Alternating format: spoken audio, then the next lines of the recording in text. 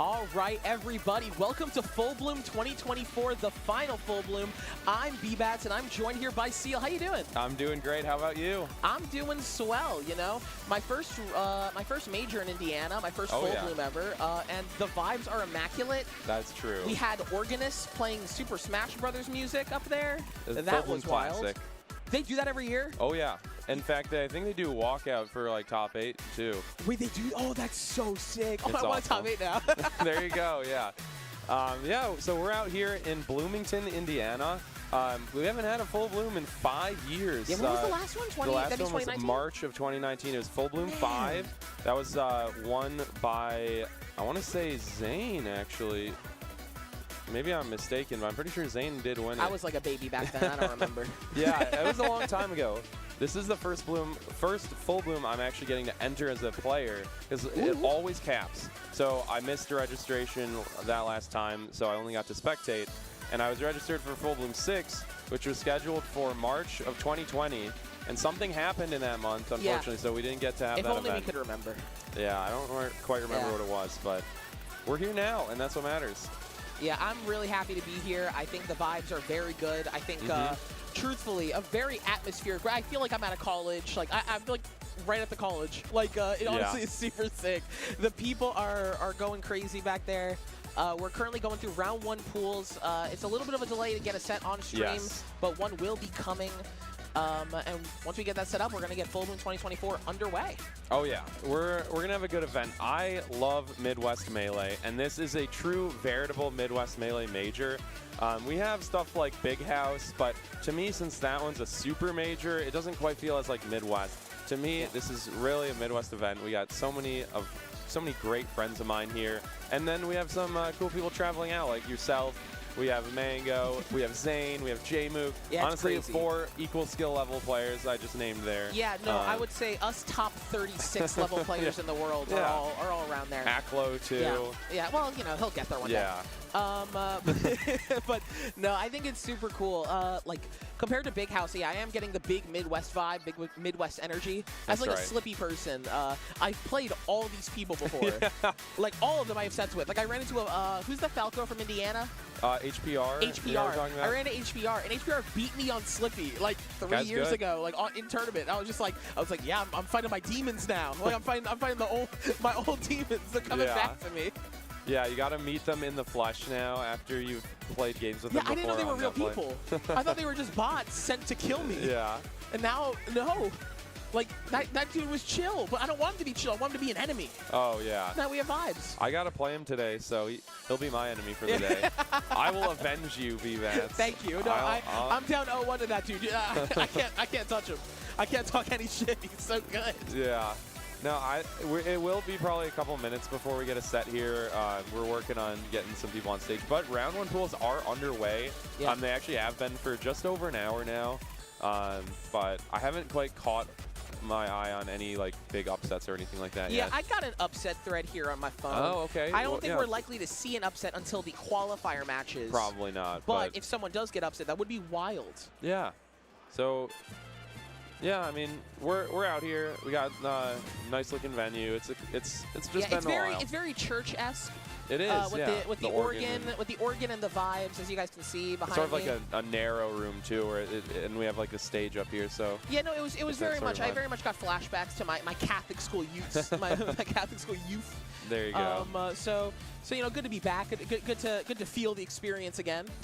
And like, no, it's honestly been so cool. Full Bloom is just such a historic tournament. I'm so glad I'm able to attend one at least. The last one. Yeah, exactly. No, the very last one. It made me really happy when I finally got the call up, and I got the commentary call. So you love to see it. Yeah. I live in Indiana now too. I'm from Chicago, but living here, I'm happy to represent the state both in commentary and in gameplay. So.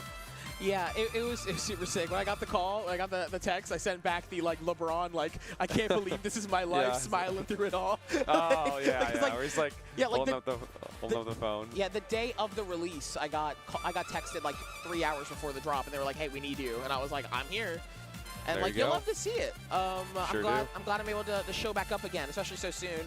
And honestly, I'm super excited. We have a lot of like just big stories coming out of Genesis, I feel like. Especially because like with Cody dropping, Yeah. We're in a Zane, Mango, Jmook, and honestly Aklo world. It's true. It's true. We could really see any of them winning. Yeah. I mean, Zane definitely feels like the slightest of favorites, but Jmook could get it done. Mango could get it done. Yeah. Honestly, maybe even Aklo. it's that old Mango quote, right? Where it's like Mango hasn't won something in a little bit. He hasn't won a big tournament in a while, but he's always said like there's like a 5% chance he takes it home. Neo mode. Yeah, no. And the thing is that like that percent at this tournament is probably like 15. Oh yeah, like at least. He's a person who can seriously take this event, and it'd be super sick to see it. I'm sure the chat has no bias. Yeah, I was gonna say. I'm sure the chat has zero bias. No bias from you guys in chat. Honestly, I'm sure you guys Post are Jake stands. The big banana. Yeah. They're like Mango, big banana. Let's go, Zane. No, I'm sure they're the Zane Jmook stands are out to play, or the Aklo stands, you know. Yeah. I know we got some Link fans in the chat, but it's gonna be super sick. I think that this event, what a way to send off probably one of the most historic Midwest tournaments. It sure is, yeah. Full Bloom's been going a long time. There's been some legendary like grand finals too. One of the ones that always stuck out to me was Full Bloom 2, Axe versus Lucky. If I remember correctly, Axe is on winner's side, wins the first 2 games, Lucky wins the tournament. That's crazy. He brings it all the way back. Wait, 2 games on FE? I guess so. Maybe FOD, Axe will go there sometimes. Crazy. But yeah, that was a crazy grand finals that Lucky won. Shout out to Batman. I don't know what to call him. J-Bone. He's got so many nicknames. Streams on this very channel in the mornings, I believe. Yeah. No, exclamation point Lucky. I'm sure they all know. They all know the secrets. Like that dude's a grinder. I've been happy to see kind of the West Coast showing back out again. Oh yeah. Like over the past, especially just for Genesis, like that tournament always feels like that's when everyone on the West Coast ever comes out to play. Yes. And it was so sick to see because I'm an East Coaster, so I don't get to play those people often. Yeah, same. Being in the Midwest, it's similar. No, I'm so pumped. This bracket is genuinely crazy. Like, I think Mango, Aklo are a winner's quarters projected set. Ooh, I'm not sure. I haven't actually studied the bracket too well. Yeah, I could take a peek at it. I've done a little bit of studying here. So, Aklo Mango is a projected set, I believe. Winner of that plays Cody's, the person who steals Cody's seed, which will be Free Palestine, me. Right, you're 16, 17. Yeah, or the person Osify has to play. I think that's most likely one of us 4. So I'm just going to try to top 8 winners. Yeah, you could do it. Because I think it'd be really funny. You could definitely do it. Yeah. No, I know they're going to go crazy if I top 8 winners. Yeah, so winner of you and Free Palestine would, in theory, play against Osify or KJH.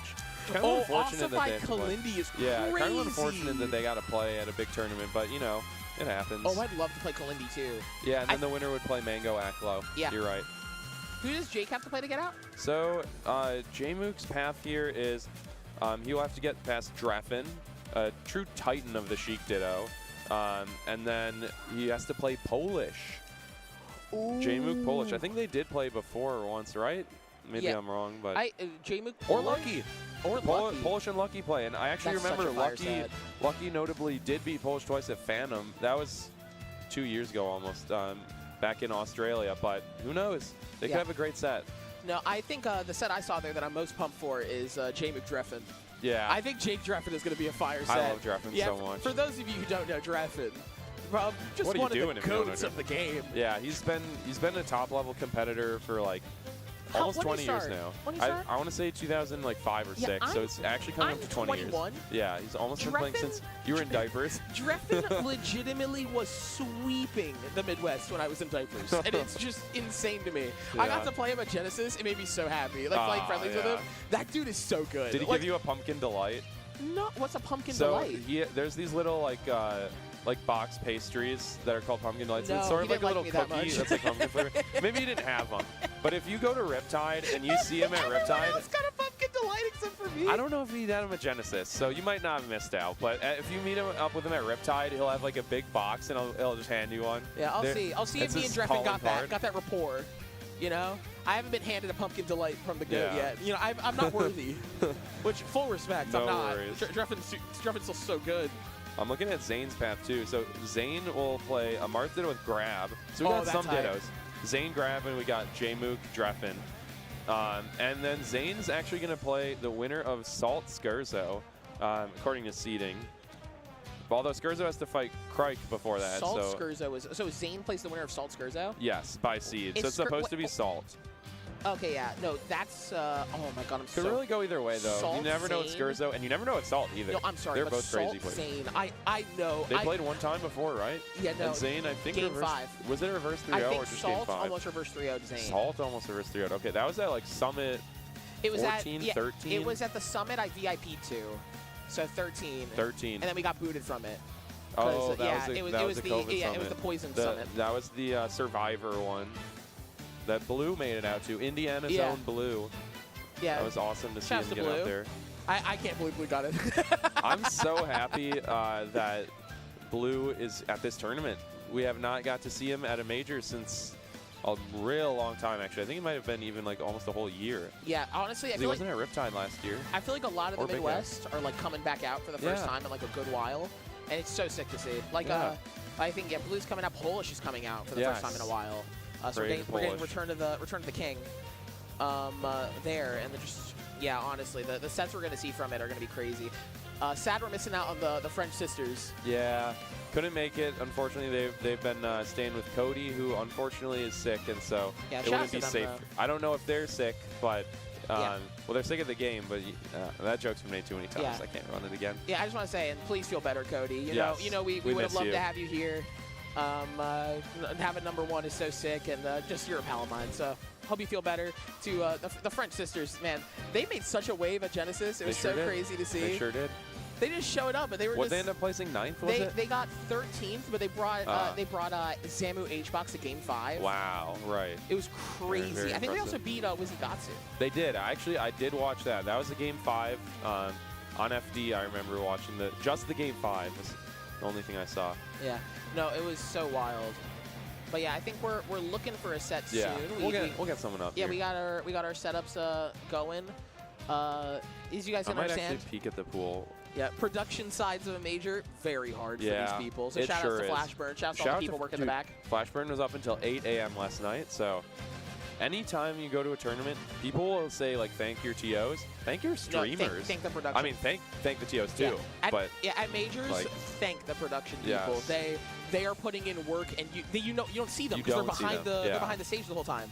So, like, y'all don't know. I don't. For the people that know Flashburn, you know. Like, also work Genesis. Shout out to him. Yeah. A lot of work. Flashburn has probably produced many of your favorite majors to watch.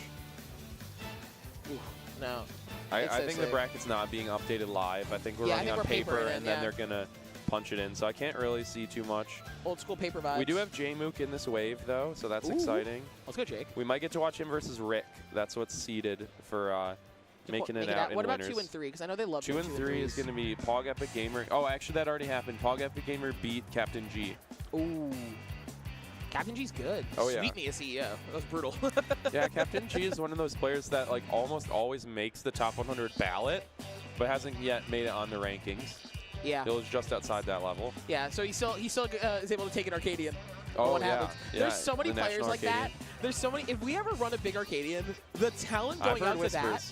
Yeah, no. I'm not going to say anymore, but I've heard little whispers. subtle whispers. I'm going to tell you guys, the National Arcadian, if it happens like this year, will be insane. Yes. Melee really has gotten like people who would be top 100 like 5 years ago without a doubt are unable to get it because it's just so hard. Yeah. Because now you got to either like get like top 32 at multiple majors, or you got to pick up an insane like 2 wins. You can't just run before you could get like 1 top like 20 win, and you're just like, yeah, all right, number 90, easy. and you're just like, you back out. I'm in there. Oh, we do have one pool that's updated here actually. Ooh. So let's take a look. Polish has made out in winners. Frost has DQ'd. Slowking beat Maelstrom 2-1. I was actually hoping to get that set on stream here. That would have been a hype one. Slowking versus Maelstrom would have been very interesting. Maelstrom, a player who was on the top 100 ballot last year, but unfortunately didn't quite make it. Slowking did slide in at something 80 something. I would say. in the bottom 20, I think, which is really an accomplishment. Yeah, well, I mean we say bottom, but like bottom of the top. Well, I'm allowed to say bottom 20, you know. Yeah. As a certified veritable top 40 player. You know how sad it is saying top 40? Like, top 40 is still cool, man. No, you know what it is? Is the fact that I feel like top 30 is like a real cutoff. Yeah, it So kind of does top feel 40 like. isn't a real cutoff. Because So you'd when say I- 50 usually. Like people would say like they'd say like top 10, top 20, top 30, top 50, then maybe like top 70, and then top Yeah. 100. So like when I say I'm top 40, people are like, we know where Yeah, you're we- at. Like we know. I- Yeah, all right. we're Low actually- 40s, low 30s. We were joking about this last night with Lowercase Hero, who's 87th. We were like, it'd be so funny if you went around saying like, I'm top 107, and then they're like, okay, so this guy's probably 107th, right? He's like, no, I'm 87. Yeah. It's like I'm top 107 though. It's like Plum's bio. He's That, like, I mentioned that last night too. I Yeah. was like, Flump's bio is like top 45,000 melee player. and that's facts. He's right. He's right. Yeah, shout out to Plum. I love seeing Plum play. I'm so sad he wasn't at Genesis. Yeah, me too. That was actually heartbreaking. Plup's next. Here's the thing, though. I think Plup is waiting for We'll go the. to Riptide. No, Plup is waiting for the major that Wizzy goes to. Well, Wizzy was there. Well, Wizzy was there, but he's waiting for the next one where no one else Where, is there yeah, except Wizzy Wizzy. will be in Grands. Yeah, Plum just wants to make sure Wizzy can never win a major, which I think is so funny. Because Oh, last man. year, I attended a lot of majors, and the only consistent factor of all my majors was when Wizzy was there, Plum was there to stop Wizzy from winning. Riptide, I guess Big House. Yeah. Plum unfortunately didn't take that one home. That was sad Yeah. for me. But that was so crazy. It was a great losers Yeah, run by Cody. he's so good. The fact that he's not able to attend as much as he can is so tough. But you love seeing it. Just he's still so talented. Shouts to Plum. Yeah. And yeah, shouts to the players that are here. Just like honestly, having Mango returning back for his redemption year. He's like, Yeah. this is the time. And He's also, grinding. you know what I liked? I liked him going after Genesis. He was like, hey, like I need a little yeah, more time, man. like this is not something that's gonna happen tomorrow. Yeah, you can't like- just snap and view major winner Yeah, status again. Because, yeah, like who do you lose to? You lost to HBox and you lost to J-Mook. J-Mook. Like, Not like bad losses. yeah, it's like those are Not those are bad. 2 top 10 players in the world. Yeah. He's got to snap back into that play. And the thing is that this is that type of event where that can happen because I'm gonna be Yes. honest, crowd right there behind you. Yeah. You know everyone's gonna be chanting for him. One of the head TOs is Diego Shine, someone I'm sure all the Mango chatters, the regulars, are very familiar with. He's a staple of their community and a good friend of mine too. Shout out to Diego. Let's go, Diego. And yeah, so I think that if he's gonna snap into play anywhere, it's gonna be with the crowd chanting Mango in a cathedral, with the organ blaring. Yeah. They're Playing gonna like get the so Pokemon sick. Stadium Yeah. theme or something. Yeah, I heard the Hyrule Temple theme going through there. They're ready. The Hyrule Temple theme's a bop on It organ, is. by the way. Melee soundtracks just amazing. I'm a huge fan. Ooh, man. No, this is going to be a very fun event. And once we get through just a few more little technical stuff, we will finally Yes. start this mainstream We'll going. get the gameplay. That's what you guys are here for. Yeah, we know you're here for some analysis from 2 high-level competitors. Oh yeah. Yeah, you know me. I When love someone doing a back bit airs, of lifting it's for nice. me. Yeah. I haven't seen a bad back air in a while, to be honest. I think it's really hard to mess up back air in this game. I don't know. You could get like shield grab for it or something. If you get shield Or grab for a back USD. air, they outplayed you. I'm a firm believer. And look, as a Peach player, I don't got a lot. Shield Yeah. grabs are raw outplay. If you get Well, shield yeah, if grab, that's you got Peach, you just yeah. leave. Like you That's true. got bodied. I'm sorry. That is true. I love doing a chain grab on like a Fox, and I'll be like, yeah, you know this position's losing, right? Like as I'm up throwing them, like Why would you because the say that? matchup's like 70-30 Fox, so like. Yeah, but like what would you want during the chain grab? Yeah, how's during the chain position grab, losing? I think if we plug that into a chess engine, it's still like +5 Fox. How? Does he somehow reversal you out of a true chain grab? No, of course not. Yeah. It feels right, you know, to say. That's fair. It is funny to just do a bit of lying. Just be like, Yeah. you know you're winning right now. No, it's gaslighting, Yeah. but it works. It's so consistent. And then they start huffing and puffing. Yeah. Yeah, I've heard Break their multiple players mental. use that recently, which I think is an important thing. When you get the person next to you start mouth breathing, when you start hearing them, they're Yeah. like, Yeah. you're winning that set every time. When the first huff and puff, they go. They get swept. Ambi used to always say that for Sheik players to beat Fox, they need to improve their mile time. he's like, if you want to beat Fox as Sheik, you need to become an athlete. You think Jake is doing like a 6-minute mile, and he's just Maybe. like that's why I got so good at it so quick. He looks like he could run a 6-minute mile. Jake didn't even play the game. Jake wasn't grinding all those years. He was just He's being in an the gym, athlete. Yeah. just on That's the the track. Ambi theory. That is the Ambi theory. It's like Sheik players, if you improve your mile time, you'll do better against Fox. No, that's fags. Yeah, I used to be a runner back in like You were a back runner? in school. Yeah, I do cross and track. Yeah. Been a long time now. I don't know what my mile time is anymore. It's probably very decayed from where it once was. Oof. Yeah, now we're just waiting for any set to come up here. I did think we'd have a set a Yeah, no, little more we shortly, are but currently waiting for a single set to be sent. you know, I had the first block at It's gonna be Genesis some with crazy Stude. shit. I had the first block at Genesis with Stude, and we did 3 sets in the hour that we were on because there's no one in the venue because of the long lines. Yeah. It happens. You know, First block stuff. I was walking around. Yeah. Yeah. I was walking around the setups, Mm-hmm. and I just saw a Yoshi Ganon Yoshi Ganon like players like playing friendlies. I just looked at it and just went, "There's evil happening on that Battles. That's evil." Gotta get Dark Genix here to cheer that on. Yeah, no, He loves Justin, that stuff. Justin loves evil melee. Yeah, he's Shouts like, to let's Dark go, Genix. let's go. Also H-Box. a Summit person. What's that? Also a Summit. Yeah, a Summit. I voted. met him in this room back 5 years ago. That's where we first met. Y'all were playing this game for too long. Dude, I'm coming up on 10 years. Isn't that insane? That's crazy. In the end, around like the end of this year, because I started when Smash 4 came out. It was funny. Smash 4 came out, and I was like, I'm gonna compete in Melee. I'm coming on 6. I think it's my 6th year. Is Not like bad. And for the only 3 of these years have been like actually in yeah, person. a lot of my early years are kind of fake. I was but Anther's around. Ladder baby, and then I Yeah. was a Slippy baby. I know you went to like Slippy one toddler. local in like 2017, right? I went to like an Arcadian, went 0-2, left immediately, Yeah. didn't meet anyone. Yeah. I went to one other local too, actually. Yeah. That no one knows about. That I just sat Like and then Chalons I talked to locals. like Curb. So shouts to Game & Curb, the Watch. Game & Watch. Yeah. That was so iconic. Legend.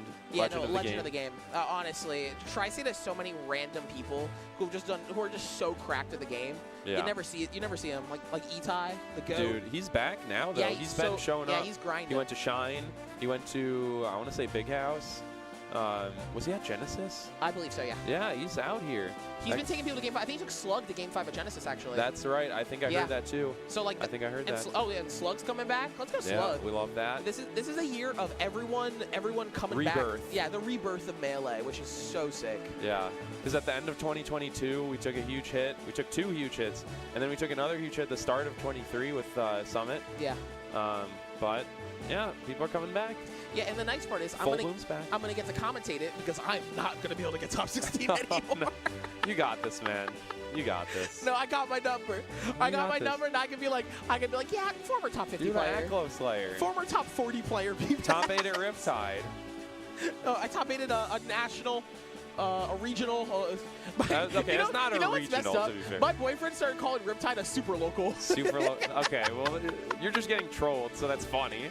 I support that. I support that. He's supposed to be on my side. He's just calling it a super local. He doesn't do that to me. Yeah. You got 7th at the super local. Great job. Man, no, I think this one. I think there's a little bit of discourse on it. I think this one. I'm gonna call this one a major. I'm that's running what with it being a major. Too. I think if you were here, you know it's a major. That's all I'm Yeah, gonna say. I think some people are starting to say national now, which is sort of like in between regional and major. But what I say is don't get caught up too much in the distinction because it doesn't really matter. It's not weighted differently for top 100 rankings. It still counts for top 100 attendance. Yeah. So like, what does it matter? No, I think people just want to. I think people care too much about labels here. Yeah. You're well, gonna I think get. it's okay for it to be labeled. Like I don't mind if people say this is a national. I think it's something that people shouldn't get too upset about other people calling it national or major or whatever. Like it is what it is. We're here for Melee. We're here to have a good time. We're here to compete. Yeah. No, the way I view it, truthfully, though, is that you're about to get a potentially Jmook, Zane, Mango, Aklo all playing on this stage. All right. Whatever tournament it is a tournament you want to watch. It's a good tournament. Like, it's like, I don't care what you're going to call it. Call it a regional. Yeah. Like, it's Zane, Aklo, Mango, Jmook. Like, you're welcome, gang. We got them. They're in the room. I thought those were players, and then they walked Yeah, backstage. they'd probably be on the other side. They weren't. I'm awfully confused, but you know, it is what it is. Yeah, no. I'm sure we'll get one set. We'll get at least one, surely. Yeah, no, we're gonna pull up like the losers qualifier for top 64 and like get that on here. I'm sure those are some of the hardest, most try hard sets. Oh yeah. You'll never see a player try hard. than someone trying to get in the top 64. Yeah, the set that's 465th if you lose. I've been there many times. Just like trying to make it out. You're like, I need this. I just got to make it out. Yeah, no, there's a level of desperation. I as someone who's had to play a few of those, stressed. Yeah. One of the only other sets I felt that much pressure was playing Captain G at CEO to make top 8, and I got bodied. Like Captain G owned me. There were no nerves on his side. He seems awfully good against Peach. He was so composed. I may be misremembering, but I also kind of remember him having a Wally win in 2022. I do not. I think he was on the ballot because he had a Wally win at I don't Big remember House, that, but I can believe it. We played at Big House this year, though. Oh, okay. I might be misremembering that then. I might be. But, yeah, sorry to Wally if you're in chat and I'm wrong. Yeah, shouts to Ryan. Sorry if you're right, too, for mentioning I love Wally. Sorry. Oh, my yeah, God. I also Wally, love Wally. You know what it's like? I'm in Tri-State. I am now, I believe, the highest ranked Peach from Tri-State ever. But you have some contemporaries. Yeah, and my problem is I am still, in my own mind, the third best Peach in Tri-State. Yeah, because Ryobeat's really good, and Wally's really good. Yeah. Like, I'm sorry, I can do a lot in this game. I'm not gonna beat Zane right now. It's just not gonna happen. I'm tired. I'm a student. Wally is, yeah. What do you call it? Yeah, we're going to cut to a little break, everyone, so please stay tuned here. Melee will be on. Do not worry. We're going to be getting Melee on soon, but until then, please stay tuned for more Full Bloom 2024.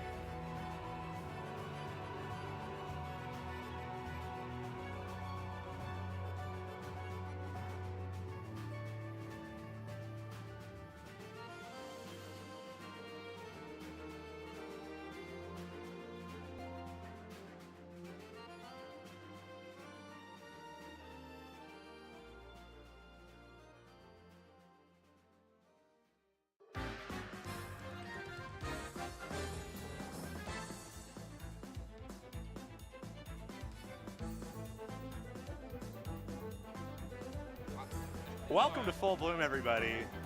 I'm here with Wills, and I'm Stude. It's just me and you, right? I think it's just me and you, and we've got Seal. Seal's eating some za. He's slonking some za. We've got one hungry guy over here, two commentators currently. Might have three in a second. We'll get there. We'll get there. We're waiting for napkins. Yeah. Well, actually, we're waiting for the laptop that we are having to route to the projector to sufficiently be working for OBS. We are waiting on technology. We're getting there.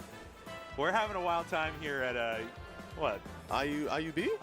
Is it IUB? Yeah. Indiana University of Bloomington? Yeah. Dude, this campus is beautiful. This is my first time being here. I've literally wanted to come to Full Bloom the whole time I've been a Melee player. And we're here. No, I think about when I went to Full Bloom in 2019, and I just think about like the stone castle architecture, the organ playing gaming music in the background. Yeah. Like, no, this shit's Gotham. It's unreal. It's unreal. I think that the craziest thing to me is that I was like, yeah, they've probably got like one really nice room. And then I've walked around this whole university, and I'm like, no, this whole university's built. No, you walk through the sitting room to go get food, and you see like all of the students on their very nice hardwood floors, stone walls, fireplaces. I've never seen a campus with fireplaces. Bro, this place makes Indiana tolerable. I'll say it. I would survive Indiana if I was coming here as a college student. Rick heard me out loud go, happy to be back in Indiana, and he just looks at me and he's like, you only say that because you know the bubble. Like, he just thinks differently. You're under the dome right now. You wouldn't make it out in those mean streets. Yeah, it's like it wouldn't be so sweet if you weren't in the castle right now. If you were in Gary? If you're out there in Gary? They told me not to go to Gary. They've talked about it. Yeah. Gary's, I think we drove through there once, and my parents, we used to like get out of the car at gas stations on this big road trip, and they're like, don't get out of the car. It's like, they're like, don't leave the car. I'm locking the door. You turn on child lock. You make sure it's like cannot take that. They were sure. Not. I believe in Seal right now. Seal, you got one more slice. Stay strong. You can do Keep it going. 300 more calories. Let's go, you got Seal. this. You got it. You got it. It's sausage. It might be closer to like 420. Bloomington, more like Bulkington. Dude, the organ is starting. Yeah, the procession. The Oregon was quiet until just now, yeah. Dude, if we get a Peach player in top 8, they've got to play Here Comes the Bride, honestly. And with that would go crazy. With Polish, it's looking possible. Polish, BBAT's both here. Haven't seen Polish at a tournament in like, what, 5 months? It's been a while. Polish missing Genesis also. I think Riptide might have been the last one. For the big ones? I think for the big dogs? Riptide came after Big House, right? No, September, October. Big House is late October, yeah. Yeah, September. Yeah. Okay. Or early October. I can't really recall. But Polish time is fake after COVID. Time is fake, but Melee is real. And we're right here in it. And for once, Polish is with it. Polish is with us too. Dude, thank goodness. I love their Peach. I'm really excited to see their Fox as well. Have you ever sat down with the player to play doubles and you just click instantly? That was me in Polish. Just like unreal experience. Just instant brain melding? Just like we were doing team combos off rip, and I was like, and a Fox that understands how to play with Falcon. It's beautiful too, because Polish is so enthusiastic about it. It's like look at that like inspiration you showed me. The organ player started, and we're here. I thought for a second that was Fendi. We hear them announcing Wave B. That means we've officially begun. We should be starting. We should have stream matches soon. I know we've encountered some technical difficulties, and that's really why we've got a little TriCast going here for you folks. Yeah, no, it was initially going to be BBATS and Seal on Wave A, but BBATS has to go play Brawl, and we can call it P+. Oh, we can do that here? There's no Nintendo license. Oh, my bad. P+. Brawl sucks. Bad. Yeah. No, it's great. I remember I walked in and I was like, it's crazy that P+ is on the Start GG page. And they're like, yeah, we don't have a license. And I was like, this place rules, man. All right, it's my kind of tournament. Yeah, it's like the black market tournament. Buy what you want, sell what you need. Exactly. Take only what you need from it. Absolutely. Dude, that pizza looked good as hell. Seal's clearing it. It's melty. Dude, Seal's on it. Crusted up. Do you eat your pizza bones? I don't see any bones left from the first slice. I'm going to say certified bone eater. I'm a little scared when I see someone eat bones. Like the bones of the pizza? Or like bones in general? Or like when they're like gnawing on it? Are you saying that if you saw someone gnawing like regular bones, you wouldn't be a little freaked out? You don't do that with like a T-bone steak or anything? You don't like get all up in it? I enjoy the marrow from time to time. Yeah, I mean, I'm not like cracking into it. I'm not like hyena moding or anything, but like. You're not chomping? I'm chomping. I'm grinding. I'm taking every strip of meat I can get off of that thing. It's like You're looking at me, and I'm looking at you with the same amount of consternation. No, I think we're both confused as to what amount of biting we're doing on these bones. Yeah, it's like in my head, you're like rounding your teeth out just to get as much protein as possible, and it's like that's how we got so large. No, actually, that and a lot of milk. I used to drink a gallon of milk every like 2 days as a kid. People do that now still. Dude, I don't know how people do it now. I'm pretty sure I'm like mildly like lactose intolerant, and I'm just trucking through it. It catches you. It catches you eventually so quick. Dude, life comes at you fast. Life and a gallon of whole milk hits differently after suddenly that. You wake up one day and you're intolerant. You got tummy troubles. A little gassy. A little gassy. A little nauseous. A little nauseous. Feel a little crusty. Dusty. Yeah, but then like you still want the milk, so you just get on the lactate game or something, and it's respectable. That's what Tori does. That's what Blue Rose Tori does. She gets the lactate. She stays strapped with the lactate, man. That's crazy. Some people just have it so bad or just like dairy that much. We got him. Ladies and gentlemen. Seal is popping in. Seal is joining us. Midwest What's up, guys? Am I late? Is it a podcast with only 2 people? Is that possible? I don't think it is. That's just a conversation. That's just an interview. Either way. Someone has to talk over like the other person at least once for it to really be a podcast. What's up? I'm going to scoot in a little bit. Yeah, here. get in here. We'll scoot. Good to be here. I was on the podcast for about like 20 minutes earlier with B-Bats. You and Billy Bats. Unfortunately, we couldn't get any sets, but we're going to get sets now. Did you talk about any Survivor? We like briefly mentioned it because we talked about Summit 13. They're running in 90 minutes now, right? Like they're long 90-minute time slot now. A little more content, a little more beef. Sick. Really, I feel like 30, 60 minutes is like not enough. We got the bars up on screen. We're getting it just depends because some cast members just don't give you enough content. Like I feel, especially after like seasons like 34 onward, where like they just kind of generally sucked. It's like I don't really want an hour and a half of this. Yeah, it's fresh now though. It's fresh. Reality television, I think more people got into it during the pandemic than they would have thought. So I definitely was like, I don't really watch reality TV all that much.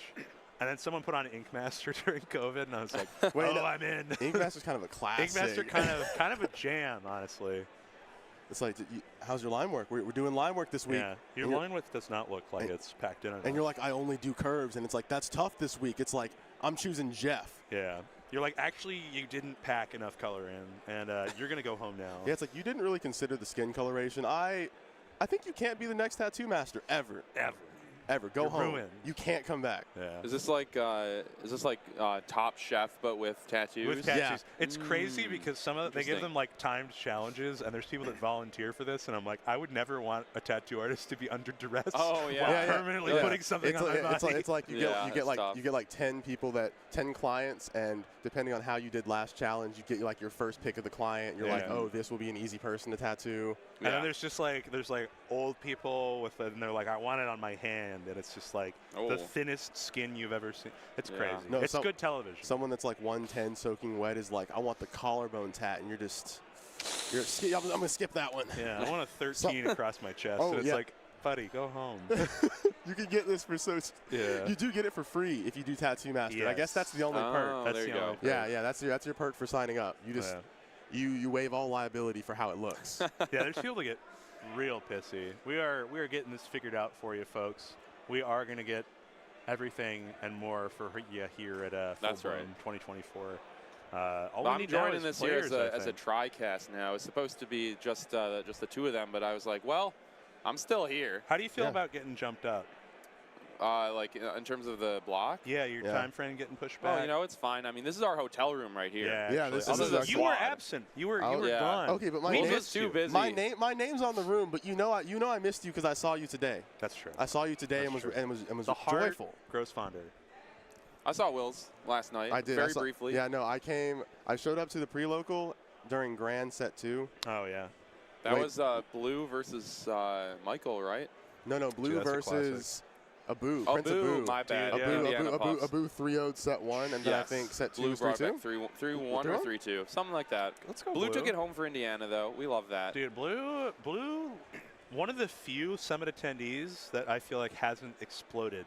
Like in terms he's been away. He hasn't been competing. He's a young schoolman, right? Like he's hanging out doing college stuff. Yeah, he's doing school or work. He's been 180 in his life. He's been grinding. Yes. He said he's changed up completely now. Yeah. He said he was always in some trouble, and he's just making strides. He said he's going to go to a lot of tournaments this year. Yeah, like he said tipped off. He said Warehouse War. He said Riptide. Like This is probably the run for Blue. Yeah. Making top 100. Yeah. I mean, he's got the skill. He's had the skill. Yeah. I remember at Big House 10, he beat Swooper, took Crudo to game 5. That's crazy, actually. Didn't quite close that one out, but he did beat Swooper, and so who knows? And really woe any Puff players that run into Blue. Oh man, dude, yeah. honestly, so disfavored. If you are in the Midwest and you are not skilled against Puff, good luck, man.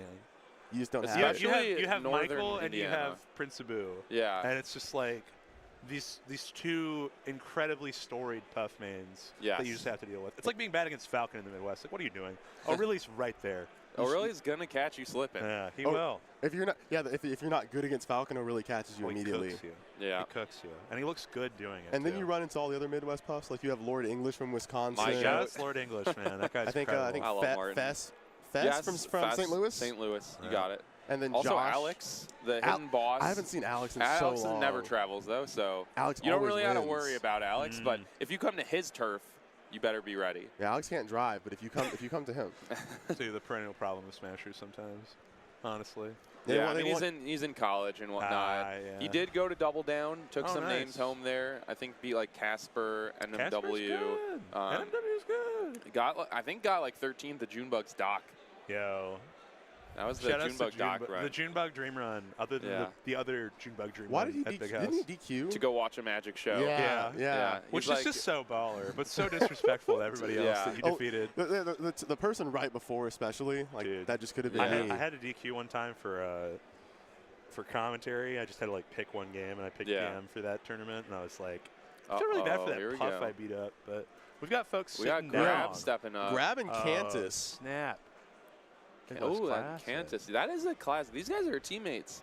Oh man. This Wait, is, it's doubles. Oh, we're dubbing? Yeah, this is the Dubbin. the Bowling Green special. All right. Well, I'm glad we got Wills here. We need a quadcast ASAP. We have to match their power. Otherwise, I was Yeah, gonna say, I didn't expect I four was like, dudes. I said Grab and Cantus. I was like, that's tough. They're teammates, but it's actually not tough because they are playing teams together. I didn't realize doubles was going on right now. I thought doubles was later. Yeah, it's going on. I'm surprised we're getting it on stream. Yeah, we honest. have 4 waves of doubles and 4 waves of singles. They're being run concurrently. That's so sick. We're moving fast. We're moving fast. We're packing it in here at Full Bloom 2024. Now, I haven't played Grab with Cantus in a minute. I usually find him at a major, and Jared doesn't travel, but I'm hoping he plays Fox here. He's been a little Falco pilled lately, but Falco Marth is just... It's a funky team. You got to do a lot of work for that one, I feel like. I feel like you're defending against your teammate. You're like, oh, where's that laser going? Dude, if I jump, that laser hits me. Laser in dubs is so strong still, but like you have to know, you got to have that good trigger discipline. You know? You got to have good trigger discipline, great muzzle discipline, keep it in the pocket until the precise moment you need it. Too many Falcos have an itching trigger finger. They do, dude. Just let it yodel. They're just trying to get it out there. Show what you got. I'm excited though. Put some red lines on the screen. We get to commentate doubles. I was so worried I was wasn't like, going to Wills, you're going to have to carry, but I guess if you're a doubles head too. I'm a huge doubles head. I'm not a doubles head. Yeah, no, in the Discord we denoted the doubles fans. Yeah. True doubles heads. I'm going to have to get carried here, but it's fine. Okay. That's why we got a TriCast. Let's talk about it. Oh, yeah. Doubles is probably... Doubles is rather hard to commentate. Okay, so here's the thing. Doubles is hard to commentate if you don't play doubles. Yeah. Doubles if you do play it, all you really have to do is talk about broad strokes, decision making, and positioning, and punish game. It's so macro pilled. It's so macro pilled. You can be a horrible singles player, and if you understand what you need to do in doubles and what you need to do to feed your teammate the rock, if you know what positions to take, how to reset, you can really clean up on people that are a lot better. There's a lot more allowances in doubles in knowing when you can stand still and when the position you have is powerful enough as is. There's a lot of double specialists these days. Dude, I mean, you look at I4 and Feck just crushing it at Genesis. Yeah. Like, 9th place for your first ever U.S. major. Very good. And, like, And look at Azel. Dude, Azel back-to-back super majors? So are you serious? Rocky Azel is one of my favorite. Static teams are actually, if I remember correctly, Rocky came to the last Full Bloom 5. I think teamed with Cody. IBW, yeah, and they defeated Swedish. It could be, but that was an upset back then. Those were like barely top. It's really fun to say about Cody now, but back That was just that. That was the Swedish. I can't recall who it was. So we got Fox Puff. Oh, and Square just set each other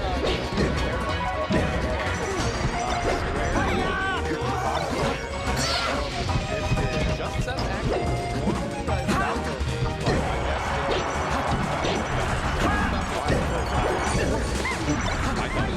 I couldn't tell you. All I know is that he's mainly Falco. I'm going to say it. Fox Puff or Fox, best teams. You're crazy. You're so Peach crazy. Puff, Peach Puff, or not Peach Puff, Peach Sheik, arguably another. But like, I think that having a Fox and a Puff on the same team is insane. I think it's so good. It seems pretty good. I think your only risk is getting 2. You win a lot. Oh, that nair was crazy. He's dead. It's weird because it's Fox Puff feels like the only team Fox has where Fox is allowed to feed a frag into his teammate. Usually the player wants to go to Fox, and Fox is like, no, if I just hold them here for a second, dude, grab is just pulling it down. That's all it is. Yeah. You get that grab. Look at this down to 2 already. The shield he was holding.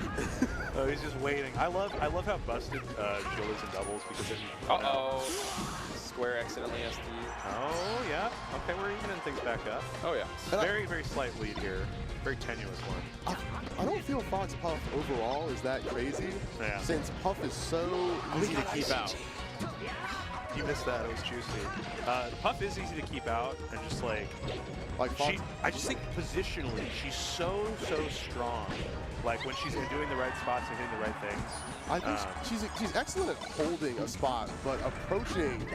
Yeah. Always finds itself difficult. Fox has to take a frontline roll a lot of the time. But she can threaten so much just with like floating around waiting for you. Look at Grab tanking these stocks. Oh! No! Dude, that's through the back throw? Wait.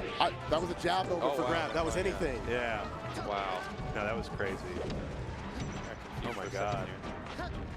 Yeah, they both have like strange little tags on too, so. Yeah. Okay. Everyone looks same after the fire hits them too. Oh. Everyone turns red. Too much smoke, yeah. My eyes weren't clear. Okay, this is, dude. Square and Just Seth are clean. I'm really liking Just Seth's edge guards. They're both very solid players, like capable of beating PR players in this state. That's a big swing though. Getting those 2 stocks. This is doable. If you manage to bleed out Grab stocks. Force smash. I will say Fox is definitely better in the 2v1 as well than Puff. He's more enabled than with a teammate almost. Yeah. I will say though, having to face down Grab, like even if he does take out Cantus, which he does, but this is just so hard because Grab, we have literally the best player out of all 4 of them, at least in singles, and now you're up against him in a pretty tough matchup. It's you. Grab is still in crouch cancel percent. Yeah, and that was you a great performance though. As a 2v1, as a 1v2, it was a great performance by Square. I really think that Fox, like you kind of said, gets a little unshackled sometimes in the 2v1 where it's like, okay. Because he is one of the hardest characters. You get target switched by him so easily. Because he'll be running at your teammate and then just boom, turn around, nair, turn around. He will turn around with shine quicker than quicker than put out the hitbox and look at someone else. His eyes just turn red as he glares towards you. You're just not coordinated. It's crazy. You have aggro. No, dude, you're in his range. Get out, get out. You don't see the circles on the ground? Nice. I like that. Maybe Up Smash might have been smarter. I think Pheasant Square almost had that game too. One thing was Grab started to catch on to when Square would do something unsafe, Grab would look for it, but Grab would notice that Just Seth was coming over there and would kill him with the up tilts. Yeah. I would notice him coming in from saving. Okay, I like this already. The FD pick's working out a little roughly for Green Team here. Square said, I'm hitting up on the yellow stick. I will kill. But if you notice how Cantus and Grab are playing, they're sticking towards each other and they're letting Green Team kind of take the first bit of aggro and then start off their team combos. Yeah, you saw Cantus stand there hoping covering the roll in just to see it. Nice pickup. Does take out the teammate there. Little crossed wires. Oh, no, counter wait shine. A second. That's big. We got even stocks here. You heard the up B come out. Square's in the game. Yeah. Tapped it. Oh, okay. Dude, these refs have been nuts. Lead for Green Team now. Yeah, I didn't know Just Seth had such a good pop. Yeah, I'm impressed. This is crazy. I mean, Puff hits a rest, that wins you sets. That's all it says in doubles, honestly. With like your win con is just getting those big swings. When the Puff hits 0 rest, complete different tier of character. Oh, yeah. She goes from S tier to like D tier teams, but like it's like I need you to blow the other guy up. Yeah, having the monster kill options. Oh, looking for something crazy there on Cantus. Yeah, our percentage here on hitting rest is looking a little dire though right now. Yeah. Almost off the top from up tilt. Yeah, I think they're just going in a little too hard right now. Dream Team could stand to slow it down. There you go. I mean, up smash is just killing. Hey, grip it and rip it, man. Square is just really able to find these up smashes. I mean, he's letting a lot of them fly, so surely you're going to hit a few. Yeah. They really got to keep Just Seth alive, though, now. 52 is getting kind of scary for Puff. Yeah, up there percent's coming up, but it's a lot easier for Fox to just intercept. You saw that for 10 seconds, Just Seth was just waiting and not really putting out any damage or any hitboxes like, relevant to the situation. Yeah. Getting out of dodge is so important in doubles. Making it impossible for them to contest overstand. Oh, he barely. Great DI. Oh no, the back air. Seth, I'm learning, is an up smash demon. Oh no. He is like, okay. That's a big drop, wait, actually. He's alive. No. He should have tried to recover, I feel like, but okay, this is still doable for grab. Yeah. I mean, they're definitely looking for a rest, or like a rest setup here, though. Yeah. Just Seth staying on stage. Tipper up to wait. If he gets edge guard, you got to get in there, Seth. No down air. Grab. Wait, he's still alive. No, he's not. He's no out. save. He's out of it. Big Dog's got to go under right now. Can he make it? He can, but this is going to be one shot. Yep. I thought it was going to be a pivot F smash. Again, this is really tough. Grab. No up tilt. Grab's such a strong player. Really good DI on that side B, but Tipper forward. So many neutral wins needed for. Great comeback by Grab. Held it together during that 2v1. Kept them separated. Just got it done. No, I really liked how the adjustments that not Spire Cantus, but Spire Cantus, if you want to say that's his sponsor. Yeah, but him and Grab just sticking together was really huge there because they were able to cover each other a little bit more. Yes. A lot of times Cantus was getting caught out in that first game, just getting thrown off stage, getting deleted. The platforms mesmerized him. They're so tempting. They're so tempting. At FD, it's like just the flat space, the Midwest special. We're just staying here, grounded. We're chilling. Oh, man. The Midwest special, we're a very flat land over here. Anytime I go to California, I'm always like, whoa, look at those mountains. It's crazy. There's nothing. You go to San Jose and you realize you don't have any vantage points. Yeah. Everyone's scoping you out. Dude, crazy. DFW is also very flat. It really messes me up growing up in Alaska and just like coming down and just like you can just see forever. Yeah. I remember climbing up like an old it was like some old wheat silos in like Fort Worth. We were doing some urbex way back in the day, and just looking out across the horizon, there's just nothing but just flat development. And I was like, no, not beauty. Wait, you're talking about in Texas. I'm talking about in Texas. I thought you were saying you could see like forever in Alaska. I like being cradled by mountains. Yeah, no, it's held gently in the hands. Are you rocking with Virginia? Have you been there? I went to Virginia for like SmashCon. I haven't seen any of the pretty parts of Virginia. Okay. I hear when you get to like the Appalachia, like foothills, it's pretty nice. But like, never been rocking with the Dulles Expo. I think you could have dug Mountain Mania. Did you see that? Like that smaller regional that had Kevin Maples, Grab, and everyone. It was in North Carolina. Yeah, it was in Boone, North Carolina. Dude, I hear like North Carolina's nice. Super. Like they have like pretty much everything. They have the beach in Wilmington, the mountains in Boone, just the urban cities in Raleigh. They have a lot of things to offer. My brother keeps talking about like Asheville and how beautiful it is out there. Oh, Asheville's pretty. Yeah, that's what I hear, man. That's what I hear. We got it looks like KJH stepping up. That's right. KJH and White CU's next to there. I do not know that player. We'll find that. We'll find out soon. The overlay's got me. Dude, it's good to see KJH coming back to things more consistently. Yes. You know, he took a bit of time kind of on the back burner with Melee, figuring out some other stuff. Picked up Falco. Finished coding boot camp. Dude, honestly, picking up Falco feels like everyone worries about Foxmates doing that. They're like, is this it? Is it you see Zuppy or whatever. Zuppy doing it, Fiction did it, and they're like, is this the end? And it's like, no, they're actually like trying. But they just have to relearn the game a little bit here. They will be back. They will be back. You just need something fresh. He's dialed in now. I've really been liking it's reincorporating Fox a little bit more, too, in some matchups. Beat H-Box with Fox last year? Cooked him. That was 22. Was that 22? Yeah. It was a great showing. Panda did it last year. That was at CEO. H-Box losing to Fox is at CEO. Something something's in the water there. Something in the tap water. Yeah. Yeah. That Daytona Beach tap water. Something in that water. There's a lot of comments you can make about Daytona I'm Beach, hearing but I'll Ganondorf refrain. noises. Oh. Who we got? This isn't Sunrise Express. No. Her name is Suzanne, but I don't know her tag. Okay, we'll find out momentarily. First name basis. We're chilling. Yeah, no. She's been to a couple parties in Atlanta. Where? Oh. Yeah. Dude, how are the Atlanta parties? I mean, you have to come check it out. I guess I will have can't talk on the Dude, mic it's been a about while that. since I've been back to Atlanta, man. DreamHack 2018. What happens in Atlanta? Stays in Atlanta. Y'all got good I will food say down I there, did man. hear at Bemmy that people made a trip out to what do they call it, Magic City. Oh, okay. That wasn't me, but Yeah. but Dewan and Malachi were on that. Yeah, I That heard, sounds like the one I heard the Malachi tales. territory. I think Rodney Conyers was there. Sewer Shroom. Okay. Now that's a tag. That's oh, the definitely fox a is out. Ganon tag. The fox is out. That's Wow. definitely like a Ganondorf tag, where you're like, Sewer Shroom. yeah. Oh, I like man. it though. Sewer Shroom gives Doc vibes. A little Doc. bit. I guess the mushroom The part mushroom things part. I think of Dr. Mario. Is it, there's no way this is going to be a JV5, right? No, No. you can't write off that. I don't know. But this is Ganon's a pretty tough easy to box matchup. JV5. Yes, I will say this is a matchup where you can just not get hit. Like you're gonna look for Ah, Jack. there There it you is. go. Yeah. All right. The seal has been broken. We'll probably see a little bit more damage here. The seal. Oh, whoa. Sorry. You're fine. You're intact. Oh, Yeah, we're not clubbing. We're not clubbing. We're good. yeah. All right. This is a rather tough matchup for Ganon though, because Fox can just run around so much and like play reactively. The Yeah. moment you see Ganon getting that jump squat, you just like back off and start holding shield or something. He has to wait for so long to get it. Oh, my God. And you get these Shine Spike edge guards. Wait. Wait. This could be It's it. away. This is No. everything. Let's get a stomp. Oh, Wow. that's the that was pixel. That's the pixel. Maybe. That Might looked have like been, it. yeah. That looked He like the definitely pixel. looked like he snapped. Yeah. That was. Oh.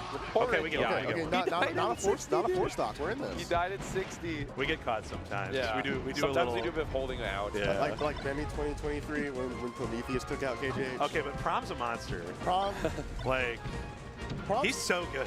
Prom stacks Chrome to the ceiling. I wish we saw more of Prom. He rides on 28-inch chrome. He rides Stacks on favor 28-inch the ceiling. Yes, he does. Oh my God. Prom actually the best Ganon right now. Yeah. There's no other Ganondorfs that are like at that level. No, it's really just Prometheus. It's crazy how Yeah. that happens. I wonder We why. only need one. I really Yeah. wonder why that is. KJH kind of cooking right now. The whiff punish yeah. game looking incredible. Has seen a Ganon or two in his day. In his time, absolutely.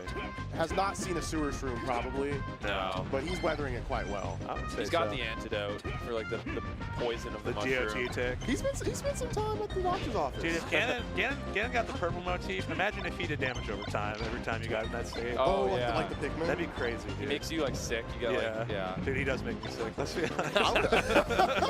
There you go. Oh, man. Are we trying to rock with a little DOT? I can rock with a little DOT. Oh, I love that. I've always thought that like fire moves seem like they should do that because like you're still burning when you get hit by them.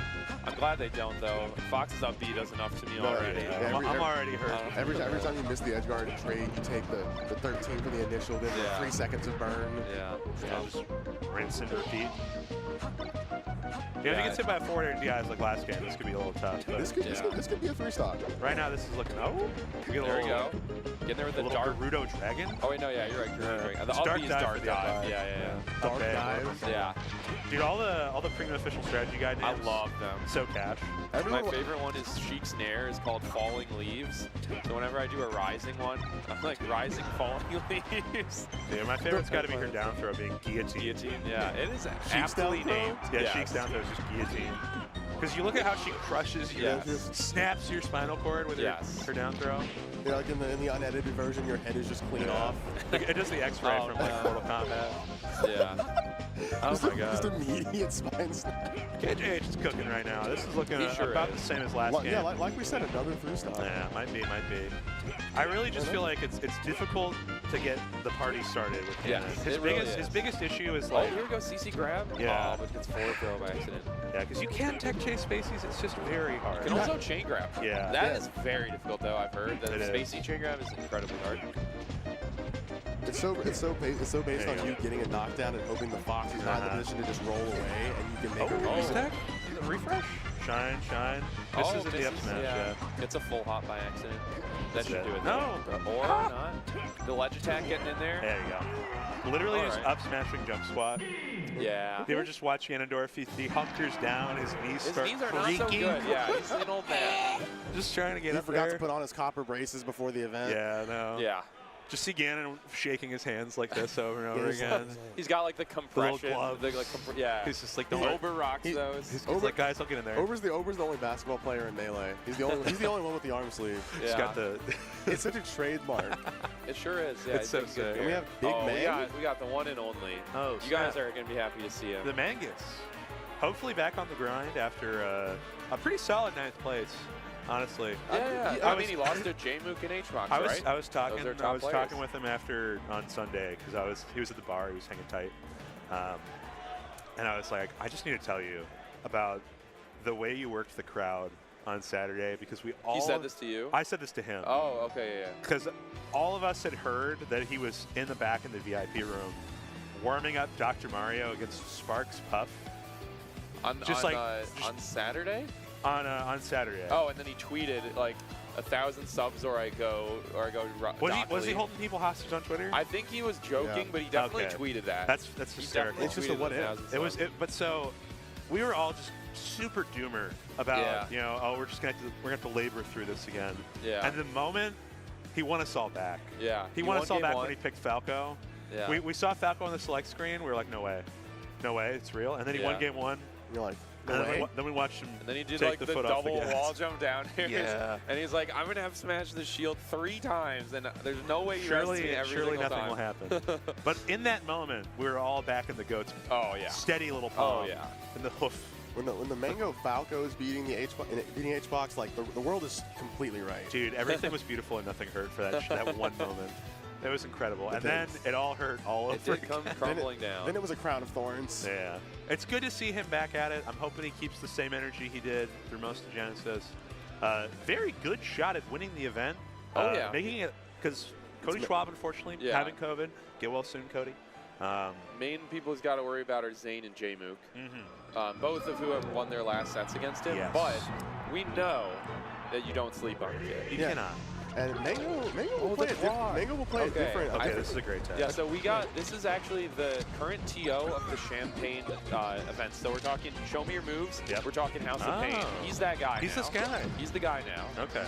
So big shout out to him. I was like 90% sure I recognized him, and now I recognize him. The Claw. The Claw, yeah. Not the Iron Claw. The Claw. Not the Iron Claw. This is historically one of Mango's best matchups, Yes, though. it's true. The biggest thing about the way he plays this matchup is he forces really bad shields and then just punishes what comes after. Right. And He's Falcon, not known to have great out-of-shield options. Yeah. In fact, probably the worst of all top-tier characters. And even amongst the Falcons, he kept out Wizzy the hardest. And Wizzy is Still most never predisposed beat to like him sitting in the IRL. shield. Yeah. Like Well, the big shift up came with None really doing a lot of take laser. Right. And a lot of options instead of like getting stuck in shield, taking and dashing out of laser or taking and punishing. Take laser dash back. Take laser dash back huge. We've been talking for a minute, and it's been. Yeah. This is. It has been a minute. He just gets on top. We see the claw shield, and all of a sudden it is a combo. Yeah. And we'll turn around on that. There. Oh, wait. Okay. This is the claw. The juice is loose right now. I can feel the claw grasping right now. Yeah. Just need one. Just holding for on. dignity. Oh no. Yeah, that recovery. Mango go for dare. Yeah. He said, "Good For morning. the fans. I'm back." You're hanging off the cliff, hoping Mango won't push you off. Dude, yeah. Just holding on by a thread. There's a root out there somewhere where I'm just one arm like out dead of the cliff hanging, wall. just like we're gonna make it. Claw's having a good time. He's smiling. You can't not smile playing Mango. And he counterpicks the Fountain. Wild decision making here. So I don't know. Maybe he's a big fan of edge cancel stomp. yeah, I You have to think assume. there are some things and setups here that are really good. Like if he up there, he might have actually caught it. Yeah. I thought it was Wizzy for a second. Yeah. Thought he could do it. I can't believe it's not Wizrobe. Yeah. No platforms, The biggest though? thing here, this is a terrible setup for Falco. It's just like you want to force Falco to the ledge and make him make a bad decision or get the punish off of it. And it's like, I would you like have to see hit some hard. better recoveries too. I feel like the double jumps being used in not the wisest scenarios. Yeah. Or like the best spacing, but So much of playing Falco is or playing against Falco is someone punched you in the face and you have to respond right after. Yeah, you got to keep going. It's the boxing match, right? It's like, it didn't hurt that much. Like, keep going. Because Falcon finds his best success in the long range and the mid range specifically. Long range and up close are really difficult to do. Yeah. Because you can't make a lot happen while you're away. Right. And when you're close, you're getting smothered and covered like Waffle House hash browns. Yeah, and sometimes you're trying to elevate yourself and maybe like fall on top of Falco. Oh no, you should have hold. Yeah, I don't know if he wanted to though, but yeah. I think maybe double jump stomp would have been better too than going for bear. But shine stall. Mango's caught onto that high up B. Yeah. Oh, gets out of dodge. Okay. Oh, that single laser jump back. That's so Mango. Let's get on the board. So Mango. Do it for the TOs. Here we go. Oh no. Ah! Oh god. Okay, I got scared a Do second. it for advertisement. Yes. Put in the like House of Pain trailer, just you taking one stock off Mango and nothing else. Yeah, you obviously it's very and nice. You have to cover the stock count so you can't see them for it. Scrub it. I really do. I like what I'm seeing off of the teeter cancels and stuff from the claw. But wait, chill out, Mango. Oh, we got it. We got it. 8 stock. We did it, No 8 stock. Oh, Let's go. Folks are popping up for the got claw. on the board. Yeah, I guarantee that's all the Champagne people. And then probably also the Mango fans clapping for him too, just because. He's trying for the sauce, you know. Gotta respect going for the sauce. Oh yeah, fun times. Yeah. Remember when he hit Plup with that at Genesis 3? Wait, was that Genesis 3? It was. I think it was. Yeah, it was Genesis 3. Yeah, it was. It might have been. Because he beat Plup to make winners, and then. Are you talking about the Stadium combo? No, I'm talking about that was at a summit. On Fountain, this is the on the left side of Fountain. He does a side B off stage, and it spikes Plup, and Plup meteor cancels and still Plup dies. does meteor cancel, but he there couldn't might make have it been back. an angle. Yeah. There might have been an angle. Yeah. That's what I'm like certain that was at Genesis 3. Yeah. Man, good stuff for Mangus.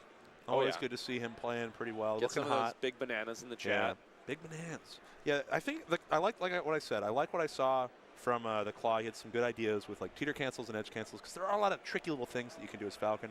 He was doing like the up air teeter cancel on a side platform at certain heights. He was doing some edge cancel work, and that's what like makes FOD entertaining for Falcons. You have to like make your own fun, right? Because it's so oppressive a lot of the time. But it's just Falco gets so much off of being under platform and stomping when you're stuck in, or not stomping, when you can't stomp and you're in shield. If he just up tilts you, you have to like do a get out of jail option. You have to wave dash at a shield, or you have to just run. Yeah. But he can just jump shine and catch your option out of shield. You're on the lowered platform. Yeah, it's and like there's he's right here. You know? There's just no way the Falco won't react to you jumping because obviously you will try and stop me. Yeah, you got to do something. Right? Like, what's a good option? Hold shield? Run. They just do more things. Hit the bricks. Hit the bricks. Hit the bricks, pal, because you are going out. It is tough. It is tough, man. But looking around for more matches. Yeah, we'll get some boys. people. No, sure. it's been good. Gazing. We got. Okay, I'm seeing some people that may be walking. I'm seeing what looks like 2 Marth players approaching the setup. I'm seeing 2 Marth. We love a Marth. Let's go. Nakama Man and Unoriginal. And Minnesota. Oh, is this PGH Nakama Man or is this you're thinking Wisconsin? of Naka. It's Minnesota. Nakama Man. The PGH version is just Naka. Was it just Naka? It was just Naka. Yeah. Dude, maybe I got blinded. Yeah. So it's Nakama Man who actually was at Valhalla over in the Netherlands. Oh yeah, a bunch of Minnesota people. Was that in the Netherlands? No. Am I about to get exposed? I don't think so. I think you got exposed. I'm not going to say. I'm not going to say where it was because I was probably wrong. But considering it was called Valhalla, I'm going to assume it was Scandinavia. Could be. I'm going to hit. I'm throwing Finland. Throwing Finland. Okay. I'm like fairly confident actually. I'm playing my safest bet by making no choice at all. Yeah. Which Rush would say is a choice, in fact. Yeah.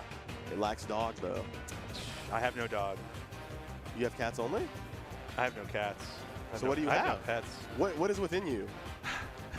I gotta say, do I have that dog in me? Absolutely not. This match should be rather interesting. Both these players PR'd in their state. Unoriginal from Tennessee, and Nakama Man again from Minnesota. I will say I would have to imagine Nakama Man's a slightly higher seed, but this could be a 4 and a 5 seed matchup. Yeah, I think this could go either way. Or maybe a 2 and a 3 even. It's also that might be a bit high though. It's also Marthados, which might be the jankiest Ditto in the game. I agree. I think it is, without a doubt, just like... You're going to die at 150 or you're going to die at 15. Yeah, it is the Ditto where it's just like you're doing the things that you are the best at, that puts you in the weakest positions. That's true. Right? It's true. You're shoving each other in the corner like you're just pushing them in the locker, right? You just get in there. Yeah. You know? And you, Nerd. And you look at each other and you're like, what if we threw down swords and boxed right now? Yeah. What if we kissed? No. What if we kissed on the right side of FD? No, but really it's like juggling, and corner is just like so advantageous for one Marth, and the other Marth's just like, being on the ledge in this matchup is not fun. You're begging. You're not being like, please don't down tilt. Don't do that. Like, please. Be the homie. Be the homie. Do it for me, like for the one time. For the one time. Let me back. Let me back. And we'll just play neutral over and over again. Yeah, like you can fair me, but don't down tilt me when I'm approaching the ledge, please. Yeah, you're gonna get stuck. You don't get too much Gallant. No. And I gotta say, Nakamaman probably got a fair few sets with 100 grand. Oh yeah. So 100 grand, one of the now more well-known Marths of the Midwest, but still kind of a sleeper. Also made that travel to Valhalla. He did. Yeah. A lot of Minnesota went. Joey Donuts was there too, holding it down. I think the three of them played on a crew. It was like them three against. Yeah, they had tri crews. Yeah, that was a fun one. Nice. Last time I saw Nakamaman was at Big House, like personally, where I saw him. He always goes to Big House. Kind of 30 my boy SDeems. SDeems? That's a good win. That was a good win. SDeems is a crazy good player.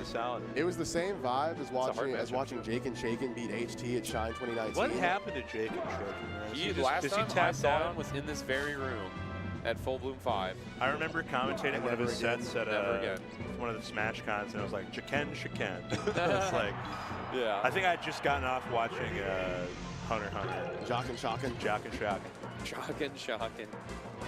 I was like, this just sounds like one of those like proto-Japanese tags some guys try to have. You're like, I'm not sure this is phonetically sound. Yeah.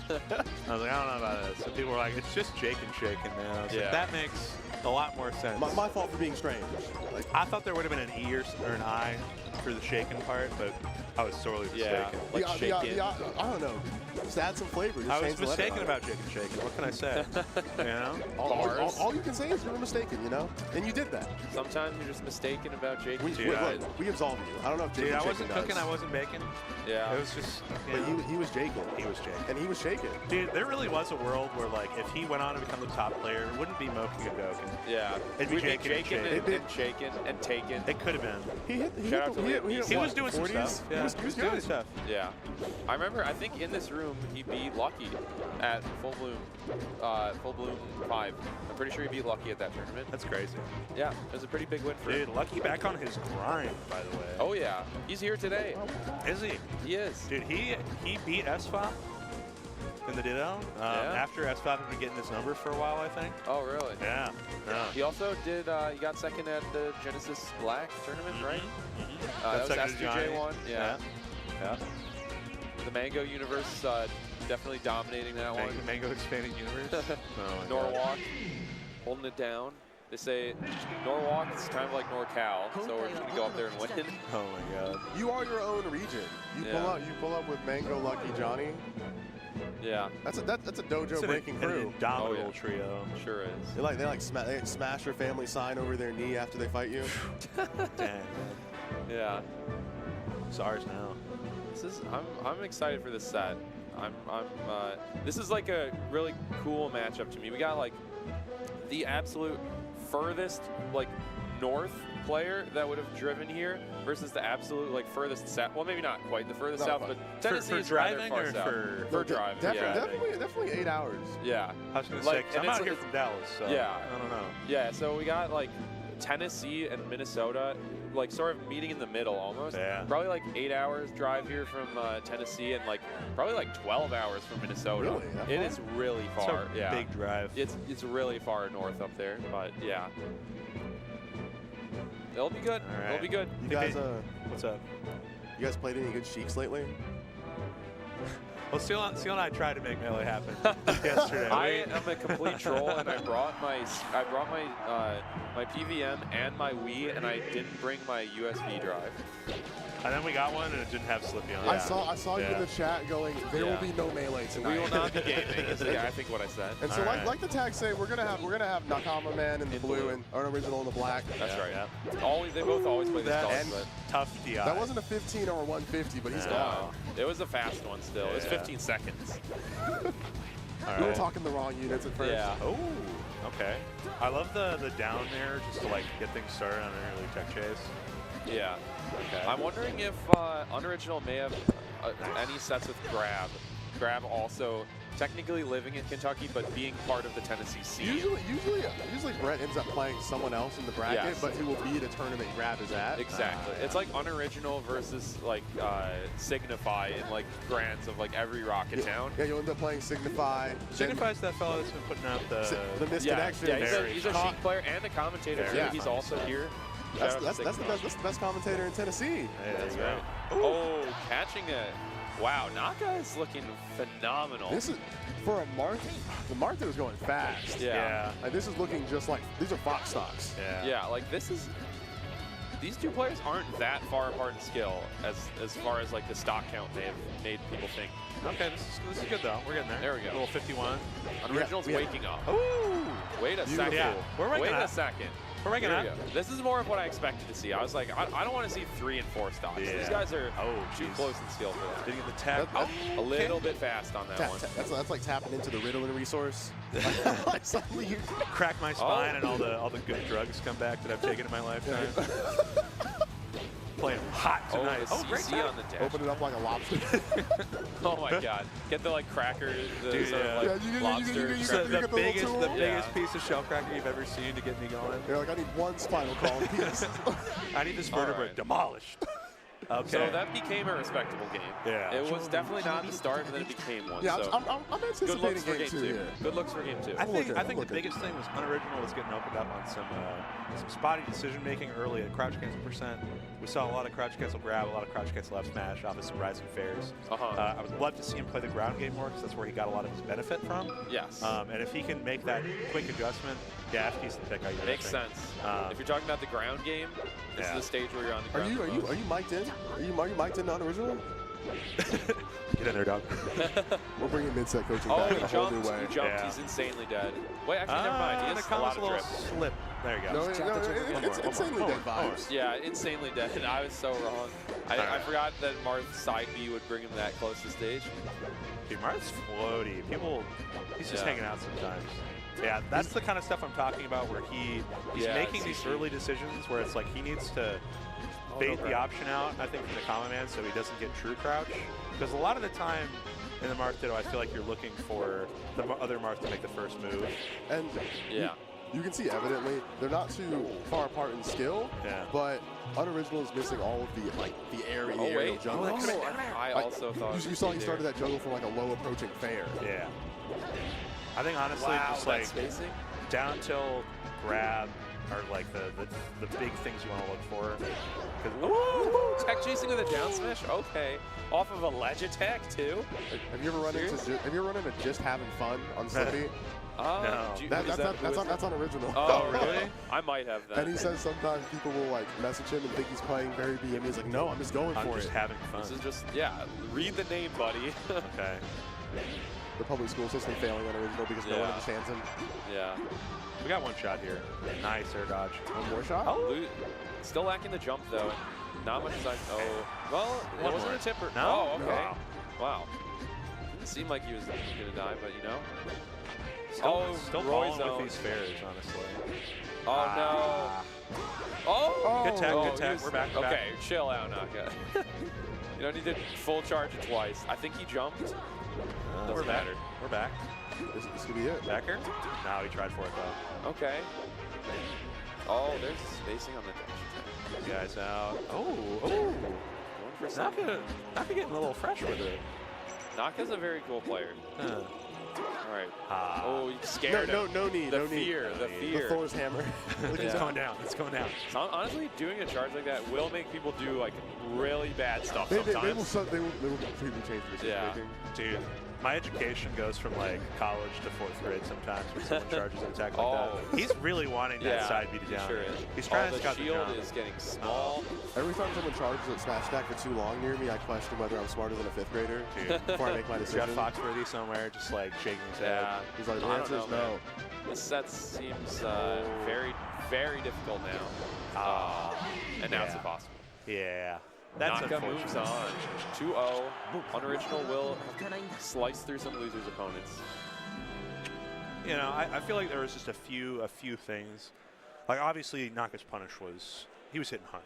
He sure was. I think that Unoriginal was capitalizing off of the openings pretty well, but it was just like the amount of neutral openings he was getting versus Naka was comparably not there. Right.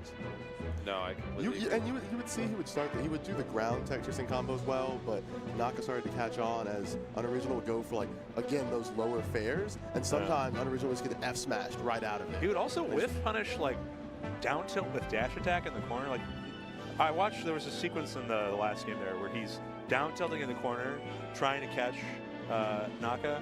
Naka just dash attacks to whiff punish. He comes back to center and just sweeps him up. Get him. It was crazy. And it's just like,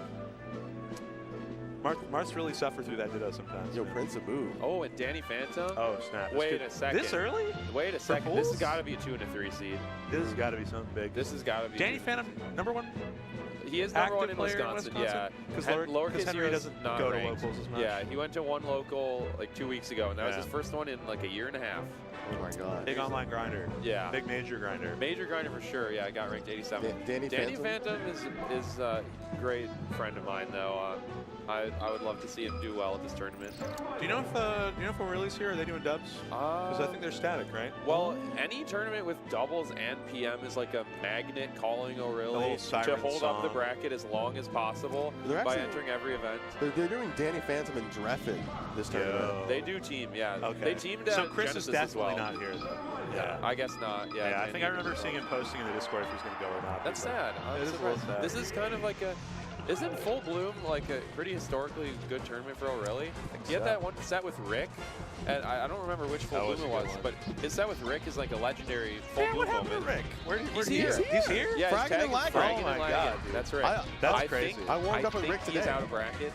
I think he might have got 65th, but you know. I remember watching his combo video back in the day. And I was like, this guy really has some sick punishes on rest. Rick actually, he came out and he got second at, he came out and got second at the last bot meet, which is the Purdue regional. Yeah, I've heard about that. I forgot who won, but Rick did get second, so it was a good showing. Yeah. I think he was seeded like 11th or something. Oh yeah, he's got no recent data really at all.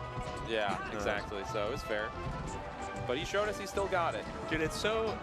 This is how you know Prince Abu's back, is because you can only see half his face in relation to the CRT. I always think about the Hold That L5 set where they zoomed in on him and Fat Goku. Yeah, and then I think it was just his eye at one point too. But Prince Abu is like he's like... There's this meme that Books used to always say. It's called Pixel Theory, where he says, light takes time to travel, so for the fastest reaction time, you have to sit with your face against the CRT. You have to be like a kid leaning into Prince Abu is clearly a believer in Pixel Theory. Yes. Because he's trying to sit as close to the TV as possible. He's reducing the time it takes. Now, Danny has a fair amount of experience in this matchup. Lord English is #2 in Wisconsin. Michael also, of course, always been around. So because he makes the trek down for TPS quite often on Fridays. Yeah, I watch those brackets like a hawk. Oh yeah, because they got PM too. Yeah, they don't pull a ton for Melee these days. Mid lane Melee is the most popular Chicago local at present. But out there in Romeoville, Illinois, there have been many quiet nights of Danny Phantom, Michael, Aggie, all those people would show up. Yeah. But yeah, this is definitely. I want to say Prince Abu's the 2 seed and Danny's the 3 seed, if I had to guess. But it's super. Maybe swapped because of recency, but perhaps. But yeah, you cannot sleep on Prince Abu at all. Prince Abu's looking warm too. We saw him at the free local. Oh yeah. It's that free Palestine coffee he was getting this morning. Anise was like, come over, I'll make coffee. He's got his whole setup. Oh yeah. Yeah, he's got his Chemex. We were sipping good coffee. I'm sure he cooks it up real nice. Yeah. But yeah, Danny definitely gonna look to get puffed around. I think 55% is when up throw up air starts to be a KO on the stage. Nice. Good cleanup. Strong edge guards, as you'd expect from a top-level Jigglypuff. You know, I would hope so. I mean, even being out of the broader game for a while here. You know, he has been going to the Fort Wayne, Indiana, like locals and regionals every so often. Went to a couple bodied. Yeah. People sleep though. Yeah. You know, because he hasn't been to majors. They forget about the days of like everybody hitting up Prince Abu. Flying out to Summit. Before all the other puffs appeared, like 42nd and such, it was just a Boo and H-Box. Yeah. That was how we lived for a bit. That's all it was for the longest. I like that you shouted out 42nd, like of all people. I find that amusing. Shout out to 42nd. Shout out to your Puff players that got ranked one time and disappeared. Yo, Snowy. Literally got 100 and was like, I'm going to go become a poker player and make more money than all of you. Well, He's doing good now, I hear. Got a fat bankroll. Match right now, actually. All right. I feel like this one stock matters so much. Yeah, I mean, take the lead. Prince Abu's been leading pretty well, but this 1 single percent. There it is. We're back. The rest of the Fox main, we'll see. Yeah. All this is one throw or one really bad back air. Good back airs. Oh, the Jigglypuff's Tomahawk is just such a powerful mix-up. Oh my God. Okay. Big for Prince Abu. He would love to get one hit so that Puff so that Pound knocks down. That was a nutso call out on the recovery too. Yeah. He like really got under the back here. Yeah. Okay. Stacking percentage. Danny does not want to get hit before. Kind of diminishing value on the lasers by this point. Oh, do it though. Yeah. Okay, so now Pound will knock down. So now Up Air will also knock down too. I think it's 17 when Up Air knocks down. So those are the Faust was telling me this when we were commentating last weekend. So I definitely noted that down. Yeah, this is the big like, are you gonna survive here? Oh, and you won't. He won't. Nope. He went ghost. Because it seemed like, so Danny Phantom really taken the like 2018 Armada attack of like your pass up throw up air. I'm simply looking for lasers, up tilts, and back airs. Yeah. Some would say you should cut out the laser. Some do say that. Because all it is, if you're double lasering, you are putting yourself at risk a lot of the time. And you're not guarding yourself with that nice big hitbox. That is a couple seconds you're not putting out any active hitbox and someone's approaching you. Yeah. It gets a little scary bears sometimes. FD is the counter pick. Yeah, this is basically the win condition on this stage for Fox is just simply don't get up throw arrested. Yeah. And like you're probably gonna win. Yeah. As long as you don't get up throw arrested. Yeah, Puff not having the ability to refresh on Plaid is really, really nice here. Yeah. It's so much easier to get the landings. Yeah, and he's got him at 12% here if he gets the up throw. That's right. He's gonna start fishing a little bit. That works for it. Do it too. Not even a fish, just one. What else? Dude, all you gotta do is cast a line in the water sometimes, and they just start biting. Oh no!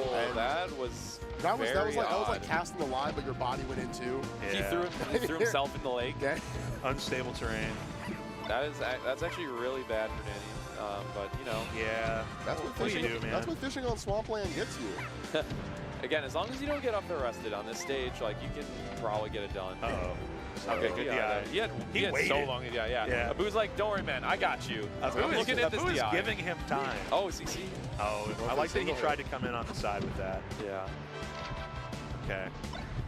Knock down. Oh, no grab on that either. Uh-oh. Oh, that could have been a rest out of shield from Abu. Yeah. Does Abu hit those? Is he a rest out of shield?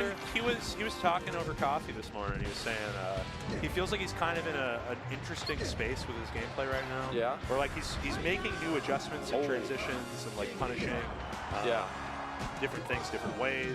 You have to check the old game plan, patch it up. But it also it removes an element of confidence. He was saying, which I agree with. I think that when you are in a transitioning space in your gameplay, you are less certain of the old stuff and trying to still implement that new business, right? Yeah. Because you want to hope that you don't have to shelve your entire initial gameplay. Yeah, you're like, was I wrong the whole time? was I messing up? I'm trying to shark here. Was I blinded by the light? Yeah. This is really tough for Danny now. I just feel like that SD just took so much out of him. It boned him, let's be honest. Yeah. The only reason this set is in Abu's, or this game's in Abu's favor right now is literally just him chucking himself off stage. And then it feels like he just sort of like lost his momentum. Yeah. He hasn't gotten a stock since. Oh. I mean, having to play on the back foot is just like so hard against Puff sometimes. But he's just rolling all over the place. It's that ground game. Yeah. He's the lasers that aren't adding value here. They're not. Abu will come for these. And I mean, he's not the type of Puff to make an approach because you're just shooting him. He knows he's winning. Look at that light love shield switch back over. air. Puff at 120 is Puff at 140. Those are the exact same That's character. all it is to me. Yeah. Fade back? No, he's getting it back reverse here. bear though. Yeah, great tech, But another tech. But you just set yourself up for the kill. Yeah, Dude, I don't know. Big lunges here from Prince I guess the win condition is not only don't get up the rested, it's don't SD and lose all of your momentum too. Yeah. Or Because maybe the don't game let plan Puff looked go to tight 150. when he jumped into this first game. I mean, but Yeah. like he's had to play from behind or even. Oh, no, man. Wow. He's Four so nice with unanswered, it. actually. He's so nice with it. Sometimes the plan is take 4 stocks. Sometimes the plan is don't die 4 times. Wow. That's Really very tough. Yeah. Stuff there from Prince Abu. Yeah, good stuff. It's great to see him out here taking names still, no matter what. Yeah. Can't sleep. You can never, like, people come back to Melee, and Melee's an unforgiving mistress, right? Yes. She is oftentimes cruel for those who forget her, but for those that pay their diligence quietly, it still pays dividends. It's a tenuous relationship. You leave for a year or 2, and you come back, and Melee's like, oh, so you think you can just waltz right back into my life? You can ignore me? You think you can be part of me? Yeah. You're going to have to And win it's me like, back. It's like, yeah, I'd like to come to the local, and it's like, I don't know. We have a different crew these days. Yeah. It's just like Mean Girls. You got to win her back. You don't That's even what I'm go saying. here. Yeah, it's like, what? You don't even go here. You're trying to like run a regional in a state you don't live in. It's like, whoa, you have the papers to be here. Like, Oh, boy. like, you're overstepping. This is going to be a Oh, good one. we got Nakama. We have Naka and Goody. Oh, Goody's We here? have an Aussie. So this actually is Oh. probably the 2 and the 3 seed. Unoriginal maybe was like a 6 seed then. Maybe 3 and 6. Goody, I will make that face too, but it's possible. I'm also Goody- 6 Goody seed, so like I can current- see it. We're just making the face. You know? Yeah. He's currently one of the best players in In Australia, that's right. Is Goody holding #1 after Josh left? He might be. I think so. Yeah, he definitely might be. I believe If so. it's Goody, then He's Machado. also- Joshy was introducing Goody to the Ice Climbers players because They Goody, don't have him? They don't have him in Oceania. So, and that's a tough one They're to used not to climbing have. upward. You know, That is- so not upside down. That is, yeah, that's a really tough one to not have. Ice Climbers is a character yeah. where if you don't have the matchup experience, you're kind of cooked. Yeah. Like, you're actually just cooked. You can theory craft a lot, but Yeah. those are some particular It's situations. pretty futile when Yeah. you realize certain ices have certain setups. Yeah. Like when you play Moth They and have she a lot starts of hitting tricks. the tech chase on you with the Sopo, and you're like, Yeah. okay, I didn't know this is the thing. I have to die now. No, this gamer's got it. It's crazy. Though, this matchup is one that he's surely familiar with. Oh, got it. You got Marth. Yeah, Deco. Yeah, Australia? that's right. This is, yeah. Spud somewhere out in the wild. Yeah. again. They don't talk about Spud over there. They do not fuck with Spud over there. Real shit. That's the deep lore, actually. The Australians and the New Zealanders. But yeah, it's great to see Goody always in the U.S. We likes to call him like the Naruto of Melee, or like the protagonist of Melee. Also compares him to Naruto. He just says like he believes in himself so much Oh, the Dante while Bio. he charges Alright. into the corner against McLeod's Peach at the Australia locals. Dude, McLeod is quite good also. McLeod? She was won- running around at Genesis, I think, Yes, right? and Yeah. McLeod actually won Game 15 SoCal local over Koopa. Koopa Trooper Yeah, right 895. before Jenny. Game 15. Over Koopa Thanos? Over Koopa Thanos. The one and only. That's She crazy. survived the snap. She wasn't on the wrong half. She was No. 50-50 in the right way. Yeah. Okay. Dang. That is really how all the Koopa sets go. Australia's You were got destined it. to win or you were not. Like, Yeah, it's not. a 50-50. Like You what- either win or you lose. Yeah, like, but what you did, it had nothing to do with it. You got lucky. Like it was like spiritual luck. Yeah, I'm All part I'm of his excited plan. for this one. He's got to show weakness now. Now our Marth player has vacated the setup. Yeah, Naka's doing something somewhere. come Here around. he is. He'll He's come walking around. back up to the stage. But yeah, this is exciting. Yeah, no. Always cool to see. Like, I just love seeing matchups where you know there's like a 0.001 chance you ever see them play again in bracket. Yeah. Are we talking Australia and like one of Minnesota's like guys that doesn't travel all that much except to, like Big House and like Riptide and stuff, like versus an Australian player? That's something. It's such a treat to watch their sets, like especially like it's like I4 and Fek. It's like a lot of people want to play them in doubles because it's like different France. Like we really don't know how often they'll be here.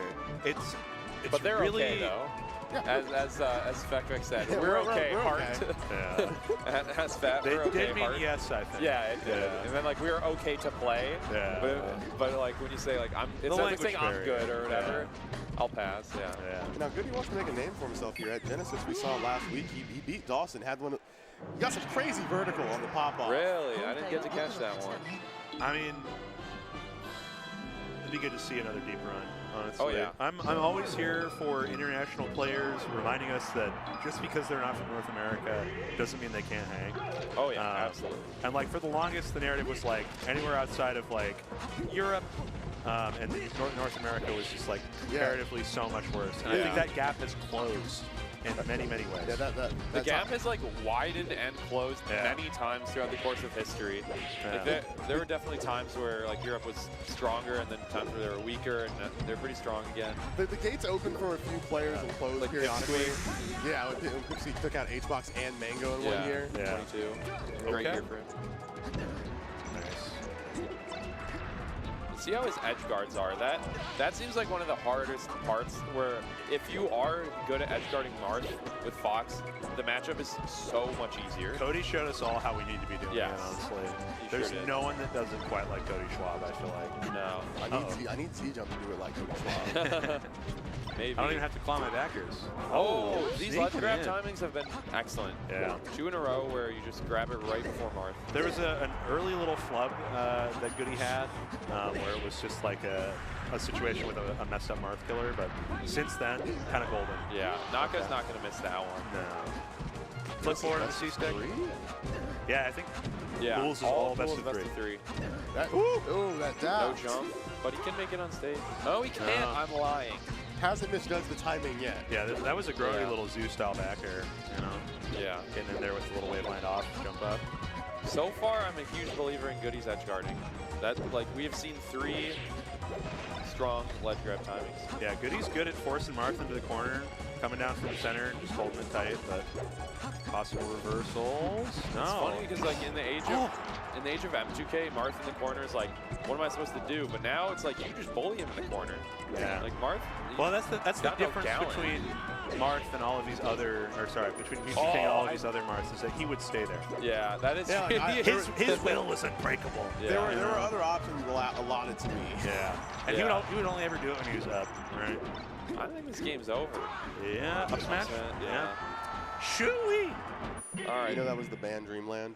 Or not band Dreamland. What was that? That's the band FD. That's surely. band FD. Yeah. We're gonna go to Fountain or something. That was like that was a beating. I'm expecting Fountain of Dreams. It's a brutalization. Or perhaps Stadium, actually. It is. We are on the good old frozen Stadium. We're back, dude. We're so back. We're not going to see a giant mountain come out of the ground. We're not going to see players revert until like 2004. No one will fall into the stage. No one will stall for a minute and a half. J-Mook's not going to jump in the pit for no reason. What confused me most was watching players that were there in the good times of 2019. Yeah. When we all agreed, let's not fight here. Yeah. You know, it's time for a ceasefire on Pokemon Stadium. Yeah. And ceasefire now, in fact. Exactly. People forgot. And it was just like, why are we back in the pit against Fox, fellas? Like, what are we doing? You just let the blood rush to your head, and you're like, I need to fight now. I'm back in. You're foaming at the mouth, like, you're just like, give me a minute. All right. I'm liking what Naka's doing here. Just trying to use the space a little bit more, take his time, get some whiff punishes on the old dog. Oh yeah. The old dog. With punishing the dog. Dude, yeah. The old dog. It's my dog, Ma. I'll put him down. Oh man, not quite. I haven't seen anything like massive from Naka yet. Oh, what a slide off. He's ready. Off the low percent. Off the low percent up throw. Came from behind. Yeah. And I think Naka's down. Yeah. The ledge grab is the story of this whole set right now. I think so. I mean, it's just the whole edge guard flow, like recognizing what part of Marth Killer you need to just deny yourself and just say, okay, it's good to grab ledge here. Oh, but he hesitated. No. I've been liking a bit of Naka's punish, but I wish he would capitalize off the tech chase a little bit more. There have been some times where he's good off the vertical part of Marth, but I feel like he's not hitting the like ground game and like tech chase punish near as much as he should. Yeah. Oh, a little bit. Bit of a late reaction there. There you go. Oh, there you go. That'll work. Okay. That'll do. Even match. Uh-oh. He missed the fast fall to ledge there. I thought it was over. An even match, but you see Naka triple roll his way into the corner. That's the neutral of champions, actually. You're mistaken. I'm sorry. That's how real winners That is of a winner? I've seen some of the best players in the world do double, triple roll sometimes, and I'm like, they're just, that much smarter than I am, I guess. Oh. No jump for Naka. Oh, man. Still no jump. Is that the flowchart? Are we here? Not quite. Naka, no. Are we getting game 3, or is Goody just going to clean it up? Oh, Game 3. Naka said I want a game 3. I'm feeling game 3. Got edge guard here, Yeah. though. Upset. Dude, the Minnesota Marths love to just, like, do weird moves. Like, both him and 100 Grand are both going to be, like, side B'ing and up smashing. And, They'll like, just rip the Thundercats. Yeah. That's crazy. Dude, Lion would be so proud. These missed wavelengths from Naka might pay for him. Uh-oh. Get your grab. Okay. Get your money. Just No. like- no, didn't turn around to watch the slide off there. No. Yeah, I was also worried about slide up. These rolls. Doubles. Roll in the corner. Careful. Okay, we grab ledge. Goody's forcing the issue here. Yeah. Naka Yeah. holding shield in the corner. He needs to Goody's take a, not needs to take a beat. challenging. Yeah, Goody's like, you know what? Come back on stage, man. Like, it's Yeah. cool. The- I'll just beat you up The here. dash forward rising short hop. Uh-oh. just Knocked around down. there is This is paying huge. dividends. Needs Naka. Whoa. Okay. Oh, wait. One more try.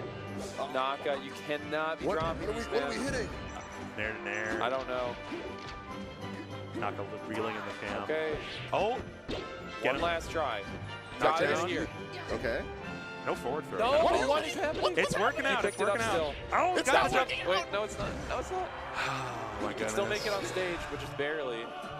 Oh, good good reaction. reaction. That was the whole flow Great. That chart. was a really good shine. That was Great a really reaction special by Goody shine. there. Yeah. That So- was like not an easy thing to like instantly snap and react to. Impeccable edge guard rate. for Yes. Goody there. So I Yes. know Goody's here. I think Joshy was supposed to be here. He was. Joshy was here, but Yeah. I think he's actually in Georgia. Is he in Georgia? Yeah, he's at the monthly. Yeah, he's It's been a- unfortunate It's to drop. a Josh Junebug Colin. That's a great bunch Chillin'. of boys. Stacked. That's a great bunch of lads. Dream Love blunt that. rotation, honestly. Now Crudo, he's- Crudo's there too. It's a good blunt. It's a good blunt, good sir. blunt. Dude, Crudo good said. blunt. It's a good one. Is it creepy or what? It's No. a good blunt. I'm telling you. I would say Creepy or what? Crudo said if you got a one-day Saturday tournament, hit my He'll be line. there. I'm there He'll to be there. farm. Yeah, no. He doesn't work Saturdays, so Yeah. he's just going out wherever he can. He showed up to the last monthly. He said he flew in at 8 a.m. Yeah. Flew out 2 a.m. Not 2 a.m. sure. Sunday. Like just played the tournament, left. And then you saw him Yes. do it in Philly. You saw him do it Yes. in Colorado. Tri-State He Colorado. crushed Yeah. altitude sickness. He sure did. That was he had a nuts. phenomenal loser run. He He- could beat SDJ just to make top 8 losers. Yeah. And that was not close. And SDJ went out to go get 9th Yeah. at Genesis. It was like his this run year. was like SDJ, Aura. It was like Ben, Spark. There were Josh Man, after- Kadoran times 2. yeah, after- 11 Spark- consecutive sets of Sheik being on stream. Spark sent him the losers in a Sheik Ditto, and Crudo felt decisive need to run it back. Dude, he kind of clapped Spark in that No, run no, back, that too. run- We don't want to different- talk about that. Different strokes. Different strokes, man. I The need Kyle to watch Crudo that tournament back. experience. The Kyle Crudo experience immediately. is real. It's honestly. just hard to be so talented and handsome. Dude, how does he do it? That's how does he true. do it? Dude, Majerska's here? Yeah, we have Yeah, Majersk and Mercado. Yeah, no, Eric's in the Oh, Eric's in the- man. It's Eric's in the big Mercado. area. Yeah, it is Mercado. Mercado from What's up, Wisconsin. babes? Oh, my God. It's so good to see Majersk everybody. giving us a thumbs up. The Midwest vibes are immaculate here. Dude, That's what I'm honestly, saying. Midwest That's kind what of I'm goaded, saying. honestly. All right. All right, we're But gonna have folks, a break before for we a jump to second. that, yeah, Oh, sorry. you're good. Yeah, we're gonna cut away for a second, but we'll be back with the melee. Majersk is off screen. He's but going somewhere. You can bet the TriCast will return. There we go.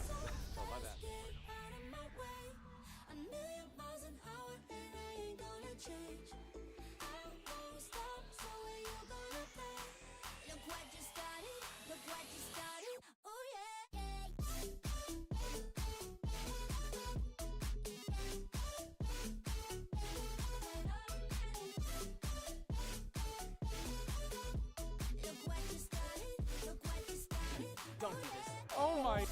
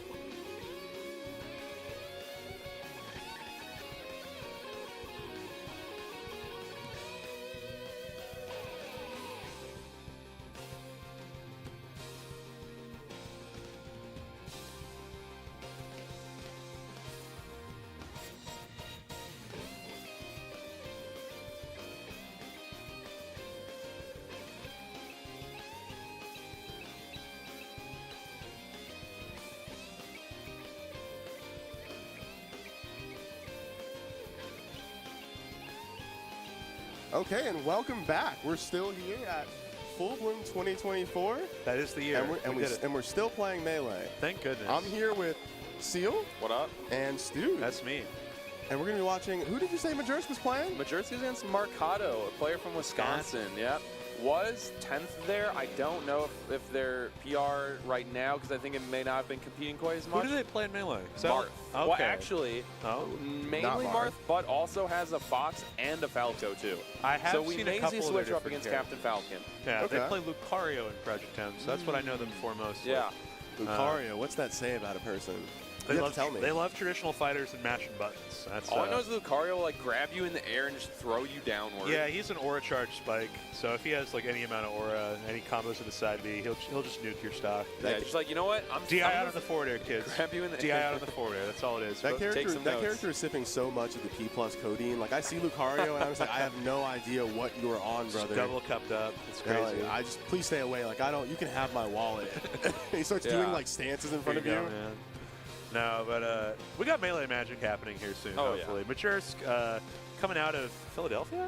Well, actually, he lives in Indiana now. Lives in Indiana now? Yeah, before Indiana, he was living in Tennessee. He was living in Knoxville. He was moving around everywhere. He's been like 3 different regions. He's been central Pennsylvania, actually. He's at PSU. Then I always say Tennessee. Philadelphia when I mean Pennsylvania. Yeah, and now he goes to Purdue for grad school. So he's at West Lafayette, Indiana. So he is a He's scholar. number 3 on our PR right now. Dude, Captain Falcon mains have massive brains, as many will tell you. You cannot tell. You cannot tell. We're either all himbos or you're like Chef Rock Majersk build. Yeah. And you're like going to grad school. Didn't STJ go to UCLA or something? Yeah. He has a degree. Yeah, it's impressive. No, they're. I'm on the himbo side, I think. I got a bachelor's degree, and I was like, I'm good, fellas. I have a bachelor's, but I can. See, here we go. I can deadlift 500. Marcado is on the Falco here. My bad. 45. I'm working on the 500. We'll get there. But this is probably going to be the other side of things for Falcon finding success in the matchup, unless Marcado has severely leveled up last I saw. No, Marcado is actually real good at the game. Yeah, they are nice with it. Yeah. Now, Majersk, I would say definitely in terms of just raw skill is a favorite, but this is a doable win. Yeah, and I'm unsure where this is at in pools, but I did know that initially BC was in Majersk's path. Right. So maybe Alabama. Yeah, maybe Marcado and BC played. Marcado took that set. Marcado might have cleaned up on it. Who knows? Alabama in shambles. Because this is doesn't this pool have a ton of D2s in it? So I heard. This is the big dog first seed pool. This is the Schwaber pool. Yeah, this is Schwaber pool. Is it? I think this is Schwaber singles. I think KJH is the 1 seed in this pool, but like everyone I think the 2 and 3 seed DQ or something like that. Majersk was telling me. Oh yeah, Majersk is 4. Yeah. So all I know right now is that Majersk maybe is Marcado beat BC. I think Marcado could have been seeded real low. Beat BC is now playing the 4 versus 5 seed matchup. Okay, that would be my prediction. Way I'm seeing it is Jersk is the 4, BC was the 5, and yeah, that's what I'm saying. Okay, yeah. And Marcado was like 12 or whatever. Whoever plays the 5 seed, which is crazy, but you know, sometimes people get happens. These dash grabs are so juicy. Yeah. Okay, get out there. No. Oh. So that's the one weird thing about. Yeah. There you go. The one weird thing about Falcon's dash attack is that even if you hold in after it, you still are go off stage. You will always be off stage. It's like Kirby's. Yeah. Kirby just dash attack. He just keeps going on stage. You're like, come on, man. Yeah, come on. Your recovery's not good enough to go down there. Don't get off stage. You don't want it that badly. Yeah. He's like on fire and shit. Wonky. Kirby self-immolates to damage you. He's doing his best. Doesn't even combo into He's doing his best. I just wish he would do it a bit differently. Something. They did give him a new dash attack in the later games, didn't they? No. They gave him like a spinny one. Oh, is it like a spins on his head? Yeah. Oh, okay. Horizontal. I think they may have changed it back in Ultimate, but I'm pretty sure in Smash 4 and Brawl, I think he had a spinny dash attack. Maybe. I always get a little worried when Kirby takes the lighter out.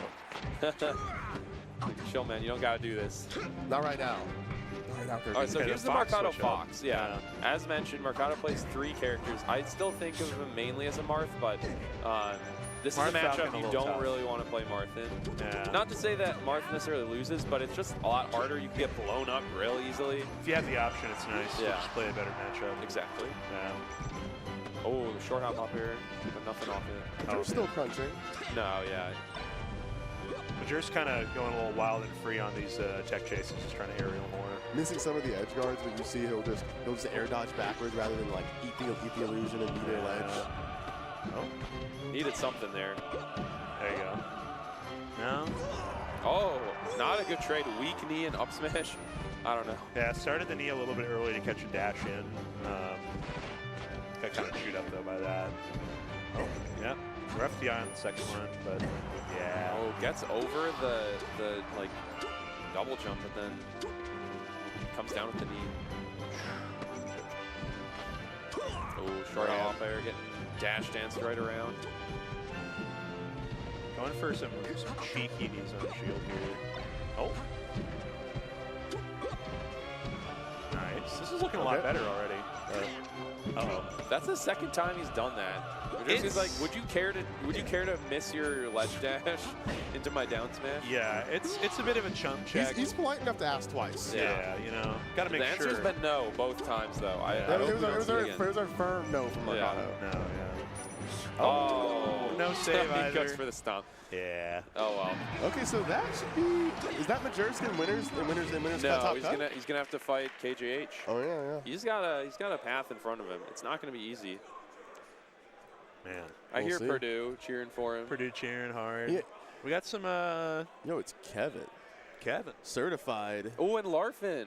Oh wait, my God. These are two Chicago. Well, actually, certified now Georgia. We imported certified because they're doing school here. Dude, certified. Grad school. Certified's hard to beat with Sheik.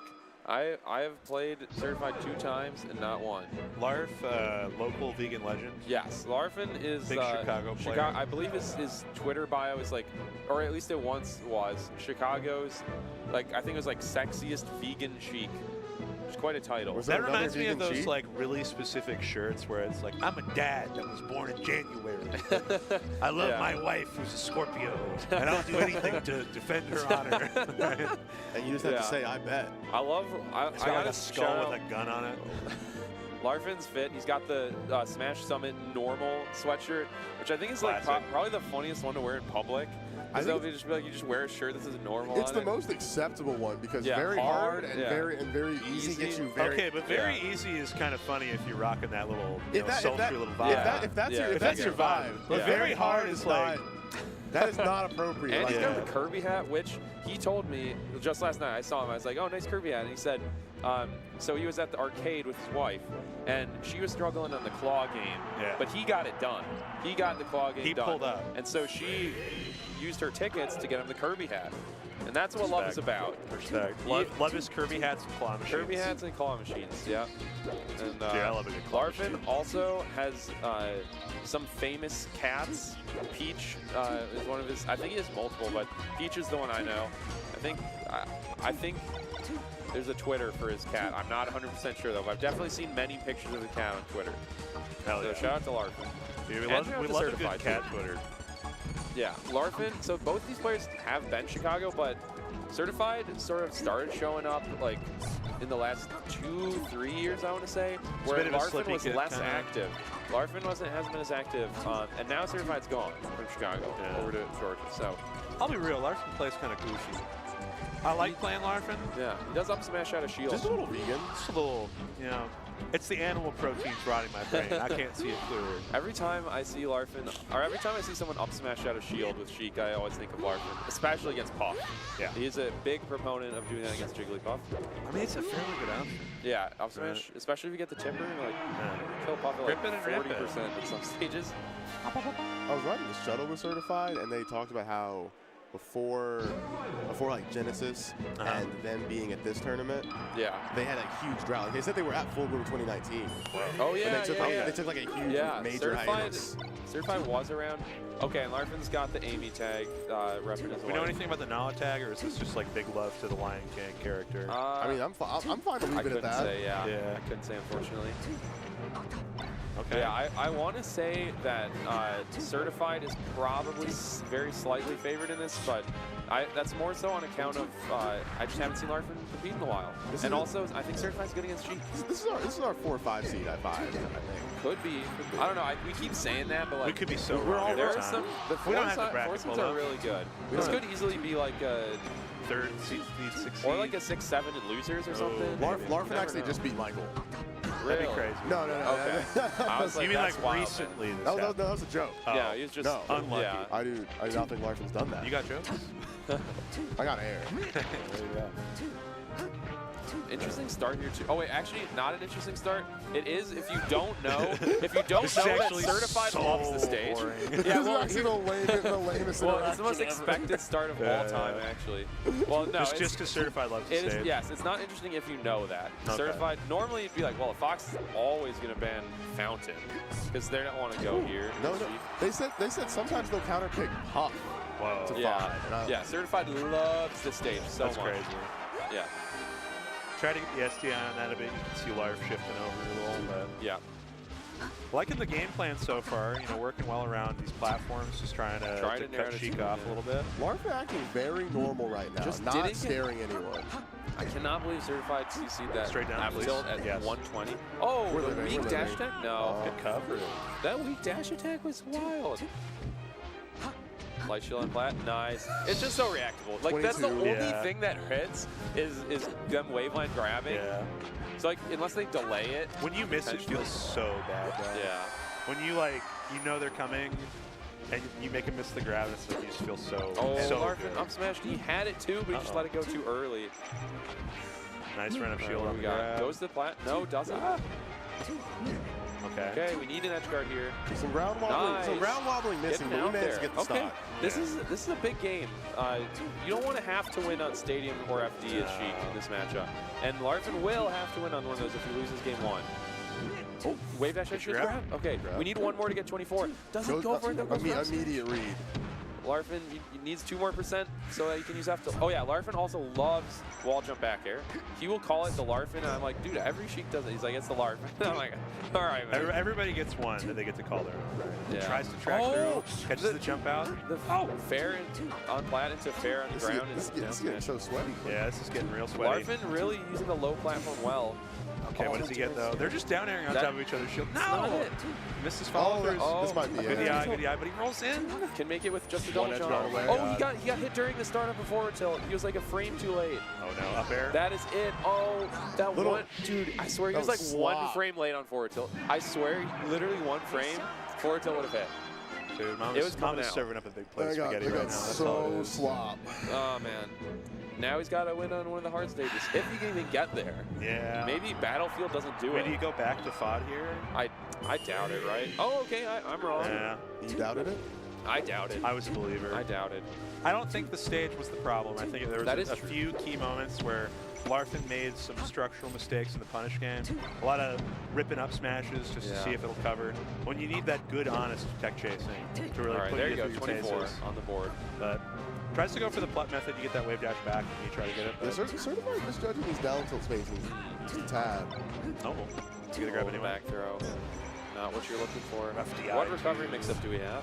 Oh, Not nothing. now. We just get in there with up smash. We have death. We have I'm certain also death. not sure. So the tag doesn't disappear for us on the Slippy broadcast when you up these, but I'm not sure if it disappears on the game. I hope it does. That was a really good Otherwise, call. you're kind of trolling. You might be trolling a little bit wearing your tag with Sheik. Yeah. But like, I think it usually disappears on. But also, Maybe you love you your get wife to that say my much. wife. Yeah, that is true. Shout- That comes first. Shout out to all the wife guys in Melee. You just think Larfin is shackled by his love, but it gives him Oh, no strength. chomp. Dude. No KO here Unbeatable. though. Oh, Good SDI. insane SDI in that You gotta shot, get behind Fox. Yeah. It does Okay, it disappear. does, we do have confirmation, so it does disappear on the actual game. Thank God It for is Flash just Burn. on the Slippy playback, which is what we're watching, where it doesn't. So, Okay. fear not. Oh! Not. Oh, could have bicycle DI'd kick. that better. Yeah. Yeah. Was I holding- mean, do you really expect to get knocked out by that? No, definitely. Think That was an excessive amount of time to hold shield in front of a grab-based Yeah. character. Yeah. Hey, I mean, they don't expect Oh, it. that- Right? But it was all like dependent on you shining out of shield. Yeah, true. You're just in front of me. Oh, Larfin getting boxed out just a bit. Kind of swinging with these dash attacks. Oh, man. I think the big thing is just like Down there's smashes too. Larfin is kind of engaging like right out of every scramble, and not really taking that beat to just like set up shop a little bit, threaten space. Oh, the okay. fair from ledge, that was It really works. risky, but he does get away with it. Good nair out of shield. Oh no. Good DI on the dare we though. need an edge guard here. Oh, doesn't go for forward throw, huh? I don't like doing the corner. Yeah. I don't know if it's doable anymore. I mean, like, it is definitely doable, but this is a really... Okay, here we go. I guess you just need one really nice tech chase or one nice very back throw. cheeky back throw. Yeah. Okay. This is Here big. you go. Little Get some platform damage. nonsense. Oh, no, a little slow. Okay, fair off ledge though. We need 5 more damage to be really comfortable. Only yeah, it's not. Yeah, it's 24 is where F tilt knocks down. Yeah. That's where I feel safest. Yeah. 24%. Ooh. Oh, he gets the ledge. Yeah, I don't know. No jump. Oh, he could have. Still no jump. The Larfin. Zelda. That'll do it. No. Certified looking nice. Yeah, Certified, like I said, is a tough, a fearsome foe in this matchup. Yeah. I will say that from firsthand experience. Oh, that was juicy. Really did a good job of kind of the bait and punish style that Foxes have gotten really accustomed to. Sheik right. really has like this bubble around her where she's an effective character with boost grab and with dash attack. Yeah. And Needle of course is a threat, but like if you can and the tilts. If you make her but like the biggest parts are definitely the boost grab, the dash attack. And a lot of characters obviously like play around like CCing Sheik. And it's similar to playing blackjack. Like you get hit by a move and you're like, ooh, I'm at 17. How do I want to play about this right now? But the dealer's showing 2. I actually think about that. You're just yeah, like, you're thinking it's like, hit me right now. Yeah, I'll have a Fox at like, I don't know, like 10%, and I'm like, all right, I need a back air or a strong nair, like to get to 24. I'm like doing math in my head during every single interaction in this matchup. You're counting cards. Counting cards, this is how you got to top 64, Genesis 8. Blarg, I guess so. Blarg didn't know he was playing blackjack. He thought it was a different game in the casino. He thought it was slots. He's like, Baccarat? It's like, no, we'll wrong table. We'll Go risk away. it all. I know we're kind of filling for time here. I think there's no more matches in the wave. You have to tip your What dealer. time is it exactly? We might get a dub set. It's 1:35. 1:35. I may hop off because I got to play at 2. You got to go get warm. Yeah, that's true. Glad we were able to get you in here. Yeah, I'm glad too because B-Bats and I, we had the first block, and technical difficulties will happen. Like we had the first block at Genesis, we got 3 sets within 1 hour. It was a great time. It was a good time. It was good 3 sets. I think I will hop off now. If we do get another double set, it'll be good too because you guys are the doubles guys. Yeah. But I will be back on commentary tomorrow for Top 32 with Spinda. So you guys can look forward to that. Good commentating with you too. Of course. Good stuff, buddy. And, see you guys later. Always a pleasure. Yeah, man. We bid farewell to Seal. We bid farewell. He's got to go get warm for Melee singles. Hoping he does well. Seal at the club. Seal at the club. Panic emoji. Dude, were you ever in Boy Scouts, Wills? I made it all the way to Star. That's and pretty then good. I dropped. Did you ever hear the Killing the Baby Seals? No. Dude, that was a big one in Alaska. That one got banned after a few years. For the right reasons. You know it's messed up when they're banning jokes. Dude, it was a whole song. They were like, we can't do this one anymore, guys. We just can't do this one anymore. We can't talk about animal cruelty with this much levity. I was watching a show and there was this guy and they called him Tiger Killer, and it's like someone was watching it with me and they said that's not cool. You're talking about Hajime no Ippo. No, I'm talking about Baki. Oh wait, yeah, you're right. Yeah, right. Dopo Orochi. I was like, very cool martial anime. And they talk about it and he's like, dude, good old Dopo. He's like, we don't talk about me actually doing that anymore because it wasn't really chill. It like was not chill. I did kill that tiger. This is the most like hyper masculine anime in the world. It's crazy. It's just dudes being dudes. And just metal. Yeah, it's like what if I kicked you in the head and it's like it won't work. It won't work. And you just kicked him in the head and anyways you're like I'm gonna do it. And then it's just like that's cool, man. It's like what if I kicked you in the head and it's Biscuit Oliva just forming a ball and just being like I'm a little turtle, man. That show's so crazy. That show's so crazy. The Unchained, bro. He's so sick. Yeah, we're being given complete journalistic freedom. Yeah, we've been given. Is this gonna go like you and Jesse Scheinblock? Is that where? Were you not rocking with that? I was rocking with it. I was rocking with it, but I don't know if the rest of the folks at home were rocking with it. What are we streaming on, by the way? We are streaming on. Is it Mango? Yeah, we're on Mangus. Okay. Big Mango. I do love that we've started using top players. We're gonna check in with you, chat. How are you guys doing today?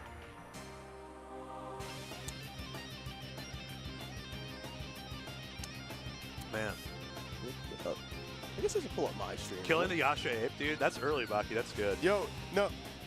Yujiro in the 90s Baki is the most prolific hater. Demon, bro. Dude, he's a fucking hater. No, like me and Pampenko were watching it, and he's like, you can't tell me Yujiro just descended from the rafters a 3rd time. You can't tell me that. And it's like, it's episode 17. Like, I need him to leave Baki alone. No, dude. He's like Stephen A. Smith if Stephen A. Smith had the hands. Like, you like walk up to him in the club and he just pieces you up and you wake up and you're like, I can't believe that commentator did that to me just now. Dude, it's crazy because in the later parts of the show, him and Baki are like kind of chill.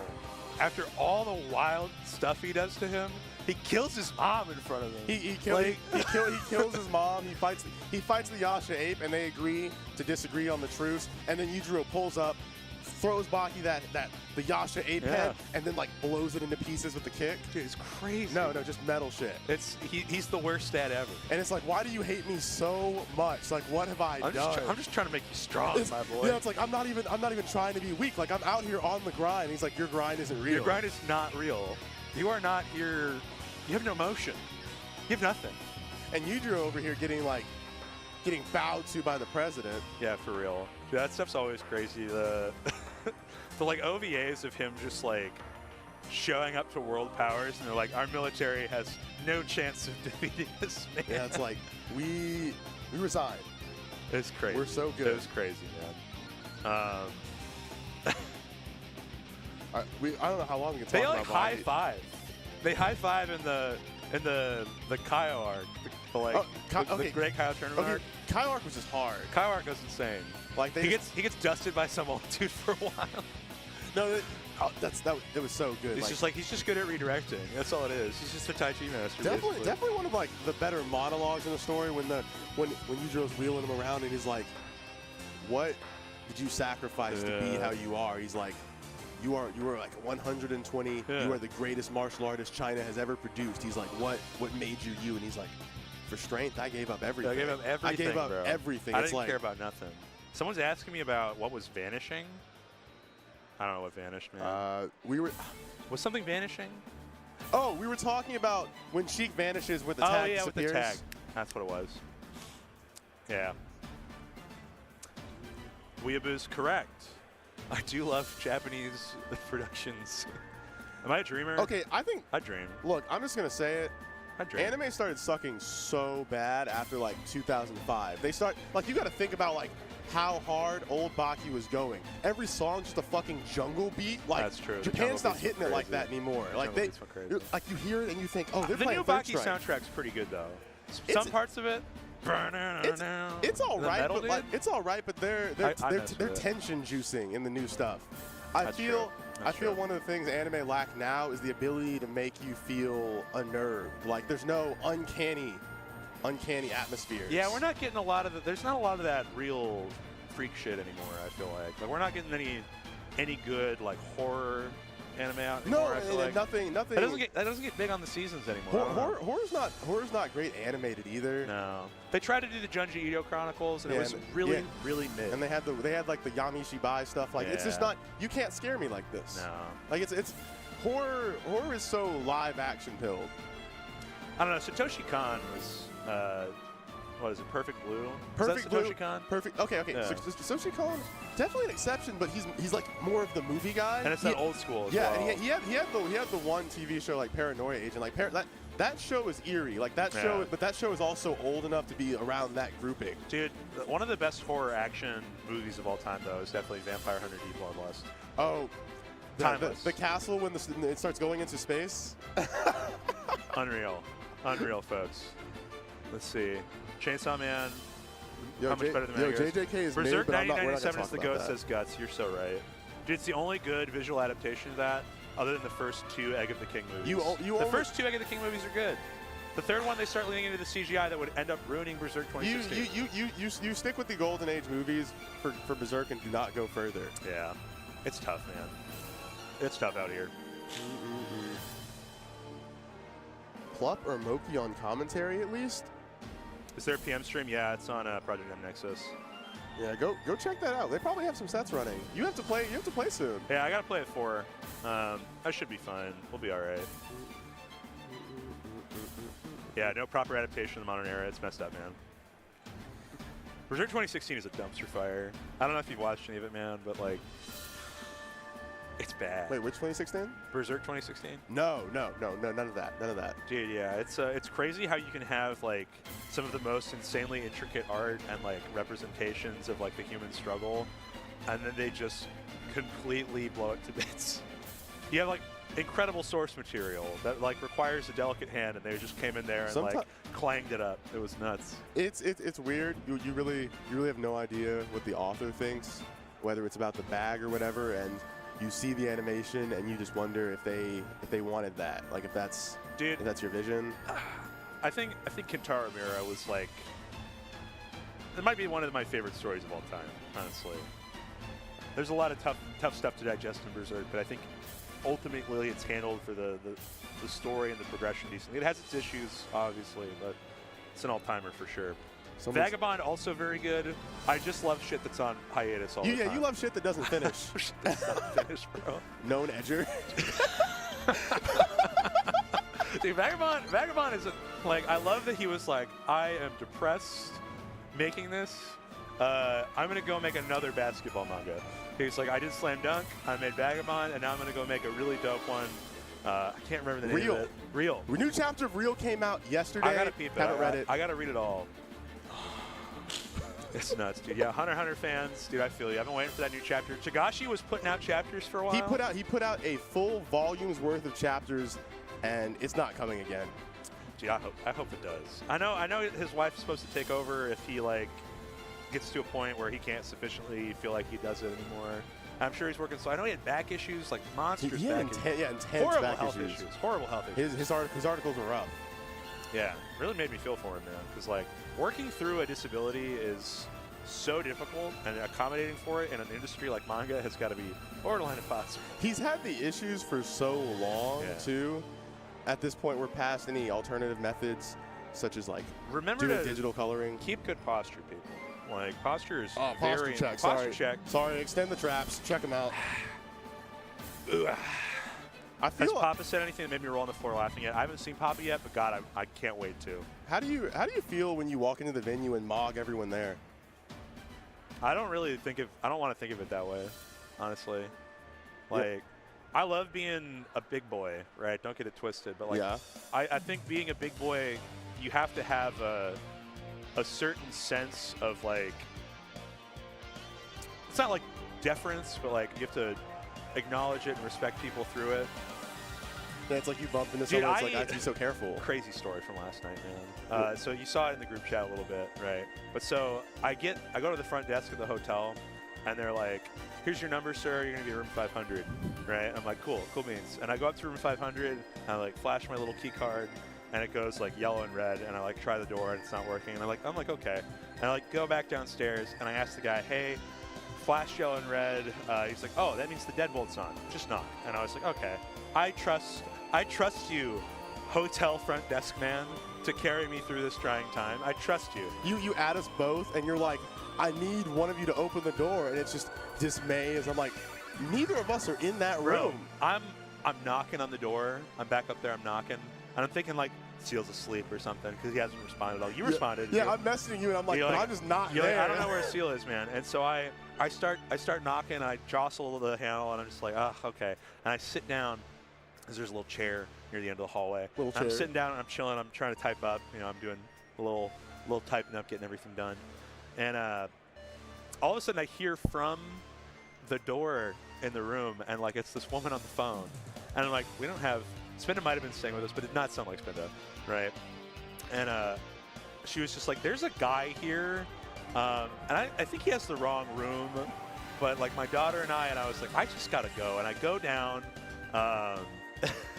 I go down and I'm like, dude, I think I just scared some poor woman you pretty badly. You're like, I just freaked out this poor woman. And he's like, yeah, she called in, and he's like, I'm going to apologize to her. That's my bad. And I was like, yeah, man. Like, see, that was I thought that was my room for sure. We lacked deference there. That we lacked deference, and that's the kind of thing I have to be like. I have to talk about. It's just like, and like be aware of. Is like being a large man has like initial assumptions that I have to like, Yeah, like the guy. Mogging people's not the way, folks.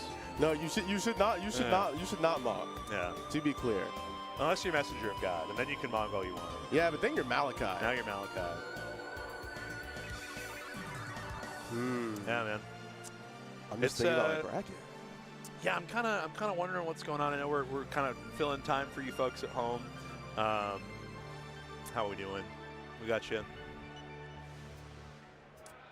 Probably at like let's do like 3:50. We'll just throw it to break. We'll give them a little 10-minute break, and we'll come back because I got to go warm up for the illegal game that I'm allowed to talk about at this stream. Let's go.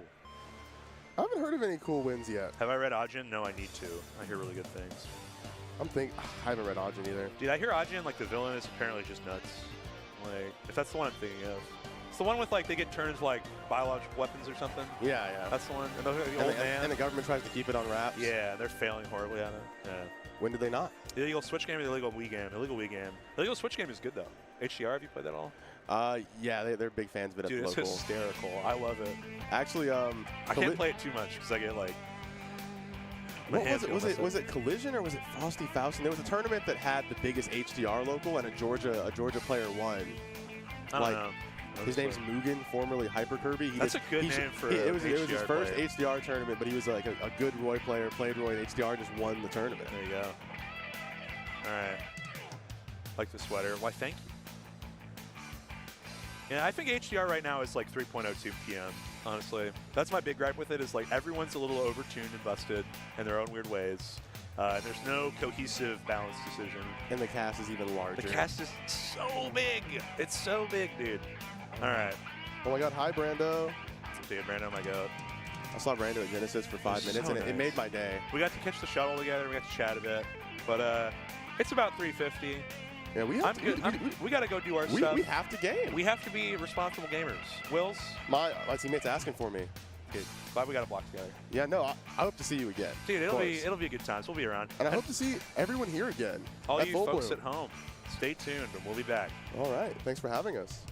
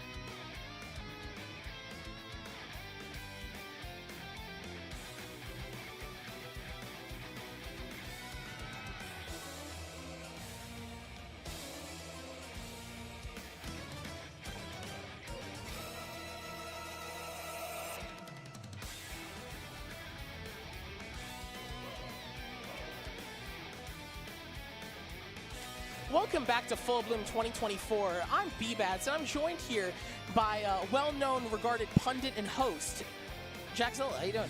Pundit? Yeah. I don't want to be a pundit. We've talked about this at length. I know I'll be a pundit when you need a pundit, right, to step up, but I don't want that to be on my tombstone well, you when host, I die, you inevitably. host like you like being a pundit. Oh, well, you know. I think hosts should have opinions. Did you see Alex Trebek recently? What? Okay, is he No, still you alive? haven't. Yeah, He's dead. Gotcha. It's testing you. Do you know what my goal is? My goal is to replace Jeff Probst. That's your goal? Yeah. How do you help me with this? You're a Survivor fan. You could never replace Jeff. He can't do it forever. He's gonna die there. Okay, well then when he dies, I do it. No, it's gonna be like Rick. You have to get on the show first. Get on the show. You think that's the key? Yeah. Get on the show? If you're not on the show, you're never gonna get it. Like, who do you think's gonna replace Alex? Wait, who replaced Alex Trebek? Ken Jennings. Exactly. But that's different because that's it's more competitive. Exactly. Welcome to Foresight Fights. Welcome to Full Bloom. We're back here in Bloomington, Indiana. It was much like coming into like in Mad Men. Have you seen Mad Men? No, I'm 21. You could be cultured. Are you cultured? I am now. But at 21, I was here. I was here on this campus at 21. You were? For a Full Bloom? I went to school here. You went to school here? I went to school here. What happened? I finished. I was done. How'd you end up here? Back? Yeah. I know, man. So like I'm walking around and I was wondering if I was gonna have like, you know, dark nostalgia. Yeah. Where you're like kind of sad about how old you are, but instead I just felt I looked at the youngsters. How old are you now? 28. Oh, okay. Which is old enough that when I look at the college students, and this is like admissions weekend or something. Yeah, they're like babies. So they're super ultra babies. Yeah. Supreme. They're like 17. And I'm just like, oh, okay. I'm okay being not here. Yeah. That's cool. But still, I'm pointing at the camera and looking at Ringler. We had a big fight on Foresight about this, about the Bloomington food scene. And he was like, what is Indiana? It's in Indiana. What do they have? Fries and a shake? And I was like, first of all, yes. Second of all, Bloomington's food scene is amazing. We just went to Turquoise Cafe, and it was great. Yeah, no. Ramen places are great. The food here has been good. Yeah. Well, is this ironic? What are you saying? No, nothing. I'm being real. Okay, cool. Yeah, I agree.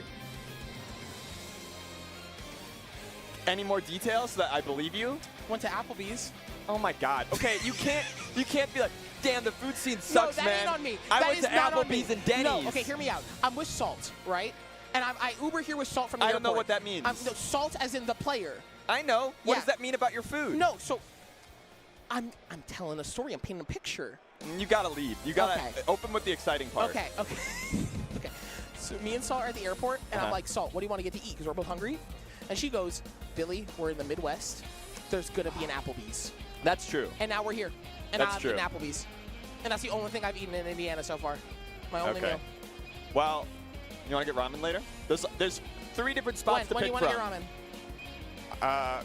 When is our block over? At 6. Okay, I already ate.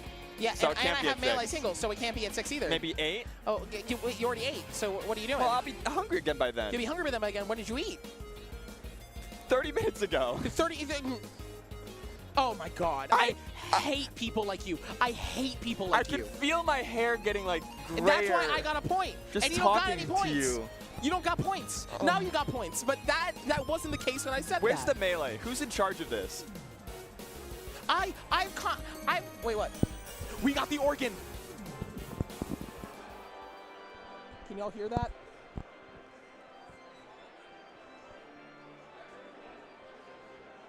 Bum ba-dum, bum ba-da-da-da-da. Y'all, I'm gonna tell you right now. You got flashbacks from being on campus, which I respect. I got flashbacks from being in Catholic school as a as a child. Yeah? Yeah, and I'm gonna tell you right now, those were memories. But yeah, Yeah? no. Are you okay? No. Is this like a spotlight situation? You need to talk about it no, off camera? no, not that bad. I don't know, man. All right. We wish we could show Melee. We're not in charge of that. So we're just going to have to keep talking to you. We're on Mango's stream. Mango's stream, how you doing? Do we got Mango, I think, at Nodders? What are some emotes? I think maybe Nodders do you is one. Do you want to pander to the chat? Okay, is Yuppers one? I feel like Yuppers is one. Okay. Could we get a? Do you think that's a real one? Is Coggers a real one? Hey, listen, we're cogging all over here. Can we get some mango Coggers in the chat? Yeah. So let's just talk about the weekend as a whole, what you can look forward to. We don't have control over your ability to watch Melee. We could go over on the setup and play. Do you think, like, Me and you. I like that idea where it's like we're the people who are going to get Melee going. I've commentated now for around an hour. I've been at this desk for 2.5, and I have commentated 0 Melee Just complains sets. endlessly. Okay, I'm sorry, aren't you? Complaining is what separates us from the animals. You know what I'm saying? You ever heard a squirrel complain? Yeah. Why do you do this? You're such a no. When have you heard a squirrel complain? What did it say to you? When they can't find the nut. What did they say to you? They were like, All right, so we're on Mango's channel. People are excited for Mango. This is our opportunity for a Mango dub, right? Pretty clear path to top 8. So wait, no, he's got Aklo, which like I would say Mango's probably favored to win. Yeah. But also Aklo's Aklo. And he's got to beat Ossify first. Oh, no, wait. Oh, never mind. So Mango's got Ossify. I think Mango is Ossify. No, it's not outside the bracket because I play. Oh, they reseeded? I play they didn't reseed. I play Ossify. Uh-huh. And you're going to win that. Yeah. And then you're going to fight Mango? Yeah. Well, I'm going to fight Mango. That's in winner side top 8. How many versions of this tournament, like out of 1,000, do you think you win? It depends. How many versions does everyone seated above me get a stroke? You think you don't think you have you think of yourself so little? Okay, maybe I could. I'm asking for a couple of 1,000. Okay, one of them gets a stroke. Okay. One of them gets a stroke. Okay. Who do you pick to get a stroke? We're going to tactical stroke. Hear me out. I need 4 strokes, and I need Dreffin to get like a call from his like wife mid grands, because that's the only universe I win grands. It's Dreffin, but Dreffin needs to get a call from someone that he cares about, because no one else has any earthly attachments. They're all gone. They're all enlightened. I hate this for you. I thought you believed in yourself. You're giving me vice presidential energy. Maybe I'll beat Zane. Yeah. If Wally could do it. Do you want to play Melee? Would that be good? If we just went on the setup and you beat me up a little? I don't think these wires will make it there, and we're going to take out a camera on the way. No. We wouldn't do it with commentary. We'd just show Melee. So you just want us to sit at that setup. We play. You want that.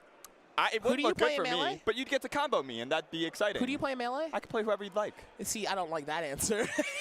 What does that mean? I've not been a singles gamer for a long while. Do you not enter? Not really. It's too hard to do many things. So I've decided over the years that I choose to eat. Yeah. I choose to spend time with friends, and I choose to do doubles. So do you think some people don't choose to eat when they go into a major? Yeah. I think some people have very bad health habits around how they get through brackets. That's me, man. You got me. Okay. Oh, no. I'm doing too much. Okay. See, now you're beating me in the points. And now that I've acknowledged it, it's over.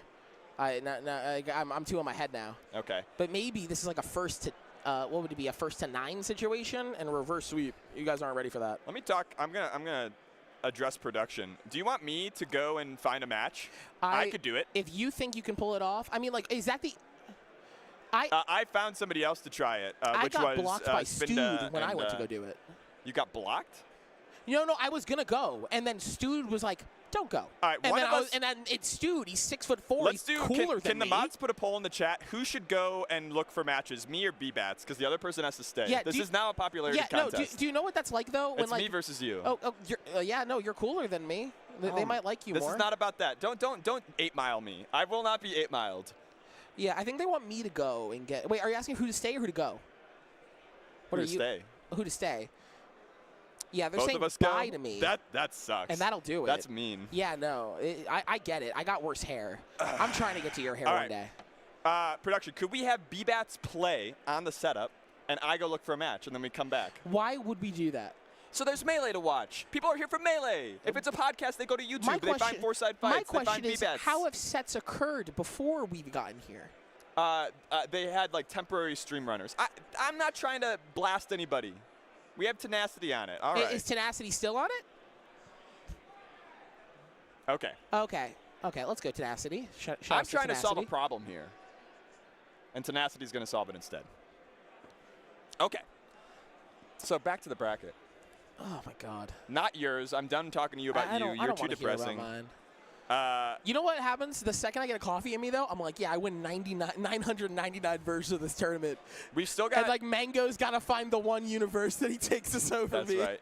We still got Zane, we got Cody, we got Aklo, we got... We don't got Cody? Oh, not Cody, sorry. Cody's going to be watching. Yeah. Shouts to Cody. I'm sure he's watching right now, KJH, right? Asify, I think, are threats to make top 8 and go on cute little runs. Yeah. They're Josh playing each other, though. Oh, really? Kalindi Asify is a set. That's really cool. So that's tough, but that's tough for one of them. The other one's going to be happy. I think the other one they'll win. I'm excited about is to see what Joshman can do. I think this is like, you know, this is the kind of bracket that if you are in that KJH Joshman Aklo tier 11 to 30-ish, like, you want to win your first tournament against the big dogs, this is the church to do it in. I'll be honest, though. I think, like... oh, Josh isn't there? Josh is signed up. Yeah, I'll tell you right now, the person... Josh dropped? Have you seen him? No, you always know when Joshman's in a venue. Joshman's the easiest person. They have not sleeping on the kid. They put a title card to the same. But no, Josh, I always know when Joshman's here. You know Joshman, our first time ever meeting, I was at Pound. It was my second, third major. And I go up to him. And I go, hi, Joshman. He goes, what do you call it? He goes, oh, hey, B-Bots. Or whatever, how you do an Australian accent, I don't know.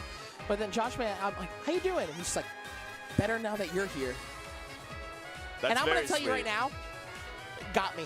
It got me. No, it melted my soul. I was putty in that man's hands. You know the tweet that weird freak sent of all the times his wife rejected him for sex? Yeah. He had like a spreadsheet. I sent that to Josh, and I was like, me asking you to duo in League. No, you know what killed me, though, about the Josh Vader interaction? What? The next person that came up to him, he said the exact same thing. He's so happy that they're there. Yeah, no, I was like, I'm just another one of these bitches. Every player that walked up to him got charmed by Josh equally. Hey, MK Ultrasound, hello from Columbus. Hello to Columbus. This is like, I think the Midwest is so big that there are almost sub-regions within it, right? And the Big House represents like the North Midwest. And I feel like Full Bloom is a little bit more of the South, Kentucky, Tennessee-ish, like this border between the South and the Indiana, famously, the middle finger of the South is what they say. No, it's true.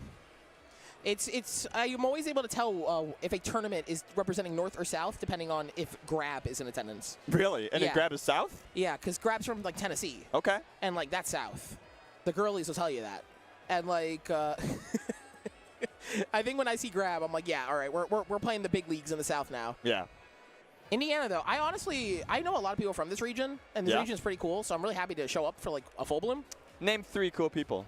Name 3 cool people. Acid, the TO. Base. Blue, the player. And, oh, God, it's the Falco player, but I forgot their tag. Diego? No, what's the tag? It starts with an H. HD. It's not HDR. It might be HDR. A Falco player who is cool. Yeah. And that's it. Those are the 3 only cool people. If I didn't list you, I meant it. Yeah. Potentially HPR. What was HPR. HPR. Yeah, that's it. Oh, looks like we got... Wait, are these players? Yeah. Wait. Oh, my God, they're going. They're holding controllers. We got a Samus match coming up. All right, and that's going to be my time on commentary. Like my name is B-Bats. Thank you for letting me be here. You can't play Peach and hate Samus. What's going on? Let's talk about it. Yes, you actively can. I can tell you right now, because I'm living proof. Why don't you like Samus? Why don't I like Samus? Because she does everything I do but worse. So, like, I'm sitting there, and I'm like, okay, you're going to CC down smash, and it's only good if you DI badly. And if you don't DI badly, it's just garbage. Well. So it's like, oh, okay, that's what we're doing now. Yeah, but what if they DI badly? Yeah, fags. I like Samus. I do think Samus is pretty bad, though. I think it's really bad to be playing a game that relies on, you know, this core gameplay, rock, paper, scissors of shield, you know, attack. Oh, is that how you feel about Samus? I think Samus relies on the core gameplay loop of not playing the game. And she doesn't have paper. I don't think she has rock. She can throw rock. Well, she has rock if you're playing against people that don't know what they're doing. No, exactly. And that's fun. She gains a second mix-up if she's allowed to. And so, you don't shut her down. Well, Full Bloom is a Samus tournament. Have you ever heard of Full Bloom 3, the little duck run? Duck is that the one where Duck beat HBox? No, he got to Grands against HBox. No, but he took a set off of him. He might have gotten set 1 or maybe 2 games. I think he took winner set of Grands. Yeah. But it was a crazy run. Duck beating Leffen. Oh, yeah, that was nuts. Many others. Oh, well, that's Leffen. Yeah, that's the big headline. Why did Leffen suck versus Samus? Leffen played Marth that tournament, which is actually, I think... But he always sucked versus Samus. Yeah, he was still in his slump against Samus, I think, a little bit. Like, there were vestiges of the post-Plup trauma from EVO 2015. Yeah. No, but he's had a lot of Plup trauma on that. Remember when Plup beat him at Shine, when Plup was going all Samus? Yeah. Yeah, that was crazy. Because like Plup was just going secondaries, and then he runs into Leffen, and that's like the top 5 player that is really scared of that Samus. I can't believe Plup didn't go Samus at the big house. The problem was we were talking about during game 1. We were like, this game is too close for Plup to go Samus, but Plup should go Samus. But it's so close that it's like in your head you're like, well, I should stay the higher tier. If I was only losing by a stock. Yeah, you can't swap. You can't. I think it's really hard to swap when you didn't get bodied. I think I think that's actually a strat a lot of Ices players have told me about, where if someone's going their secondary, they'll make game 1 or game 2 really close or closer than normal, so they don't go Peach. No way. No because way. Because no. Actually, no. It's the inverse. They let the Peach go last stock. You're slurping the propaganda. I'm not. They let the Peach go last stock, and then so that they don't go their main. You are not immune to propaganda. I am immune. Okay. I'm really smart. You know. That's fair. And you know, I'm a Rutgers student. Shoutouts RU, Scarlet Knights. Yeah? What are you studying? Political science and communications. Okay. Is that... What? That's the smart major? That's what yeah, no, that's what the cool guys do. Yeah. Do you like your classmates? No.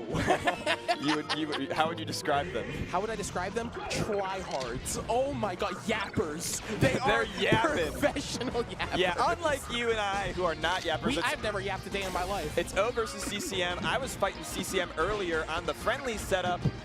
He defeated me in the... Samus Ditto. Oh, you went Samus against did not defeat me in the Fox situation. I'll be honest here. When I signed up for commentary, I was like, man. Might have taken a game off Fox. Man, I think I'm going to watch and commentate real Melee. And then Samus came on for my only Melee set so All right. You want to do this, you got to learn to pretend. You got to learn to fake it, okay? Wait, let me get excited. No. Don't think it all the way. You don't think it all the way. You don't go up and be like, I love Samus now. You sublimate. Oh, what an edge guard from the Falco. Okay. Oh, hitting that magnificent edge guard, but the bomb. You sublimate, which is like you hold that hate in your heart, and then you reveal it at the pristine moment when it's like everybody else is feeling the hate too, and then you vocalize hit the thoughts of the people. That's right. So you need them to get on board, and then you're allowed to hate. You wait until you know that they're all feeling the hate too, and then you can do it. But if you just come out swinging, it hurts me in my heart because I'm like, right. I'm a Samus player. Do you just hate me? And then the chat and Mango's chat, I hate you for different reasons. I thought we liked each other. Oh, damn. Missed ledge dash there. Okay, CCM's approaching. So I am happy about that. So you know what? I'm not going to hate today. People are going to be begging for Samus when Cody wins his 7th tournament in a row. You're going to be begging for us. And we're going to look down and whisper no. No, you're not. They're just begging for the comeback. Oh, the side B in, but the 1 in a million Samus roll that worked. Great coverage on the platform. You got, like, there's a little bit of a tight timing. It's not too hard, but for Samus to get the downer there, you can cover pretty much every tech option. And I think if you get it perfectly on, like, the left and right platforms, you can get everything. Yeah, O loves his side Bs. Yeah. Is this still called Illusion on Falco? It is. It is? I'll say that. I'll go off on a limb. Yeah, let's run it. But no, because also it's called like Firebird when it's Falco. I'm going to trust that it's called Illusion. We'll look it up later, yeah. Yeah, we're going to Google. But let's see here. The 3-stock to 1 lead from O. Okay, so O's playing this really well. And I just want to explain why. O is basically just randomly, almost by dice, mixing up when he's actually going to go in, which I think is very good. In this type of matchup, you kind of just have to bait Samus out like a million times, and then randomly decide to go in, and if they can never get a hook on your pattern, you lose. The Samus loses, like every time.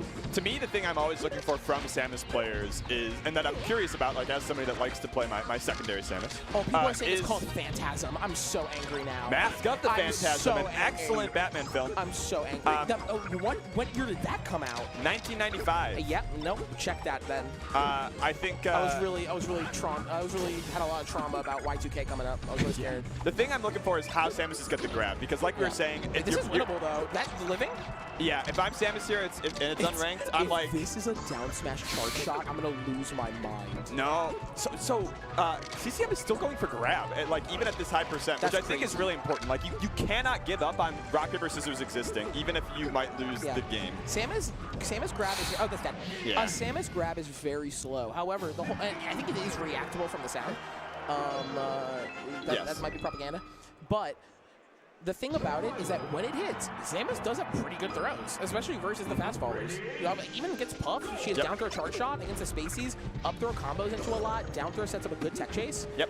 It's pretty good. If she had a better throw, she'd be back air. She'd probably be a top tier or a high tier if she had a better grab. Yeah. I agree. I think that's the one thing that I would want changed. Everything else, perfect. Yeah. I mean, I don't like that you think it's perfect because it's still Samus, but you know, respect. I will say, CZM did a really hard job of making a 3-stock-to-1 game look close. Yeah. And I think on your counter pick, after that, the momentum is in your favor. Oh, okay. Sorry, that terrified me. That, as a floaty player, watching Falco side B from ledge hit me off stage that's traumatizing. Yeah, it is FOD. Like, Samus has a million ways to get back That's there. true, I forgot about that. My blood pressure did not change even a little. Yeah, no, I forgot about that. I forgot that y'all just cheat. Yeah, that's on me. You can go down and hit. Oh, is that dead? Oh no. Messing up the recovery. Yeah. You got a wall jump there. That's sort of the air dodging with Jigglypuff to your death of Samus. Is that spot? Yeah, no, I don't like know. It happens. Yeah, no, as someone who SDs nobody's with Peach, perfect. As someone who SDs with Peach, and everyone's like, "How are you SDing with Peach?" I'm like, "I hate you all." That's a very cool down smash. I love the like run forward to bait into thinking that, and then you use like the backwards coming out first. Yeah, some run throughs are really important in this matchup. You want to, if someone's holding shield against you, especially if you're playing a character like Samus that needs to capitalize on every opening, you want to make them drop that shield.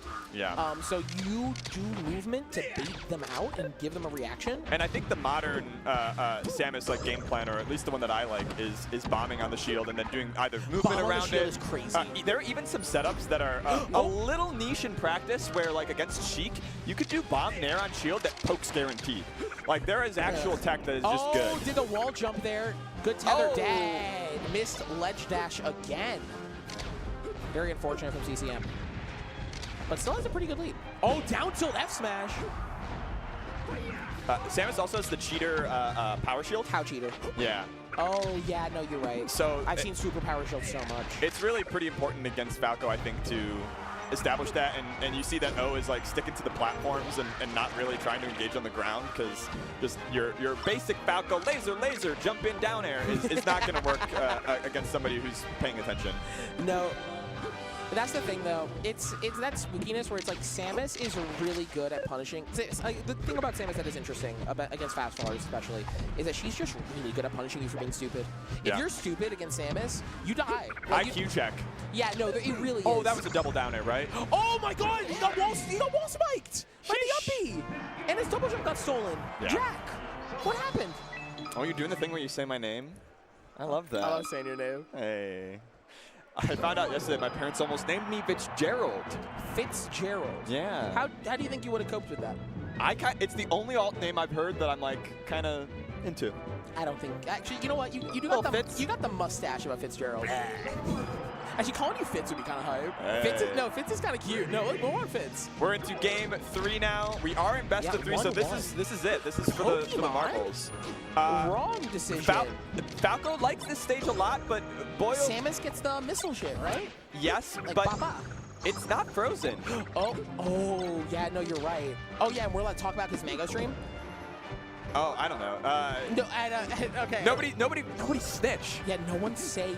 I guess we'll find out. Maybe I'm just wrong. Maybe it was just the setup I was playing on earlier. It was not. It's still 50-50. We're gonna find out, and when we find out, my bracket changes entirely. Because I gotta fight Foxes. Yeah. Let's see here. So, good shine. Right here from Falco is something that I like to see the Spaceys do against Samus, which is like, Samus is very comboable, and people get tilted and like kind of traumatized by getting nared out of a combo or getting down smashed out of a combo, but you really gotta keep digging that until you hit Diamond, because eventually you'll learn that there are these little timings that if you watch Mango versus Samus, for instance, he will make this character look as comboable as anybody and get these really long strings that are wonderful for putting you in a position where you just can hit them with the one backer and be done. No quick escape option makes it really hard for Samus, especially since her only real escape option is like Nair, and that Nair really only hits in front of her. It's not disjointed below her, and it just lets you shark her for hours. Yeah, and so she, just dies.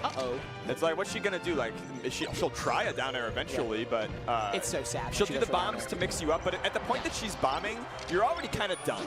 Like, it's okay. We can reset now. Let's see. Just staying on the side plat. Making Pokemon Stadium work. The reason why I think Stadium is not a good stage for Falco, again, or a good stage against Samus in general, is just because it gives her access to a tool that lets her shut down neutral more consistently, right? It's it's like the platform missile cancels. And I think that's really obnoxious to deal with. But CCM hasn't really had time to set it up. So O's making the stage work for him. Yeah. Let's see here. Good fair. Called it out. Really good call out there. Not a true combo, but called out the drift, which is really good. And it's crazy because, like, if Samus air dodges, like, forward and then tethers there, I think you just reversal and kill the Falco. So that just comes down to reaction time from CCM and kind of knowing the danger that he was in. Yeah, I agree there. Okay, too low. We're going to get a chart shot stock and a dream from CCM. Let's see Raytheon Gaming. Let's get those missiles out. You got to try it. Raytheon Gaming. Hey, man, there's a lot of missiles on this stage if you want to as Samus. All right, and we're going to see here, Bear, just walling them out, down smash. No sweet spot. And I think that is going to be it unless you have the gods there. Stellar recovery. Yep. No wall jump. No wall jump, though. And that is the stock here. O is going to take it 2-1 over CCM as Pool C continues. Okay. A little bit, things to work on from both players. I think I was expecting with the final stage being Stadium for us to see that barrage come out. We just never saw it. There was no barrage. Yeah, and given a lack of that, it's just a hugely advantaged stage for Falco. But there were little things. Being able to sweet spot the ledge, a little bit of recovery mix-up improvement would have been easy. There was some advice that Anise gave me, Free Palestine, actually. What was that advice? When I first started picking up Samus during the pandemic. Okay. And he was like, he was like, if you're in a position where you're off stage and you are jumping early for your recovery instead of just bombing, you've already lost. Like, you're already restricting your mix-up so much, doing kind of like the Fox thing or whatever. And it is true for every character, but I think as Samus, once you're off stage, you pretty much always want to just start bombing because at the very least, there's no reason not to. Yeah, you get to see what's going to happen from your opponent and tilt them, and you have time to think. Yeah, I agree. I think that's the thing for Peach. It's like if you're recovering as Peach, you gotta play around with drift, you gotta play around with float, and even double jump before you use your parasol. Because the second you pop parasol, you can't do anything else. You don't got a single mix-up. You have no ability to play the game. Yeah. So like that's something that I thought about. A lot of Peach players, when you put them in a hit stun off stage, they will instantly parasol. And and the Ditto, I just smack them because why not? They die. Yeah. Wait, I think this is going to be DK Falco. DK Falco? I think so. Okay. Because I'm pretty sure isn't that Trin? Yeah, I think so. Maybe. If that's Trin.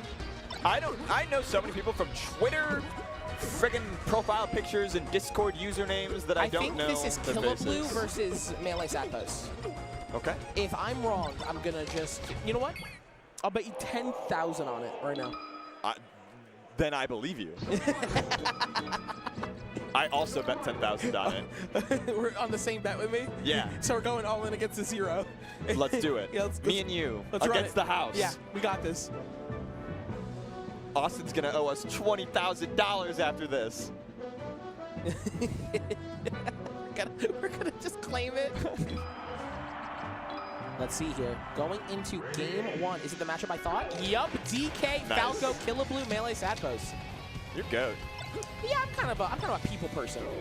That's true. You are sort of the mayor of every tournament you've been to. Yeah, do you get that vibe? You go around and you know everybody's name and faces. You glad hand. Do you think I know everyone?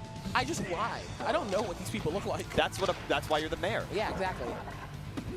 I'm kind of I'm in my politician era, basically. Yeah, political science. Exactly, you get it. And communications, I talk. So what I've heard is that this matchup for a long time has been a bane to DK's existence. 100-0.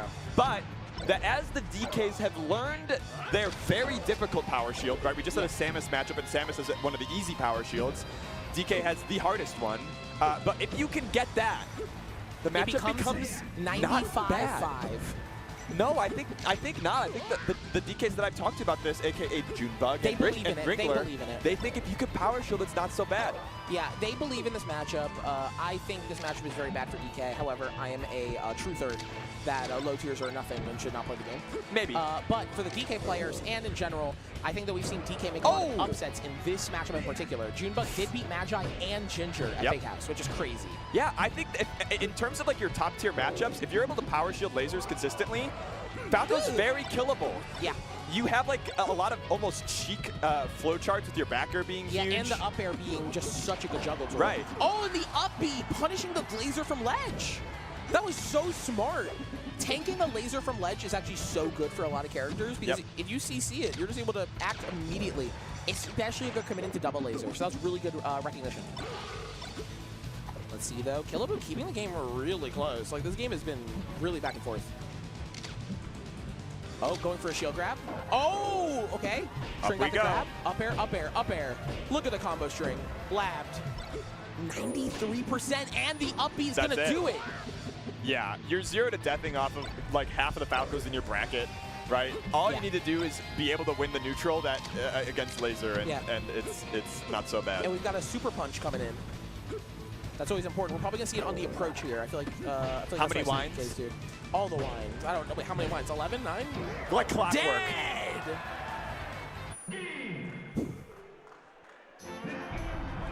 That'll do it. Really good punch there to seal out the stock. Killablu moving on. Oh my god, taking a losing. You got it. You're gonna get there. Game one. Losing I'm game so one. tripped up. But yeah, moving on into losing a game. Yeah, Trin is playing really well right now. Yeah. I played friendlies. With Trin earlier, and it was like what do you call it? They definitely did a really good job this time around. Let's see here.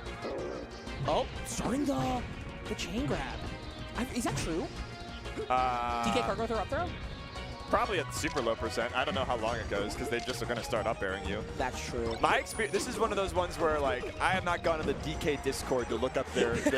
My experience is being the Falco or being the Fox. Yeah, and I'm like they do seem to stop around 40. Stop chain grabbing me or 30 or whatever. Yeah, no. When that hits me, like when they do something like that to me, I'm just like, you got it. Like I'm not googling that. So that you got that one for free. Like you can take whatever you want. Yeah.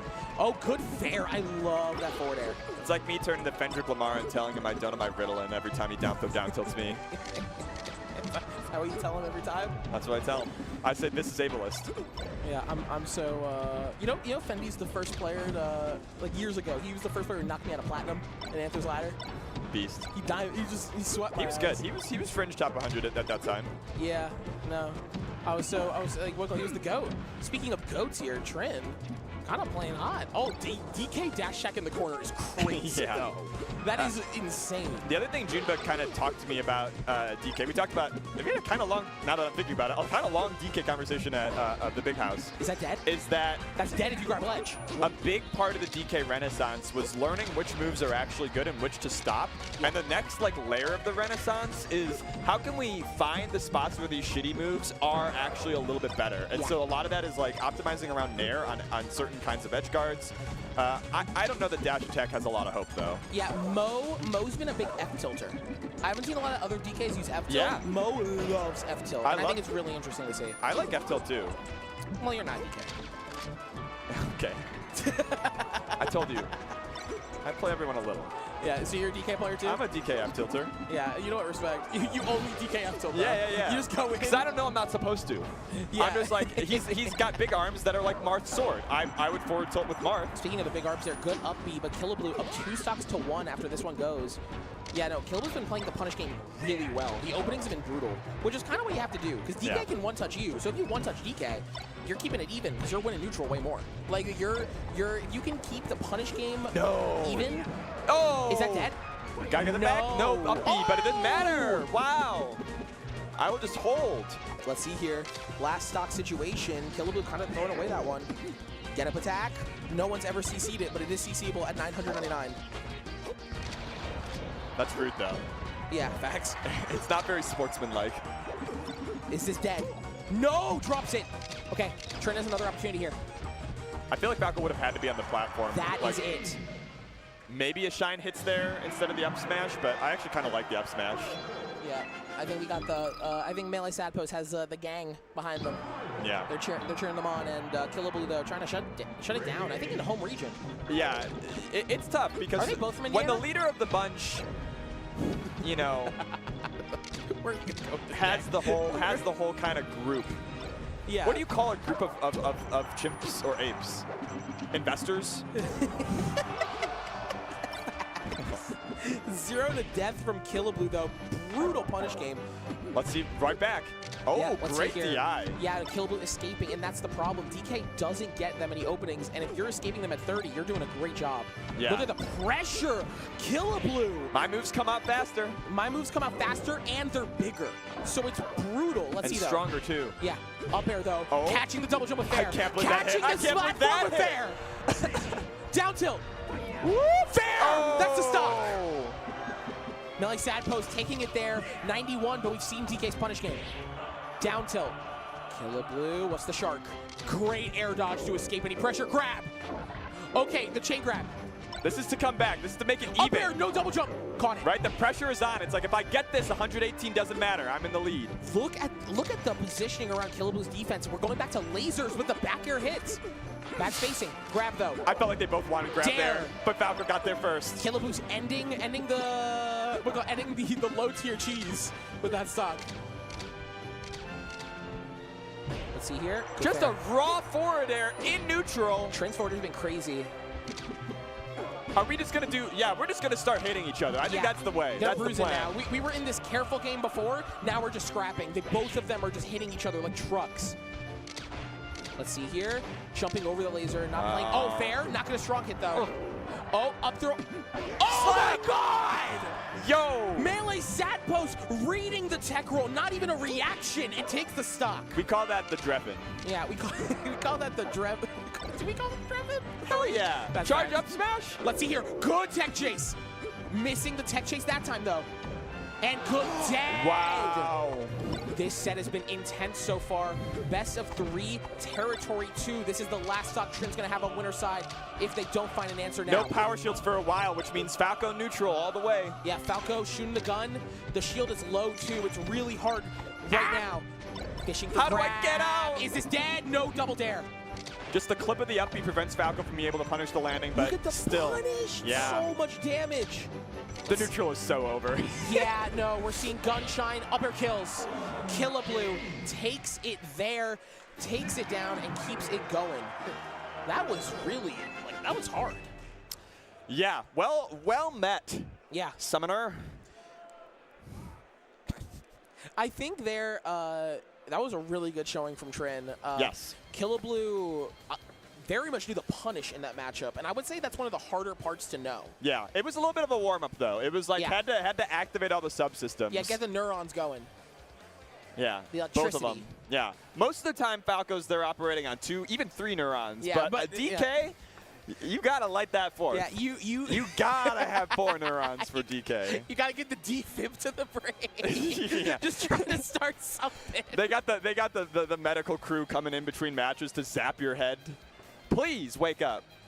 Oh my God. I honestly think though that it came down to the collapse of Trin's defensive game. I agree. No power shields. We didn't really see any jumps into the dare. Yep. And then there started to be a really big desperation for the grab. Yeah. Because there were what worked for Trin those first 2 stocks were these random forward airs because that's the last move you expect in neutral. Yeah. So they were hitting like crazy. But once you get past that and you just keep fishing for grab, Killablu knows you're trying to grab. Yeah.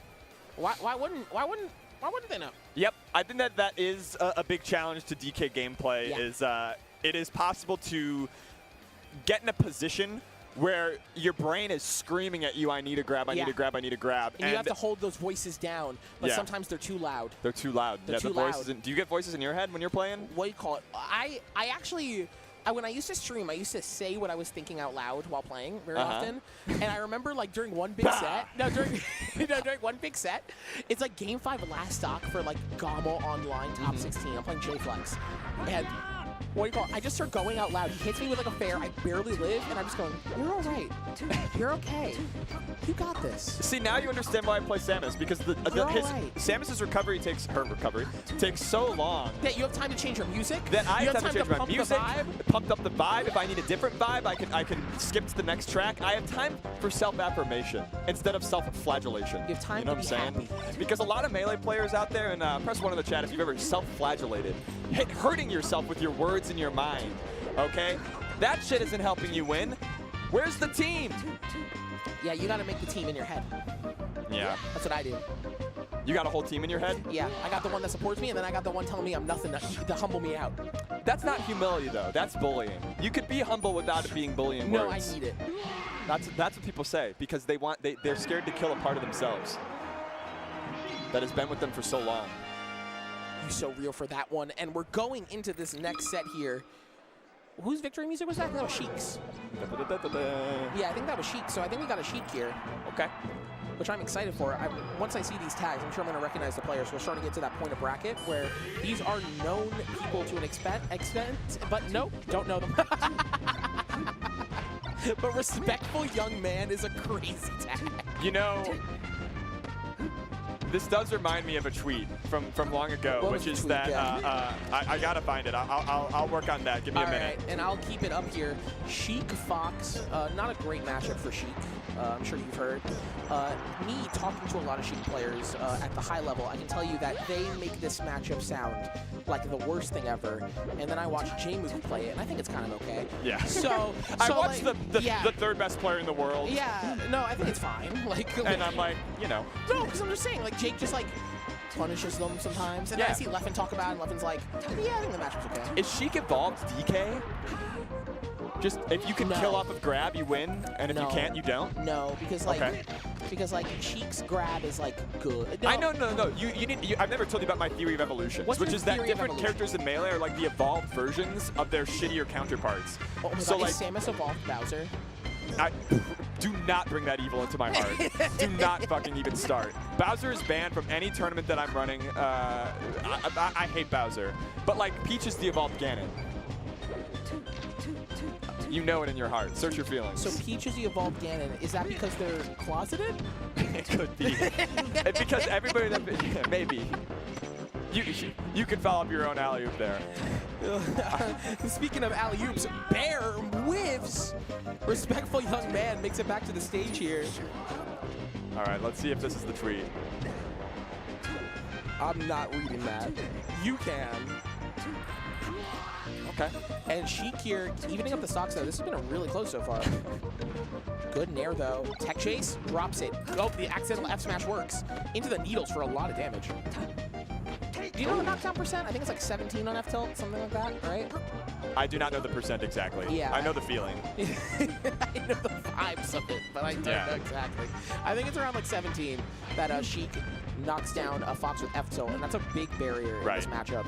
Because once that starts happening, Fox has to play a CC-based game and not ASDI down one. Yeah. Really bad air, really bad ledge dash attempt, I guess, but evening up the stocks. We're going game one, last stock here. And you'll hear me saying this all the time for people that hear my commentary, but I think of this matchup as the Bull and the Matador, you know? The guy that has the red cape, Bugs Bunny, and the Bull runs and should be in control or feel in control most of the time, but then you get the one grab, the one, you know, but then flip you around the bull goes for an up smash for no reason. Right. That's the problem with the Bull. The Bull's got to stop going for the up smash. So you talk to Fox players about this matchup. Oh, is she dead? Oh, okay. And they're like, I was winning the whole time, and then I lost. And the Sheiks are like, yeah, that was really stressful, but I won. I've been there. Yeah. Shout out Peach Buff. But I think that's a lot of Fox floating matchups. That was beautiful. That was so clean, resplendent. And honestly, good little game knowledge there in the Fox recovery. Because I think feeling it. Yeah. She should be. There's also that moment of actually grabbing the ledge there. I know that it looks easy. Many Sheiks would forget that Fox can still make it back after you've done like a cool, incredible turnaround like that. No, anything cool you've done, anything cool you've done is erased by Fox up B if you're not careful. That's right. What do you call it? There's hitting something cool, and then grabbing ledge. Yeah, because you're like, and I'm going to lock that in. I will be cashing out. Yeah.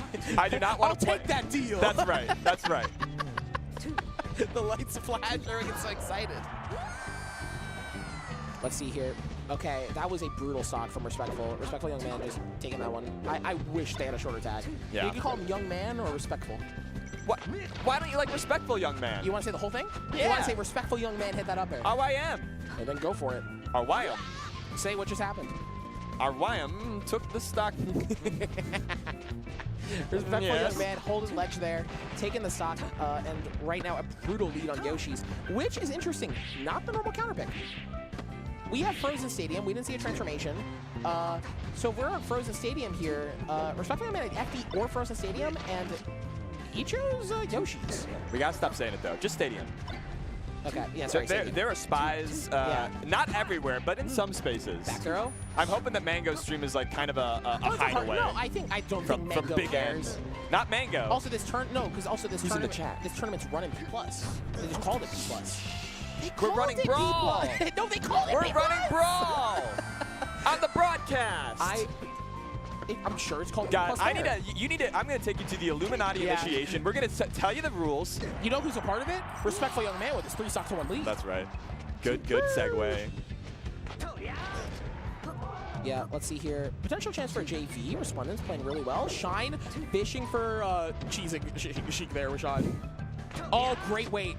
Up air, not gonna kill, but the next one will. Yeah, Dead. find it. JV4, Respectful Young Man answers back brutally on Yoshi's. Yeah. So the tweet that I was thinking was from Bob Money. It's from 2017. You actually meant to read this tweet. Yeah, there's an underground movement in Melee. It's fashionable young men with no patience for shitbaggery or cum jesters. And I think that fashionable young man and respectful young man are kind of cousins in this movement. You know what I'm saying? I don't think so. Okay. But these are the 2 choices that you have when you enter the Melee scene. Yeah. Do you have it or do you not? Yeah. You're either a fashionable young man or you're a jester. Yeah, not the good kind. Let's see here. Attempted down smash there, trying to cover double jump back to ledge, but really good spacing for the Respectful Young Man. Oh, that could be dead. No double jump. Oh, drop the ledge. Resplendence gets back, gets the ledge, double nair. Back air's not going to seal it. One more mix-up. Oh, no! Burned and back aired. And then we come right down and use invincibility to do it. That's dead there. Good roll up, though. Even game. Opening it up again with a tech chase on the platform. Really good up air. Needles whiffing, but good opposite tech there. Is that dead? No, but this is a pretty vital mix-up. I was gonna say, yeah, shield grab in the corner. She can't do it there. Yeah. Well, even just the air dodge to stage, I was like, I need to see Resplendence not going for ledge here because I feel like Respectful Young Man is covering all the get-up options. Can I say that was such good awareness? Ooh. Running into the corner, getting hit, and then immediately doing ASDI downing with down tilt. Yeah. That was good awareness of the percent. And a lot of players at this level are afraid of getting hit. So the idea that you're going to be like, all right, I'm willing to get hit because I know the opening I'm going to get from it is just great awareness from Respectful Young Man. But Resplendence answering back really well. You're not at that CC. Yeah. You got to be very careful as Fox. I feel like it's just dash dance. That's very true. Maybe down tilt, maybe and then down air. Keep space. Oh, up tilt hit, but then knock down. And now opening. Until Sheik is at like 50, 60, around where we're at here. Yeah, now we're at 50% for Sheik. I don't want to see the Fox naring. Yeah. No, Fox nair at very low percents. She can't punish it because it Sakurai angles her. Spark, you're right. Spark calls it the stupid nair, I'm pretty sure. Okay, but then it becomes stupid for real. No, he calls it the stupid nair because it just works. Yeah, right. Oh, dead. Didn't grab the ledge. I think she held down. Last stock for Maybe I'm just scarred by the thousands of sets of Foxes nairing into the corner, getting shield grabbed and losing. Yeah, let's see here. Oh, dash attack missing. Resplendence starting to lose this lead. Inputting an F smash. How respectful are we? We're looking kind of respectful today. We're looking mighty respectful. Oh, no, in Indiana, the walkthrough? You know every person we've met here has been respectful. Yeah, no, that's true. Well, let's see. Who's been disrespecting you? Yo, Resplendence. That's not respectful. Drops off the ledge, inputs reverse needles by mistake, and that is going to seal out that game. Respectful Young Man respectfully takes it 2-1. Yeah. Do you think that was a mind game? I think that was conditioning. Much like Wu taking Tony to the finals in Kagayan. What? Survivor. Oh, yeah. Oh yeah, no, that was brutal. Yeah, that was throwing the needles off. Yeah, for those of you who watch Survivor, you know that that was crazy. Yeah. That one's for the fans of the most popular season. Yeah. Second most popular. What's the most popular? Is it still Heroes v Villains, or is it Winners at War? Second most. No. I'm not saying good. I'm saying most popular. It's got I don't know then. Yeah. Oh my God. No, yeah, Wu choked. It was crazy. That was such a wild thing that occurred. Yeah, we are here at the Indiana Memorial Union here in Bloomington on the campus of Indiana University, Bloomington. It is not the University of Indiana, as most of my family, my girlfriend, extended relatives all call it. It is Indiana University. And those are two different places. IU. Those are two different institutions. What are you talking about? Indiana and universities? So UI is different than IU. UI is not, there's no University of Indiana. There's a U of I, University of Illinois, in Chicago, Champaign-Urbana, etc. All right. All right, okay. But Indiana and University, you went here. I did go here, yes. What'd I like the trees. I majored in economics. Technically, it was public policy analysis and economic consulting. BEP. That's the name they called it? Business, economics, and public policy, yeah. I'm proud of you. And it was funny. There was this one class I took. It was called economic accounting. And the professor opens his class by pointing down the hallway where the finance kids are taking their classes. And he said, our job is to stop them from destroying the global economy. Because if we leave them alone, your peers today will destroy your livelihood in 20 years. So I felt very into it. How does it feel knowing that you didn't stop them? Oh, I stop them every day. I surround myself with finance bros, and I trick them into getting into Melee. Every finance bro whose hobby is Melee is a finance bro I've taken off the streets. Yeah. You know what I'm saying? Chroma, neutralized. Re-education. That's right. I've got Chroma in my re-education camps. He's learning about land. He's learning to hate real. Hugs 86, banned from Foresight fights. Damn. Don't be fraternizing with landlords. Let's see. You kidding me? Is he actually banned? I don't know. Like, yes. You wouldn't have him on if he asked? He would never ask. So he would never ask. So it's not that. I don't have to answer this hypothetical. You and I both know he would never ask. Oh my God. That reminds me of when I dropped the Ganon tweet. Dragoid and Ice King. Oh, that is almost a Super Genius shorten. And instead, it was too clever by a half. Yeah, no. The jester fell to his own tricks. Yes, not fashionable. Yeah.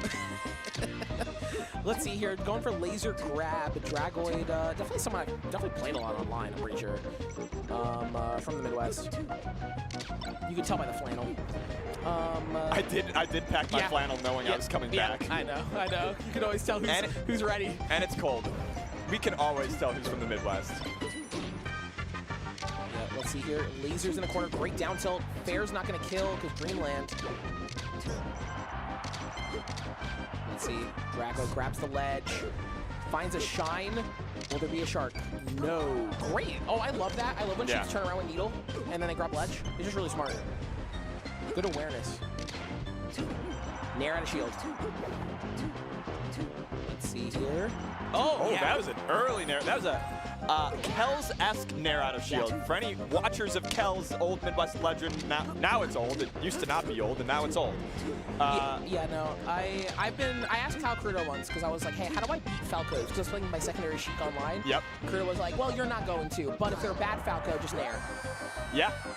Like, I think he was saying you're not going to in reference specifically to me and not the matchup. As I am bad. I know, I don't like that either. Yeah. I'm sick of this shit. I work with these Gen Xers, these boomers, and all their humor is shitting on each other. No, but we're really, we're good pals now. Now he calls me handsome, which almost feels like an insult. All right, I guess baby steps. Whatever happened to hyping the homies up? Every time Crudo calls me like handsome or something, I'm just like, bro, this feels like you're fucking with me. It feels hurtful. Yeah. And speaking of hurtful, Ice King keeping up the tech chase. Oh. Do you want to do like more words together? We kind of hit Ice King at the same time. Okay. Do you want to do one of those 3, 2, 1s? Yeah, where we like try to match the words? Yeah. Yeah, I don't want to do that while we're on comms right now. As Ice King is taking this game 1 dominantly. 3, 2, 1, water. Never was gonna get water. Why don't you like? God. You just looked at me. Dragoid dropping. Everybody find somebody here. you love and see if you can mind meld. It's an important part of a relationship. That's a team building That's a team building exercise. I'm trying to team build with you right now, and you're a team destroying. Yeah, I'm not on the same team as you. I'm opposition. We're competing. Yeah, opposition. We bring a sort of competitive vibe to conversations that away. nobody likes.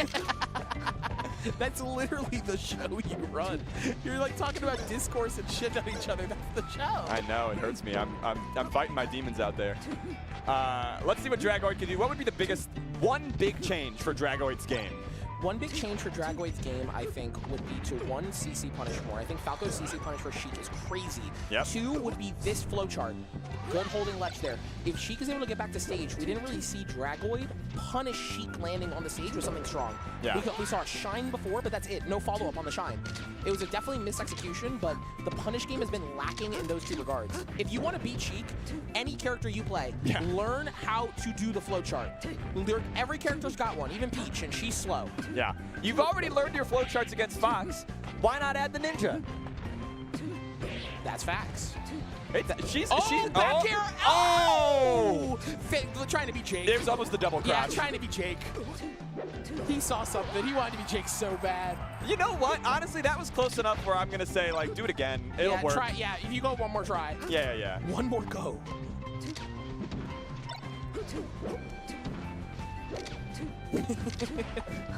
But yeah, we're going forward here. Let's see here. Ice King. Fishing for dash attack or just any knockdown. Oh, found it after the spot dodge. Really good grab. Up air, up air. Great bear, bad angle. You should be going really high. I was thinking, I was like, there's no reason. My mind was doing the calculations, and I was like, I think going down, you just die every time. There's actually nothing. I'm going to tell you guys, there's a really big advantage to looking at the screen. If you see a character on the ledge, they can't hit you if you're really, really high up. There's no reason not to. Make them play an extra mix-up. Why are you going to just accept death? There's no reason to. You know, I hate accepting death. I'm going to live forever or die trying. Good fair. That's going to do it. Ice King dominant in that set. I think it was a double 3 stock? Yeah. Brutal. Not close. Not close. How do you deal with the fear of death? I deal with it by not acknowledging it, and then when it comes to me, I break down in tears. That's going to sneak up on you as you get old. That's one of the big challenges in life. It's snuck up on me already. Oh, boy. Here we are. We are at Melee again. We are here at Indiana University in Bloomington. Bloomington, the campus here, had a rule. Every tree they cut down to add a new building, they had to plant 2. And so if you ever come here, it's a little bit barren right now during the winter. Look to your right. You look to...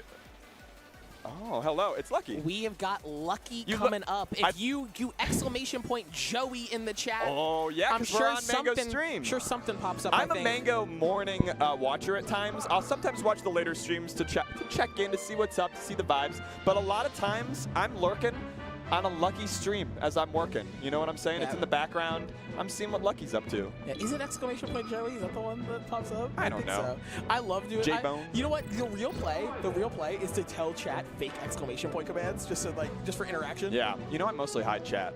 If I'm doing other stuff and I'm just like watching the stream to be like radio and like a little bit of companionship as I do mind-numbing corporate work. So you care about the commentary a lot because like you listen to it. You don't got any other interaction. Yeah, I'm a Melee. Over the years, I've become a commentary like. It's fine. Yeah, for the record, Jack hates all of you, but I love all of you guys. I watch tournaments with you, and like, yeah, just personally. But you can hate the chat. Mm-hmm. I need them. You need them? All right, you can have them. I'll take this. I'll go on this cross. You know? Thank you. You got it. Yeah, Jack hates all of you personally, but you know who doesn't hate you? Lucky, someone who streams on this channel quite often. He takes your money. Yeah, no, exactly. That's the truest expression of love is accepting your money and not paying it back in exchange for goods or services. Exactly, in exchange for a thank you from the streamer. Yeah. And hearing Mango, Mango, Mango. That'd be crazy to be Lucky and be streaming on Mango's channel. When somebody subs, you hear Mango's name and not Lucky's name. You think they edited and you know Lucky what? chat? Let's bring it home. Let's bring it to Bloomington. You know what Lucky is? He's a full bloom champ. That's true. We've got all but one of the Full Bloom champs in the house Who's today. the only one? We've got Full Bloom 1 champ, Prince Abu. Full Bloom 2 champ, Prince Lucky. Abu's here? He's here. He's playing. Yay! He's in singles. Let's go. We've got the Full Bloom 5 champ, Zane, coming to reclaim the throne and kind of keep the belt. Everyone here is coming to reclaim the But throne. we are missing the 3 and 4 champ, Juan de Bedman. Yeah. I don't know where he's at, but he decided that the final Full Bloom wasn't important enough. He said 2 rings is enough. Yeah. I don't need 3. Yeah, you know who? You know, Lord English, though, trying to keep up the Puff mantle here, trying to take one home. But Lucky is really good at this matchup. Oh, God. Is that dead? Good get-up attack. Going low. Cut off, though, by the fair. And Lord English starts it off with his basically a 0 to death. Who's Lord English, and why is he dressed like the 8th Doctor, or what would it be, the 4th Doctor? Well, I assume that he is a Duke of land in England. I don't like that. Maybe all of England. Yeah. Lord English. Is this pro-English or mocking the English? Oh, up throw. Do we get a tech chase? No. That's how we do. Oh, wow. no. Up air rest. You know, it's crazy. They could definitely hear the commentary when we get loud. 100 million%. You got to deal with it. You got to deal with it. Welcome to the circumstance. Bring headphones or be quiet. Yeah, so true. Up throw. No. Oh, not missing the tech there. That's really important, though. Oh, that's dead. Sheesh. Lucky down 3 stocks to 1 in a best of 3. It's 4:57 p.m. Yikers. Is that an a emo? third rest has made contact with Lucky. Up throw, up air. Wisconsin Puff. Wisconsin. So Lord English is not a Duke from England. He is in fact a Wisconsin-based Puff, which means the Midwest are celebrating right now, seeing one of their own attempting to take it. Now this is a bit shocking to me because my Joey impression, as Lord English almost looking like he's about to close it, is that Joey is a sleeper Puff killer. Yeah. With wins on Hungry Box. Not gonna kill. Yeah, every 2 years, Hungry Box gets whooped by Lucky. Yeah. Lucky just picks up one randomly. I don't think it's random. I think it's a dice roll. I think the randomness is them meeting each other in bracket. Yeah, I agree. Let's see here. Lucky doing some dash chances, though. This game is really winnable. Not a hard punish, though. He could have just up smashed, I think, on reaction. Is that dead? No. Lord English trapping Lucky in the corner. Oh, Fair. went for it. I think that's enough. Dead? No, it's not. We were talking about that. Yeah. Yeah. You can trade with anything with Fox. If he has up B, you can make it back. Yep. Don't trust him. What Phantom! the heck? Okay, Lucky has survived a lot. No. Yeah, but Lord English will finally take game 1 over him. Oh no. Are we supposed to be biased here? We're in Ringo's route, you know? Well, there's tension because the venue would certainly be for the Wisconsin player. That's but true. Lucky's a Full Bloom champ. We are what do you call it? The mediators. The mediators? Or what's the between? The meaty eaters? We're that for the venue and the chat. Okay. So we have to say that people are excited. You hear some people yelling for Lord English. You do hear. This would be a pretty early and crazy upset. In the best of 3, you only need 1 more as Lord English. The thing, though, is that best of 3 still means you got to find a whole new game on Pokemon, and Lucky is really good on this stage. Yeah.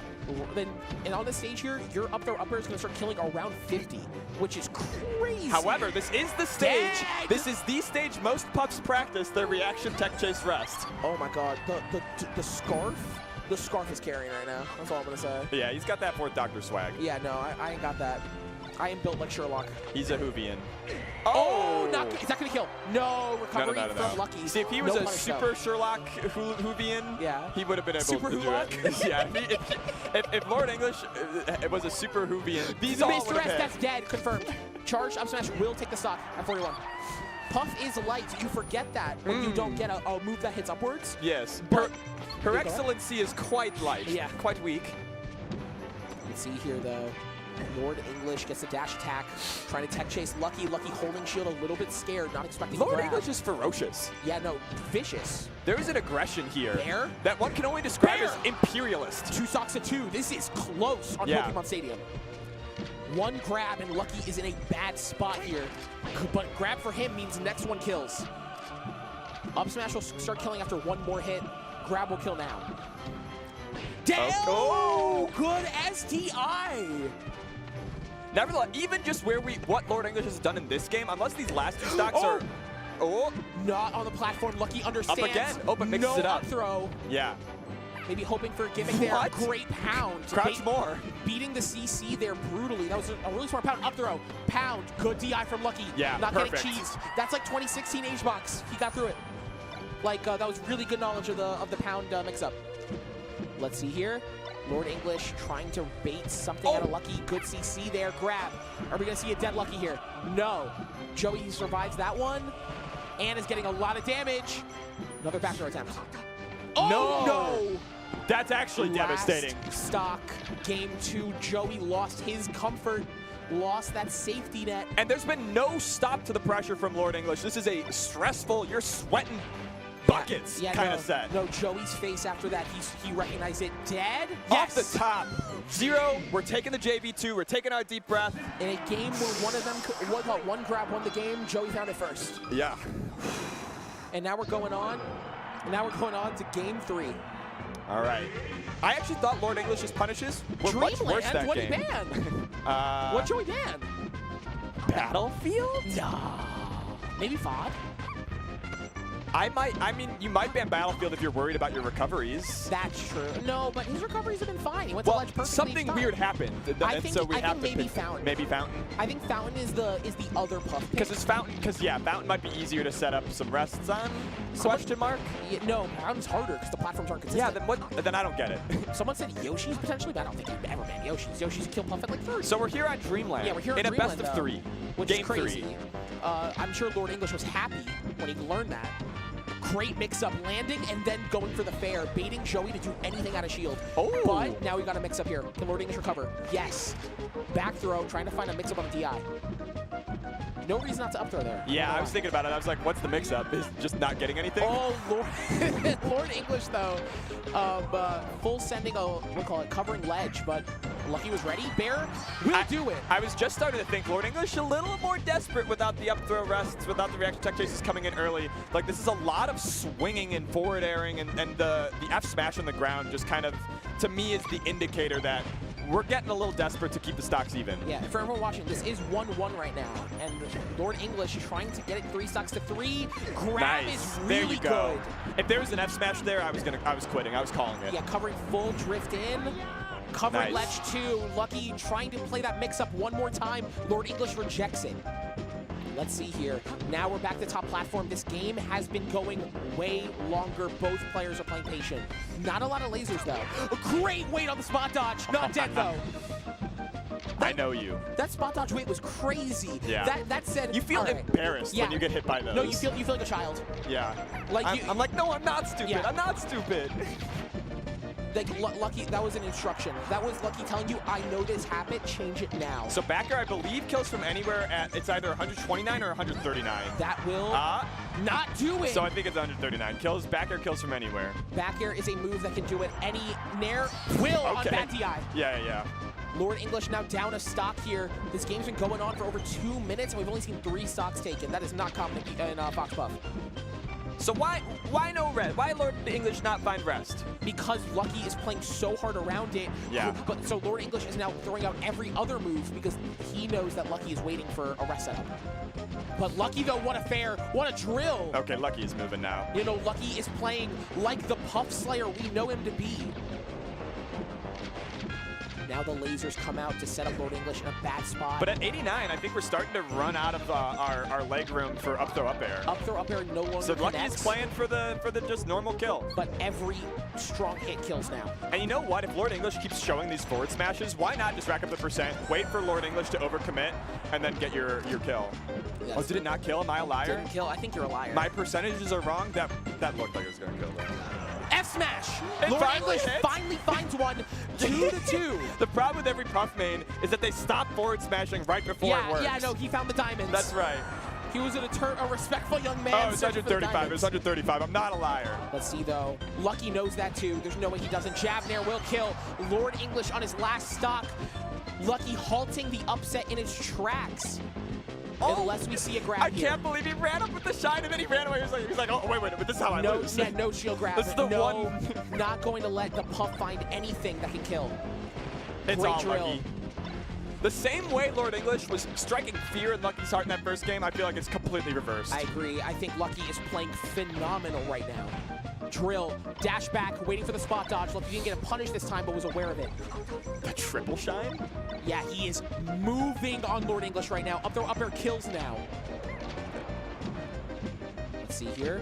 That dash dance center stage. Lucky is not approaching the corner till the end of this game. The power shield in the middle of there. Won't kill, but now everything kills. Up tilt, down tilt, back air, up air. It's either Lord Clutch or it is England in 1960, just on the decline. You know what I'm saying? Joey building up more and more damage here. Lord English with the hopes of an upset, kind of getting dashed by that whiff. Hitting him with that Margaret Thatcher swag, losing. Lucky with the back air off the top takes home a 2-1 intense set. Game 1 and Game 2 going down to the wire. What do you call it? Lord English almost getting a massive upset, but that is why Joey's been at the top for so long. Yep, and I think that happens. We hear everybody saying it over and over. Everybody can lose to everybody.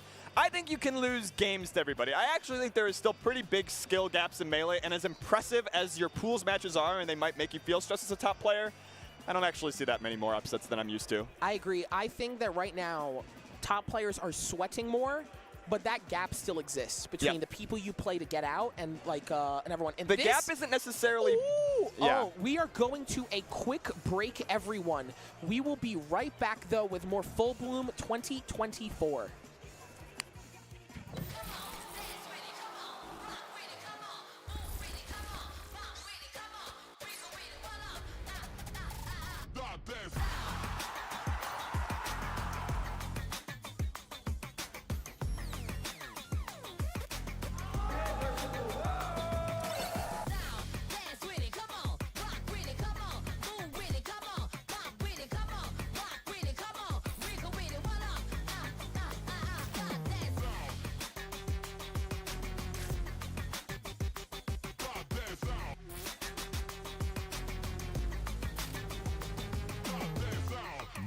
Challenger. Tekken 8. Street Fighter 6. Ready? God oh my God! Big D! Into my clutches, baby. No way!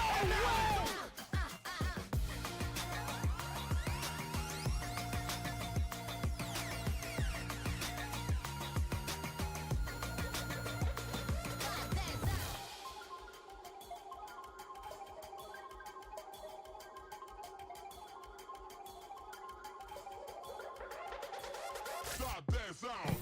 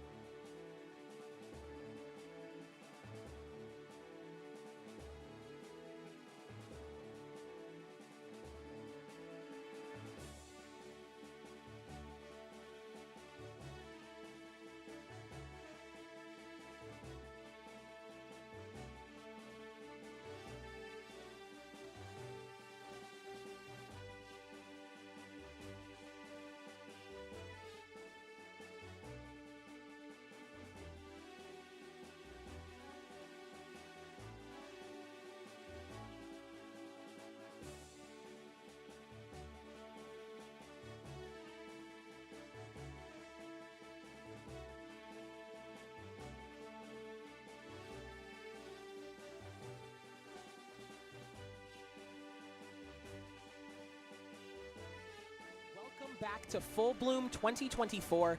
I'm B-Bats, joined here by Jackzilla still, and we are going into some of these intense winners qualifier sets, I believe, for Top 64, including Indiana's own Blue. Blue! When we first did our initial run of Full Bloom 1 through 5, a big thing that grew as part of our motivation for doing it was that we knew that players at that time like Rick, Voorhees, Reeve, we're not always going to be able to travel all over the country to get the wins that we thought that they could get to progress their Melee experience. Yeah. And so there's a real part of me that was like, we're doing Full Bloom so that somebody like Rick can do well. And now I feel like Blue has kind of taken up that torch for the Indiana goated Fox. The Summit vote-in himself. Yeah. Definitely I believe that was the most shocking vote-in, I think, of all time. Really? I agree. I don't think there's one. Because who else? Dark Genex would be one? Yeah, never mind. No, here's the thing. There became a point where we saw Yingling get 150K votes. I don't think if you show that Summit, I don't think Blue got in by the power of the Midwest and Pulse. Shout out to Pulse Gaming. Yeah, but I think strong player who's top 150 getting in is not as surprising as Nick Yingling. That's true. No, Yingling getting it was phenomenal. I just think that what about Esam? No, but he's popular in I know. That was where my mind went, but that's not so much surprising as people forget that it happened. And that he took some stocks from Armada in the crew battle. Yeah, no, the girlies don't talk about that. We keep that on the TL. But going into this set here, the other player in contention, Nick M. Witt. Nick M. Witt, another Full Bloom vet. Nick M. Witt heard 24-hour venue and said, I go to every Full Bloom from now until the end of time. Yeah, no, Nick M. Witt is a grinder. I have seen Nick M. Witt in this venue non-stop. Someone who loves playing the game, brought here by 69%. Nick M. Witt, you know how some people, when they're in Vegas, they get drunk and they just, go for the week and they just are in one long bender of gambling addiction and alcohol? Yeah, just on the craps table, non-stop. Nick M. Witt is that for Melee. He's been going since Genesis. There was a brief, respite to take a flight, but I bet he had, a Steam Deck or something. That being said, Blue taking advantage of potentially that exhaustion. Yeah, I believe so. Nick M. Witt grinded too much, maybe a little bit tired for bracket, but I think he's going to heat up. Blue, though, such a strong player. Someone who took that level up, not just going to Summit, but just in general, competing more and more, and just got better over time, which, you think would happen normally, but not a lot of players get to the level that Blue is at right now. It is very hard. The grind paid off really well for him. Did Blue end up getting ranked? I do not know. I don't think Blue is top 100 right now. Yeah, I don't know what Blue's activity was like last year, though. Yeah, I think it was an attendance problem more than anything else. But someone who just definitely has been improving over time here, going up 2 stocks to 1 versus a top 100 capable player, Nick M. Witt. Yeah. Let's see here. Drill, shine, up smash. Take your bread and butter. Yeah, get your bread and butter, get your tech chases, and then start pressuring options that they're comfortable with. Air dodge down, mistakes, and Blue takes that game 1. That's huge. You hear the whoops from the crowd already. This is very much a gamer's game and tournament. There are so many friendly setups. There's absurd amounts of Melee that people are playing. If you're gaming, you're here. And yet still, there's a sizable crowd. We got the couple rows out, and they're here for Blue more than anybody else, maybe.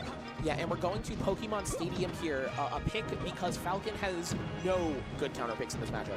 This matchup is really hard for him to find a stage that doesn't benefit Fox in some way, and you have to settle for something. On Stadium, you settle for no top platform. You have the ability to escape Fox combos on side platform, and probably the biggest one is, what do you call it? The fact that you just have a good ability to survive off the side. Yeah. So back air kind of not that spooky, but Fox can still just kill you off the top, and that's the trade-off. Let's see here. Look at that dash dash. Someone just run right through. Yeah. I think we just opted out of that entire interaction. I'm a huge fan of the way Blue throws in the cute little lasers between neutral interactions and movement. I think there are little spots that Foxes could just get free %. Yeah, and I think that 1, it builds up, and 2, the bigger thing, that your opponent starts thinking about it. Yep. You hit me with 2 lasers, I'm thinking about that 6% the rest of my life. Yep. I'm going to the grave with that 6%. What an edge guard! Yeah. And 69%! Yeah. Shout out to the sponsor. Shout out to the sponsor. Let's see here. Good bear. And gets around the forward smash, right? So Fox has evolved from using down smash. They've moved on to forward smash. But there are still ways that, especially on this stage, you can kind of get under and around. So I'm curious to see how Blue adapts the edge guards. Yeah, we're just grabbing edge. What a shine, yeah. Calling out no option selection from Nickem Wit. He just tried to drift down to the ledge, and Blue shut it down. Good up air juggles from Blue. Evening up this percent. Oh, no! Yikes. Not buffering a double jump, just fell into the void after that shine. This might be like a sub 5 minute 2-0. Yeah. I guess that's not that crazy in this matchup. Don't count out Nickem Wit yet. Let Blue cheese him one more time. I'm a little bit counting it out. I'm counting out the Falcon here. Oh, Falcon kick out of the corner. I mean, it's worked before in this set, but you can't do it twice. And you can't maybe expect. I mean, I thought it was just to get positioning because like the third time. Never mind, third time. You keep believing that people are not gonna hit diamonds. I just. You don't get it. I'm the guy with the shovel turning back. That's I'm sorry, right, guys. I don't go find those diamonds. That's called depression, and it's seasonal. Good bear. Let's see though. Nickem Wit 100% on the nose. Gets hit by the nair. Is that it? That's a great recovery. Yeah, phenomenal. Little mix-up dance in the skies between the two of them. He needs to convert here. Down throw. Dropping the tech chase. And he reels back in his chair. Dodges the F smash though. Okay. The up smash and the hometown hero continues on in winner's side. And the crowd loved it. That's what you get. You're in Indiana. That's the thing. When you get a major in your state, Indiana's got their people here. They got so many natives here to cheer on the people. Somebody said, I feel like this can't be so stacked that either of these players aren't a top 32 seed. Believe it. Believe it. They're both top 32 seeds, definitely, but one of them is going through losers. They're second and third. And they're believe it. I guess they're right. Wait, so believe it. You said believe it? Yeah. I was trying to mock and I lost. I'm beefing with Liquipedia editors. You know what I'm saying? Why are you beefing with Liquipedia editors, Jack? Listen, they made their decision about the status of Full Bloom's prestige. Let's see them enforce it. They said it was a national? They have this system that is antiquated from 2018 when we had 25 sponsored players. Yeah. I think there's 3 kinds of tournaments now. You got your super majors. Yeah. We're not a super major. We're not. You got your majors. Not super, but major. Yeah. You're proud to win this. It's on your resume. You have to beat the best of the best to win. Yeah, you're one of the goats. Like regionals. You're goated, but you're not one of the goats. Regionals. Yeah. You're there. You're going to get some cool wins. You might see some interesting matchups you've never seen before. The vibes H-Box are great. might show up once in a while and just wreak havoc on your entire set. Certainly, but he might. He's so good. And he just shows up randomly. Those are the 3 tournaments that are above locals. That's all we need. Well, what about nationals? We're complicating it. What the hell does that mean? So, like, what would you call, like, Low Tide City with, like, Salt, Lot, and Grands? Regional. I just feel like it's bigger than a regional because it's on a stage. You know, I think once you got, like, a big stage and a big crowd. Fine, then it could be a major. Then it could be a major. But it's not a major. It can be. In my world. I think it's a national. I think there should be nationals. I think this is a major. I think this is a major. So we both land in the same place, but we do our math differently. I think there are nationals that exist. Like, how I don't like this phrase. We need better branding. No, so hear me out here. Okay, so. Dumb. You got your regionals. You guys know your regionals. They're the tournaments that are advertised. You know, your local tournaments, right? No. Then you got your nationals. That's a local. You got these big tournaments that exist, but, you know, you don't got maybe the best players in the world, but you got a lot of the people who can beat the best that are there. Those, I think, are cool. Then you got majors. Those are your tournaments, you know, like Full Bloom. Those are your tournaments like Shine, like... Mango's fighting Zane in top 8? And then... You're telling me? Then you got your super majors, like Riptide 2023. And Genesis. Yeah. The big 2. All right. And that's all I wanted to say about this. That's all I wanted to say. This is all made up. There are people behind the scenes trying to mind control us into agreeing with their groupthink, and I'm not letting them be bats. I'm not letting them. I got mad at Liquipedia when they wrote down I was a mid-high level player or something like that. And I was like, that's crazy. What do you mean mid to high level? This is the other thing that Melee players do. By the way, Scarezo. No, I think it was like higher level player, like higher than high, but they don't want to call me a top player, so they just wanted they just found this absurd word to like, use. well, he's good, but is he top? Can't say. Yeah. All right, we got Scarezo. I believe this might be Scarezo's last tournament before moving. This is, oh yeah, moving to Japan, right? I believe so. Yeah, Scherzo on the Midwest, one of Midwest heroes, truthfully. Going to Japan, I don't know if it's a permanent move, but I do know it's a stay. Yeah. And it's for a duration. I gotta rock the merch. So shout outs Wait, to should Scherzo. I offer Scherzo my hat? Or should I just rock this for Scherzo? I think you should. I don't think you should interrupt Scherzo while he's warming up. But it's the last tournament. Who cares? No, because he cares. You think this is the run? I think that if you go out with a bang. If Scherzo's gonna make a run to top 8 a major, it's today. Yeah, or tomorrow. honestly, that's bad. I believe Scherzo is playing. I played them in P+. I think the tag was Landon. If I'm mistaken, I apologize. Yeah. But they're Landon. So they were playing Marth in P+. Okay. But I'm hearing Marth. Yeah. So we're gonna see a Marth crossover. Yeah. Which I do in P+. I play Peach because I don't want to learn a new character. That is the move. Yeah. Also, voice cracking is the move. I'm taking a drink of water. Yeah, let's take a little sip. A little sipski? Let's stop huffing and puffing. Let's go a little sip. Yeah, that is also my old. I'm excited. I really liked Rivals too, and it makes me want to go into. Yeah. Yeah, I played it a bit. It was okay. Very fun. There were some problems things that were different than Melee that made me appreciate Melee more. Yeah. I think Melee, in comparison, has more mechanics that are universal to all characters, and the only difference is how they turn the knobs, not the existence of the knob itself. Do you know what I mean? I agree. I don't need to know, Fox, just his up smash does a lot of damage and knockback. He doesn't have extra things that unlock a super up smash. Excuse me, Scherzo? What is this? Stop! Oh my god. Jesus! That was vicious.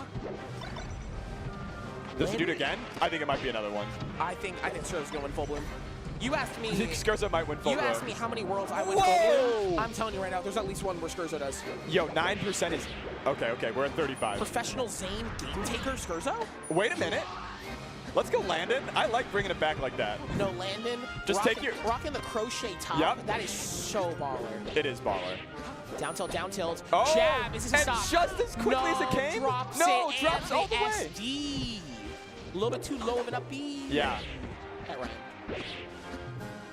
Just waits. Yep. Great wait from Landon. Fair. Good DI out from Scherzo, though, not letting the punish continue. And what an angle. Yeah. Paid so much money for that one. Landon bet on a bad angle or an angle that would land up on stage. Landon didn't look at the gate. Didn't see the cheater notches. Just cheating. We just call anything cheating now, huh? Or notches not cheating. Anything I don't like. Do you think notches are cheating? Are they in the legal book for the tournament, the rule set? Are they cheating in your heart?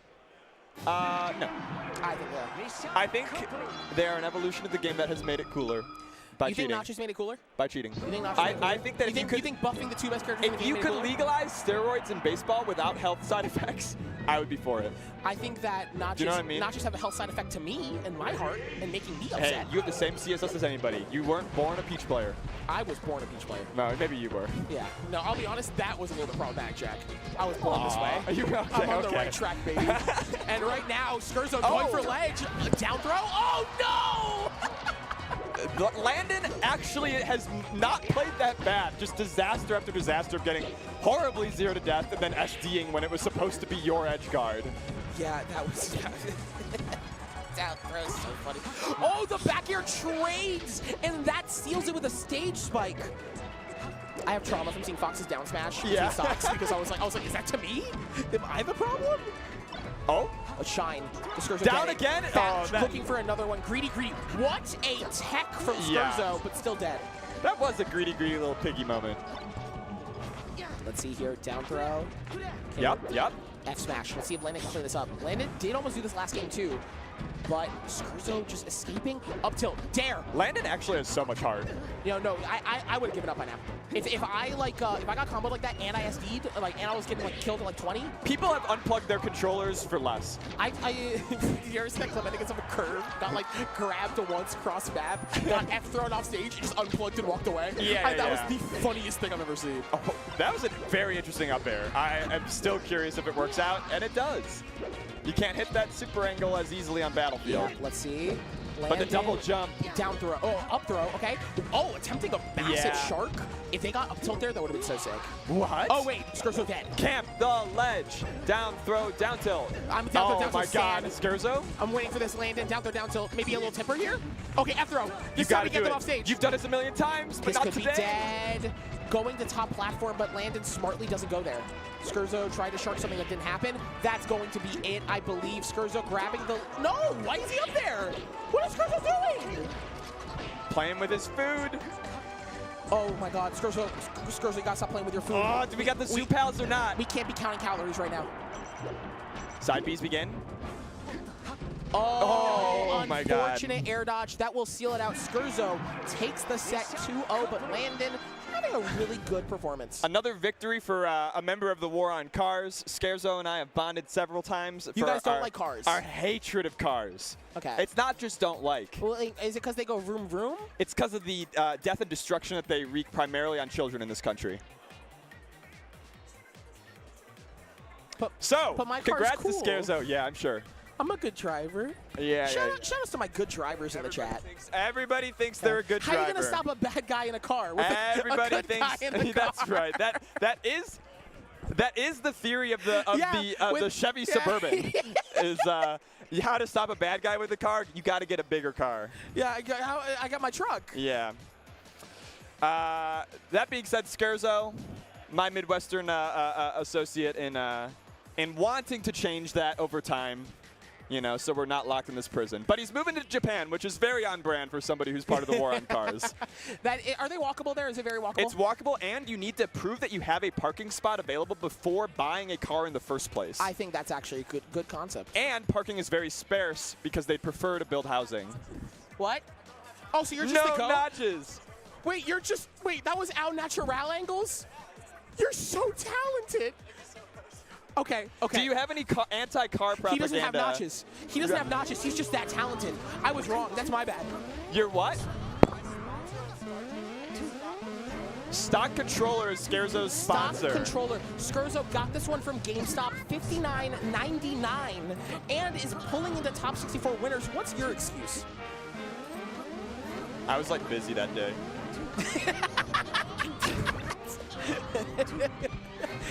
I was really tired, okay? I was really tired. We have Crike? Is that my go? Oh my God. How many goats do you have? How many goats do I have? A lot. I'm sorry, how many goats do you have? Flop. 2 or 3. Flop. It's my flop. You're flopping. How many goats and then I'm not flopping? Okay, there's a thing that the gay Peach players do, which I also do, as I am one of them, theoretically. And it is basically, whenever you hear the name of any Peach player who has ever graced What do you mean theoretically? Okay, we'll move on. Whenever you see a Peach player who has grazed the top, I would say 500, they are now goated and one of the greatest who have ever touched the character. Let's name them. If you ever bring up. So people. You got your classics. So you got your classics. Armada, obviously. Polish, Lod, Triff, easy. Me, Ryobi, Wally, easy. Then you start getting to like the people that people don't know as well. Case Henson, Swaggerby. They're also the greatest who have ever played. Armada's so tragically straight. Yeah, no, we forget about it. Yeah. We don't talk about it. I love that for him. He's the one that we let through. Yes. He's so cool. The rest of us, though? Uh-oh. Let's see here. Up air. Up air. Okay, I think we're seeing Crike. Okay, Crike, instead of playing Chic Marth, will opt to go Ice Climbers. Yeah. From a long storied region of Pittsburgh Ice Climbers. Okay, yeah. I think there's one more. Isn't it Beckman? Oh, no, I don't know. I think Beckman's New England. Crike's friends with Ice Climbers players, all right? And Crike's Ices is pretty good. You know, for the longest time, I thought it was Crikey. I say Crike, and I have never asked Crike. So I think Crike is correct. Crikey is crazy. Yeah? Yeah. You love my syllables? And we're going into it here. Crike down a stock in a matchup that I think we've been seeing a little bit less of as of late. The Ice Climbers are bragging that they don't practice this. Yeah, but when the Ices do play, like J-Mook had a loss to Moth last year, brutally. I don't think it was close. Oh, people are going crazy. I think the Pittsburgh crowd is here. Pittsburgh, I think a part of Midwest. I think a lot of people We saw Ice King earlier versus a Fox, just demolished. I don't remember who it was. Wait, this is losers? No, I don't think so. Wait, Ice King, you saw Ice King earlier. Versus a Fox. Demolish the Fox. Yes. Oh, okay, yeah, that makes sense. Yeah. The player's name was not the Fox, although that's F open. Smash. Ooh, okay, yeah. Crike takes it back this game pretty dominantly here. So this matchup is really hard for Sheik, and the reason why is because Sheik has a few thick problems. Yes. One, no tools that really beat CC. Right. Which Ice Climbers can then use to get And that's cracked. a problem in Sheik's matchups, like, pretty Across the often. board. Yeah, yeah. So then you have to play a character. So when you're playing a character who, when they get a grab on Sheik, even as Sopo, have a true chain throw or true chain grab. Yeah. This is brutal. Sopo has an even matchup with Sheik. This is the one where you reach the pearly gates and you ask Sakurai what the hell he was thinking. Yeah, why? It's so mean. But let's see here. Can Ice King clean up this stock and get it down? Okay, yeah. Getting down to an even game. That's it. The other problem, Sheik has no real ways of separating the Ice Climbers. Yeah. And that's really uncomfortable for Sheik to get through. Like right now, every time Sheik lands a hit on them, they're still together. Oh no! Yeah. What an F smash! When fighting Sheik, Ice Climbers sort of turn into Garnet. They are extremely powerful for the Steven Universe heads out there. Oh, no recovery, that was a Steven Universe reference. Great needle. That is the one way she can kind of do it. If you snipe one of the Ice Climbers with the needle, they drop. Yeah. Because they're not connected anymore. The tether breaks. Oh, that was almost it. So based on what you're telling me, this is nuts from Crike. This is, what do you mean nuts from Crike? Like extremely good to be taking it this even against a player that's like of similar skill level. Or sorry, from Ice King rather. Yeah, no, Ice King is playing incredibly impressive right now because I think this is Crike's counterpick for this match. Yeah. But Crike has beaten Sheiks with Marth, I believe, which is very interesting why they're deciding to do this. Maybe they've been going Ice Kings all day? Because I know Crike beat, like, I think Spark one time. I think Spark recently. Let's see, though. Oh, Ices get the ledge. Oh, okay. Good fair. That's Nana dead. Yeah. Now we have one last mix-up here. Crike lands. Wow, goes for the forward. So this is the other thing. That might be it. I think that's game one. Oh, no. What the hell? Oh, my God. Crike isn't even happy about it. Crike reels back. So we're all friends here. Ice King opted out of winning game one, decided, hey, I want to play two more if I'm going to win. Crike, on the other hand, head down. Then what always occurs with evil players like myself or anyone who's gotten good, the laugh. You laugh because you know that fate has determined that you will be victorious. Why does God always give me his hardest best of threes? Stop SDing, LOL. What are you doing? The wicked laugh. I wouldn't be able to stand it if I heard you laughing next to me. So this is the other problem Ice Climbers have. I've laughed against players to get in their head. I've done that. I'm villain. I feel like Ice Climbers don't actually have a super strong way to stop people that are coming at them like head on. Like the forward air is really slow. You can't neutral air at them. You could turn around back air. You're supposed to, I think, run underneath and then up air. I think that is. Oh, the F smash is gonna kill. Ice King down a stock now. I will say, counter-picking the stage they started on, I don't think that's a smart move. I think that was done because you were like, oh, I won game one, so I should win game two on the same stage. Just go your counter-pick. Why are you going to risk it? What would be the counter-pick? I do not know, but I don't think it's 5 because they started here. Yeah, I don't know. Maybe it's just a preference thing, but I think you should switch it up for game two, especially if something like that happened. Like, why not? Down tilt. I think Ice King is being like pretty creative on the platforms in ways that let Ice King like access attacks on. The spooky thing is that Ices get F smashed through side plat, and that's really bad. Yeah, but they're beating you anyways. No, but then you just give them you give Sopo a kill confirm basically. That's true. That's true. That is so much damage. This matchup is vicious. Got escaped though through the blizzard. We saw like almost none of that game one. It felt like Ice King super avoided and mashed out of the big grab situations, but it didn't lead to a kill. So it's like you're kind of thinking as Ice King, hey, this is not so bad. I'll be at 91%. Look at the target switching. What a reverse fair and the kill. Yo! Ice King takes back that stock after getting grabbed. We thought it was over, but no. Ice King rejects that. Opts into winning. And avoids the forward smash on the platform. Being cute and cool. Yeah, you know Ice King. Wow, that I thought it was going to ledge too. Yeah, really good there. Let's see.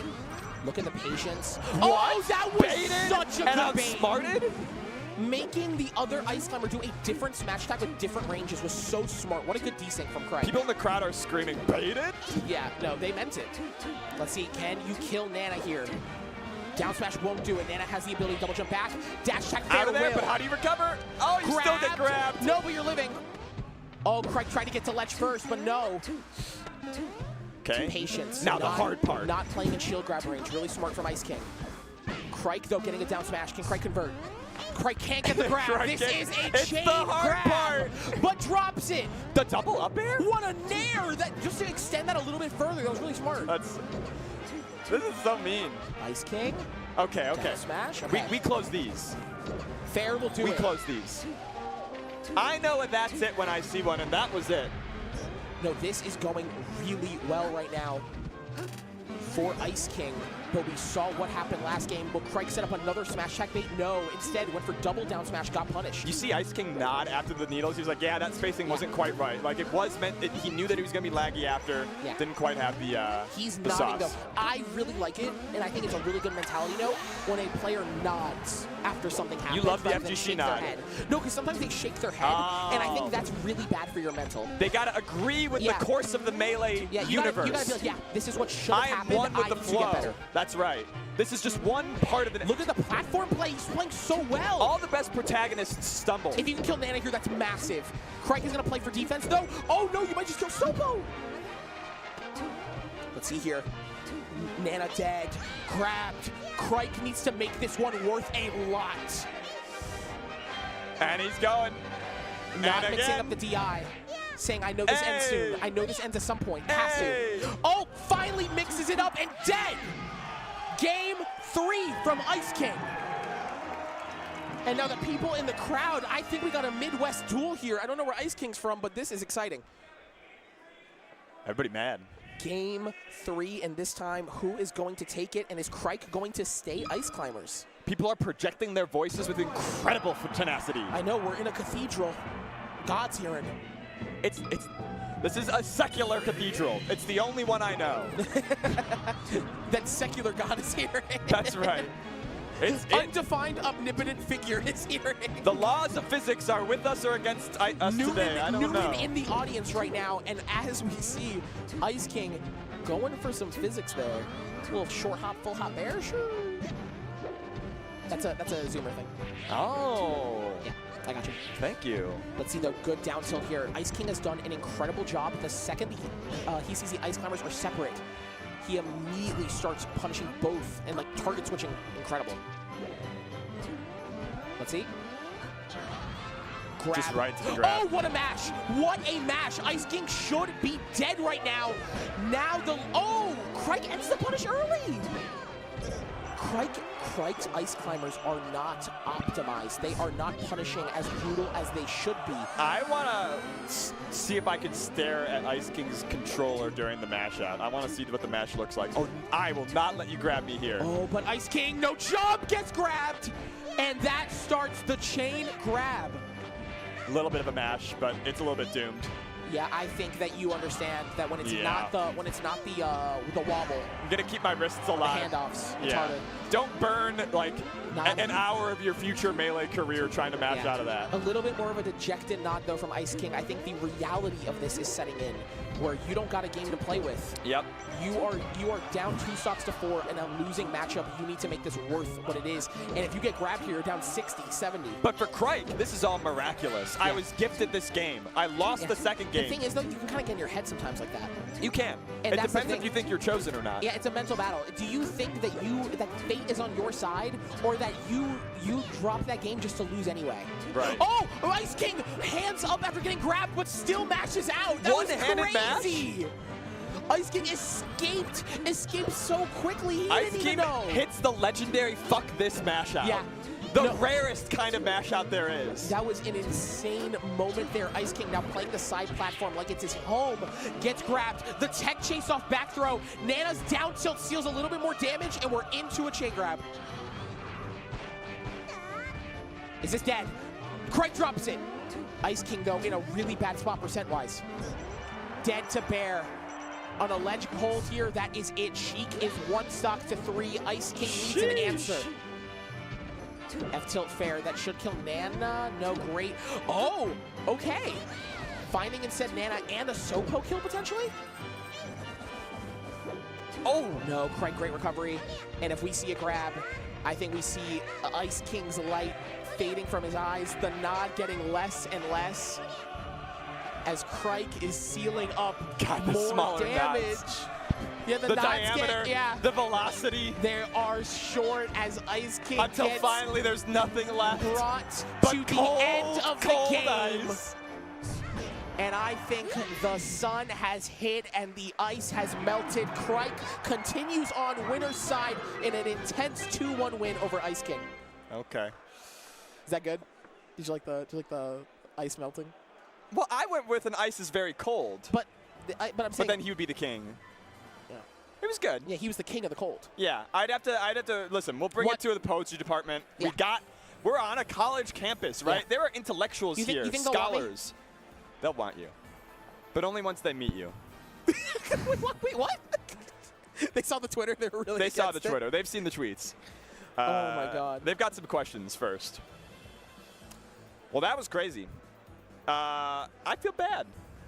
You feel bad for Ice King? I feel bad. I think that. But who knows what would have happened, right? If you win game 1, we are no longer in the same universe. It's a different universe. My view for moments like that is Ice King wasn't ready to win, and Crike was. That's what happened. Because truthfully, Crike has been in this spot a lot. Crike is a top 100 level player. Crike is top 100. Yeah. Has picked up many good wins. Has made top 32s like every time. Like clockwork. Yeah. Every single bracket, Crike is a threat to make it there. Ice King saw something and crumbled. Have you ever crumbled? I have crumbled so much. I'm a big crumbler. Crumbling, oh my God, shouts to crumbling. But crumbling is crumbling is my forte. I right now I think am the best at dealing with pressure when I am the underdog dealing with pressure. Really? Right now, as the overdog, because like I'm a 16 seed, I'm expected to do well. Yeah. That to me is a hard pressure that I need to get out of. So in my head, a lot of the time when I play someone like worse than me, I will like even someone like my first round, I'll be like, this person can beat me. I'm not owed to win. I need to prove that I can beat this person. Why do you think you do that? I do that because I think that if I let my ego for a second go, this person can't touch me, I'm better than them, I will lose. That's crazy. Because I deserve to lose. Because why am I owed to win? I'm not inherently better than anyone else. Like, when I plug into the game, if I just sit there and my controller goes still and it's in my hands, I can just lose. I can just SD 4 times and lose. I have to earn my W's. Maybe Peaches are better people than Foxes. No, because when I spawn in and I'm down 2 stocks, I'm like, I should have freaking 4-stocked this guy. He's not doing anything good. I'm about to do the craziest shit he's ever seen in my dog. Tracer, Masher, dog. And then at the end of the game when I've lost, I was like, you know, he's pretty good. No shame in losing that. But when I'm in the match, I am furious that this is not a JV5. Oh my God. No, Fox's protagonist post. But yeah, I think right now you and me are done for the day as we are going into our last round of pools. Pool D, please stick around for that. But everyone, it's been a great, I've had a great time here. Thanks to my sponsor, Melee Off the Wall, for bringing me here. Ooh, you're a sponsor? Yeah, I just got one. You've got what Cody doesn't. That's the B-Bats promise. That's facts. But I've had a great time commentating Full Bloom, Jack. I had a great time with you. Where can the people find you? You could follow me on Twitter if you so choose. But you know what? Honestly, you don't have to. This is my new tip. I don't care. We're never catching up to Scar. That's true. No, he's so good. We're never good. In terms of clout. I sat next to Scar Genesis, changed my world in the audience. Like, while watching top 8, I felt something He's turned different. into a gentle wise man. Oh, my God. No, I love Scar. But, yeah. We got to go. Thank you guys so much for watching Full Bloom 2024, the final Full Bloom. We are going to keep the action running. But please stay tuned because Pool D save it. is coming right.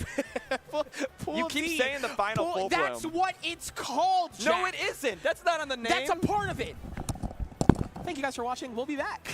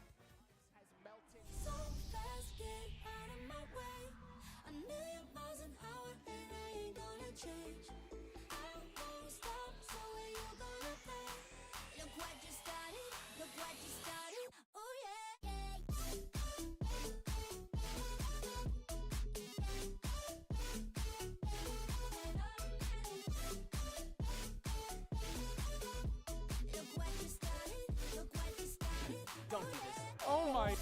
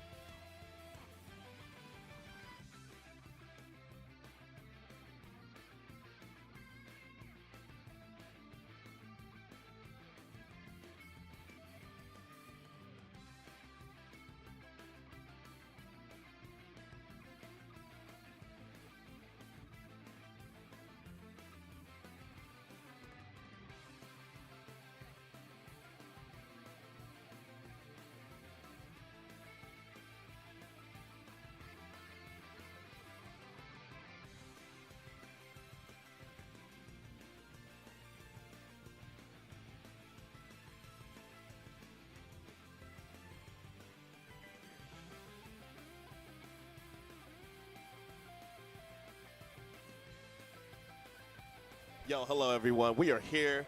I'm joined by the up-and-coming god, Lou. Shout out to NYC Melee. Shout out to NYC Melee for sure. The nightclub.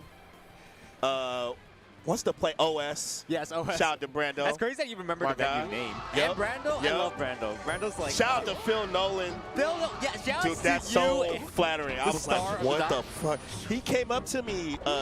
He DM'd me about it, but I was so busy, like, with Genesis that I didn't get back to him. And then we saw each other the first day. Yeah. And he's like, dude, you know I'm dropping something about you. I was like, bro, it's cool, man. He's like, no, I'm fucking doing it, bro. Yeah. I was like, all right, man. And then it just dropped. Some of that footage is like really old also. It's like at least like 1 or 2 years old now. Yeah, what tripped me out about it was like how much footage it was, bro. Yeah. Like I didn't realize, like, he got Redemption Rumble. Yeah, that's like 2022 now, right? Yeah, Bimmy. And then he got stuff from that weekend. From last week. Really? Yeah, Jeez. like when there's a part of me talking to Vish on commentary at the end. That was last week. Man, that's I was like, damn, he like got like that's a several-year-long documentary. Right, he got so much. He had pictures that I was like, yo, bro, I don't even remember that. God. All right, so first match. Okay, so I'm names. familiar with one of these players, not both of them. I don't know if you are familiar with. Not familiar with neither. Okay, so Life I'm not familiar with. Obviously, a Falco, I do not know where they're from. But let me talk to you about Lord Wavy. Okay. This is my guy, fresh out of Detroit. Lord Wavy, a.k.a. Luke the God. Dude, he always comes up to me because, like, you know, I've been playing forever, bro. I'm like a fossil Melee, right? Yeah. And so he comes up to me and be like, and Luke, he talks real slow and smooth, right? So he's just like, oh, okay, Life is an Indiana Falco. Thank you. So Luke comes up, hey, yo, Uncle Waff, man. Yo, I got some new Fox stuff cooking, bro. I'm gonna need you to watch my games, man. he sounds like he looks, bro. Lord Wavy he's just a smooth, one of the smoothest guys I ever met in this whole. Does it translate to the gameplay as well?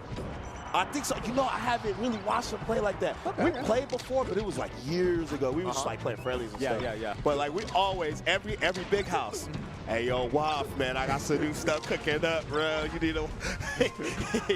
He's always been like solid though. He's always had like really good fundamentals. He just doesn't like get to travel that much. He usually like only is in Michigan for the most part. Yeah.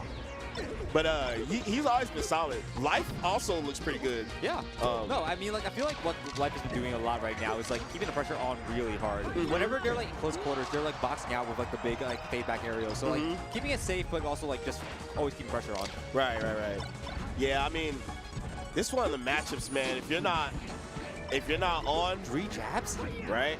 Dash attack, was late. Yeah. Wait a minute. Can Life Still no jump. down there? Yeah. He has these. I think what Lord Wavy didn't realize that the jump was gone. Because it was such a long combo, sometimes you just forget and you assume you have it. Right. So in New York City, what do they think about this matchup, man? Because I feel like every state has a different opinion on this matchup. Okay, so we have a lot more Foxes than we have, like, Falcos in New York, so I feel like we're pretty optimistic about this one. Right. Yeah, usually, okay, like, you'll see some regions that are just like, the Fox players there are just like, yeah, Fox beats Falco. But then you'll have some regions that are just like, dude, I don't know, man. Our region, Falco's just too good. Yeah, our region is basically like, Fox can do it if you're good enough, but, however, at mid-levels and, like, levels that are not top level, it's like Falco favor. That's what. Yeah, for sure. That's their opinion on it. Yeah, I usually think the lower level, it's one of those like skill changing matchups. Right. I think the higher the level, the harder it gets for Falco. Pretty much. That's probably fair. Like at an Arcadian level, I'm probably taking the Falco. Oh, that's tough. Okay. But hey, if you're Lord Wavy. Yeah. You should be. I think you should be in the corner right now. If you're Lord Wavy. Wrong direction. And still no jump. Okay. Wow. That's so weird because. This is such a weird off the side. Dude, Life looks really young. Or yeah. Maybe I'm bugging. No, I agree. It looks really young. Yeah. Dude, there's so many players here that'll be like, yeah, this is their first year. Yeah. Yeah, they start playing in 2022, and I'm just like, dude, I heard you're already making it out of pools. I was playing somebody who only started 2 years ago, and I was just like, wow, you are good. This is messed up. Right. Everyone has like such good tools now to improve. Yeah, once again, like just sort of getting boxed out by the aerials by Life. God's actually strong here. Speaking of like quick improvement, I think this is the best time to improve. You have like so many resources, man. For sure. Okay, I like that. Not a full commit from Lord Wavy, right? I'm not feeling the stadium pick. Honestly, man, I think Lord Wavy should have went somewhere with a top platform. I just think Life right now has been kind of controlling the horizontal space a little bit better. Yeah. So like, if I'm Lord Wavy, I'd want that vertical space, and I just think with Fox's full hop, it's just too good to like not have a top platform. You know what I mean? Yeah, for sure. I think like a Yoshi's would have been better. You know, that was jank, but it worked. Yeah, I think it took the second jump because there was like no attempt at all to recover afterwards. Okay, driving deep into the corner right now, but I like that Life doesn't actually go all the way in all the time. It's usually just like controlling the center. Like, okay, goes all the way in now. A little early on the shine. There's some good players, man. Yeah. Today's a real stack day. Yeah. Oh, nice. Ooh. Okay, rolls all the way away. This game, although I don't agree with the counter pick, this game's looking a little closer. Yeah. But Life still has an edge. Yeah. Good edge guarding too. The straight to stage angle wasn't really there. And okay. Get up is so good. Right? It's impossible to punish sometimes, I swear. Nice. Oh my goodness. That was beautiful. Yeah, that's a dead Fox. Yeah. That's tough. All right, let's see. I feel like the story of the set so far for Lord Wavy is like the jump kits keep on getting taken, which means like maybe you should like use it a little bit less on stage. Yeah. I agree. Especially like when they're so close. Like he tends to panic jump after you're getting hit. I think in neutral's fine, but when you're like getting hit, you don't want to like panic jump and lose your jump. Like, exactly. You just die like 20. See, because he got the full hop right there. See, this is why I think he needs a top platform. Yeah, I mean, the top platform also helps with the double jump thing because it gives you an extra mix-up on like, whether you want to land or not. Right. Oh, I like that mid-short. Okay, nice. punches to get up attack. Yeah. You can still do it. Oh, Life, that was scary. Yeah, that was a little risky, but I mean, when you got leads this big, it's good to play confident. Yeah. I don't mind risks when you're like down this much at all. Right. Okay. All right. And Life takes it. Yeah, that was a pretty solid showing from Life for sure. Yeah. With the slippy hat on. You're right. I don't know what Lord Wavy, if that was winners or losers, but Lord Wavy with the wavy outfit though. Yeah, looks very nice. Right. But we are back. We are here today at Full Bloom. I don't know what number this is, but it's 2024. Is it just a year now? Number. Yeah, it's just a year now. Yeah. Oh, technically it would be 6. I think they like quit the numbers because the last one was like 5 years ago, and like continuity, like do you add an extra number when it's like a 5-year gap? I don't know. Right, so much has changed. Yeah, I think not even just in like just Melee, but like in just society in general. Yes, like, we went through a whole presidency since the last Mold. Right, a global pandemic happened. Yeah. And this was like one was before, and then after. It's just wild. So yeah, it's cool for this to be back. I remember coming out here, man. Had some good times out here, man. Yeah, this is my first time here. This is actually my first time commentating outside our region, so. Oh, really? Yeah. First time commentating outside New York? Yeah, yeah. In the New Jersey area? Yeah. So yeah, this is cool, man. Indiana, it's a dope place. Yeah. It's like a nice college town where we're at right now, and it really reminds me of like, the times when I was back in school, so it's sort of nostalgic for me. Right. It's crazy that like everybody who used to run this tournament that I knew, it's like graduated. Yeah. And moved on. I remember like when Jack used to go here. Yeah. And Jack says that he might be back next year. I don't know what that means. What, to Bloomington? I don't know. Yeah, I don't know. I don't know what that means. But are you familiar with IRD's players here? I think I hear Puff. Nah, I heard Puff too. I'm not familiar, but I mean, I'm sure they're pretty good to be on the stage. I love that PVMs are becoming standard, by the way. I just like to point that out. Yeah, right. I know they're hard to get, so I can't like knock every tournament, but I'd highly recommend for all the TOs out there to make your stream setups 2 PVMs. Okay, so another Fox this time. Mrs. Puff versus Cantus. So I think I've heard of Cantus before. That sounds sort of familiar. I'm sort of familiar with the Spire organization too. It sounds familiar to me. Yeah, I've heard of that before. It's like definitely a Midwest organization that's been around for a while.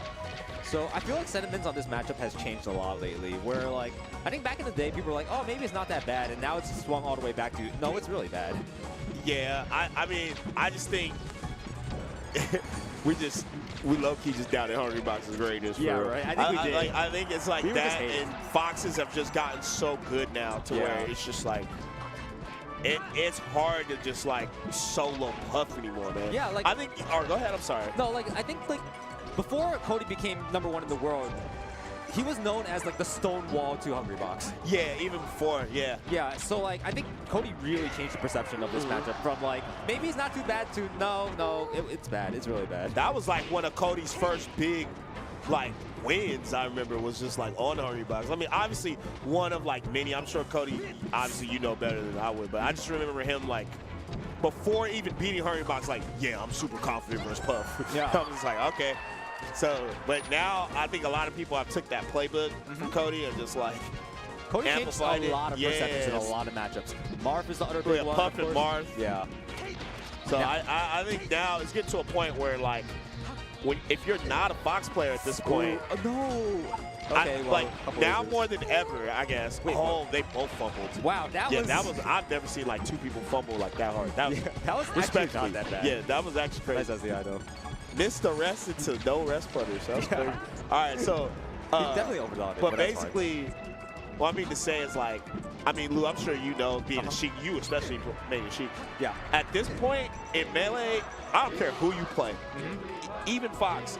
If your Fox matchup is not fleshed out, you can't make it a bracket, dude. You can't. Yeah, it's so hard. Has so many Foxes. It's so awful. Right. We have a 2-character metagame. It's just Foxes and Marths. And I like one of them, and I really don't like the other one. Right. And you can get far in Melee just by, like, beating just that. Let's even take Marth out of it. Just Fox. Yeah. Like, that's all you could probably, imagine if you had the ability to beat any Fox you played, but every other matchup you played was 50-50. That's insane. I'm sure you would still place really good. No, for sure. I sort of am curious, like, if the proportion of Fox players are going up year after year. I feel like it might actually be. I mean, it's getting to a point now where, like, you know, remember back in the day, people would go Fox for certain matchups. Yeah, now it's like people are going Fox for certain stages. Like, okay, certain, you know, like it's just now to a point where I'm just like, man, like 4 of the top 5 are just Fox players. You know, don't get me wrong. In this era, also, I do think it's the most diverse it's ever been. Obviously, we've seen so many like DK players. I mean, Amsa literally just got second. At right. So it's obviously, and that's not like a miracle run. That's just like a. That's what Amsa does. That was like all right. You know, Amsa's had better runs, which is crazy to say. Isn't that weird to say? Right. But it's just like, I mean, I'm sure even Amsa will tell you, like, to win a major, or even just place, you really gotta have your Fox matchup fleshed out, man.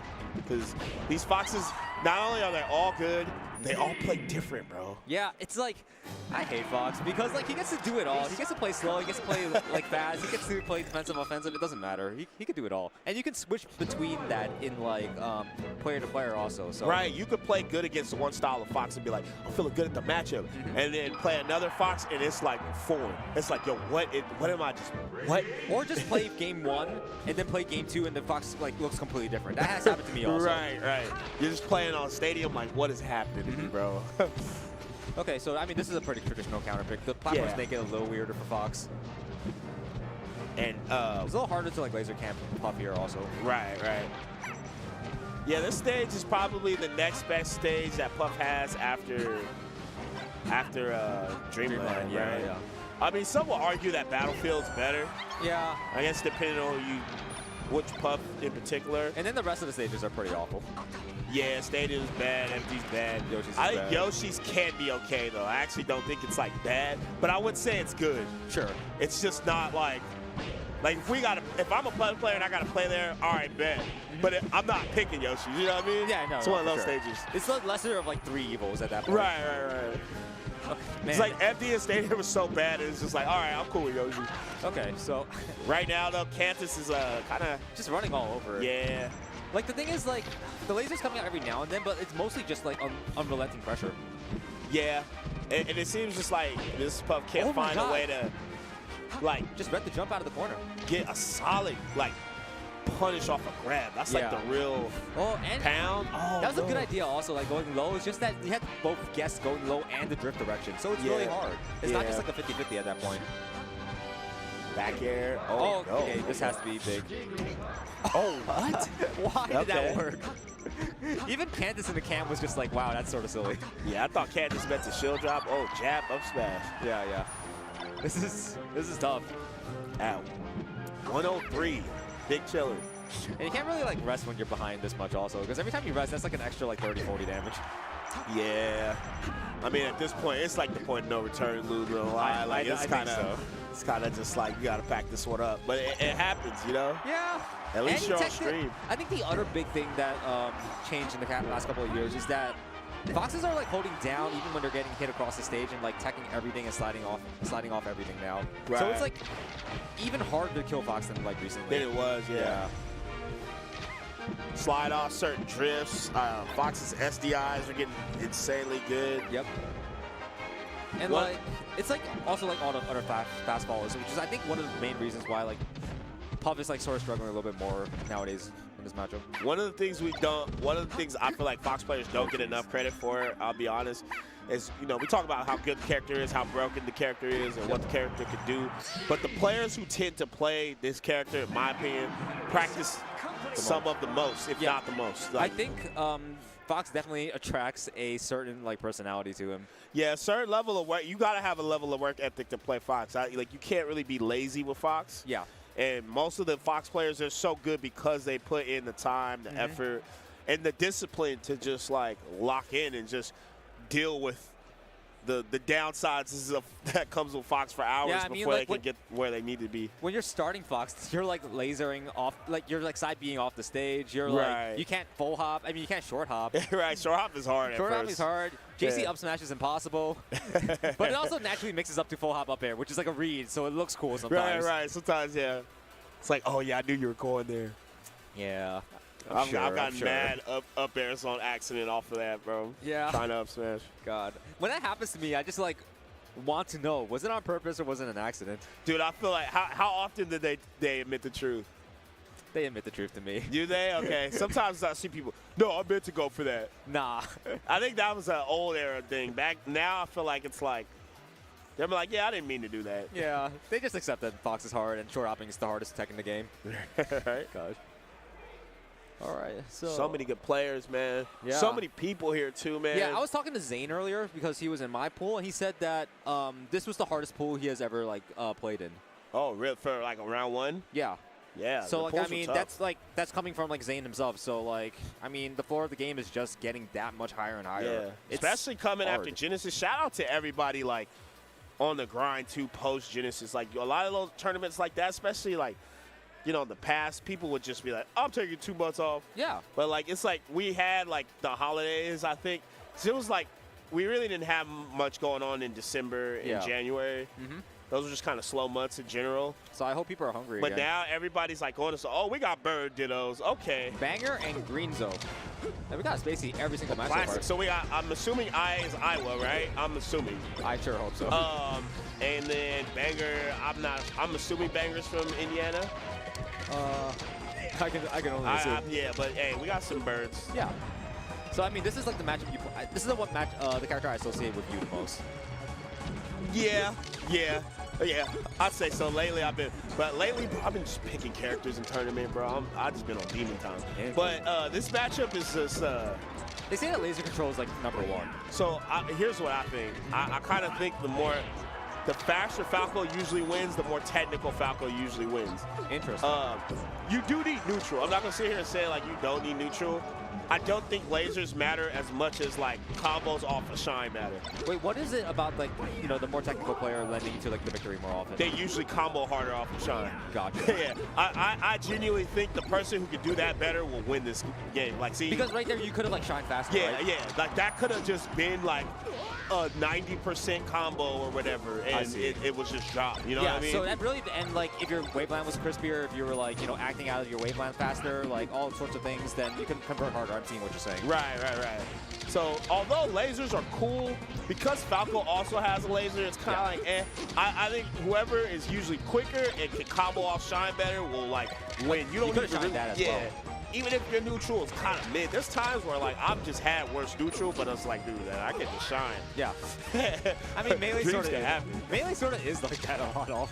I know. There's times too where I've been playing great neutral. I get hit once, and then I'm like, man, I'm just playing one-player simulator, man. I'm just watching myself get obliterated. Ooh. Yeah, I feel like neither of the Falcons right now are like particularly punishing like that hard at the moment. I think like the last like offstage punish here led to like almost like them getting edge guarded. So that's a little tough and going a little bit too low after. All right, so Great Code getting on the board. I usually feel like most Falco okay, this is my theory on Dittos in general. Talk to me. I think most Dittos, with maybe the exception of Fox, maybe. Most people hate playing Dittos, right? Yes, I mean, I do. Yeah, and I think why, it's because it's weird using your own moves. Right, because the thing is about the Ditto, right, is people use their moves differently. Yes. Right? So, like, obviously we play different characters, but let's just say we're Marth Dittoing, right? Yeah. You would do different Marth moves different than I would. Right. And sometimes that throws people off because certain timings might throw you off in certain situations to where it can throw you off your game. Some people are more experienced in Dittos than others too. Yeah. Sometimes people are very familiar with fighting their own characters. Some people never have ever played against their own characters. Yeah, I sort of like, that's why I sort of think like if you dual main, it doesn't necessarily mean you're like good at your own character's matchup. Right.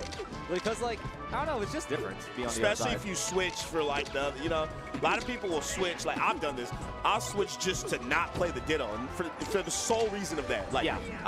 It's not because of it's not because I'm good at one situation or the other. It's just like, dude, I don't want to play Ditto. So. Yeah, it's a very common sentiment. That was a crazy way to end that last game, by the way. Yeah, weird hitbox and like, I mean, it just sometimes works because it's like Falco and like what's Falco gonna do? Up B. Right. Like nothing happens. So right now, Banger takes that first game. Where are they gonna go? Okay, Stadium. Yep. We've been seeing this a lot as a counter pick lately. Yeah. I mean, Frozen Stadium's a good stage. It is. I like it. It's fun. I like it, man. And this stage is kind of, to me, in tournaments, is a very 50-50 because you don't know what tournament is frozen, what tournament is unfrozen, so you have to, like, prepare differently around that. No, back air. Yeah. So close. But, you know, especially with Frozen Stadium, I feel like it opens the floor for the field, basically non-Fox players. You get, ooh, that was clean. That laser, by the way, you could SDI that up and shield in time. Okay. Just pointing that out, y'all. That even though it was cool, it was not true. Okay. Okay, so big shine opener right there. Just couldn't quite get that much out of it. But you see what I'm saying, though, right? Like with the openings, like if you watch like the top Falcons, man, they get so much off the shine. Oh, for sure. I feel like they're both getting reversaled off of their edge guards very often too. Yeah, they are. Falco's one of those characters in general too, like, you know, obviously, like, we'll talk about, like, you know, and me being just like a Falco apologist, man. Like, I'll be talking about, like, you know, sometimes his recovery's bad, but honestly, Falco's recovery is pretty solid in the sense of, like, if you edge guard Falco incorrectly, you could just die. But Falco's like edge guard is extremely strong as long as he has like the distance to do his edge. Right, it's very tricky too because sometimes I think the deception of it being so short is what helps him a lot of times. Yeah. Like, so like you'll think, how many times you try to edge guard a Falco, you think he's dead, and then they come back because you're like, what? He came back from that? Like, you know, like that happens a lot with Falco. Yeah. Almost. Oh my! Like, ooh, that was crazy. That was sick. Yeah, that was sick. With Fox, I think that's kind of expected, but with Falco, it'll throw you off. Yeah, it does. You know? Especially a Falco with a good ledge dash. Oh my goodness. Yeah, this is tough. I mean, like you said, like the red Falco right now is just like punishing much harder. Yeah, quicker and punishing more, man. That's the meal ticket in this matchup. Yeah. I also really like how Banger was like covering the high, like the full hops out of the corners because like I've noticed that's like a common thing that Falcons like to do. All right. Nah, yeah. Shout out to Banger. That was a really dominant second game. Especially the first game was like relatively close for the most part. So, but yeah, man, we are here full bloom. This is Lou. I am Waff. Can't believe I'm back here, man. Got the player tag. I got the media badge. Yeah, I was trying to get the media badge, bro. Did you enter? I did, but it was terrible. I lost to Unshore and then Unshore's really good. Falco. Where are you going, Falco? No. No. The versus Unshore I did, but in losers I did. I've been playing like Marth, Fox. I just been playing wherever. That's fair. That's been fair. vibing, bro. Yeah. It's been fun though. I beat Figment. That's all that matters. We drove here together. That's so funny. I just. Where are you coming from? I had to. Yeah. I had to beat Jason just off the strength of that car ride. Are you driving back? Yeah. That's funny. You know how that is, bro. That's gonna be a great car like, ride. bro, I can't lose this one, bro. Yep. I don't care. I could go 0-2 in this bracket or 1-2. Just As let long the as the one win be him, bro. Yep. Yeah. That's all I said. Shout out to Jason, though. That's my boy. We actually been chilling together all day because we're in the same pool, and then we just been kicking it. Nice. Me, him, and Real Thing, we always come to out tournaments together. Is Real Thing here today? Yeah, he's here today. We all drove. He drove, actually. This is such a stacked tournament. I looked at like the top 32 seeds, and it's just No, like, it's insane, bro. gosh. It's Like there's insane. definitely like a tier of like, I would say like 3 or 4 people that are like real threats to win it, but like the rest of top 8, I think like 32 people can make top 8. Right. Those tournaments are good, too. Yeah.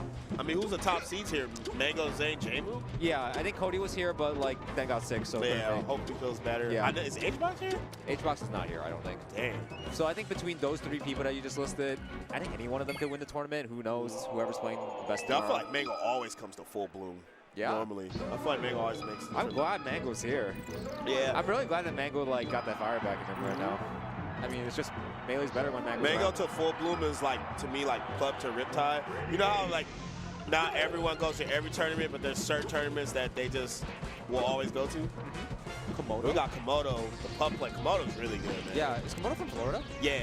And verse 300. Okay, somebody was listening to their cheap key. Yeah, Komodo. Ooh, that's rest, yeah. I'm sure it's got the Wizzy and got to practice. So You really need the Wizzy part right now because Wizzy makes this matchup look so systematic nowadays. yeah, he makes it low key. I ain't gonna lie, man. Wizzy makes me think Falcon wins this matchup. Yeah, right. I feel like it's the only way. Right. Nice jump read again. Like Falcon likes to jump to out of the combo to the top platform, just like Red Bull count. I think the scary part of this matchup for Puff is that it actually is pretty hard to get down because up air is just so huge. Yeah. But in the reverse direction, when Puff is underneath you, that's a lot of damage. That was great spacing. Right? Jesus Oh, Christ. nice. And yeah, that looks easy right it's a there. dead Falcon. That's tough. Yeah, I mean, like, Komodo just read the double jump one time. It was just like, you're going to up B here, or I'm just going to float down with you until you up B. Yeah, Komodo's super solid. I feel like Komodo doesn't. Maybe I'm wrong. You might know, but I feel like Komodo doesn't really travel that much. Yeah, I'm not really sure either. But it's just like always been Ooh, hell of a player. man, like, Komodo with a small smile right there. Feeling good. Yeah, this is tough. This is tough. Jeez. Well, hey, maybe 300 could just make the realest comeback of all time. Yeah, see it. I feel like when Wizzy wins this matchup, like Wizzy's almost up the entire time, which is the hard part. Like, I'm not really sure what the comeback potential is. Wizzy like slows this down. Yeah. You know? He's like very platform based. But right now, man. Yeah, that was crazy. See, I mean 300 like. Yeah, this is really good. Not movement. bad. Yeah. Like 300's navigating the platforms really quickly. Okay, I'm seeing lots of signs of life. Oh, 300, wait. So even if you can't like bring it all the way back here, I think this is great for next game. Yeah. Good Because sign I thought he was playing good the first stock, and then he just like kept getting like rested. It was three. Yeah. It was 3 rests this game. Right. The first, third, and fourth stock. So I mean, 300. Like, I'm not really sure how easy it is to like say just avoid the rest. Like I don't know what it's like, but like. I mean, you play Sheik. That's pretty tough sometimes. Yeah, You know? but if you can avoid the rest, this match, the match right that we just saw wasn't as bad as the score indicated. Nah, yeah, for sure. It's just those small pockets on the platform, on the mid platform, where I felt like if 300 could just get around that, yeah, I think he'll be all right. We see the I stage like this again, stage. but I actually think, it's a good counter pick for him. Like, I think something like long, flat, you know, if not here, FD, something to where like, because I feel like Komodo's getting a lot off the platform up air punishes. So if like 300 can remove that, that'd be great. What even is the punish Stomp? here? Everyone's like whiffing their first punish right Yeah, now I know, versus right? rest. I was just thinking like, man. Sometimes though, it's cool to like whiff jumps and stuff, because then you kind of trick them on where, like, to DI. Yeah, you trip up, like, if they're going to SDI or not. Yeah. But I think if you're going for the grab afterwards, they have time to react. I remember Ginger would do that. I don't know if he's here, but I remember when, like, Hungrybox would miss rest, he would cross up jump. Yeah. And make it, or cross up jump, fake down there, like whip down there, like he was gonna down there. And it's tricky. Yeah. And then Hungrybox would DI bad, and he would just get like some crazy punish. I'm like, okay, that's like, geez. It's the little things, right? Yeah. Right now, Komodo's just looks super confident in this match. Tech chase, yeah. It's Yo, tough. low key, respectfully won. I'm gonna need to see more of that versus Wizzy. I ain't gonna lie, man. Yeah, right. I swear, I know it's easier said than done. I know it's easier said, but in my head, I feel like you have to do that to beat Falcon, bro. It's like the Fable thing. Difficult. It's like the Fable thing that we've been talking about for like so long. Just wrong direction, though. Yo, my Is he man still just said, "I'll pull up." How about under fall? Just rest, bro. Yeah. Just straight up rest. That's crazy. I think that was like a very specific movement read for sure. Right? Oh my God. That was sick. I think you needed. I think there was a sign-off opportunity somewhere there, but love not the quite. edge guard, but And you going low? Too low. This is tough. Okay, so not completely out of hand yet, but you definitely have to like. Oh, this is tough. Again. Damn. I mean, if Komodo could do it, maybe Juan could learn it too. You know, I feel like Hungrybox usually does it and then will stop. There and was then we'll do it again. There was a period. You know? Yeah. There was definitely a period where he was like going for it more like ambitiously, I guess. Yeah. But I get that it. CPU 0. There's like Hungrybox level and then CPU 0 where like it's just like rest or die, or it's just like Hungrybox just playing neutral. And then there's the middle ground. I really Is Komodo the middle ground? Komodo was going for it a lot also. Right, Definitely closer to the CPU 0 in my opinion. Right. There are some people that just pick up the character not because they like the floatiness, but because they like having a 1-hit KO move. I mean, yeah. A one-hit kill move is really good. I ain't gonna lie. Sometimes it's just nice to like know what your win condition is, right? Because Melee is such like a complicated game sometimes. It's just like if you know what the last step is sometimes, then like you just work from there backwards. Yeah. And not only is it good, it's a good comeback mechanic. Yeah. I mean, if you're down, you know, how many times we've seen Puff at 160 get the knockdown jab reset? Heart attack. GG's. Shake my hand. Yep. But yeah, we're here. We got some more. Oh, we got Papa Dreffin. Is that Dreffin, my hero? The Ohio legend. I'm so glad to see Dreffin still playing. And he got his own name on the cap. That's crazy. Yep. Big Dreff. So as a Sheik player, I make no sense of Dreffin. Dreffin, like, there are some people that we say are a little bit more difficult to study than others. And I think Dreffin is, like, purely playing old school Melee in, like, a new school updated way. Like, obviously he has, like, the new tech, some of the new tech as well. Right. But, like, the way he thinks about the game is so different. It's, like, completely antithetical to, like, what every new school player thinks about the game. Right. Like, a lot of new school players are, like, you gotta move fast, you gotta, like, know optimal combos, you gotta know, like, perfect routes for everything. I don't think Dreffin's really like that. Dreffin's like, I will full hop above you and down air, and I'm doing this because I think you're gonna jump into it. Right, yeah. Now, Dreffin, he doesn't go for what's conventional. But I will say what's helped him is just his experience. And I do think older generations are better at neutral sometimes than mixed because, like, back then the punish game was just so much worse. So you just have to, like, win neutral all the time. This is the primary determinant of who wins. Right. Whereas, like, now it's like, okay, you might win neutral once or twice, and you can just take all style. Which is probably why you feel like the laser thing matters less in modern, like, Falco Gyros. Yeah, because it's like, yo, you get the good shine, you know. Okay, I've been, like, studying this matchup a lot, so I'm, like, really curious as to, like, how Dreffin plays in. And so then far, we got Hank. It's a lot of back airs, a lot of fairs. I thought this was free move then. Maybe I'm bugging. Maybe I'm not. Yeah. But we got Hank. I don't know if this is the Hank who beat Moki that one time. There's a Hank that beat Moki? Maybe it is. Maybe it is. So I hosted a rollback rumble for, like, you remember those ones that qualified to get in the Slippies? Yeah, that's hype. And he, like, lost first round. Wow. Hank. I mean, then Moki ended up getting like second or third or something, some crazy result. Okay. He made like a crazy losers rate. He'd be like literally like 15 people. It was wild. And that's the dare we were talking about right now. Just like double jump, come back down with a dare. Yeah, full hop dare, you know. There's a mix up here. Okay, yeah. Right, instead of like back air, just neutral. Yeah, ideally you back air to send him like up the other side. But right. Fox had like so much distance and a nice tomahawk. Up throw. Yeah, right. This is extremely unusual. Like I'm looking at this and I'm just like, right. This is I would do none of this, and he's doing it very well. Right. Okay, read the double jump. That's I think Drefin is just good at reading people. Yeah, right. So it's like more so than he's playing this Fox. Yeah. He's more like, look, I know what you're trying to do to me, Hank. You know? Nice recovery. See, that's crazy. Yeah, that's really good. That's something that I think actually new school players should do. For sure, yeah. Ooh, no punish on the charge needle into dash attack. How's the tech chase looking today? Okay. Oh, and he reached the immediate double jump. That only works if they double jump immediately. What I like about Drefin too is like he just makes it simple. Yeah, he doesn't right? like overcomplicate the situation. Like it looks weird, but like there's a reason to everything he's doing, which is like how you should be playing Melee ideally. Yeah, it's just like, yo, I could do this elaborate tech chase, but if I could just fair him off stage, why not just? I'm I'm impressed by how stationary Drefin is. Right. Like Drefin is oh wow, okay, Yeah, that's neat. That's neat. Right? This is crazy. He was down the first stock and he took the next 3. Right. Let's see what Hank can do. Oh, no. Loves the edge guard. Yeah, you just gotta up smash that. Yeah, it's hard. Dreffin's recovery makes it really difficult. Yeah. You gotta jump out there, bro. Yeah, I think you get one free guess on the jump out, and then you can still like have time to cover the rest. Yeah, because you can jump out, still grab legs. Yeah, you can like spook her a little bit. I like that a lot for running through Sheik. I feel like if Sheik is like doing a lot of short hops in place, you can actually just run through her if you get the right timing. And Sheik is like really weak coming down versus like the CC. Oh, nice. This is crazy because Gref is actually boxing out Hank so hard. He's only up tilting in place. Okay. Ooh. Yeah, that's hard to cover for sure. Miss tech, yep. Ooh, wait. Is it? Yeah.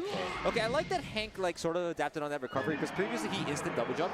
This time he waited for the double jump, but accidentally just like double jump too low for the side B to work out. But I like that he's thinking something different there. So what do you think about Drefin's style is so like unorthodox? Because we know it's like very different. It's old school, but like what what is it? Is it just because it's tilts like different? You see this right there? Full He's hops more? Yeah, like, he plays the vertical game a lot more than most Sheiks, I think. Right. Most Sheiks are trying to like stay grounded or on the platform. Right. Like Drefin's like actively just like in the full air. hopping. Yeah. It's so weird. Yeah, that is crazy for a Sheik, especially versus Fox. Yeah. Like, I kind of get that more versus like Peach or something, right? Yeah, you know how people complain about full hopping Fox? It's like that, but Drefin's playing it with Sheik. Yeah. It's so interesting. Yeah. I can see that. That's wild. Okay, lots of standing needles right now, but like Hank is like making sure to like never get hit by that ever again. The last like 4 ones haven't worked. Right. Okay. Yeah. Ooh, good back here. Okay. Yeah, look at this. You see that? Yeah, That's yeah. so Double odd. jump. Double full jump hop down there. And he got punished for it this time, but like he's still doing it. Okay. Middle point tech chases. Yeah, it's good. It's easier when you're when one of your tech roll directions is sort of cut off. Right. Okay, and the wave. A lot of people would like not get the best wave dash on that and grab immediately. Drefin like knows patience. That up smash was crazy. Yeah, the up smash is nice because it also catches the dash through. Right, but he wave dash in and then up smash. Yeah, he's doing different things. It's yeah, really I feel like no interesting. Sheik would go for it. Yeah, even in 2024, if you know how to, what the hell was that on purpose? I can't even tell. No, Drefin, I would not be surprised. Yeah. I think Drefin's really good at picking up playing awkward melee. Yeah. Like some people just need everything to be perfect. Double jump. Bro. Yeah, right? Like, do you see this? I don't see this. Yeah. It's extremely weird. Full hop there. Yeah. And he's doing like full hop needles now and mixing it up with like fair. Oh, and the mix up DI out one time finally. Oh, he should have turned. I think he should have turned around back here. Yeah, there was he definitely just gave it the edge right there. Yeah, for sure. That's something I feel like a new Sheik would have just got that. Yeah. Like me, I'm thinking you would have got that. Yeah. I'm thinking that's a dead fox. Yeah, for sure. It's the little things. You guys just need to like imprint like a couple of things in Drefin's mind. you know? Okay, tech chasing time. And he waits again, but this time he mistimes it. It was the same idea as last time, wait for the spot dodge. Dreffin does play melee like so slow, considering how fast his area is. Yeah, yeah, that should be it.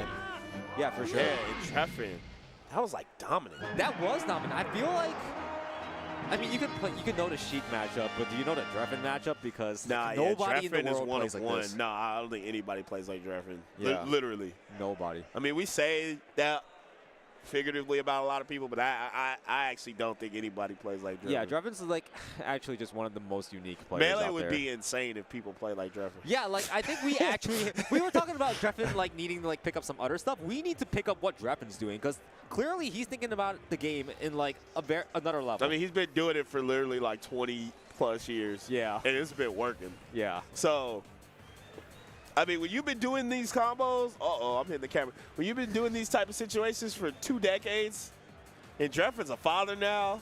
That's funny. You know? I'm so glad that he's still out here despite all that. Yeah, man. It's cool seeing a lot of old faces, man. You see Dreffin, the Kish brothers are here. That's insane, man. Yeah. Like, seeing the Kish brothers is wild.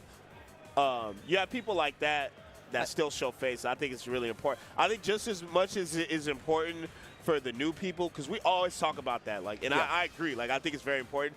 I think the old faces still sticking around is, like, to me, just as important. Because Melee's a game with a lot of history. Right. And you don't know the history until you, like, been around people who, like, lived it and experienced it and just built the scene, basically. Right. Even Kish, dude, I was talking to Kish earlier. He was like, man, I'm nervous about my pool. And it's just like, dude, buddy been playing Melee since 2001. Yep. Still nervous about the pool, man. It never goes away. Right? Do you get crazy. nervous still? Sometimes. I was so nervous well, today. Like, today, when I'm not in practice, no, because, like, what am I nervous about? Right. But, like, if I've been going crazy, especially if I've been, like, playing good up to the tournament, like, if I've been, like, watching everybody I play, then I'm like, damn, can I do what I've been doing the last 2 weeks, you know what I mean? Basically, the higher the expectations, the more liable you are to get nervous. Right. I think nerves is good because that means you either, A, have been practicing, you have improvement, or a level of expectation you want to hit. Yeah. So, you know, that the tournament is in the way of those goals. Yeah. It's good to care. Yeah. When you, like, have nothing and it's just a void, it almost sucks because you're just, like, going through the motions. You're just doing it, you know? I feel you. Like, I feel it's different for everyone, though. I know some people, like, you know all the stories about, like, oh, I didn't really care, but then ended up doing very well. Yeah, that happens, too. Sometimes you just vibe, man. Like, that's how I felt today. That's how I've been treating tournaments lately. It's been a vibe. Yeah. So we got Luigi Ghoshard. I don't know who's playing against though. Yeah. I like the sweater though. Yeah. It's nice. So we got Love Story for you. Okay, I'm familiar with Love Story for A. So, one of the Sheiks that, like, sometimes in the Discords, like, grinding, trying to, like, learn these things. I think, I want to say Chicago or, like, somewhere in the Midwest there. I'm not entirely sure. Okay. So I played this I played against Luigi Ghoshard, like, once in a net play bracket. It was tough for me. Right. I feel like Luigi Ghoshard is good at this matchup. Yeah, man, this is a matchup. Luigi's one of those characters, right, where, like, we all say is mid-tier, and like we all accept that, right? Like I don't think that's like a debate in the community, but people still lose to Luigi. Yeah, all the time. I feel like one of the big things to look out for in Luigi in this matchup is like if your combos aren't feeling very clean as Sheik, you should just evacuate because Luigi's Nair comes out really fast and it will beat like a lot of your slow aerials. Right. So far we haven't seen the opportunity yet. Like I don't think Luigi Ghoshard got grabbed yet. Oh no. Love Story for Ray just like messing up a little bit of tech skill, that stuff. Okay. But yeah, right now Luigi Ghoshard off to a good start. That was a crazy dash dance. Right. A lot of people when they get out of the corner, they just want to like throw out a hitbox immediately.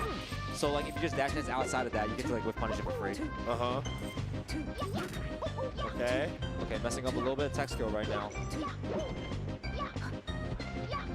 Oh, yeah, see, yeah. If you're not like very confident on the punish, like Luigi like reversals you very easily. And so punish here. We actually been getting quite a bit of Sheik for you. Yeah.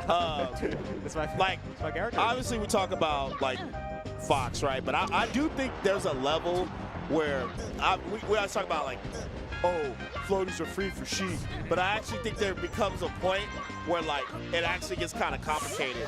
And when you hit that roadblock with floaties and Sheik, what is the biggest roadblock? Is it just lack of understanding or just a different type of skill set that you're not used to with certain floaty players? Most floaties you can't really punish as hard, so you really have to exercise patience and like using your greatest strength in the matchup, which is that your range is almost always going to be larger than yours. Right. And that down throw does wonders. Yeah, it does wonders. It could just, I feel like you could just reset, even if you don't know what you're doing. Granted, I don't know, but like, I just feel like you could just reset down throw fair. If I do nothing with Sheik, I could just, reset down throw fair and then. And that's sometimes all you need if you're like willing to play patiently enough and like wall them out with your aerials. But right now, I feel like Luigi Ghost Shard is like actually inviting the scrap so often. And Love Story isn't like, creating the space that they need right now. I feel like this, like Sheik.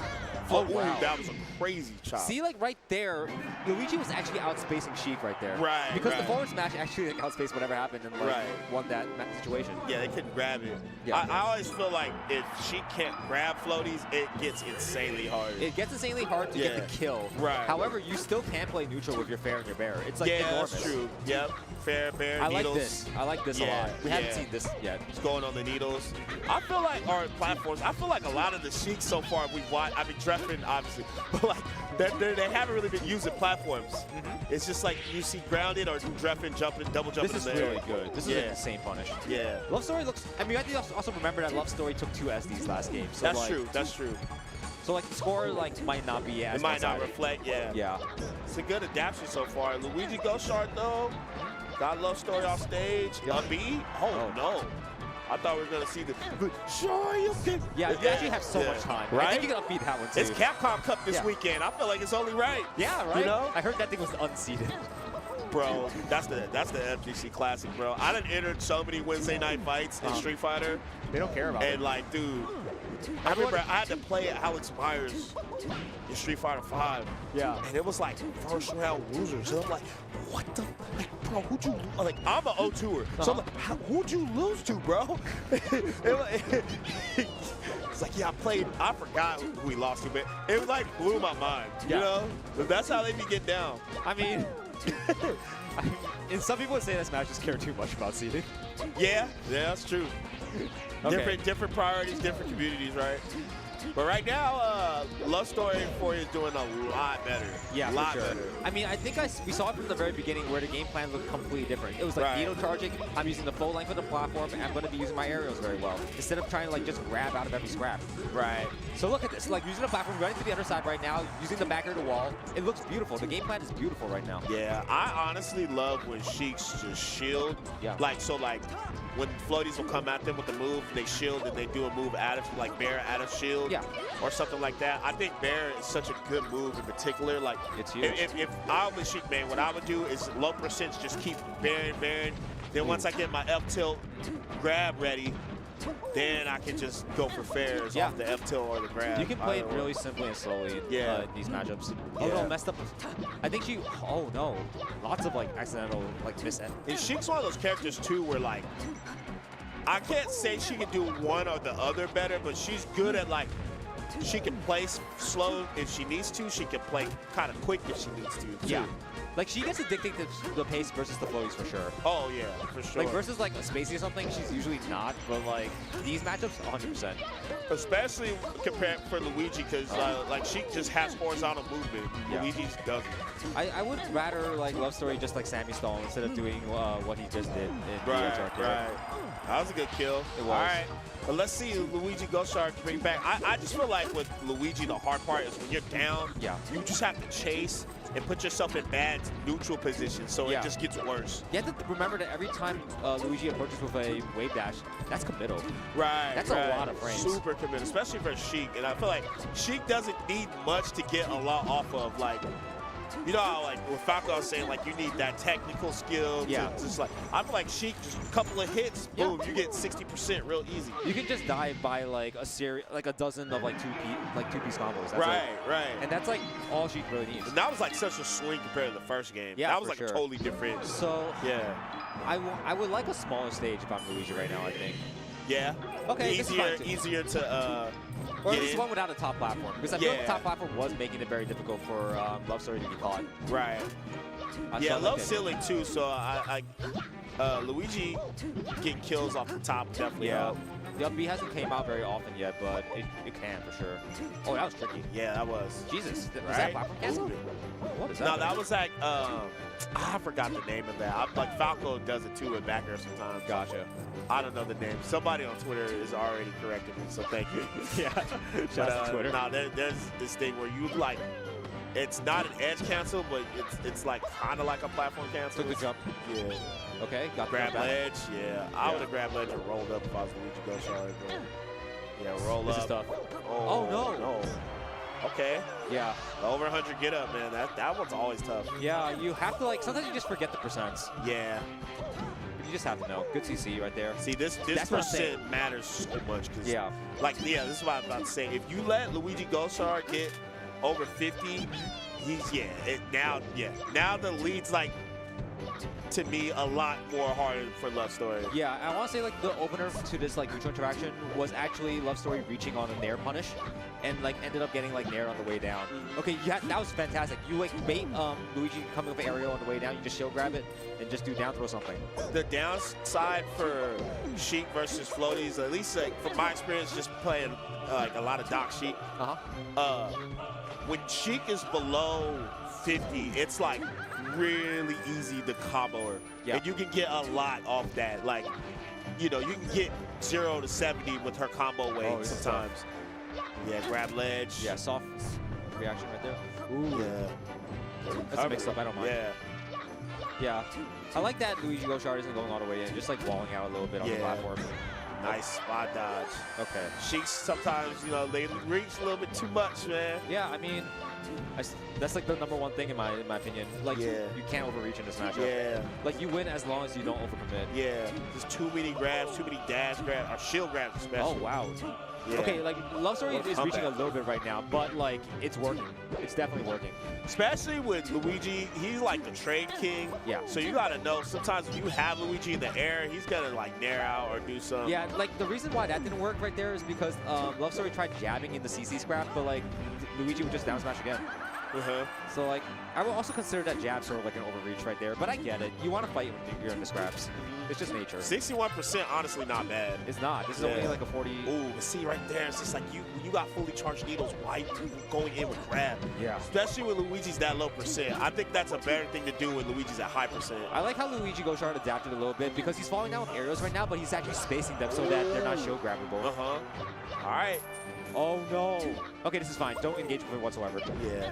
That's cool for Luigi Goshaard, though, because you just don't deal with the invincible Sheik. Yeah. Like, if you're not, like... Oh, don't shield grab. Oh, yo, Love Story got lucky there. That was luck. I love that weight. Yeah, that was a good one. That was a good grab. Okay, oh, no. You can't respect this recovery. It's so bad. If you Sammy stall right now, Luigi Goshaard would be dead. Luigi's just dead. Yeah. You just got Sammy stall there. Yeah. I think Luigi's recovery is like, it's not good, bro. Sammy stalling just ruins all the, like, Mario characters' recoveries. They're all terrible. Yeah, Martin, even Martin low-key. Yeah, no, high-key. Yeah, I'm like, man. This is the reason why the match is good. Like, up B's, like, just straight vertical like that, it's tough. Yeah. All right, grab ledge, down there. Yeah. Oh, no. You did need that double jump. Oh, no. And Luigi Goshaard takes it. That's tough because it was a close match, but Love Story did SD at least one time per game. Yeah. And it's hard to win sets like that. Got to give it to Luigi Goshaard, though, especially after losing the second game like that. Yeah. To, like, adapt back, you know? Yeah, I mean, that's like the sets that you like to see, right? Where you see, like, a complete strategy change in set 2 and then like, in game 2. But then, like, the first one, like, who won game 1 claws it back at the end anyways. That's a nice set. So next, we got Ober and Free Palestine.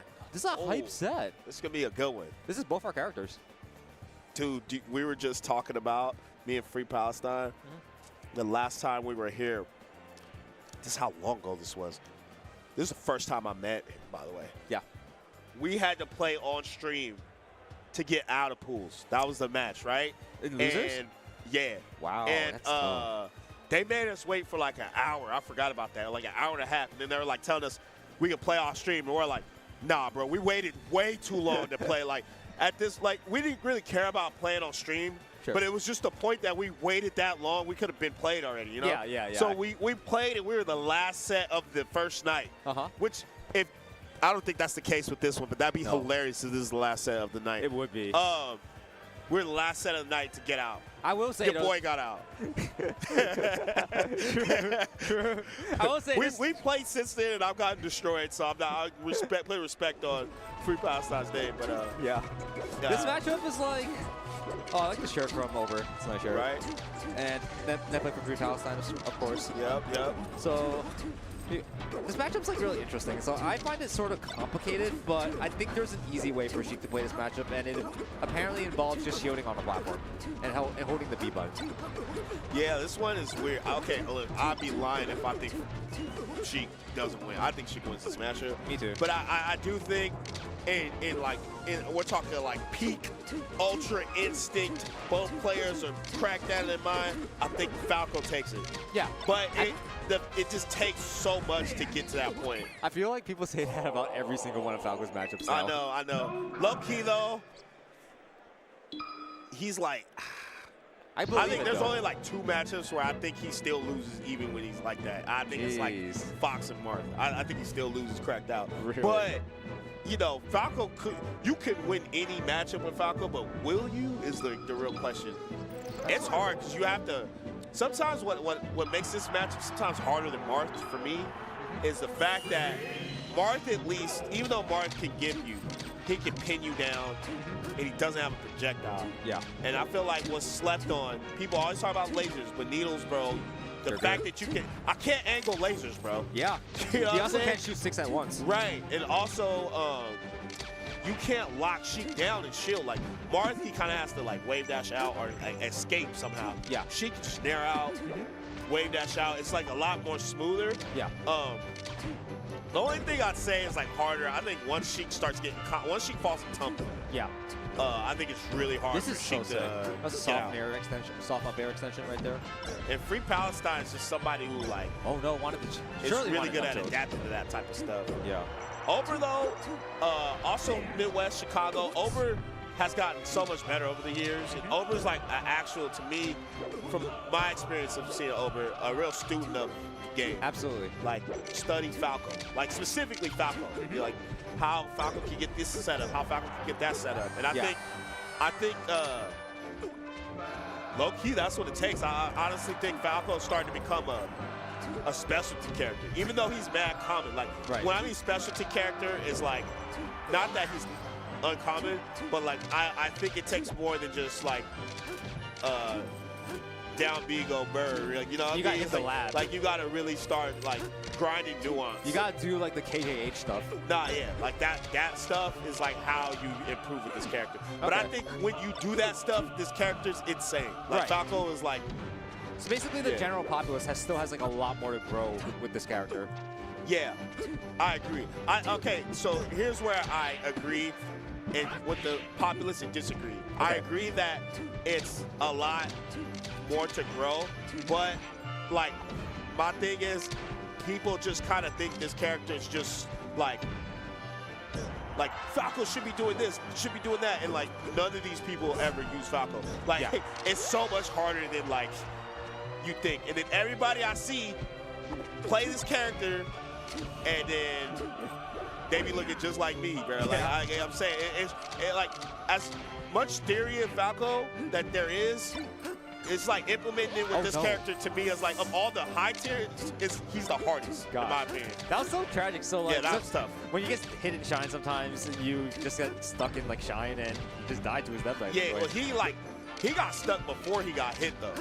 Yeah, I guess it just messed up the timing really bad.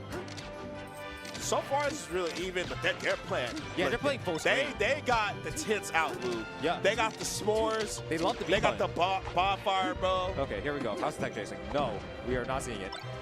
Motherfuckers is immune to approaching right now. But hey, I get it, especially like in this matchup, because I just feel like whoever's usually whoever's down is just like, the neutral changes a lot based off who's winning the matchup. Yeah, absolutely. Like, I mean, Free Palestine gotta be approaching now, right? Yeah. I feel like it's hard to come back in this matchup for both characters. Yeah, definitely approaching now. Yeah. Messing up some tech skill, however.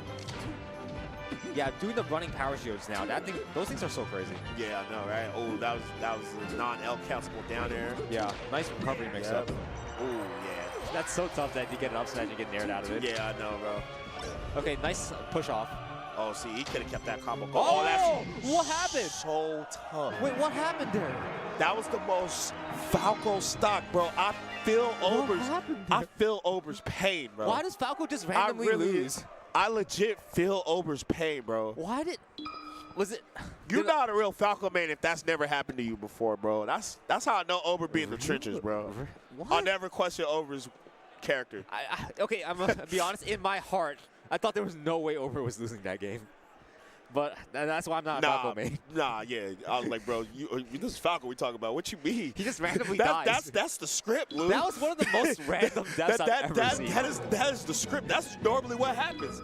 You be up the whole game, playing great, and then you're just down 1-0, bro. Did I hear Fox? I don't blame him. Did I hear Fox? That would, okay, look, don't lie, that would fuck my mental up a little bit. I'd be mad. I hope he can, like, keep it together. Man. I think he should stay, but I don't. Wait, whoa. We were wrong. Okay. We were misunderstanding the situation. Okay. Ober's a character loyalist, which is why I would have been so surprised. Yeah, right. I've never seen him not play Falco. Yeah, and like, you can tell that like Free Palestine, despite the win, he didn't feel very confident in it. Right. And he's playing on the controller. Usually he goes box for Fox. Really? Yeah. I did not know that. Okay. So maybe he switched because that game was too close. Yeah. I mean, Ober kind of, like, let's be real.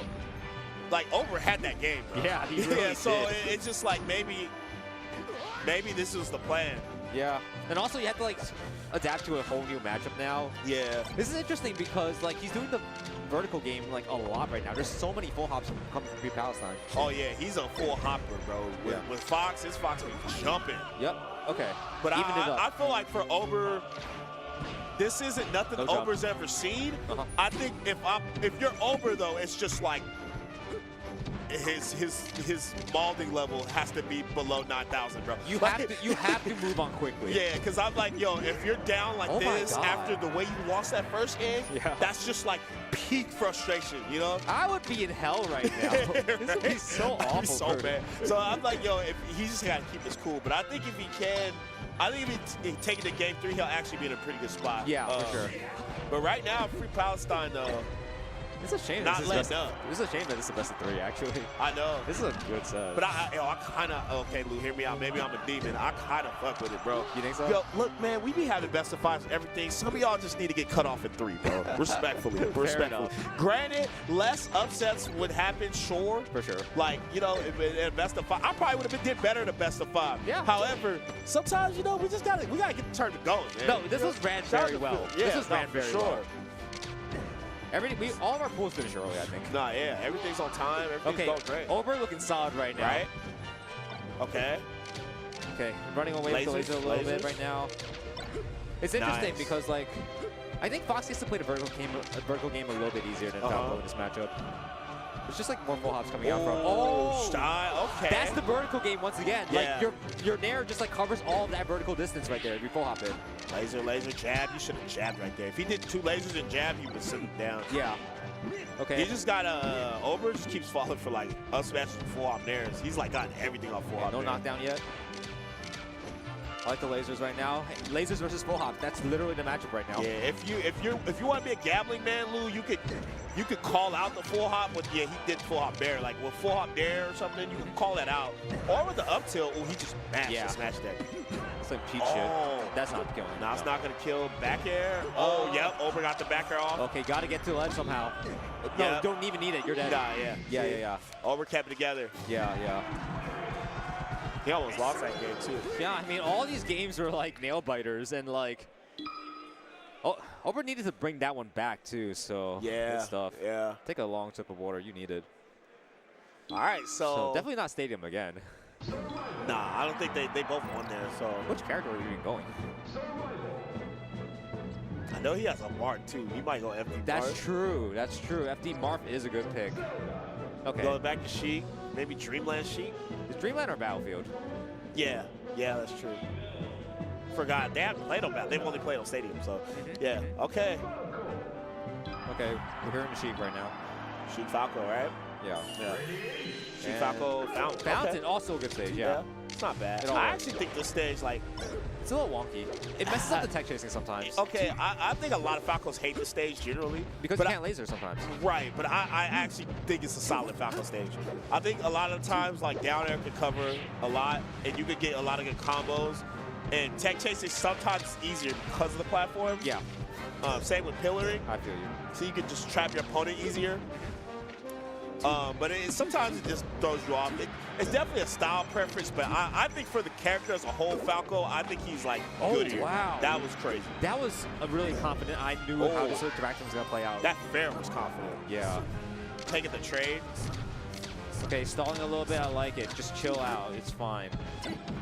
Oh, he's dead. No. Almost. Great side B. Yeah, right? too quick. Backing it off. Okay, I think this should be it. No, you need to delay it a little bit. It's tricky though. Yeah.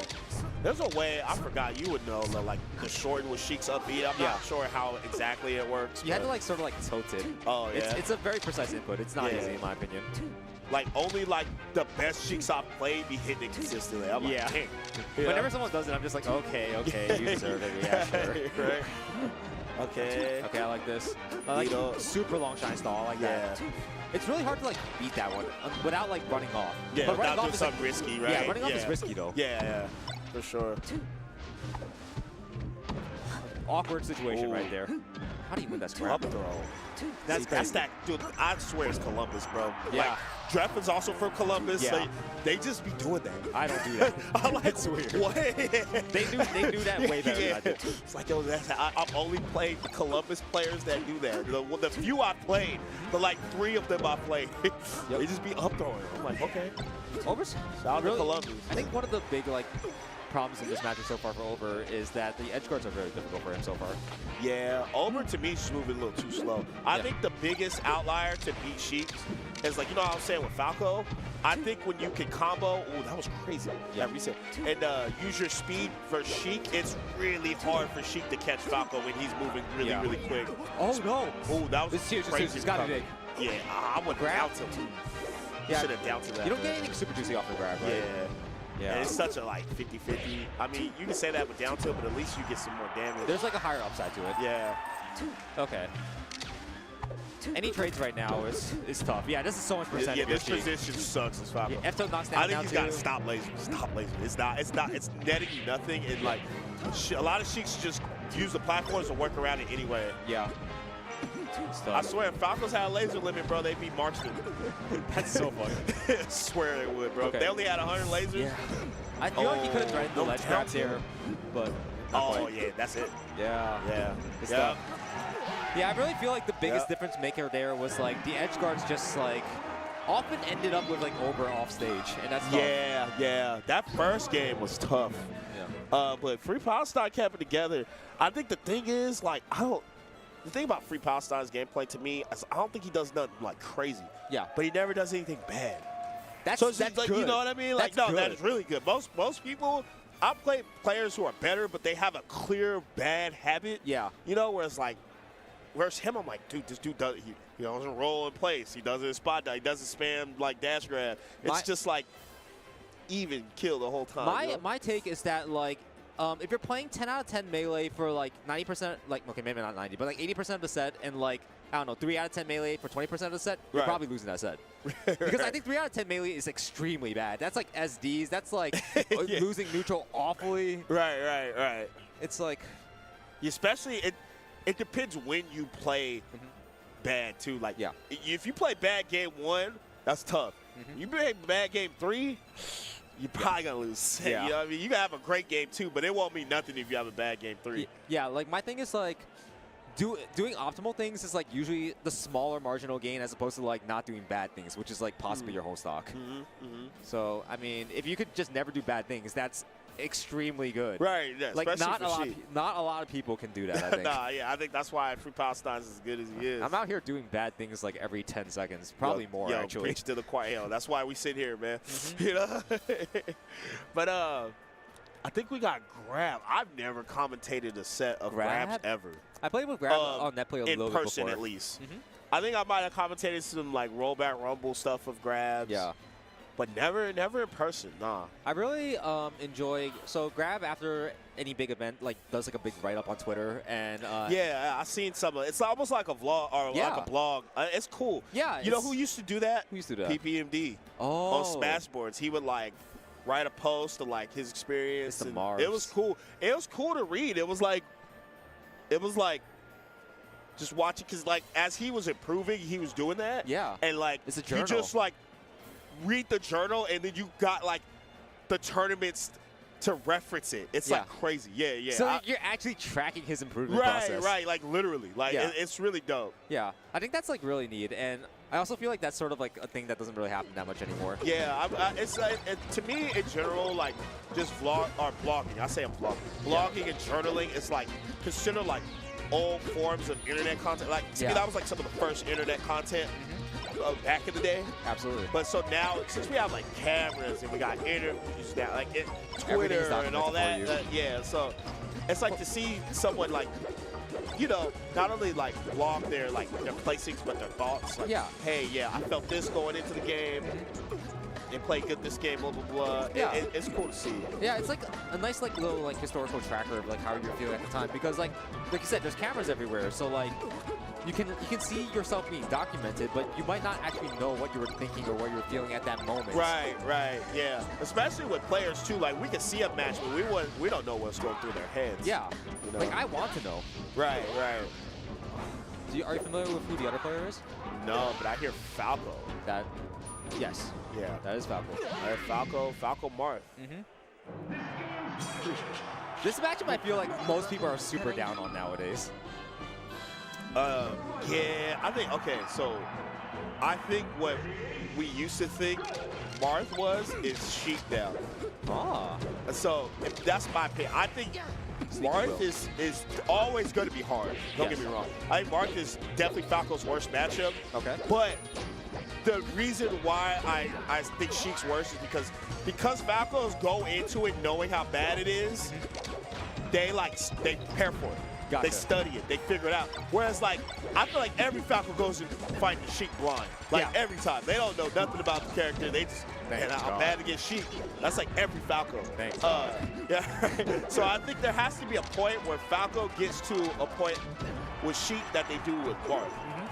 You know? But I think characters like Marth and Fox, like Puff, they'll always be hard for Falco. So I feel like one of the big problems in this matchup is that I think Falco actually has a much harder time like edge guarding Marth than Fox does, because like without the shine, I think the edge guard setups are just like a little bit more difficult. You can't kill Marth early and you can die trying. Yeah. I do think Falco has good edge guards on Marth. It is harder though. Yeah, it seems like really specific, and like I feel like Fox's edge guards are already specific. I think the biggest thing more than the edge guards is the off the top. Like Fox can up air, can up smash. Like Falco doesn't have a real off the top confirmed. Maybe like a lucky down tilt, you know, but it's not. I wouldn't say that's safe. Yeah. Besides like on Yoshi's. Yeah. This matchup's tough though, because you have to be like, you have to be playing good. But I will say this, I do think, that was clean by Sneaky Will. I do think when Falcos are really on point with this matchup, it's really hard for Marth. And there's times where like, you need double dip there, right? When you force Marth's hand, like they just start wailing out moves, dude, and you know you can really just like destroy Marth. Really. That was such a late wait. I like that so much. Yeah, but see, that's the thing with the edge guards. Like they can be difficult, but I think they're fleshed out enough within the Falco community. It's just a random cheated neutral, bro. Like shit like that. Like obviously, like look, I'm not trying to hate Grab was at low percent, so it makes sense. But like, I feel like when you're playing good with Falco, that should never happen. Wave dash F smash, and I'm saying this beaten some good March. Oh my God, I feel like when I'm playing good, that like literally never works. Okay. You know, like it's just to me it's not good, but it's good because Falcos don't like punish it. Do you know what the counterplay? You know what the counterplay to that was? Wait, shield. Oh, when they're done, and then you just go crazy. Yeah. And especially if sometimes they misspace it, and they're too close. Then you get it. Sometimes they're too far, especially if it like you shield it, but it tempers or pushback. Yeah. So you can't really do anything, but that's still better than getting hit. Right. But like usually, you can go in and go crazy. There's times where I've done that, and like I'll run in shine and like. Or just dare shine, whatever. Yeah. Sometimes I don't like dare shine. I like run and shine just because they can't like SDI my input when I shine. At least like my down air or whatever. But you know, Grab's doing what he's supposed to do. I remember shout out to dude. Love you, bro. He used to do that shit to me all the fucking time. Yeah. And I was just like, bro, nah, no more.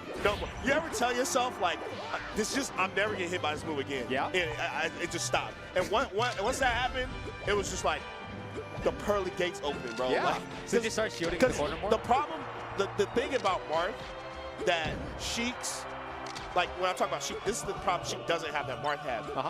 Marth doesn't have a good option at shield, so that's why they go for it. True. It's safe, and it's like, what else is he gonna do? Sometimes you can nair, or you don't want to trade with Falco, right? So I get why Marth do it, but Falco's so fast that he should be able to bait it out and still like be able to either, if you can't get a combo off it, at least not get punished. Yeah, get like some pressure out there or something. And that's why I think this matchup, even though like I think it's Marth's favorite, it's doable. Yeah. It's doable. You know, it's actually not that crazy. Now I know that's me saying that, you know, but it's like especially when you know what Marth look for, you can like you can bait it out. Yeah. You know, like it's not just like a lot of people too will make it seem like, oh, you're playing Marth, this should be free. It's always not that cut and dry too, because Melee's never like that. Marth can only get what Falco gives, right? Yep. So if Falco's not giving Marth really any opportunities, it's really hard for Marth to just like get some random counterplay situation if Falco's not giving that away. See, that was good though. That was good by Grab. Like just solid dash in power shield. Like I love that. I like that from Sneaky Will just there. Just like shooting one time, shooting a laser to get out of there. Playing it a little bit more patiently now. Sneaky's playing better. Yeah.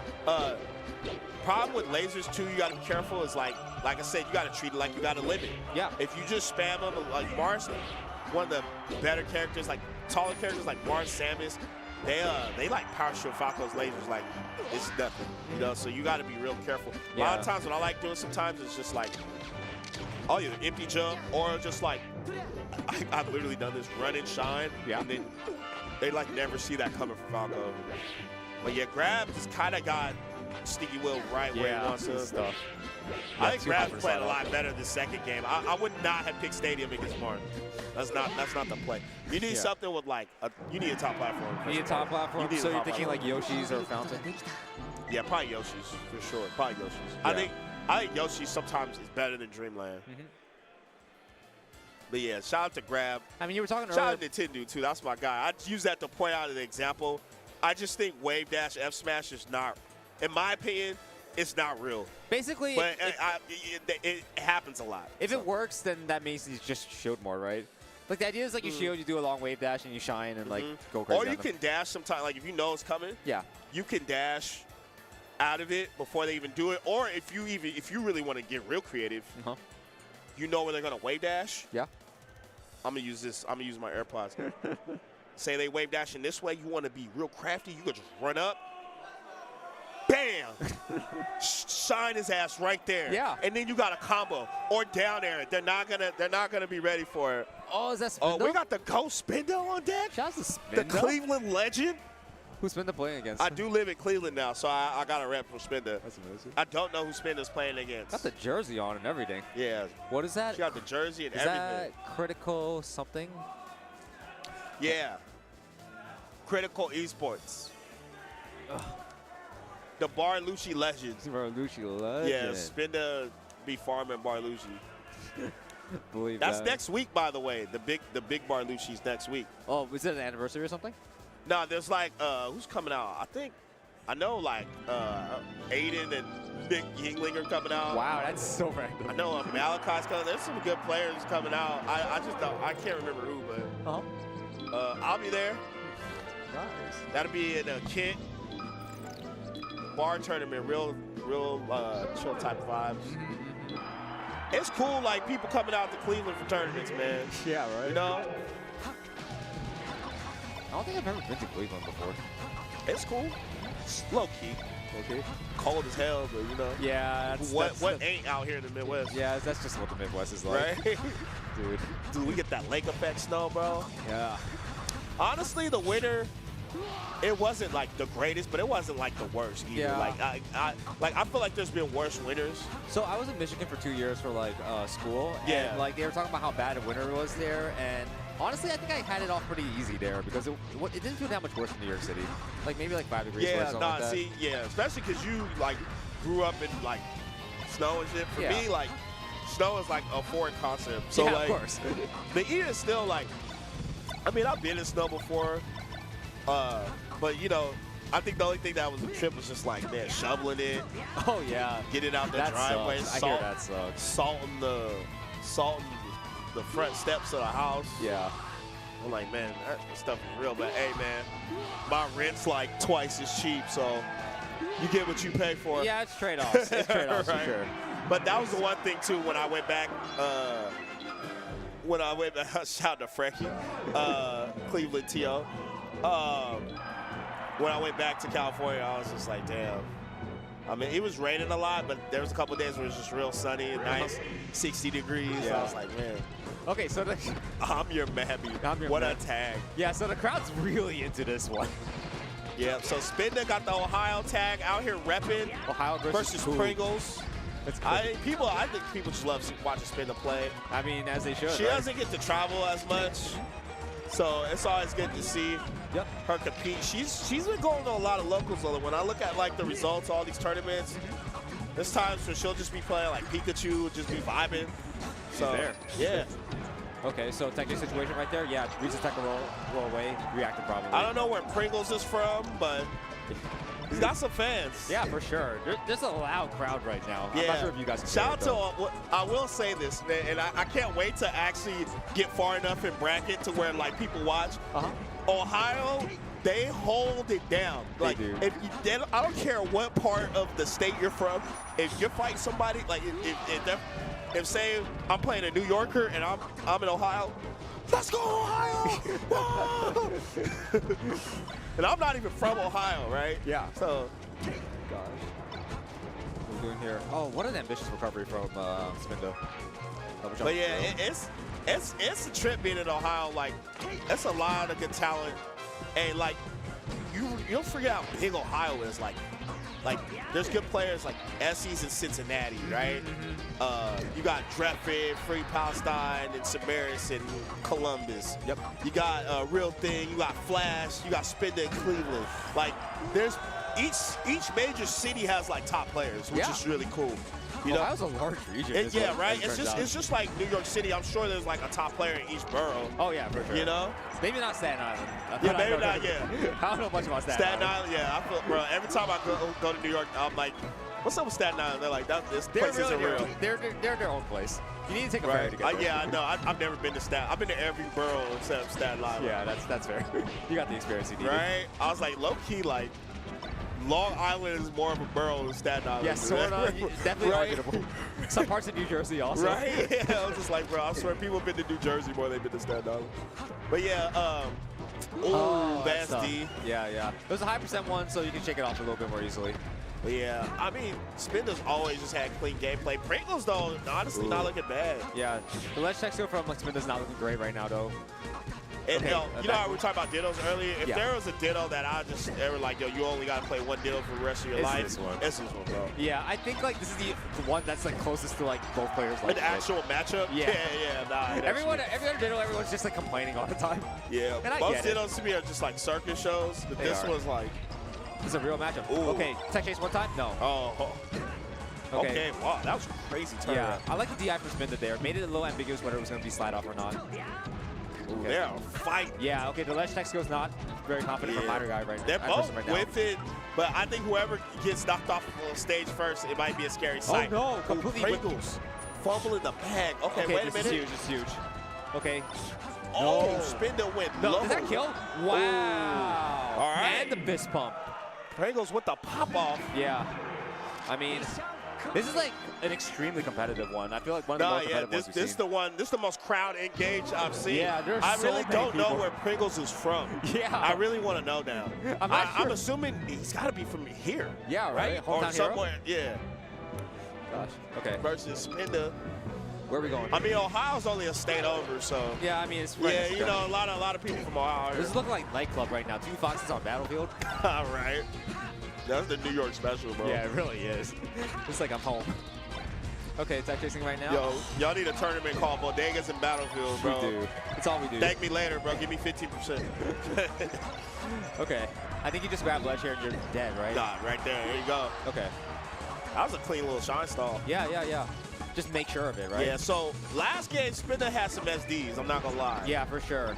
So let's see what Pringles, not saying that Pringles didn't earn that win. No. He definitely did, but I just think that it's going to be, Spinda's looking dominant right now, she's though. playing a lot better. Yeah. Up to is such good frame data. You just do it twice. AKA, I'm your mommy. Mammy. Okay. Shine? No. Sort of curious what Pringles was thinking about there. Yeah, these full hop nairs right now, the hitbox lasts so long. Tech chase? Oh! I think that was an up smash. There's no way that was not up smash. Okay. Back a long time. Oh, yeah, she should have stayed on ledge. Yeah, she went too early. Yeah. Right now, Pringles is like staying alive, but like not getting like neutral hits. Yeah, the defense is really good though. There was a slide off into like the ledge grab into a perfect ledge dash. That's it.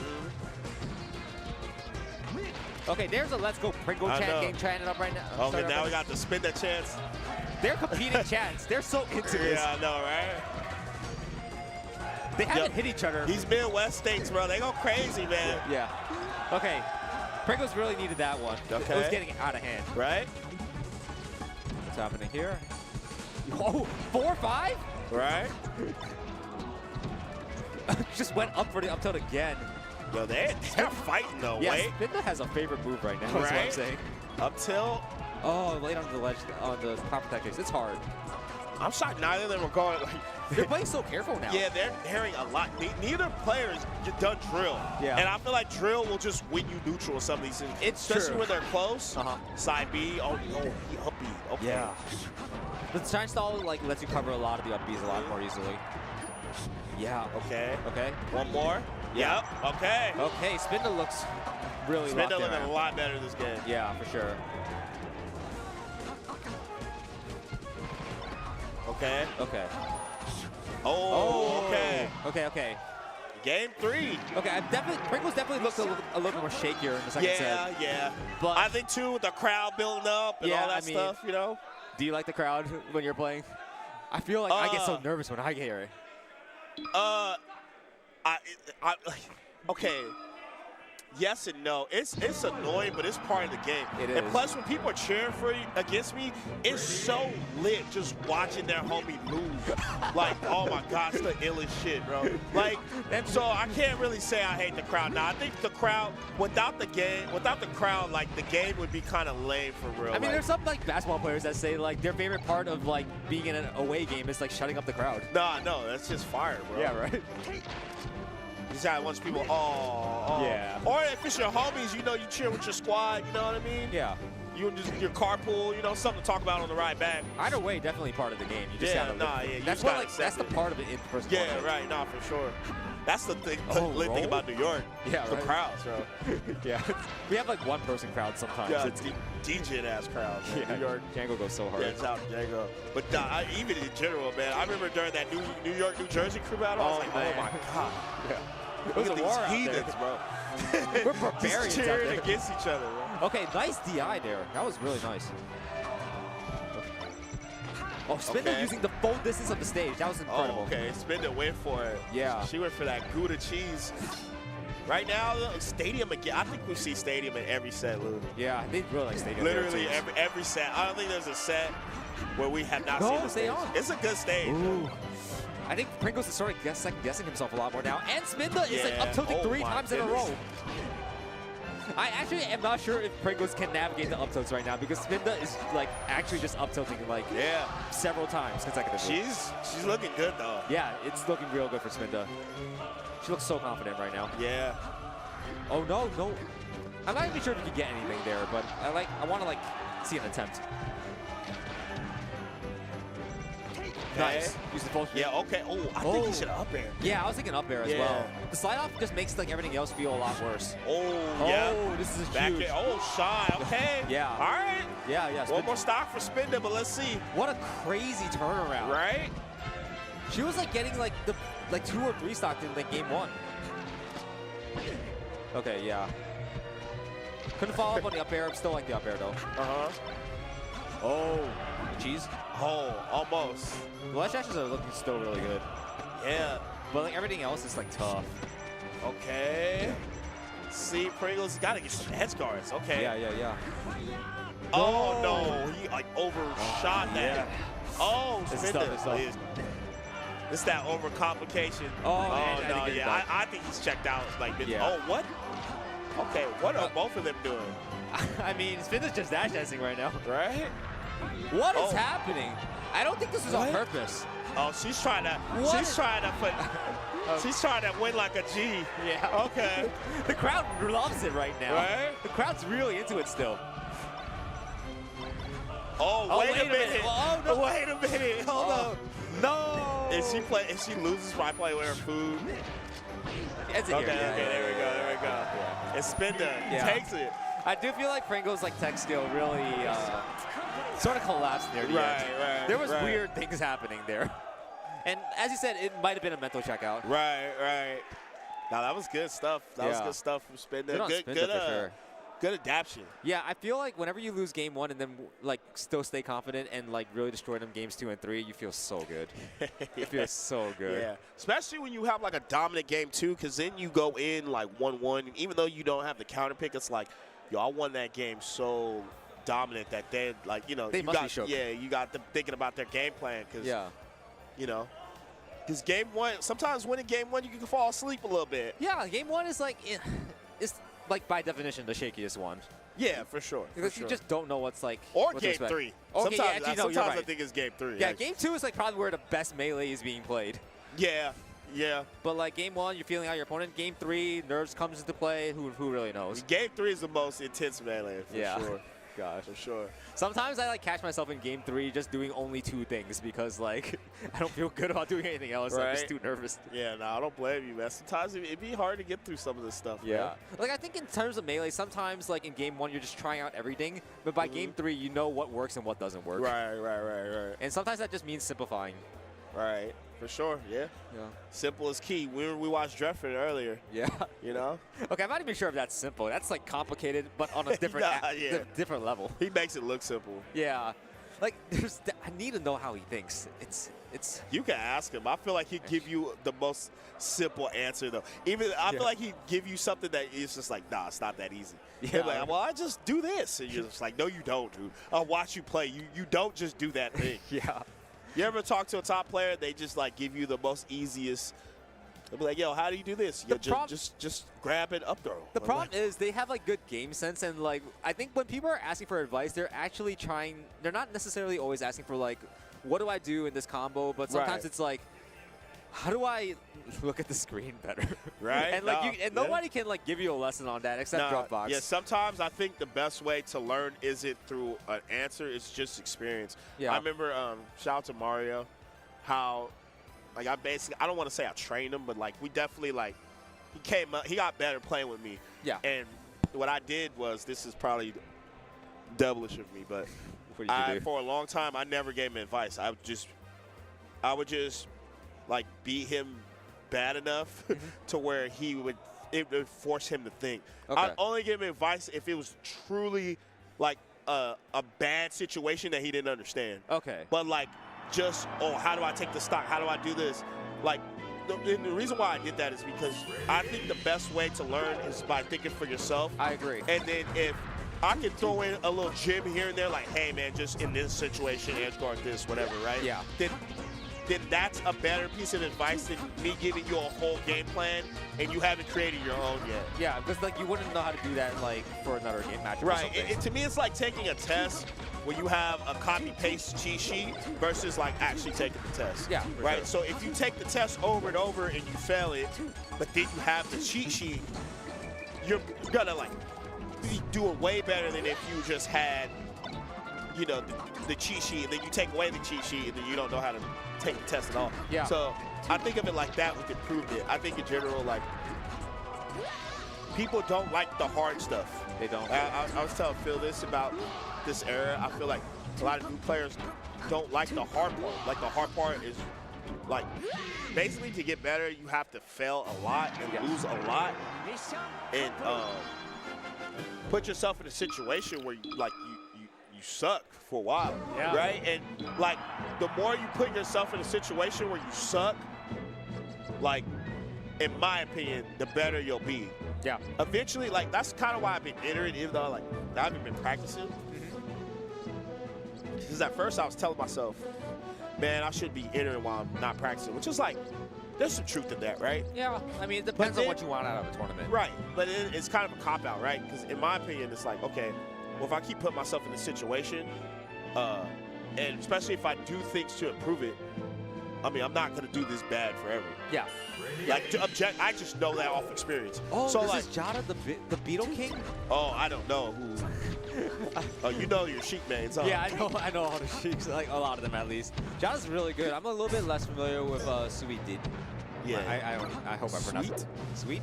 Yeah, it's going in. Yeah, it's going But sweet. yeah, basically, long story short, TLDR, y'all. Yeah. The best way to improve trial and error, constant repetition, But and thinking failure. about the errors. Yeah. Do things like, it's like when you work out till failure. Yeah. That doesn't mean you stop working out once you fail. You know what I mean? It's like, just all repetition. Yeah, it's just like, okay, I can't lift any more weights today. I'm just never gonna lift weights ever again. Nice show, You know? But yeah, if you keep doing that, you'll like, to me, it's like guaranteed you'll improve. It has to be an iterative process. You need to like be targeting like, you know, the problem points and like working on them, like actually working on them. While actively putting yourself my in situations that you don't understand. That was a crazy end. Yeah, like I sort of feel like a lot of people wouldn't recognize that your fair would still reach. Like I didn't recognize it. I was gonna throw a needle or something. That was a great extension. Yeah, best way to figure out answers, man. Put yourself in situations you don't understand. And experiment a little bit. Yeah. Because I feel like Jada probably never figured that out before, like, you know, trying to just do it one time. Right.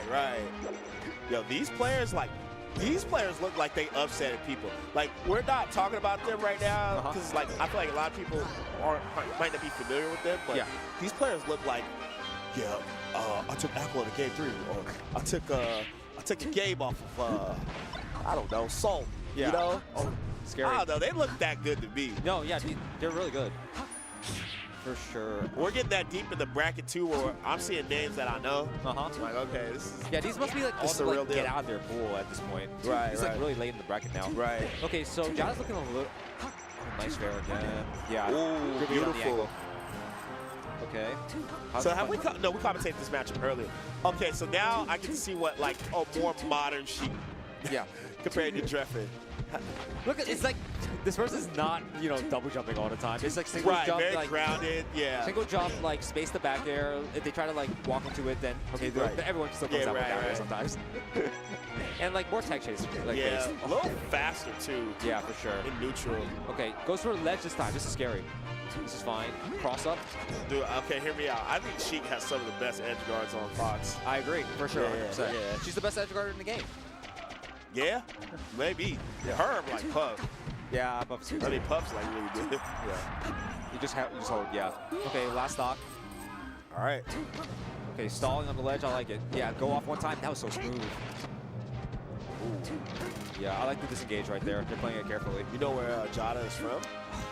I want to say like the Pittsburgh area, but I'm not really sure. Okay.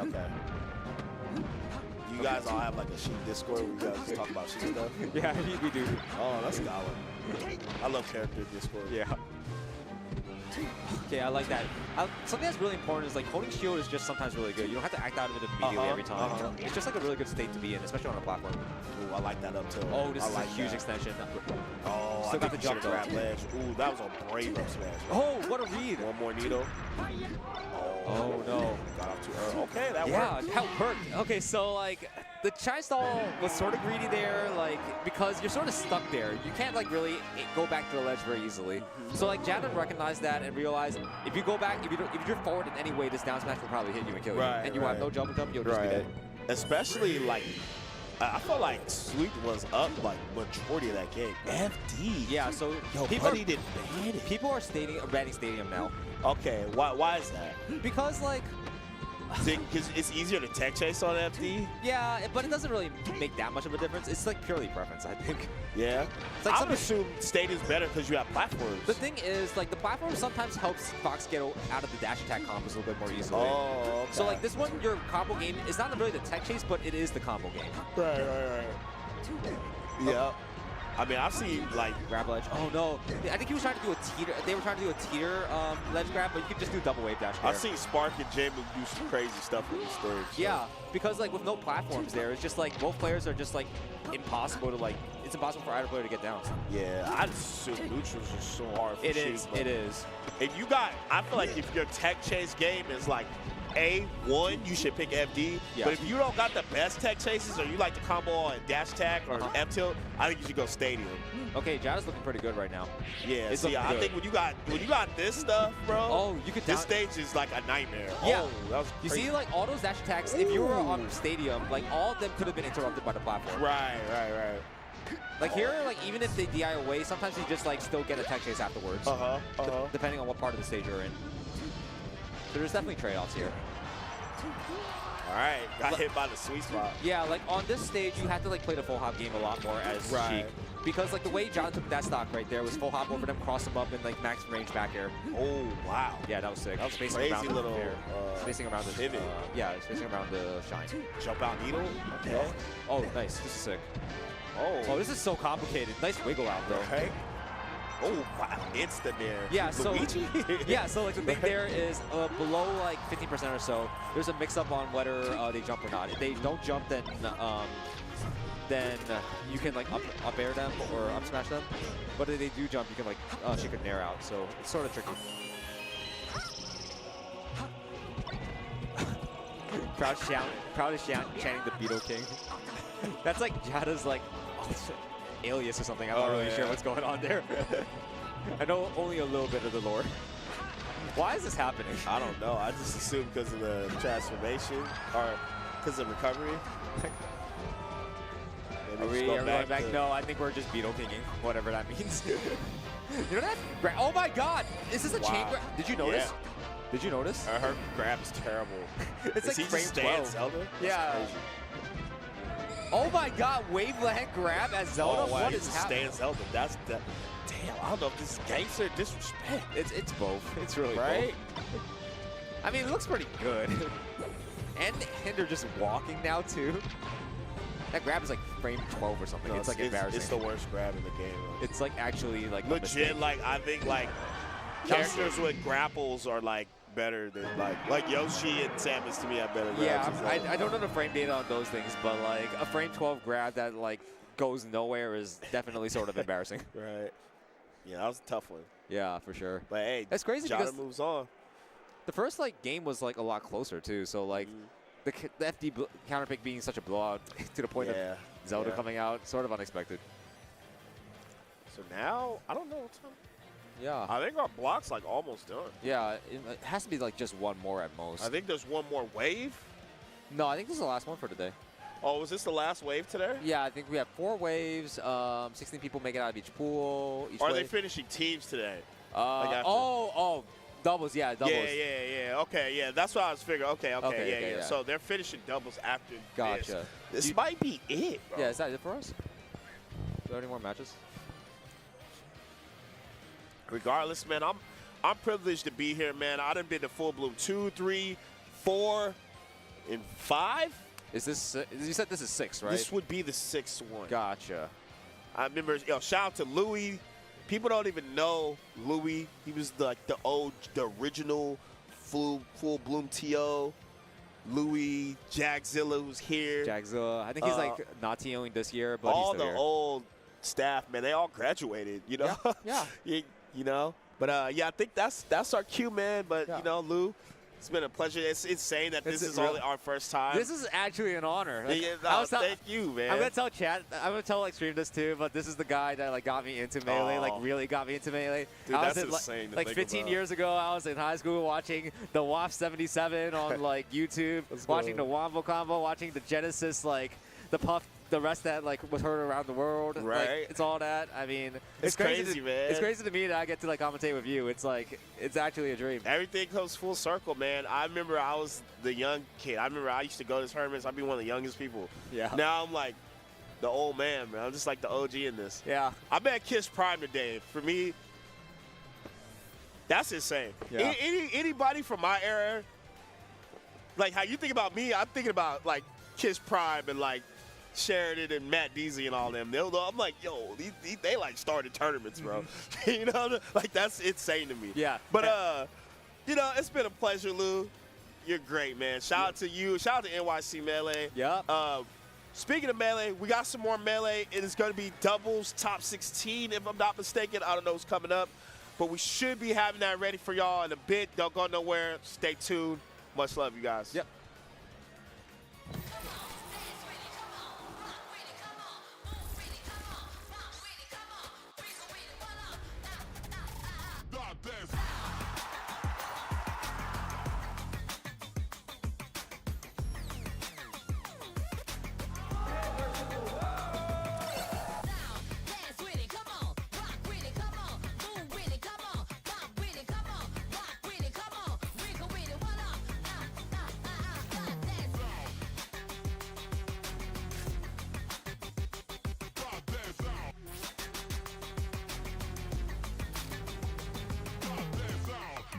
Challenger.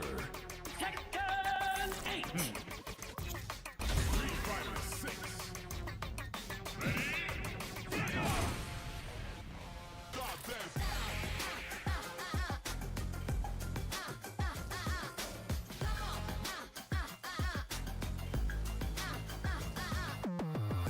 Oh, it's over! Oh my God! Big D! Into my clutches, baby! No way!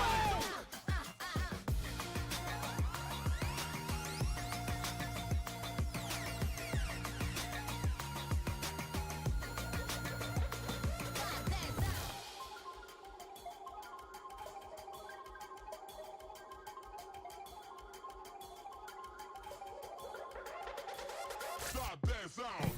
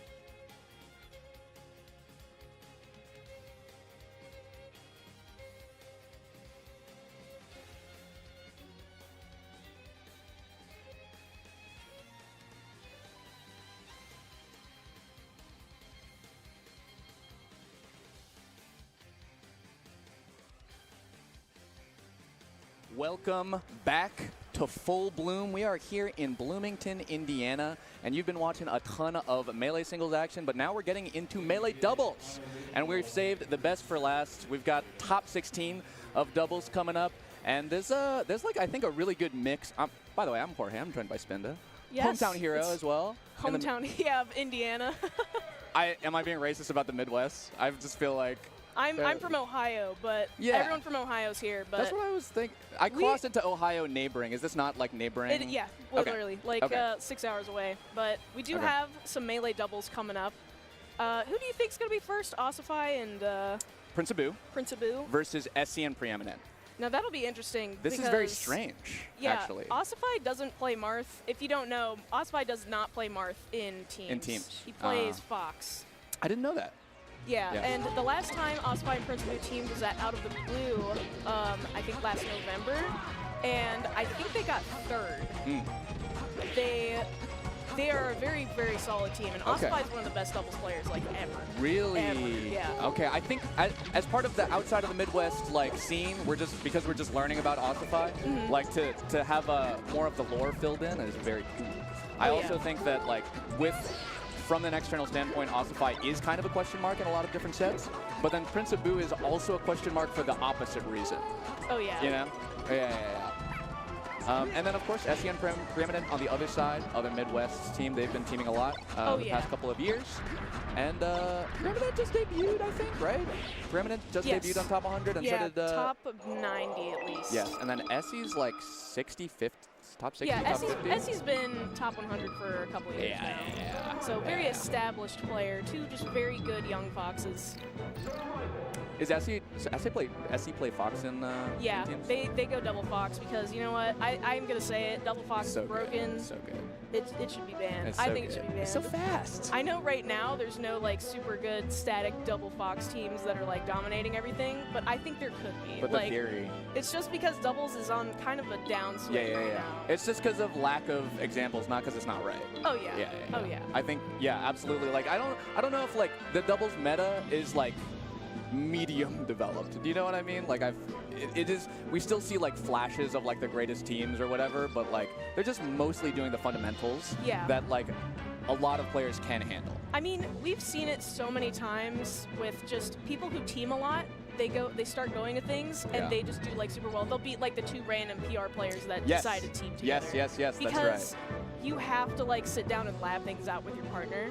And there's so many different strategies that can work in teams, just so long as you know what to cover, and a lot of it's about time, actually. Yes, actually. This is not something that ever comes up in singles, really. Yeah. It's like speed of something that's worth it. Like there's a time value to something you do. Yeah, and it's like between stocks, like you get a little bit of time to think about things. Like you need to have so many positions already just pre-planned, pretty much. And that's how you succeed at doubles. I think of it... Maybe I need to get into that, but like I'm very macro focused on doubles when I'm like I am either mid stage like or on one of the corners is like my mental state of like am I going to be able to pass it back or not or save, right? Yeah. Okay. Oh, looks is like it going to be 3 Foxes and a Puff? Yes, I believe so. Okay. Honestly, I can't wait to see it because Prince Abu's Puff. Oh, Marth. Oh, we actually get to see the Marth. This is rare. Wow. Oh, my goodness. Marth Puff. I wonder, so Marth Puff, I mean, if you can get good grabs with Marth and the Puff stays close, like it's really, really powerful rest, and the Marth can like just jab out of the rest, and it's an insta wake up too. Yeah, we're gonna be seeing a lot of grabs from Marth probably, and Jigglypuff is probably gonna position herself so that she can either get these space back airs that Prince Abu is just absolutely crushing right now. Oh, is that gonna kill? What in the world? No one wanted the ledge. Whoa, what is actually going on? There's a lot of carnage on the left side of the stage. Yeah, there's a lot of stuff on the left side of the screen right now. And it looks like, oh no, just barely misses the down air. And STI's out of the up air, even though the other Fox was ready with the back air. You can just see like the speed of double Fox right now. Yes. Absolutely. Oh my gosh, what is that? What is that? I was about to say like, oh, if you're in the corner, the scrap probably favors the Foxes, right? But I think like they're so fragile, especially on Yoshi's, that like you don't get the time benefit of knocking Puff away as much on a small stage. What's going on? I don't know. I think they need to ignore Jigglypuff a lot more than they're currently doing. Yes. Like, they keep trying to position themselves to, like, maybe poke with a back air, but literally all Prince Abu is doing is holding. He's holding that space, and he's just back airing in place, essentially. Yes, yes. Because they, like, do open up Ossify a little bit, but it's just so messy. It doesn't feel like there's a good combo. Ooh, okay. And they keep approaching in the corner, too. Something about teams that's so important is you want to try to stay center as much as possible if you're the Space Animal, because every single character in this game can just throw you off the stage and kill you. With the volatility of teams, like, you're dying not just twice as much. It's probably more. Yeah, and I mean, oh my gosh, accidentally smashes his teammate, and SC and Preeminent are bringing this back. Oh, wow, yeah, actually, especially with Puff at 61 right now. Yeah, that was amazing, and we have an even game. Ossify actually accidentally clips with a tipper on Prince Abu, which actually then blue team capitalizes on. Yeah, they're both, oh no, they were both moving in the exact same way, and Ossify just lets the F smash rip. Oh, is that going to be a no rest? This is doable. Oh, this is tough though, because you have Ossify level punish game. Yeah. And you also have rest. And you know what? SC and Preeminent almost brought that all the way That's true. back after a really messy start. I think they are getting a little bit more of their footing, and I'm seeing a little bit more thought process as well. You saw SC do the forward throw on Ossify, which he tried to do the launcher, you know, like that you do on Ices to knock Puff away. But Abu and Ossify are playing it like, I feel like they are approaching it methodically, and they generally like try to keep their space. Try to keep their spacing, whereas I feel like the Foxes are spazzing out. They were spazzing out. You could really tell, like, there was just a moment where Ossify was throwing a Fox off the stage, up being, edge canceling it, going back to ledge, up being again. There's this move. It was just like over and over again. That one was on the ground. Okay. FD, yeah, the Foxes definitely, or I think they're definitely favored here just because they have the double back air punish game, and they set up their uppers well, too. Usually the team composition with better just combos is gonna go to this stage. I also think they're confident. I think that Puff also gets a pretty significant nerf here in teams because like so much of her threatening is being able to like weave through the platforms and threaten a lot of aerial space. But like that's a little bit mitigated here where, you know, it's flat. And you don't get tripped up as much because like the neutral is really contained to that like little sandwich or that clash point. Yeah, and we can already see the wide space that Fox is using. Unfortunate SD, but they're using the wider space better, and they're not just running into the corner all willy-nilly. Yes, yes. I do think, like, especially with how much, like, fading back, ooh, really big damage. How much fading back and how much they can get outspaced by Marth and Jigglypuff there. Like, it is so critical to choose your battles. This is perfect, yeah, just ignore Jigglypuff. Like, there's nothing you can really do. Oh! Ooh. I love that weight, though, I think. Is that dead? Nice shine. That is not a dead Marth. Ooh, no tech, though. SC didn't have a jump either. Is Puff dead? Is Puff dead? Is Preeminent dead? No, Preeminent's coming back, and that's actually a double kill. Critical miss from both of the green team. Though if you're green team, something you want to do, yeah, that grab was so risky, and I can't believe that Abu went for that rest. But he's got to start letting him rip. It's we true. haven't seen a single rest so far. With the significantly lower risk, especially if Ossify's right there, I really do not mind a Puff that spams rest. Which is also, it's cancer. I hate it. Oh my god, it kills you immediately. Oh, honestly, I really think, again, that Prince Abu should have just rested that because you just get woken up or you get ignored in teams. Like, and Marth can kind of hold his own. Like, I don't know, this is such an interesting team composition. A lot of it's very reliant on the edge guards. I've seen it, I think, like, in general, like, ooh, almost gets the up air there, but actually Marth gets thrown into SE. I think their Foxes are definitely getting a little impatient right now. They're just I feel that. I feel that. I do also, like, I think Ossify and Prince Abu are struggling to combo off of each other, like complement each other's punish game. And then you'll eventually see that with, like, Abu is all the way down there because he's trying to do the edge guard or something instead of, like, doing a complementary, like, pass back two-piece or a grab rest. Well, that SDI on that. One of the Foxes is at a super high percent. I think that's Preeminent. I think that's Preeminent, yeah. Wasn't ready to get the double up air on Jigglypuff, but Prince Abu SDI'd it anyway. Ooh, I love Preeminent waiting for the up throw to save SC out of that chain grab. Yeah, we can kind of see why. Ooh, really double good. smash. Oh. What? Okay, They missed. Only one hit. Only one hit. But it's a timing. It's a timing situation where they're trying to be like on the same beat. This is for Jigglypuff. This is impossible. Yeah. What are they doing? Yeah. It almost seems like Essie and Preeminent are always having fun with it. They're always having fun, even in singles. It's singles alone. I almost feel like sometimes they share the same brain, like the same Fox brain, because I will see that they just start doing the exact same thing at the same time. They double jump at the same time. And it's just like I noticed that 3 times. They both double jumped out of like a hit stub. They don't just have synergy; they have the same brain cells that they're sharing. Yeah, that's a mind meld, for sure. So Yoshi's is off the table. Can't go back there.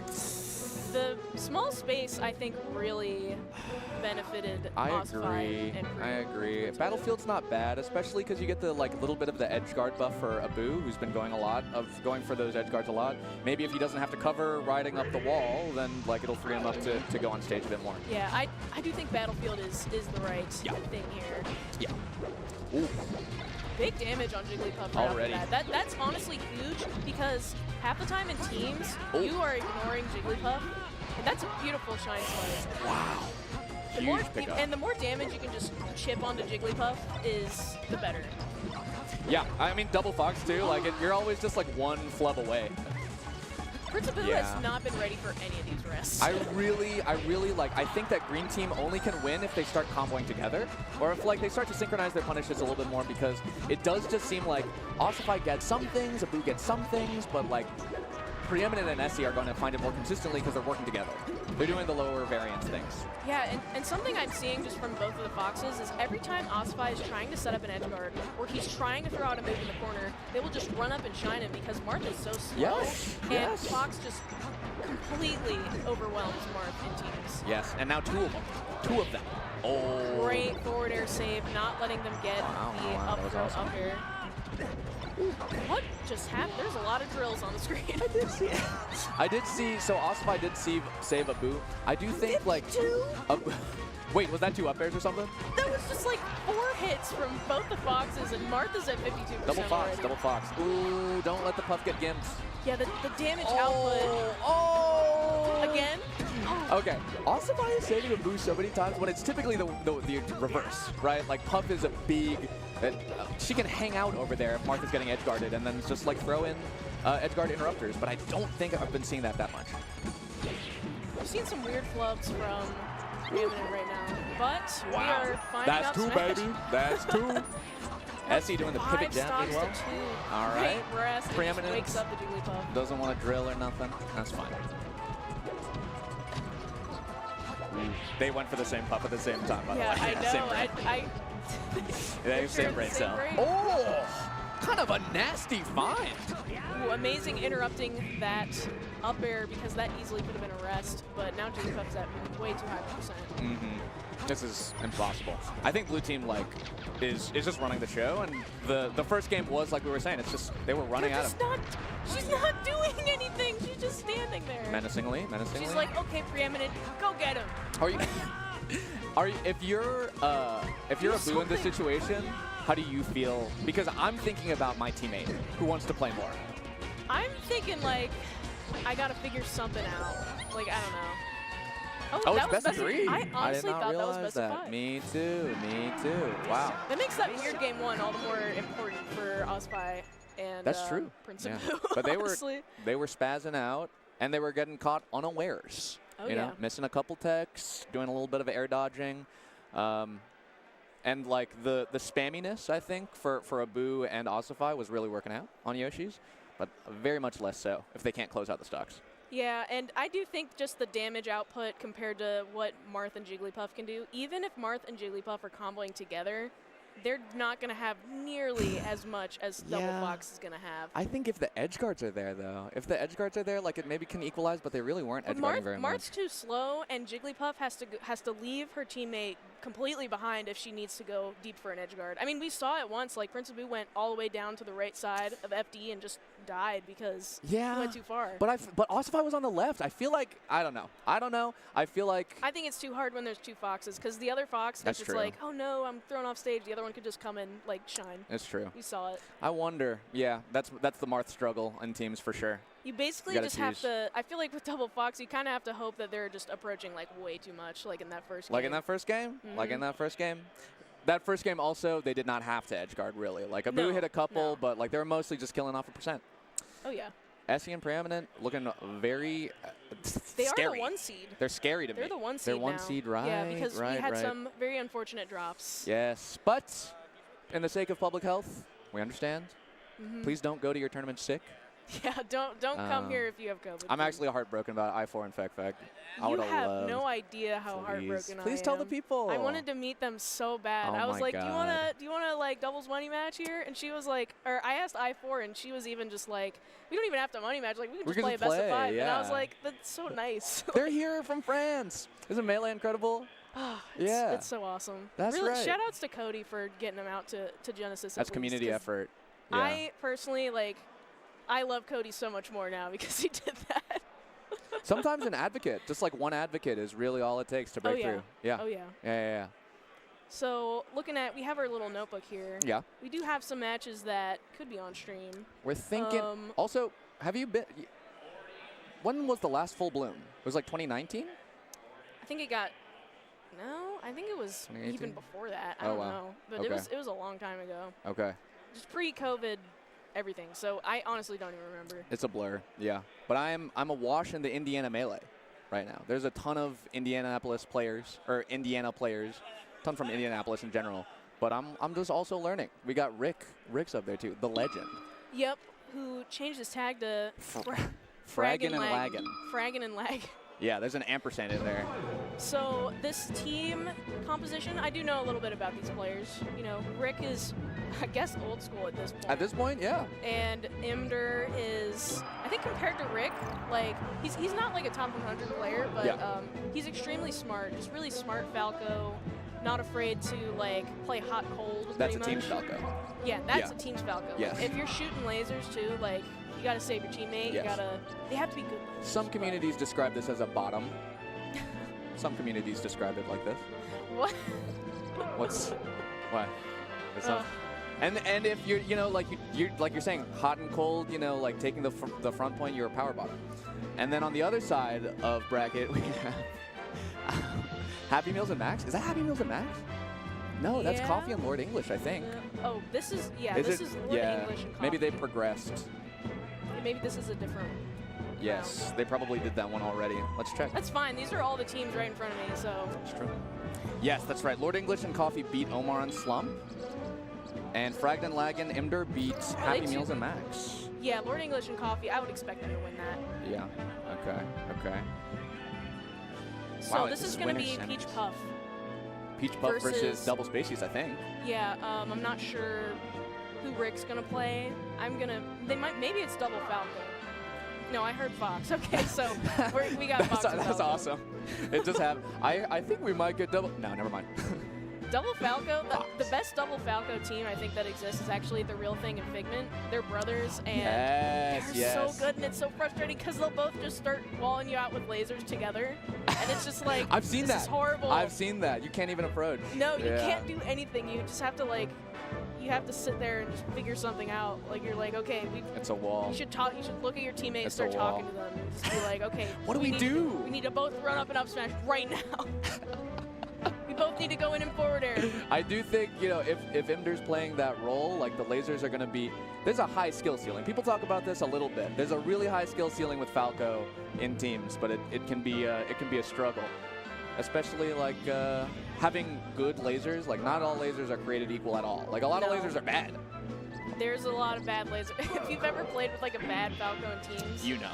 you know. You know. If You you've get ever, lasered by your teammate, constantly you can't move. You can't You're move. like, man, you gotta stop lasering me. I'm recovering. I'm on your. Let me back. I got 3v1. Yeah, I'm recovering. Laser me, laser me. Or if you play Falco with maybe a team's specialist, you may be told very frequently that you are fucking it up for him. I think No. something funny. There was this guy whose tag was Big John who was playing when I was new, and he would always, every time I was off stage, he was like, okay, if you need me to laser you, just tell me to laser you. And I was like, okay, so every time I would be recovering from off stage, I'd be like, laser, laser, yes, laser, yes, laser. Yes. And that, honestly, in teams, that's just what you have to do sometimes. Actually, yeah, I'll communicate. Sometimes in the middle of teams, I'll just be like, help me, help me. June goes, I'm dying. Yes. That's you got to communicate. Because PewFat, they had their code, right? It was like if Pew Pew had a grab, he'd go yo, and then SFAT knew that was a running up smash or something, you know. And then UGS, they obviously had their own code, Swedish. Yeah, just talking Swedish, so they can't hear your strat. Yeah. That's honestly broken.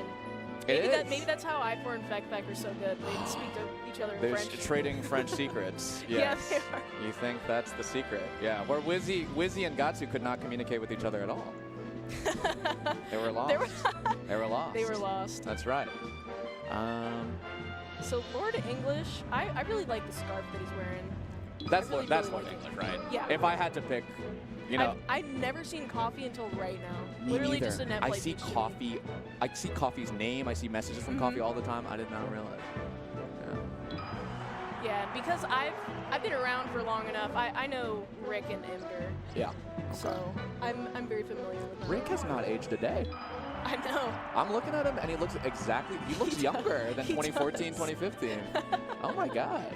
What's in the water over Do here? you know off the top of your head what he was on the top 100? Top 100? It fluctuated. He was on there for a long time. But I thought it was like between 60s and 80s, but I can check. Yeah, I was just wondering if you knew, honestly. I wanna Because know. I just knew that he was, feels like the Midwest top 100 players are always in that 80 to like 60 range. Yes, it actually is so true. Like, so true.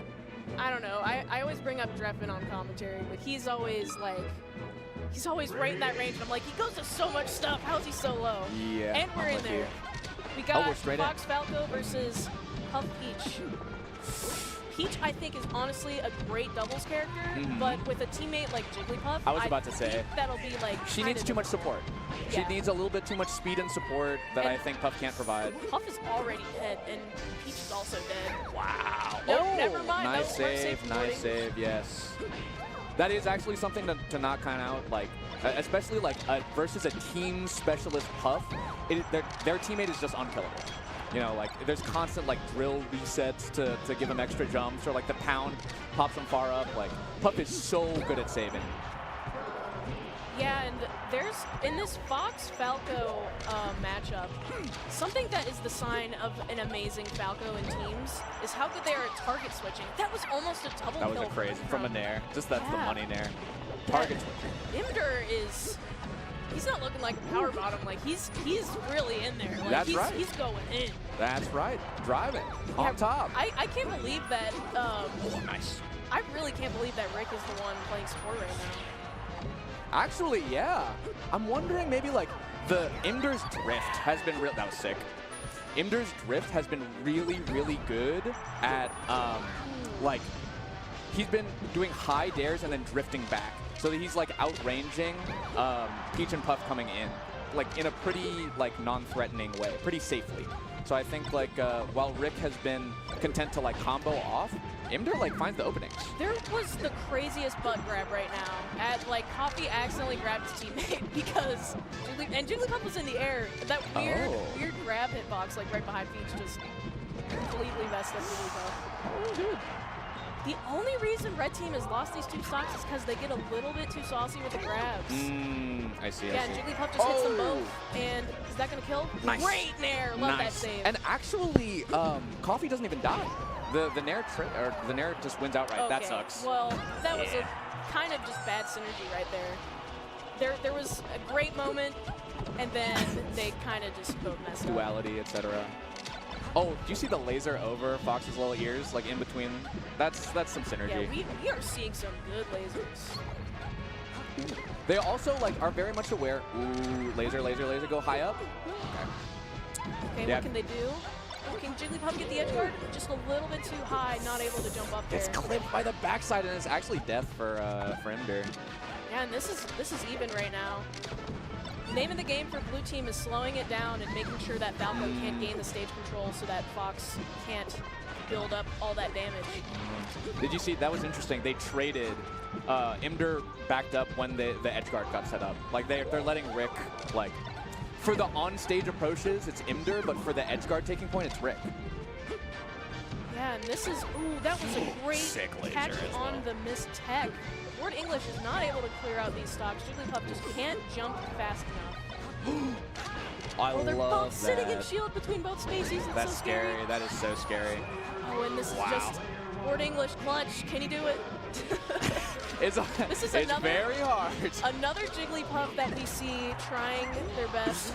Okay. Wait a minute. Is this a seal? Okay. Wait a minute. You are now entering the clutch zone. I think Lord English can do this. He is solid against spaces. He has so many rest setups. Like, I don't think a lot of people know about him. But Rick, former top 100 player, 82 and by the way. on FD. 82. 82. We were right. Oh, that's gonna okay. live. Hits the DI. I feel like that wasn't even the greatest DI. It wasn't think the it was best. just a percent But off. I've definitely seen HBox die from holding in on that one. Ooh, wow. Critical SDI to miss. Rick delays it a little bit, so it makes it actually even. Yeah. Usually Foxes will go for that up air a little bit early, but Lord English actually almost made that comeback. That's right. Even though he lost that, you have to feel pretty good that you were able to almost take 3 stocks. This has got to be best of 5, right? This is winner semis. Yeah, there's no way they're letting them go to Dream. Okay, yeah. Okay, yes. Top 6 best of 5. Thank you. Ooh, big damage from the back airs too. It's an awkward position for blue to be sandwiched like that. Yeah, because you can basically just laser and wall out with back air for Fox and Falco. Blue team is gonna do what, like, against that? I mean, like, they have to sort of just go underneath. It's not really anything dangerous. Like Puff is gonna set up for a back air or something. Yeah, and whenever they're stuck in shield together, it seems like they kind of just sit in shield and they just wait. Yeah. Someone's got a top. Someone's got a top. Someone's got a top. Ooh, nice edge guard. Yeah, I feel like something that's very different from Prince Abu's Puff we just saw. Lord English is really good at just finding these recoveries that the spaces are going for and not reading them, but just like adapting. Like, okay, you like to upbeat early, so I'm gonna go all the way out there. Oh. Holds the ledge. Interesting. Great work. Wait, tell me more about that. More about the Lord English's recovery reels. Yeah, so if you, I'm gonna explain it with like Axe Pikachu, right? Okay. If you back throw someone with Pikachu, you can't usually just get like an immediate edge guard. Yeah. So you can back throw them, wait, multi-step, and then if they like insta side B the first time, you can be like, okay, they like to insta side B, so I'm gonna try to cover it with like delayed up air, like if you're Pikachu. And with Lord English, I mean, it works much of the same way. Like if you get a back air on one of the spacies off stage, if they up B high, you can be like, okay, I need to jump up earlier and get the back air. Yeah, or if they like the side B, you have to put out a forward air. Like you just have to really adapt to that. We were seeing like Lord English willing to go up high and like that Fox double jump, like range of that top left. We just saw it. The Fox has been side B'ing a lot. Yeah. And Lord English was just floating down there, ready with forward air, ready to catch him. What was that? That was crazy DI. I think he.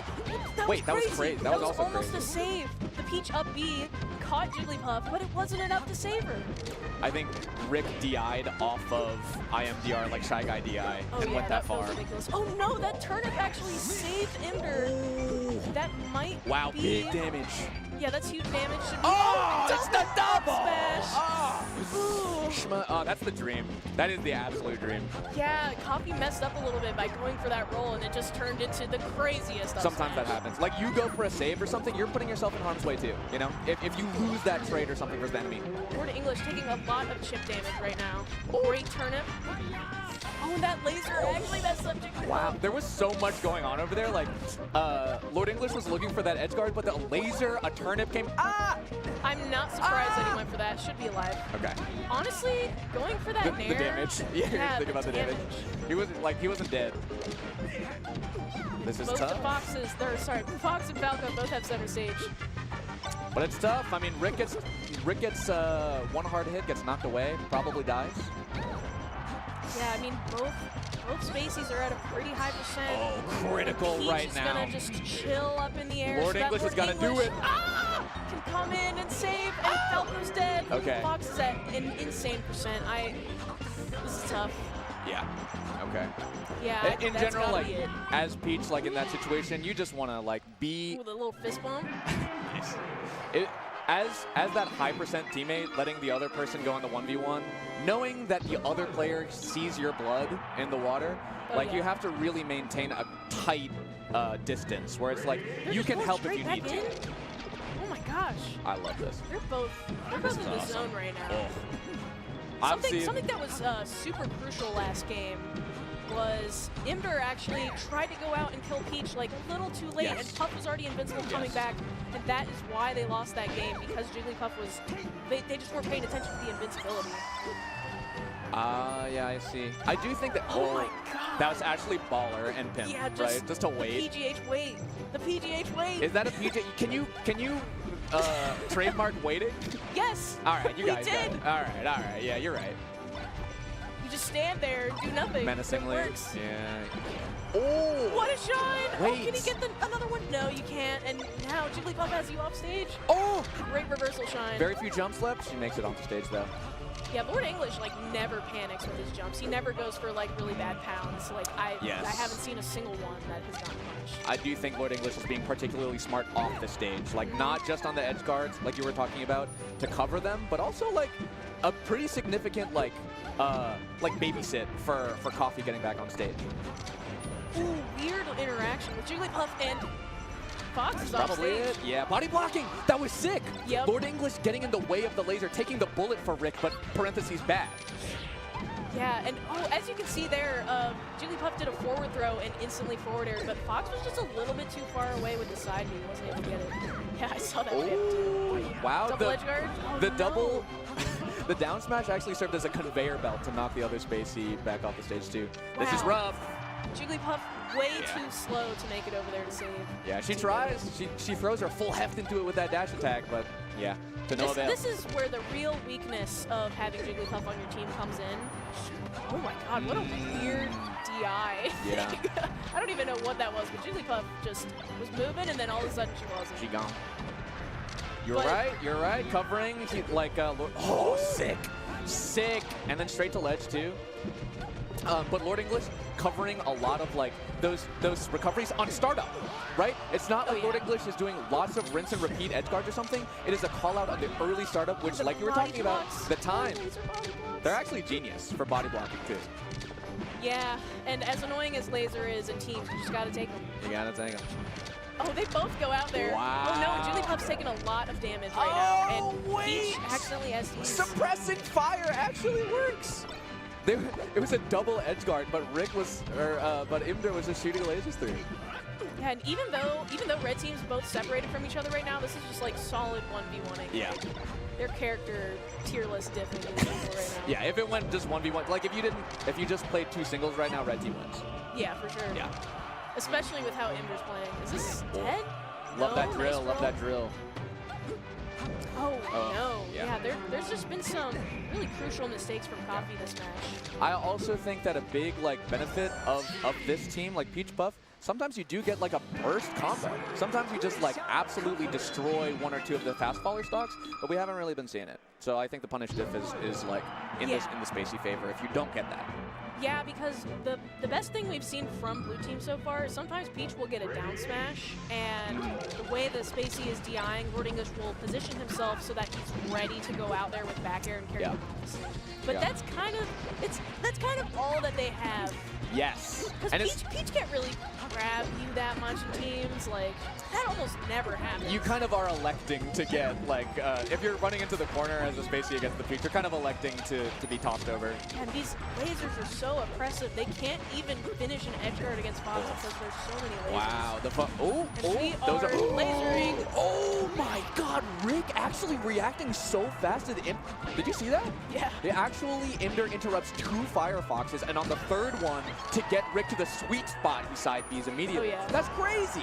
Oh, they're so good. That was kind of, honestly, I think that up smash, even though it was the right thing to do, was a little bit lazy because it put Falco all the way to the top of the screen, and Lord English was able to get the edge guard. You should be able to space, right? Like, yeah. I mean, you should just probably roll to edge and maybe get a falling up air. Like, I don't know if that would have killed. Yeah, because, like, if you're at such a high percent, like, you might as well be a little more careful. Oh, the read, but almost. Forward air is, like, he drifts in a little bit too early. It's not big enough. The forward air, I mean. If it was like a turnaround back air, it would have poked. I see, yeah. I think, Lord English just drifted in a little bit too much, too. Ooh, I can't believe that kill. Wow.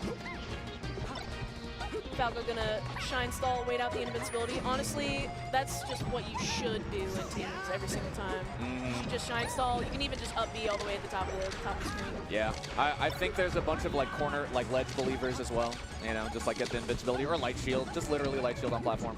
I kind of want to see Coffee go for more of the body blocks on the lasers because Peach is so tall, like she can really just mess up those laser timings. That's true. And like I think on the floats as well, she can cover a lot of the altitude that Imder wants to laser. Amazing positioning from red team, but Peach is just able to rip a down smash. Down smash on top platform, yeah. Down smash has to be one of the best moves in teams. It's good for edge guarding if you mess up your invincibility refresh. I mean, it does like 64 damage if you're holding down. Yeah. You can SDI out of drill and just get a down smash, like everything. And it's like hard to punish too, right? Because in the heat of battle, you can't really punish it at all. Yeah, like you can punish Peach singles, down smash in singles, maybe. If you're on it. If you're like already shielding it. Yeah, but in doubles it's free. And this is sort of what we were talking about too. They got those two really good edge guards on the left side of Battlefield. Imder like gets Battlefielded as well, and that's like, and then a money down smash. That's what keeps you in the game. Good by Lord English, waiting for his teammate to come back. I think Coffee has a couple habits that are like coming from singles. Like, I almost feel like he's playing too honest, but now he's starting to get those down smashes. That's exactly what you need. Spam it. I mean, there's so many positions where it's just the optimal thing to do. Like, you just go for down smash. On platform too, if your team is dominating like the airspace with Peach and Puff, like take advantage of the fact that you have like a little layover there where you can just drop one of the best moves, like best smash attacks of the game. Wow. Yep, that's gonna do it. Blue team drops their controllers and just lets Falco die. I think that's edgeguard. That's like the difference maker was the edgeguards. Like they were able to kill quick and they were able to just pull off like 2 or 3 of them. 2 or 3 of those money stocks, and that like puts them in a comfortable lead. Oh yeah, and now Game 5, they went to Stadium. I honestly don't remember the stages. I know they won like handily. Rick and Imder won handily on Pokemon Stadium. Yes, maybe they go Yoshi's. Yeah, I feel like Yoshi's is hard. It's so wrong, so fast. Agree. Like, it's. I almost feel like the worst team will always take you to Yoshi's if they can, because it's so small and so much can go wrong. Oh, I know I do. Oh yeah. If I'm playing a team that's way better than me, I'm like, all right, Yoshi's, let's go, it. Volatile. You know, see what happens. We'll see what happens. June and I beat Aklo and Mayor on Yoshi because we just kept going back to Yoshi. And it was bullshit. We are going to Yoshi's. Now this is, Lord English can't go for the rest, it's too risky, but he's dealing a lot of damage to Falco right off the bat. Yeah. And Coffee's got a couple good down smashes as well. Like, honestly, just a few good down smashes, that's like a third of a Spacey stock. Yeah? Yeah. And then especially like your Nair just starts knocking down with Peach, you can go for that. That's true, that's true. Yep, great down smash, catching that ledge dash. Knockdown is actually so significant in doubles too, because like number 1, like the time element, and then 2, the tech chase is insane, like with 2 people. Coffee going out there for the edge guard, but just doesn't find it. And they're trying so hard to kill this Peach stock right now. Whoa. I don't know if I agree. Bails out his teammate by just going for a back throw. Ooh, Pound? reverse yep. fair. Oh, but the laser. Pound. Can he make it back to the stage? And Rick actually immediately acting out of getting laser too. No. Rick has been having this really bad habit where he'll hold the grab for a really long time, and Lord English has punished it every single time. Oh, that should be it. That should be it. Yeah. There you go. There you go. Oh no! Terrible SD. On Game 5, it would have been even. Oh, and Lord English. Oh, and Lord English Game messed 5, up. it's even. No, what is happening? They're going for so many Coffee is leave her alone. Escort mission. Oh my gosh. Yeah, but Peach's disadvantage state is just not bad enough. Rick? They keep finding kills on Jigglypuff. Dude, Rick had the most pro, like, to hit the dash on that up throw to get the up air is very, very hard. The fact that he got it. Oh my gosh, this is so It's so even. close. It's so even. This is sick. Honestly, how the set's gone, like it's like every counter pick has been. Ooh, every counter pick has been so one-sided. But this is tight. And Rick, I think really, really we should watch it in these coming sets. Rick is so good at running in and finding a launcher off the top. Like, scouting out an up air or scouting out an up smash, like Rick can confirm on those kills. Yeah, you can really tell how good of a player he is by, he's just like reading Lord English's like aerial drift pretty much. Wow, that was really good punish. That down air from Imder actually just keeps Fox in that combo for so long. And Peach is on this platform looking for a down smash. This is the money! And that's gonna kill Falco. It is actually last stock on all players on Game 5 in doubles right now. Yeah, Red Team with a pretty big advantage right now just because of the percent on Watch Peach. Rick though. Watch Rick though. He's running in with a shine. Yes, he's looking for. Like I said with the grab, the grab is just not there. He holds them for too long. And Lord English, he's gonna clutch it. Everyone died like all at the exact same time. That's gotta feel so good. That's gotta feel so good. Oh my gosh. And you know what? That blue team adapted so hard at the end. Yes. Oh my gosh. And it was those bad habit grabs. Like Rick just kept grabbing and holding. Like the whole set. Lord English was punishing it. Not with rest. He actually saved his best possible punish for the last moment. Yeah. Can we see a couple of them? I wonder if we can see a couple of them. Replays? Yeah. Oh, and also the thinker in coffee right there. Oh yeah. The thinker. Oh yeah. Do you fist bump? Do you fist bump your teammate? Yes. Yeah. I do fist bump my Okay, let's teammate. see this. All the time. What is this? Yeah, the up throw up air. Yeah. A little bit of a delay. Oh. And what is this? Ooh, the down. I didn't even catch that. The down smash on the up B. Oh, check this out. Yeah, and then the double up smash. Yeah, it was Peach roll actually. It was actually. Yeah, her roll. I can't believe they won this game. Like after such a crazy play. Wait, you're right. That's crazy. Lord English and Coffee actually won. Yeah, I love that fist bump. I love that so fist bump. cute. Yeah, the That's why we wash play on it, too. Stadium. Nice. I think it's that clutch from Lord English was so amazing. Lord English honestly. like was clutching all throughout the set, to be honest. Like it was just very tight, very honestly relatively clean play. A Even few at maybe game like one, whiff you know? rests. Yes. When yeah, he almost took 3 stocks from the Spaceys. That's right. Oh. I love that. That is so cool. Oh. I love doubles. There's no. Oh, hi. The win just doubles. The win doubles. Like you winning with your friend. It's actually, I think it's more than double because like there's something new that's made between the two of you. Yeah. Making art together with your gameplay. Who is your most teamed with player? Who's your? It's a Pikachu player named Blessy. Me and him started playing Melee together when we were just teenagers. So. But we it's stopped like teaming for a while, and then we started teaming again, and we just started killing it. Like we were way better than we had ever been in our whole life. That's crazy. You both left, like had your own journeys, and then came back strong. Yeah. That's incredible. We beat at Out of the Blue. We actually beat the team that won the tournament. We beat Smash Poppy and Chango. Oh because shit. Pikachu, I think Pikachu's so good at teams. I really do. And I think Smash Poppy lost like 7 stocks to back throw up. Ouch, ouch, ouch, ouch, ouch.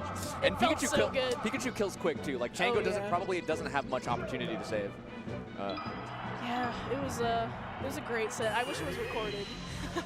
I ask because I feel that when you win with Blessy, you win, Blessy wins, and Spinda and Blessy wins. Yes. You know what I mean? Like exactly. the team is a new unit as well. We've got one of my favorite teams sitting down, which is Free Palestine Polish. Absolutely. Oh they are so good. I mean, Peach Sheik, it's one of the most old school team compositions. Like, there's so much meta developed for that team. Yes. Like, over the course of many years. It is one of those teams where if you don't know, it's like a very clear, there's like a clear-ish role divide between the two players, or between the two characters. But I think it's not like too simplistic that you can't like, there's depth, you know what I mean? Yeah. I think if you want to get into teams, you should honestly, like, you should just try out Peach Sheik. Like, because their moves all just flow into each other so easily. It is so easy to get, like, really crazy combos with those characters. Oh, yeah. And I don't like to tech chase neither with the down throw, so the Peach can just cover that. Yeah, exactly. Yeah. Because down throw's so slow with Sheik. wait, Like, you can just throw out all your aerials, and Peach can be the one to just, like, do her super fast flow cancels and stuff. It yes. just works out. And you can't no-brain crouch cancel versus the both of them like you can versus Sheik. Yeah. Like, you're gonna, if you crouch versus the Sheik, you might be crouching versus the Peach in another second. Yeah. And then the Sheik roll that she usually has is, I mean, her edge guarding's faster than Peach. Yeah. And it just has so much more ground movement that Sheik can just easily just like get kills where she needs to against better teams like sneak Fox a couple Falcon. in. Yes, absolutely, absolutely. Does Free Palestine play Pete or Sheik in teams? Yeah, I've never seen Free Palestine not play Sheik Okay. in teams. Got it. I think, what is this now? Are these all top 100 players now? I Yeah. think it is. I think These it are is. some of the best players in the world. Wow, and we have them numerically valued. And then, I of course, don't know what anyone's ranked anymore. I just know they're super good. yeah, they're all hovering around that between 40 to 70-ish range, 40 to 80-ish, except for Polish. Oh my god. Wow. Serena Williams right off the bat is a reverse off the side. And if you do a forward smash, that's what? like That DI was so bad. if you do I'm sorry, Polish. a tennis racket F smash that's not that good, it's the Venus Williams. No, don't say that. It's still good. It's not as good. You can't say that. Those are the GOATs. Okay, how does Peach move forward here? Okay, the Fox is back off. I mean, they're doing so much damage to Peach that, like, Sheik is kind of just in the corner, and they keep kicking Peach away from Sheik so that they can just get, like, tons of damage off the bat. Goes out there, yep. Okay, but Free Palestine's okay? Yes, Free Palestine is okay. It looks kind of like one of those, it's not the hyper thing. It's the thing where you, like, double jump, land off, and keep your momentum with the ledge. Yeah. Polish gets crazy horizontal acceleration, like, best What in a the dash world. attack. Oh, no, actually. Well, you know what? I think that's a worthy trade. Just a little bit of a miscommunication. It was a not miss, that big of a deal. yeah. Peach is stuck in this corner right now. 55 back airs and up tilts. Oh, actually does like the tiniest wave dash back towards ledge, and I'm surprised Polish didn't let the down smash rip. Ooh, grabbing immediately. How does Free Palestine get over there? Polish just spacing right outside the Savior Fox. Wow. Okay. Wow, the spacing from Free Palestine has just been excellent so far. I do feel like Green Team's separated a lot. I do feel like they are getting definitely like they're just off tempo with each other, you know? Yeah, if they can just find their strong hit on these Foxes though. But they're, yeah, great awareness by Polish, not opting to go for the edge guard on the Fox on the left, instead helping his teammate corner and just completely sandwich the other Fox so they could get the kill. I always feel bad when I try to go for the edge guard instead of saving my teammate. It's Oh like, yeah, I'm greedy. Yeah. it's definitely a risk. You have to have the right awareness. And Peach dying so early this game. Oh, huge. Having to take that Sheik stock is not good, considering just how quickly the damage has been racked up on Polish this whole game. Polish is actually getting really destroyed, and Free Palestine is struggling, I think, to get in the way of it. Yeah, he's been spacing around a lot of the stuff that Puck's done, but God, there's too much damage on the Sheik to do anything. Was that a taunt? Yeah, that was a taunt. I think that's a taunt. I don't know who taunted, but Eevee, that I think. Oh yeah, that's Essie. That's Essie, yeah. Essie's the taunter. Free Palestine literally just told me today that he does not mind taunting, except if he's dying off the top and you can't do anything about it. Yeah. Those are Like the at the end of the game. meanest taunts. Because you can't do anything. You're not risking anything. Whatever. Nope. Whatever. No risk. Oh, is that a Waddle Wednesday? Yep, that is. Shout out. Shout out to Dev Dog. Support your community and grassroots owned events. they're spamming Pichu Ness. Do you know why they do that? Yes, I am aware, and it's Mango's chat, so we can say. We can say it. Hey, Mango's chat, Pichu Ness, if you get really good at it, P Ness, right? Yeah, I love doing that. To warm up. It's so stupid. You don't, this is, the Slippy kids maybe don't know about this, right? Because this is the stuff that you'd be taught at fests or whatever. But you know, Exactly. like, the It's first time. amazing tech from I imagine Essie was the one doing that. Yeah, for sure. Essie is absolutely the Cheeky one little to do. Fox players, I tell you. If you want to warm up, you're not ready for the Pichu Ness yet. It's pretty fast. You can just do Mr. Game & Watch over and over again, BA, and it's Mr. Gay, Mr. Gay, Mr. Gay, Mr. Gay. Yeah, so it's fun. Crucial tech here. Play around with the melee. That is truly why the blue team won the first game, because they know this is what a down smash hitbox. Why did it send it to the right? That's ridiculous. Wow, that is ridiculous. Evened up though very quickly. Preeminent finds that up smash kill. I love that rising there. But what damage can they put on? Oh, up smashes. Oh, doesn't even matter that she up smashes her teammate. Trying to cover the shield drop, going for the double up tilt. Peach make it back, yeah, okay. Yeah. I feel like Polish is playing a little bit sluggish. A little bit like slower than I'm used to them playing. Yeah, the Foxes are, even though they're down right now, they're definitely overwhelming. Yes. Yeah. What's the play gonna be? Oh no, good spacing though. Yeah, that was a little bit of a mess up. The Foxes are not afraid to up smash each other though. I've noticed that a lot. Like they just do not care. They will up smash each other. I think they're percent lookers as well. Yeah, they never like just randomly up smash each other at higher percent. Oh, Polish is dead. Crazy spacing for Preeminent. Is Everyone everyone dead? Except for Palestine. That's honestly huge. Yes, actually the fact that he makes it back. She lives typically just like for a super long time in teams. And just having this extra stock on Sheik is really important. I think she's quite good at getting this like fairly safe down. Oh. Wow, 3 up airs on Peach, but she's all the way up there. And Free Palestine, like SDs, just misses the ledge. That's pretty big. Yeah, they are not playing super on point right now. What was that? Rising reverse nair. Free Palestine cleans it up, covers both. That's how you know they're a good team, because they so quickly cover ledge and stage. Like they just immediately position themselves in the perfect That's true, yeah. Not only that, but Free Palestine covered multiple timings of ledge. Yeah. Like taking that responsibility very seriously. It's not just taking one edge guard, it's that space that you're responsible for. Also, Anis has been looking jacked. You know? Jacked? He's been looking jacked, actually. I saw him and I was Maybe like, he's been hitting the gym. He's been doing a lot of housework. A lot of housework? Home improvement. That'll do it. That'll do. Everyone else looking regular. I think... Sorry, go ahead. I just think that we need some more character select screen shenanigans. A lot of, like, kids don't know how to make your icon the Kirby anymore. Really? Yeah. I used to love doing that. Yes, it was Or always DK cute. heads. Yeah. You know, like, I bet there's a bunch of kids who, like, never sat in a dorm room or a rec room and, like, did the black hole glitch or whatever. Oh, that makes me sad. All these Slippy kids need to go Do out. the glitches. You ever seen that? Just like the guy who's like 3 years older than you, who's been around for a bit, is like, check this out. Yo, check this out. I can make my stock icons Kirby. Penis. And you think that guy's the coolest guy in the world, and then you live with him for a little bit afterwards. Shout out to Justin.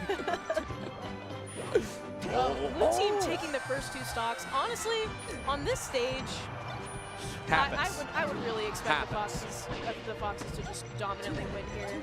I think Polish is cleaning up the movement, though. So, like, yes, the Foxes can be killing Polish, especially with how much they've been killing Polish off the top. Like, this gets much more deadly and lethal. Oh, Hedgehogs. Yeah, Foxes have accidentally killed each other a bunch of times. But I do think Polish is moving better. So, like, that, I think, might even be mitigated.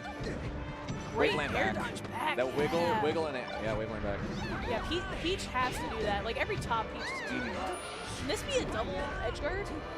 Maybe, almost. I so like close. that. Free Palestine goes for the double jump read. That's 1, that's 2-ish. Yeah, good shine stall here. Wow, had a jump. That's crazy. I'm shocked. That's resourceful. That's a rainy day jump right there. I like how Preeminent was just lasering Essie for good measure while she was off the stage. That's really funny. What else I'm gonna do? Yeah, you're right. Getting that up smash. Yeah, they just up smash each other when they're at low percent. It literally just does not matter. Did you see Preeminent go for that back air on a crouching peach on platform? Did you see that's that? Scary. I crazy. It worked.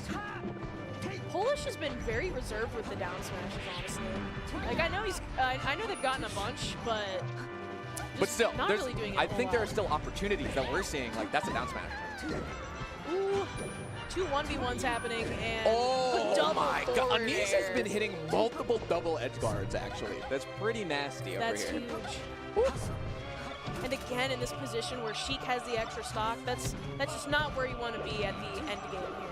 Yeah, and you can see that they're like focusing on the Peach then. Yeah, now. unless you can get big damage on the Peach. That was horrible DI, but just manages to get the another up smash. Oh, that's a critical miss. Actually, if they lose this game, that's probably largely because they couldn't clean out that Polish stock and just a little bit of dancing. Great awareness going in there with the shine. Oh, nasty.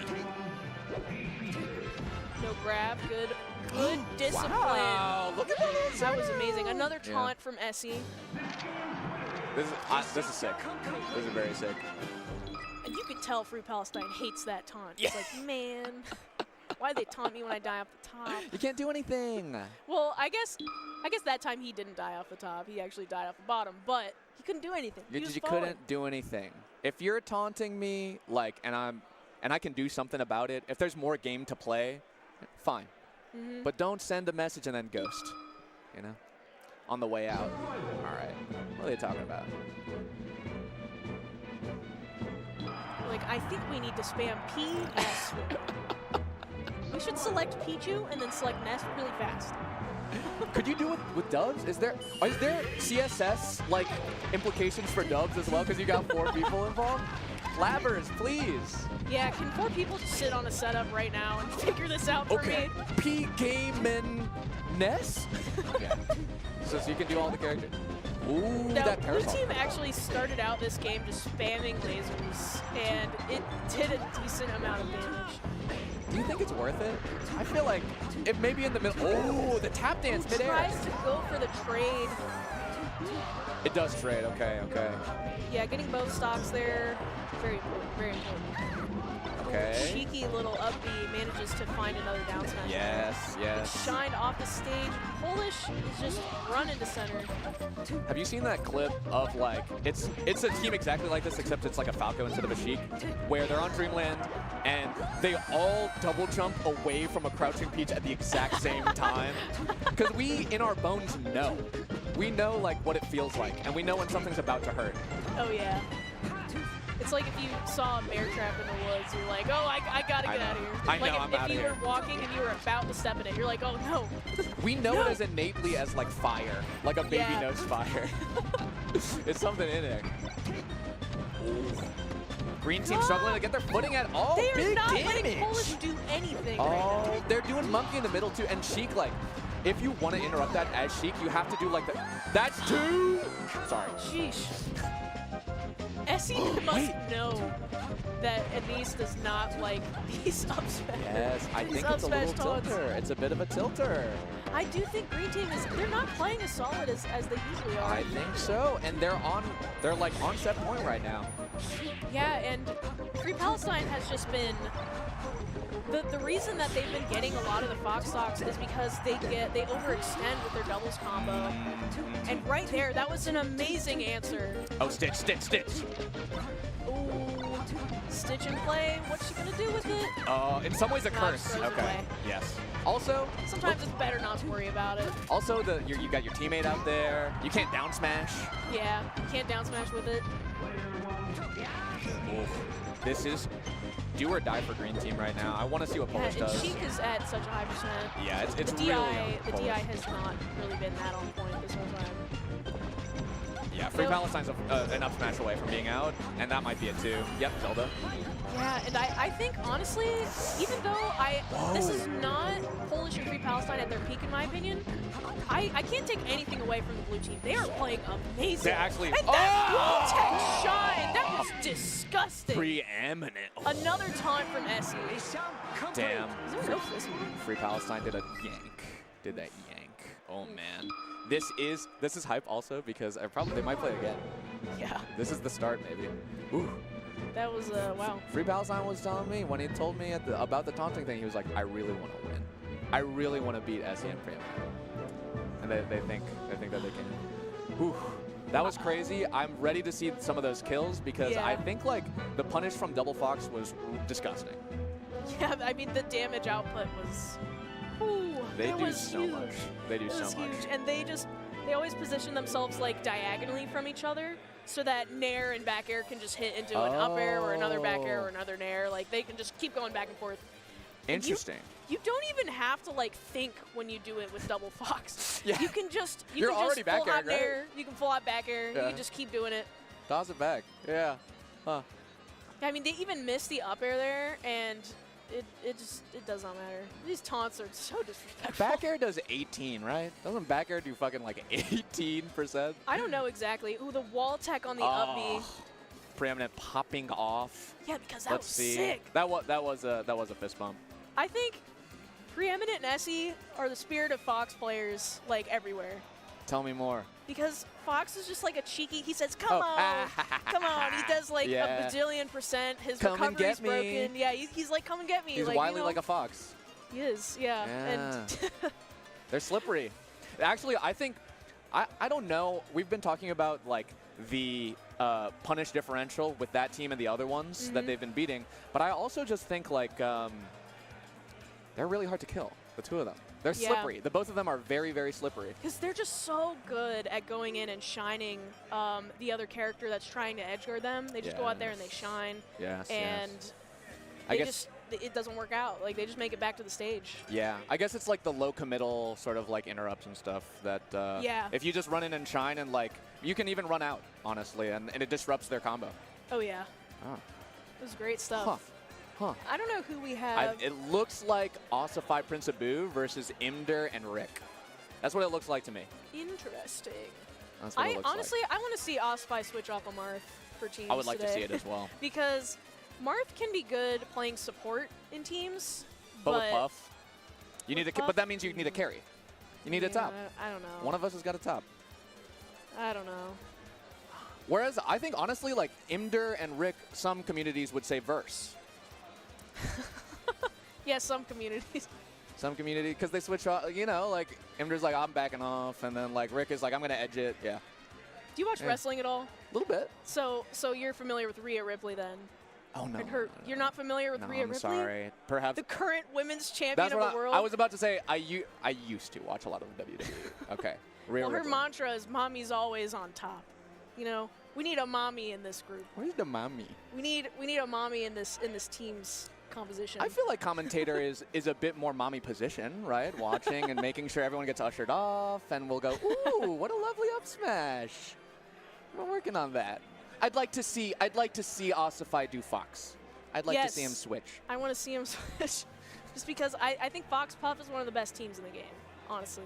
Just because Fox is so fast and it covers a lot of Puff's weaknesses.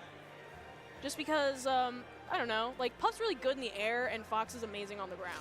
I see that. I see that. And I also think that like if Puff is taking the air, like you very much like, you can approach at both like terrains or altitudes even. Yeah, I guess we'll see what it is. Okay. Especially versus another like double Marth. spacies. Yeah. Versus another double spacies is hard. It sounds like Marth, yeah. I hear a sword. I think it's funny trying to quantify which of the doubles teammate is a top or a bottom. It's the way I understand it. Well, there's, you know, it really just keeps going. It really just keeps going, right? I guess. Oh, we were just actually we can talk about this. It's Mango's stream. Doubles. There's so many parallels between doubles and gay sex that it's really incredible, right? Like First off, it's a little bit awkward. You play a couple more friendlies, low commitment stuff, and then you feel each other out, you know? Yeah, there's a lot of feeling each other out when you start teaming with someone for the first time. What do you mean by that? I didn't even mean that. That one was unintentional. That's what I'm saying, gay sex. It's all about gay sex. Everything is about power. Power. Everything is about power except for power. That's about gay sex. Top, bottom, verse, like support. You know, they're all. I have a good analogy. We have the Mango BB and then the Mango BBF of teams. Yeah. You're speaking their language. Exactly. I think everyone now understands exactly what we're talking about. For those who have never had gay sex in the chat, just think of a Cut top. the cameras, production, get this off the air right now. Yeah, so we'll see. We'll see. I didn't get a good read between Abu and Asify from that first set, like how they like to define their roles. It did feel.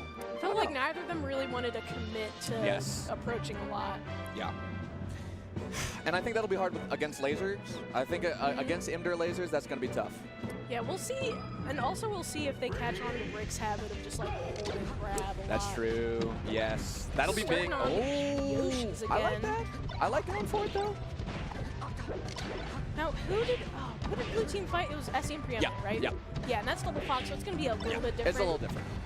I think they will be able to hold their own a little bit better versus a Fox Falco than a Double Fox, but it's still Yeah, tough. allegedly, just because, whoa, Marth air dodging all the way up there. They call it spooky DI. Or spooky DI? Yeah, right. That's the thing that happens if you If you do a weird air dodge out of a weak hit. I think that was the thing where sometimes you get shined by Falco 3 times and you just fly up. Yeah. That's the knockback stacking. I always called it, what was it? Bermuda Triangle DI. Bermuda, that's something else, I think. That's something else also. I don't know. That's just what I've always been calling it. Okay. Can we say Bermuda Triangle DI? Is that up for grabs? I don't know. Maybe it's up. Maybe I can't say that anymore, actually. It's available. It's available. Okay, I like this. Abu can't hit these rests. Dude, Abu, I was about to say, Abu staying very attentive to his teammate, letting Asify recover and then arrest. I really, that's tough because if it misses, 1, Asify's not there to save you, and 2, now they can go kill your teammate. Yeah, and Asify, we're seeing kind of the same game plan that they were doing against SE and Preeminent, which is Marth is kind of just chilling in the corner. Yeah. Waiting for either Space Animal to come near him. And then he's trying to just throw him off the stage or just wall with forward air. He does get a couple, and he'll find a couple tippers too, honestly. In that last set, he got 3 kills, I think, with just finding it. He's just trying to rinse and repeat edge guard right now. Grab ledge, back air, grab ledge, back air. Oh, that was almost disgusting. I like that. That's the first sandwich I've seen between the two of them. Yeah, that's the first real combo I've seen between the Marth and the Pub. Yes. Yeah, I think Asify definitely has to do the heavy lifting. Rick, whoa, and actually Imdur lives there. That was incredible fortitude from Rick, not only to say okay, I'm going to live this edge guard from Asify, and Rick still has time to sweet spot up B from ledge. That was incredible, huge turn. Yeah, it was great. I got DI dudes. again. The DI dudes. DI dudes. Yeah. That's what we call them in yeah. Marlucci. They're DI dudes. Randall's in play. Here too. He's still there. He's still there. I think Prince Abu barely alive. The slow pace, I think, favoring blue team a little bit. Red team has to find something. Wow. I don't even know how he died there. I think Rick used Asify as a projectile to kill Puff. Trade? Nice. However, Asify, I love that.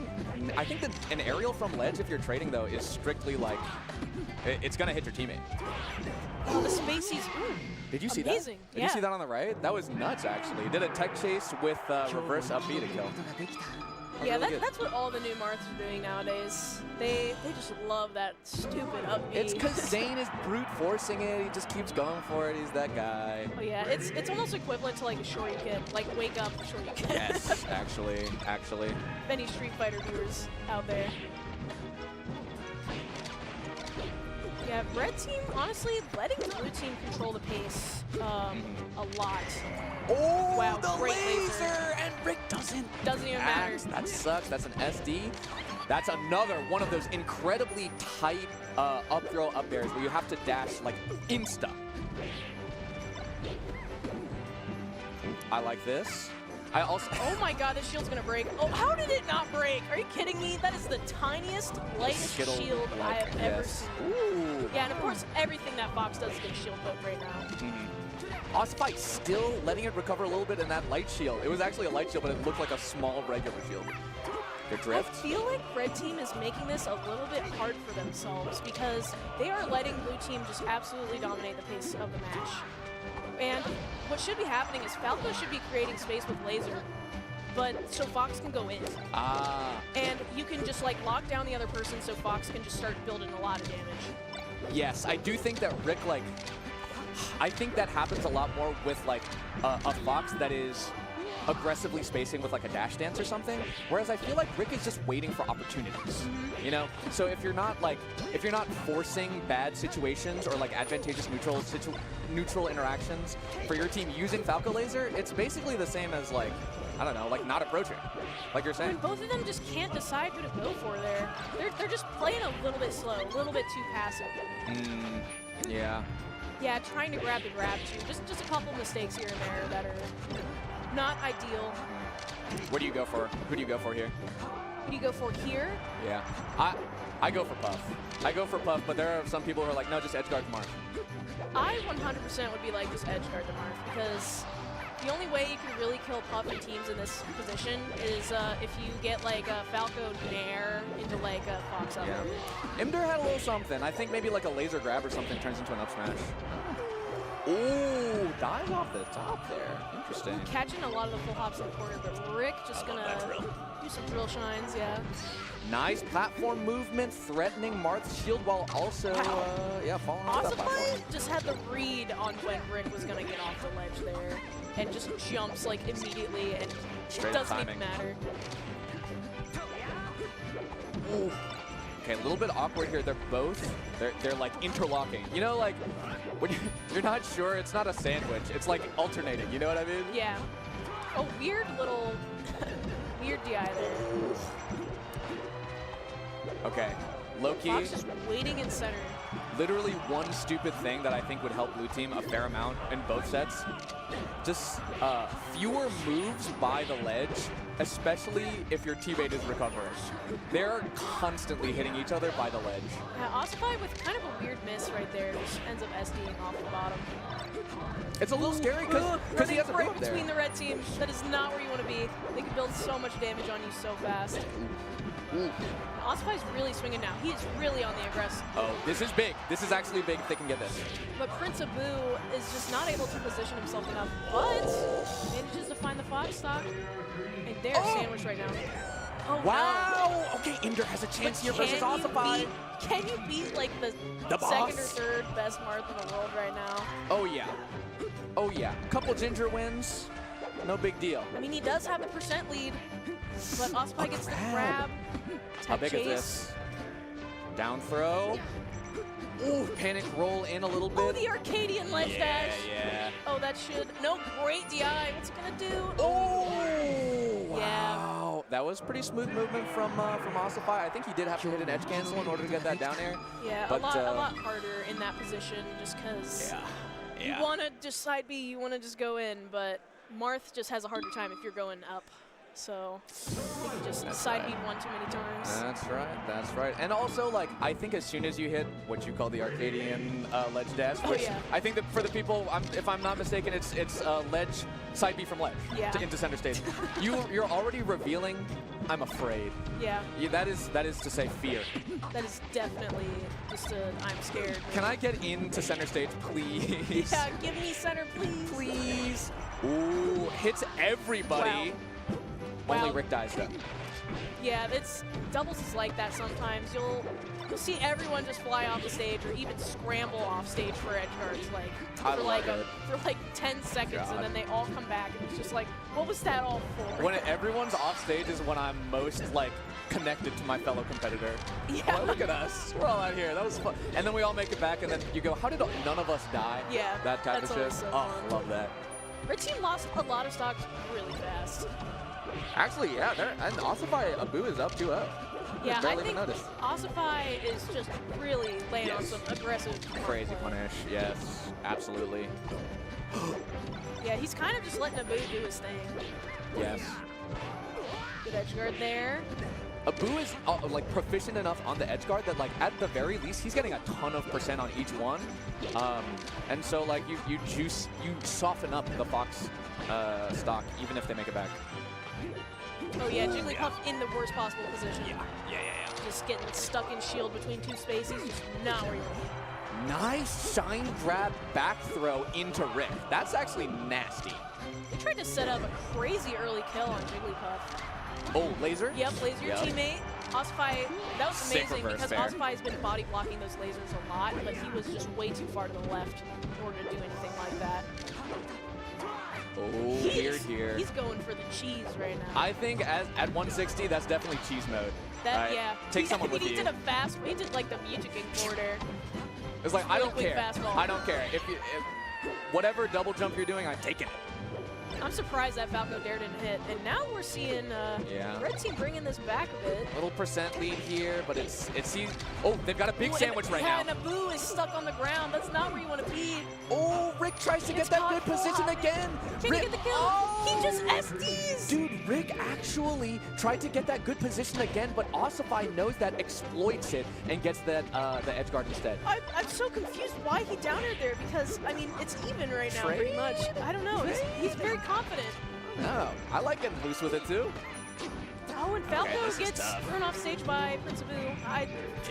Rick's going to have to go crazy right now. Okay, you're dead. Never mind. Yeah. It was so hard being in the corner there, but... Oh my god.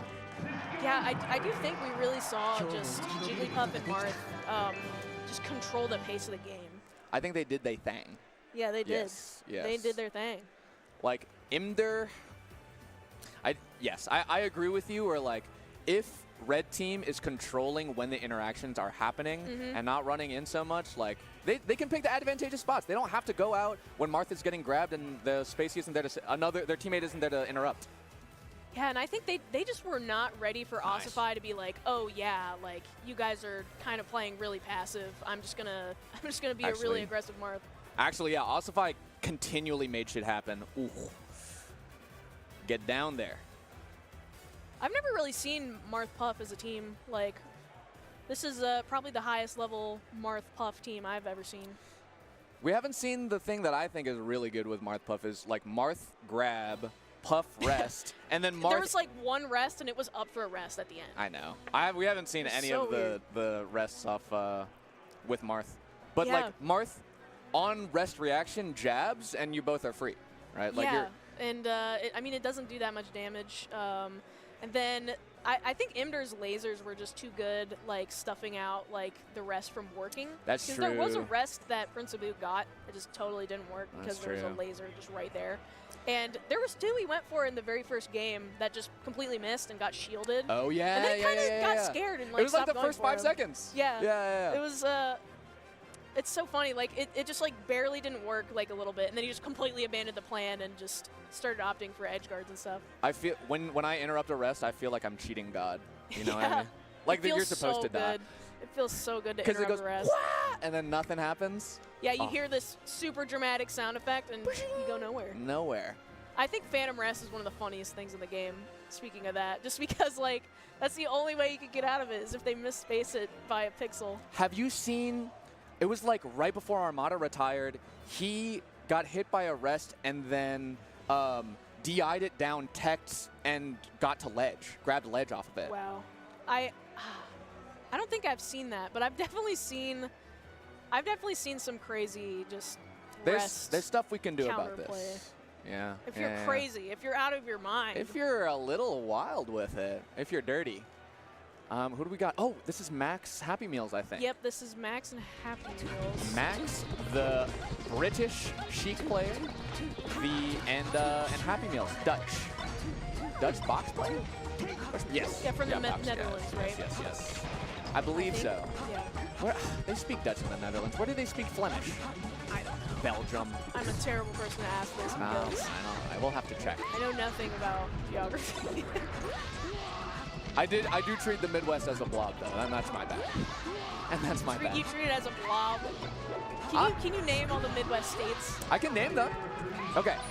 Ohio, Indiana, Michigan, Minnesota, Wisconsin, Michigan. Did I say Michigan? You said Michigan already. Illinois. Yeah. And then, am I missing one? You are missing one. Can I have a hint?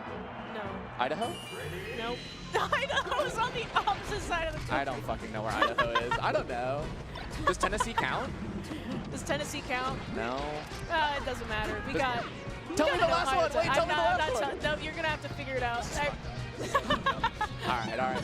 Shout outs to both Nouns and Egg Dog, the sponsors that have gotten these Europeans here. Yeah, absolutely. So glad to see more European representation. Big time. Honestly. And all of them, such grinders. all of the Europeans are like, we wish we could come over, and everyone's like, yeah, we wish we could come over, and then we just make it happen ourselves. That's the way to do it. Community. So Free Palestine's actually playing Fox right now. I see. I wonder if that last set frustrated him, and now he wants to play a much better, faster character. I think he wants to carry a little bit more, because like he was doing it with Sheik. He was carrying it with Sheik, but it like to give the tools, you know, to play that role a little bit more. I think Fox makes sense. Gets battlefielded, and I mean, I do think Polish was the weak link, at least in the double Fox team, but against Sheik and Fox, you kind of have to get her out of crouch cancel percent before you can really do a whole lot. Yes. I agree. And also, like, the typical Fox answer to crouch each. Oh, text to both of them. That was really good by both of them. Do you go out and save? Okay. Polish, not quite making it back. I go down there. If I'm melee, I save Polish, I drop down and then up B. It's so risky though, and a Fox sock is worth a lot. I think the Peach. You gotta amount the risk reward here. I love that, just shielding so that the up smash goes through the Peach into the other character. I've set a lot of good shields in my day to my teammates. Wow, shielding me. Peach has gotten battlefielded twice. Oh, this that game. sucks. Oh. Yeah, oh my gosh, Fox is working out so well for Palestine. Your Palestine's also not dying. Yeah. Oh yeah. Well, his survivability with Sheik is so good for a character that like dies pretty early most of the time. Wow, I love charging that forward smash. Ooh. That's what I would call Bermuda Triangle DI. That's the definition I'm familiar with. Wow, the coverage. I love that. I do like to hit my teammate afterwards if I know we won, you know? Do you do that? Sometimes. Okay. Sometimes. Okay. That means you won. That means you win the Yes, set. we celebrate. Oh, wait. What do you mean? That means you win the out of all four people. Oh. At the end, it turns into a 1v1? Yeah, it turns into a 1v1, and if you're the one doing damage, that means you win. And your teammate gets second, and everyone else gets third. That's right. We play the tiebreaker. I don't know, it looked like Happy Meals was about to edge guard his teammate right there, and I don't know why. Ooh. Nice awareness from Free Palestine, too. I think really just like on it. Really messed things up. And Free Palestine getting caught in the down smash a little bit, but it doesn't matter too much. Ooh, Tiger Worlds. Back air 2. Polish letting go of Legend, interrupting Free Palestine 2. Doesn't let that Sheik edge guard happen. Ooh. Green team trying to get away right now, get their footing. Yeah, Happy Meals is in there. Trying to catch a lot of Free Palestine's full hops here. That makes sense. What is going on, actually? What the? Me when I'm That was ridiculous. I don't even know That was what really that strange. was. I feel like Polish keeps dying in confusing ways. What an angle! Oh my... What? What is that angle? The mango. Oh! Ends up dying anyway, That was but like, bad. wow. Yeah. Wait, does Happy Meals play on box? Yeah. Okay, you know what? Take it back? Are you taking it back? I'm not taking it back, but it is a little bit less What's in impressive. there? It's an asterisk. Oh, no, I got you. Actually, Oh, this flying is off it. the This is stage. teams? This could be so Teams, bad teams, for the red teams? team. That's so good. That's what I'm saying. I don't know. Maybe I'm spoiled. MDVA, we've been playing a lot of teams lately, but I'm not seeing enough saving. They were still in such a bad position even after that save. They ended Grab up it. taking so much damage. Polish picks it up. Sorry. I'm sorry. Sheik just trying to interrupt that as much as possible. Yes. I think they're in a bad position, but like, if one of them dies, I'd rather have a 2 high % like teammates who can make shit happen together than like, you know, to lose the full stock. Oh. Max missing a little bit. Save Peach a little bit? I don't know. What percent does Sheik up B kill off the top? I have no idea. It's like super, super high. What an amazing awareness. Yep. Something that Sheiks have to remember in teams, it's got the Ice Climbers effect, where if you grab, sometimes it's bad. Because there's 2 of them. 2 of them. So dumb that there's 2 of them. What do you do? What do you do? Ban wobbling, etc. I love the Nouns jersey too. That looks so sick. I love that color. Yeah. Periwinkle? Periwinkle-ish? Lavender. You're right. Lilac-y? Lavender? Yeah, no, definitely more lilac, yeah. in that region, I think lavender is darker. I love that maroon too. Good maroon. I really just feel like Polish and Free Palestine are kind of just, they're not making as many mistakes as Red Team. Oh, wow. Oh, commentator's curse. Well done, well done. That was an amazing commentator's Yeah, good kill by Spinda. Uh-huh. But, you know, Happy Meals had like 3 SDs last game. I hear you, yeah. It was looking brutal. But like they can hang. Like definitely Max I think has the awareness and like the combo game enough to back things up and that they're staying in it. I'm surprised that Happy Meals didn't try to help his teammate right there or go out with a shine or something. Yeah, it's so hard to tell with Free Palestine too. I think Free Palestine has been moving so much like from a macro standpoint. He's changing the different spaces he's in, or spaces that he's in, and so it's tough to like decide, oh shit, should I help my teammate or should I edge guard? Because it's like, I don't know where the danger is right now. Ooh! Happy Meals finds it, and so does Millie. Ooh, can you get good damage? Yep, 2 up smashes, honestly ideal. Oh, Happy Meals.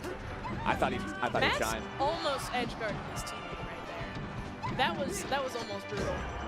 Ooh. But they're akin to the spacing. They're on it. Wow, overshoots the crap out of that nair, trying to maybe catch Peach run in or Fox roll. But it just doesn't work. Green team not biting on anything that Happy Meals is doing right now. I think that Happy Meals went in just literally like a half second too early. Like, like he was covering Max's recovery, and that's Sheik's weakest point. Like, just let her get back to the stage, and then she can help to cover you. But I think Happy Meals goes in just a little bit too early, gets whip punished.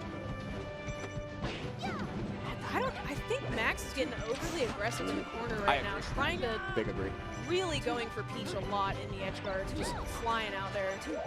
When you do hit it, like you can catch her off, and it's it can be pretty devastating.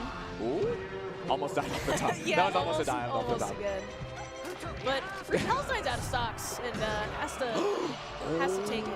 Polish interrupting the kill there. Max is still living though. I mean, if Max can get another Stitch, really? That is the third one. How many stitches? Okay, Happy Meals is not running into any up tilts. I run into the 2nd, 5th, 6th, and 7th of those. Okay, I think Fox has full hop one too many times, and they definitely caught on immediately. Yeah. That's just like, I don't know. I feel like that was like a top 100 difference there. Like, I know what you mean. I know what you mean. In the situations that come up very frequently, like Fox full hopping over there, or like Sheik being a little bit too aggressive in the corner, going for a lot of aggressive edge guards, that they've got the stability. They've got the stability to deal with it. That was really well played, I think. Yeah, and I like the Fox. Yeah, oh yeah, the Fox is great. I think Free Palestine's characters, all 3 of them are really good. Just Marth, Sheik, Fox. That's the signature. With the trifecta, yeah. It's yes, great. the Triforce. Yeah. Sheik, Marth, and who has Fox. which Triforce of those characters? Would Power be Fox? Power has to be Fox, and then Marth has to be. I guess Sheik is Courage. I don't know. Okay. But good stuff. We'll be seeing more of Free Palestine and Polish as they move forward into the losers bracket. We have more losers that's been going on back there, more losers that is going to happen over there. We will see maybe some runbacks, but I think it's been pretty sick. Yeah, pretty sick opening block. Awesome. I love it. But yeah, we're going to go to a quick break for a little while. Thank you so much for tuning in to Full Bloom. I hope you've enjoyed the doubles so far. And stay tuned because there's more coming.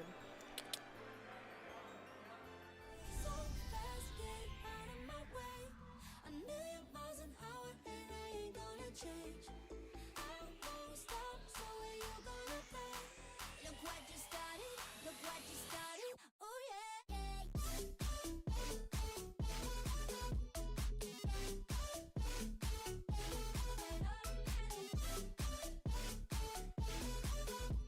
Look what you started, look what you started. Don't do this. Oh my.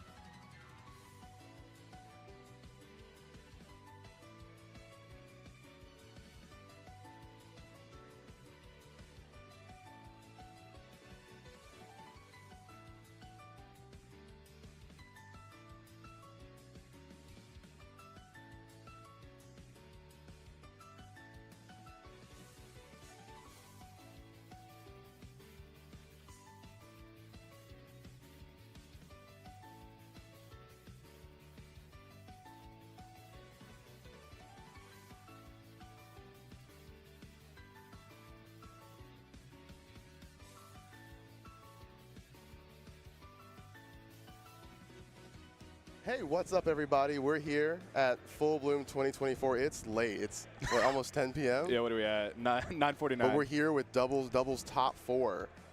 Winners finals. We have a Peach Puff team. Yeah, Peach Puff. Yeah, we were Lord, pulling up Lord the, English and Coffee. Pulling up the stats on that. You knew that off the dome. Who was the last team who performed well, at least, with that team combo? There was HBox maybe at CEO 2020 where they won that tournament. Yeah.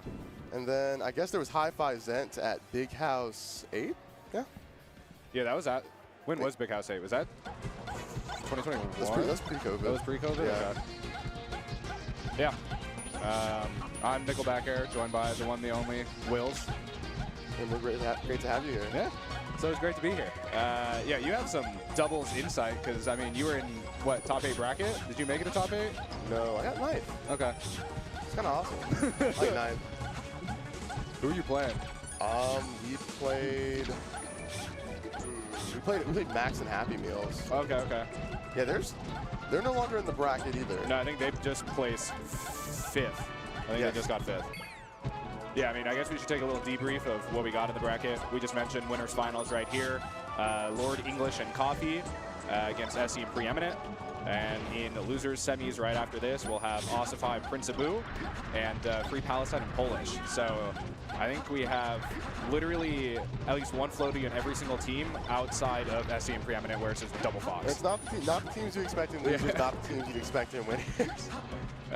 Yeah, I mean, talking about in terms of like who was supposed to be here based on seeding, I believe the top 2 seeded teams DQ'd. We had Cody and J-Mook. Cody couldn't be here. And then I think we had the French sisters, who I think might have ended up being seeded like 2nd or 3rd. They were here. They weren't here, but they were seated pretty highly. Yeah. I feel like I have to root for Preeminent because we're both wearing Waddle Wednesday merch. Oh, it'd be like that. Yeah, I'll take. I'll go for Lord English. Homie was popping off with some rests in winter semis, and I think that's all it's going to be, right? If you're not landing like a rest of stuff, it's going to be real tough. It's going to be real tough because everyone has the proclivity to camp you as well. You're playing Peach Puff.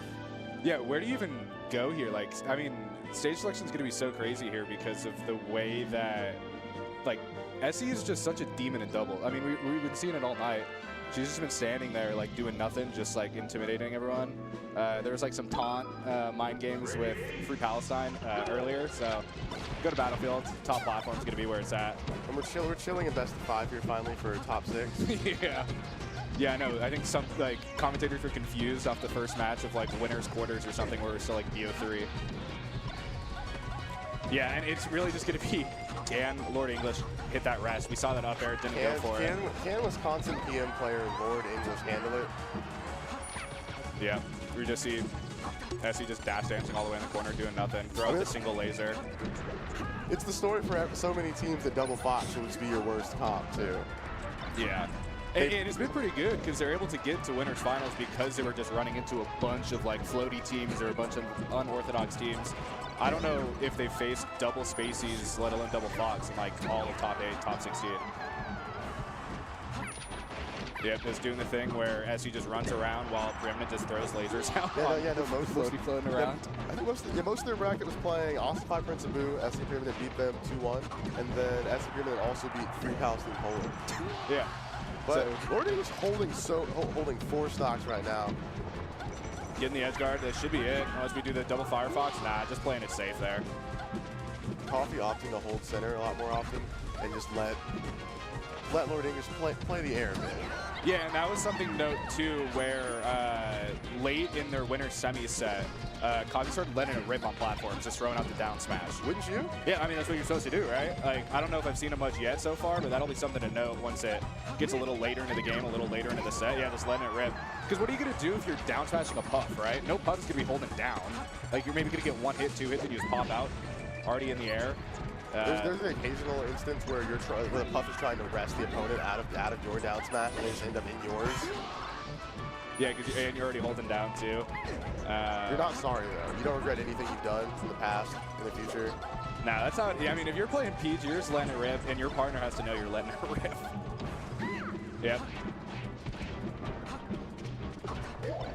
Oh, just unfortunate there. You might be able to save him here. Coffee went too low, and Lord English didn't drift down fast enough to grab that pound.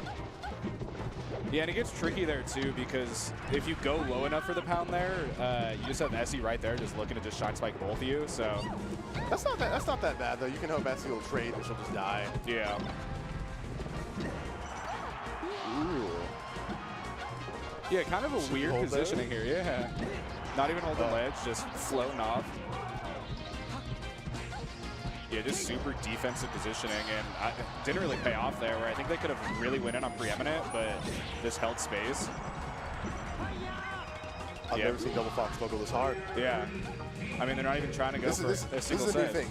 Coffee's bringing new waves to doubles right now with his teammate. I mean, you got to put some respect on Lord English, too. He's a lord. Yeah. We're of a different political system.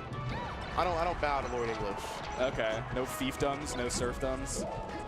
A good serfdom. Underrated. Yeah. The dash attack's a little quirky there. I've seen English do that a few times. Yeah, that's just going to be a dead puff. With two foxes trying to start your landing, it was just kind of flexible. Yeah. Lord English actually had a crazy 1v3 to start. I think it was winner's semis.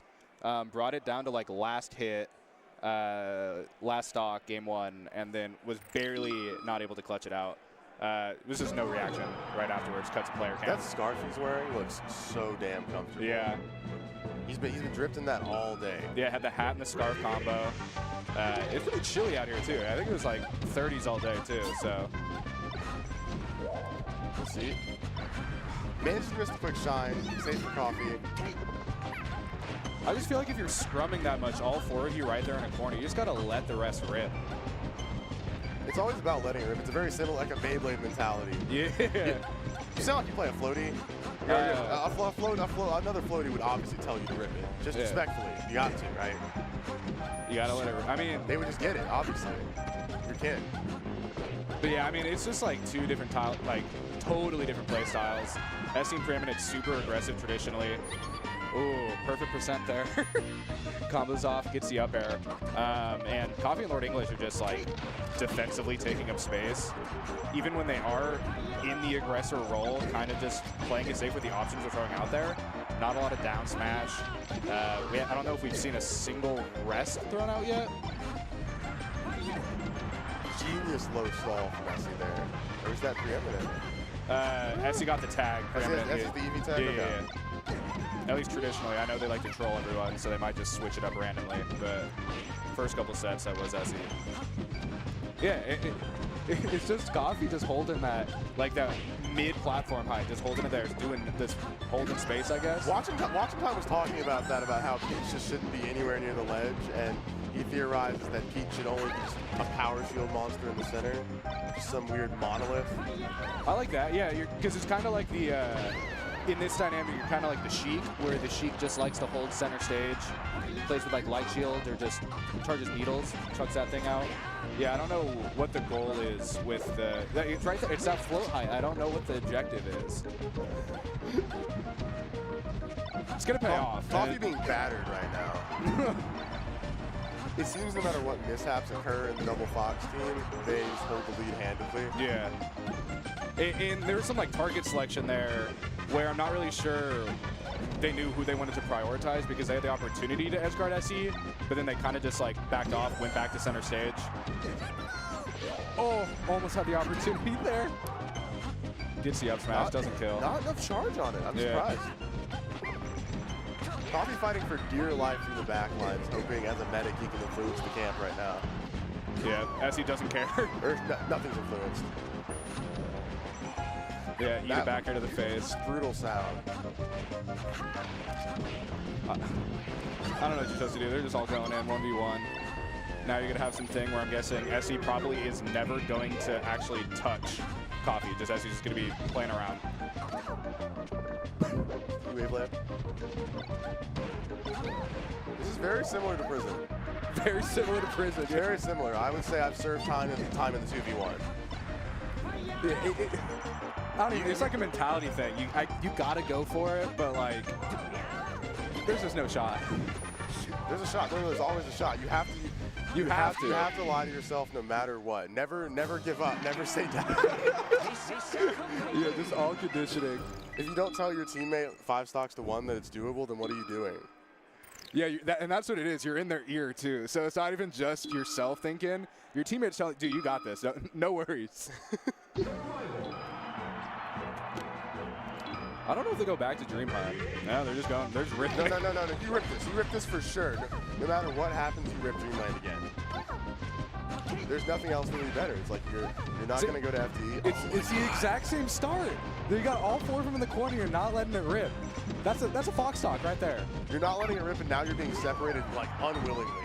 Yeah. You came to the corner. You tried to approach. You saw 2 Fox and were immediately beaten out from your teammate. And at least we're seeing, like, we understand where we're at if we're Lord English and Coffee, where it's like, my teammate's dead, I'm just going to stall. I'm waiting until we have the 2v2, because just going in for the scrum has not been advantageous at all.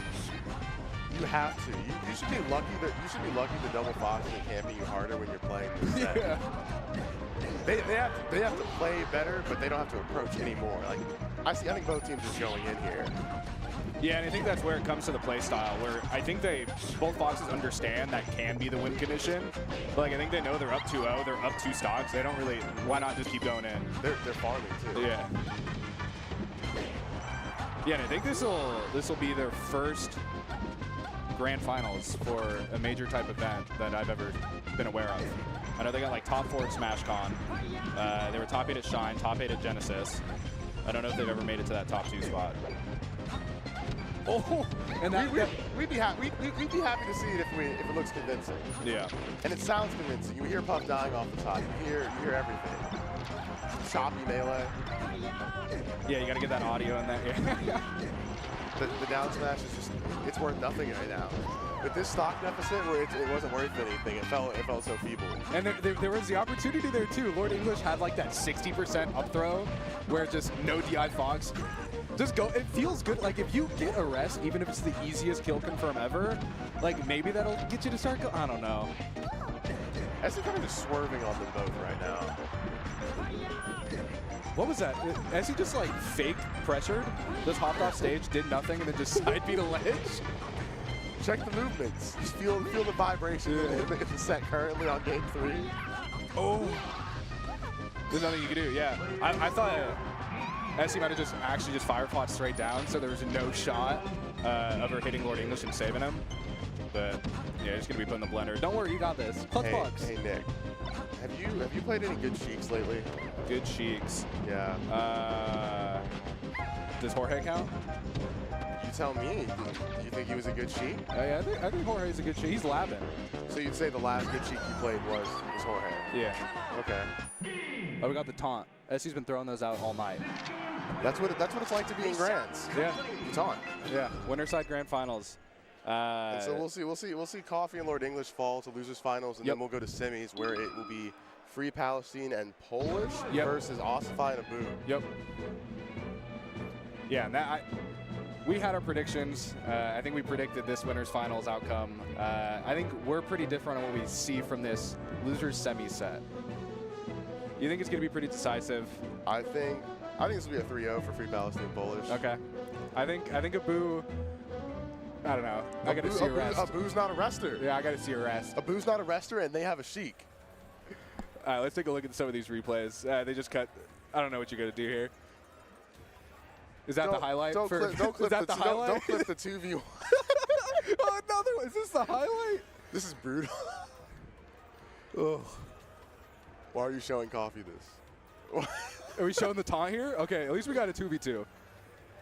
Oh, not the shine spike, and then going too low for Lord English. I feel sunken for this. Oh, yeah, this is definitely like, what was that Jordan Peele movie? Is it the sunken place or whatever? Like, what place do you go down to? That was Get Out. Yeah. Oh, man. Hey, where did you go for lunch, by the way? Did you go to Turquoise or somewhere else? Because everyone's been talking about Turquoise. Everyone's been talking about Turquoise. I heard that intel. I looked at the menu, and I think that I preferred going to. I'm actually looking this up. It had a name that did not apply to the food it actually had. So I went to Cafe Bali, where I would. What type of food would you think that would be? Would that not be Indian? Exactly. I thought it would be Indian food. It was actually just Japanese food. It was like a boba place. What happened? It was really good. I ended up getting Japanese food, but did you pass by Restaurant Korea? Yeah. Oh, those college restaurants. Yeah, we got what was it? Restaurant Korea. There's Mr. Tokyo. Mr. Tokyo, and then there's the ramen spot that serves ramen during the day and then just becomes a nightclub. Oh, Yatagarasu. Yeah. Yeah. No, okay, so I thought it was criminal. The staff did not put turquoise on the food recs. Oh, did they put out like an official this is what you got to eat? No, it was like a staff recs thing, but I kept seeing people on Twitter talk about turquoise. So I had to walk. You pass so many restaurants getting there. No, yeah. I mean, there's probably like on each city block right outside, there's probably like 20 restaurants or something? At least 4 of them are Starbucks. Yeah. You got like a Raising Cane's. A lot of people went there. You got like that one sandwich company, like Witch or I don't know what. Potbelly. Everyone likes that. I got Potbelly in 2019 when I came here. Solid sandwiches. Okay, so a set with zero spacies. No. Wait. Free Palestine dropped the Fox last set. Oh, for real? Yeah. I don't know what the point of it was, but like I actually really like it here. Yeah, we listening. I hear Sheik. Okay. I hear Needles. But I don't think I like that here. I think I like the Fox here because you match up into a Boo. You don't got to worry about any of the free rest combos. I feel like the Abu matchup doesn't matter. Peach Sheik is too tough a shell generally for Puff to approach and achieve a rest in. It has to be more of a 1v1 thing with the Peach, or you catch someone off of being hit. But I think Sheik is still good enough because you need something to corner Ossify, and Fox obviously won't be the answer. Yeah, that's true. Because I guess if you were thinking in terms of matchups, the player you would want to have the better matchup into would be Ossify, right? That is the person you need to kill a lot quicker. You're not in a rush to kill the Puff player. You're just hoping you don't get rested. Nothing else applies at that point. Yeah, and if you're hoping you're not getting rested, you probably got a pretty good matchup here. I don't know if Abu's dropped a single one so far. They're switching seats. I guess for port order for broadcast to get it right. Checking the ports. Yeah, I mean, we were trying to do the math on this. We think this is like Abu's first major in years. You said out of the blue. It was out of the blue a major? Out of the blue's not a major, but he did enter that about 5 months ago. Okay. Defeated Ender. Yeah, played Ender, and then Ender, placed 5th here. Yeah, also being negative at that tournament. Really? PR Falco negative. Where was Out of the Blue? Was that... Out of the Blue is Chicago. Okay. I thought that one was Michigan. No, yeah, obviously. Yeah, that makes sense. Okay, we have bumps. Nice. All love here. Yeah. You have to notice the drip with Free Palestine, though. The black and white tank top and also the black and white jacket. Oh. Similar to like a Pink Panther-esque guy. Abu's letting it rip. It missed. But it missed. We were talking about that. The only rest I see from Abu missed, but the edge guard hits. The edge guard is right there. And that's what it is. It trains you. Abu makes you think you got to worry about the rest, and then he's going to hit you with the good old fundamentals. Get the the wall of pain. Back in the day, HBox used to throw those bears back and forth. Almost walking down a stock on the right side with drop zone bear. Just let it rip. Yeah, Ossify just swinging that sword because, I mean, what are you going to do? Just throw out the F smash. It's just one-on-one. And now you got Abu just floating. I feel Peach and Sheik is such an inspirational team. So often do I not feel like I'm playing Legos when I play Melee, but when I play Peach Sheik, it's just so easy. It's kind of like Play-Doh. Oh my gosh, did Abu hit a rest? Yeah, Abu hit a rest. Wow. You just think all the pieces come together when it's like Peach Sheik, like everything makes sense? I think it's just so easy. When you're a good singles player, it's even more free, of course. Like Poland and Free Palestine, they're playing well around each other, but you can't deny the single skill that gets you in some of these situations. Yeah, I can see it. I don't even know if anyone's thinking about identity though right now. I think you are right where it's just a bunch of good singles players just letting it rip, no mental. With Puff Marth, there's not a lot you can offer the other person. You can only hope that you guys are close and at a distance where you can respect each other's hitboxes. Yeah, I think a lot of it is just like if you see the potential to be the support, you can then act, but otherwise you really are just on your own. Yeah, like Abu's just tilting on platform. Just vibing, you know? Yeah, feeling out the vibes. It's just the vibe-ometer. The vibes are off currently. Oh, the vibes are back on. One down smash hit. We're back on. That's all it is. Puff moves too slow that she can't even get there while Bo is just getting absolutely just throttled with all these up tilts and up airs. Also at 141, this is money. I thought Oscar was going for a little cheeky dare there. No, I don't know if you were going for, yeah. I could see that. Abu is actually just going crazy. I don't know if you can save. Yeah. No, but you can't help. You can't help them. You have the Sheik has to be able to recover high. You have to be like she has to come from above. If she's anywhere like that far, it's all her. Yeah. The only thing that you could have done is like if you had pre-pulled turnip, but also was right in Polish's face. You couldn't really do anything there anyways. No, and there's too many times where you grab or you throw something in front of Marth as if he won't tip or F smash you, and I know Ossify will just tap that out. We're dead even now. We're dead even. Marth at 70%. And Abu kind of got to get in here. Yeah, you got to do something. I didn't think Free Palestine would abandon the edge guard there. I thought he would move to Polish. Yeah, just being a little too safe there. Abu's going in, and that's kind of the role it has to be here. Abu have to eat up a little bit of pressure. That's fine. Eat a dash attack, but that means Ossify gets back on stage. Yeah, Free Palestine really is just going for the safe option here, where I think as soon as you get Ossify out of there, the game's over. He's playing quietly. Oh! Perfect timing to save Polish. Abu has these. Abu does not have these.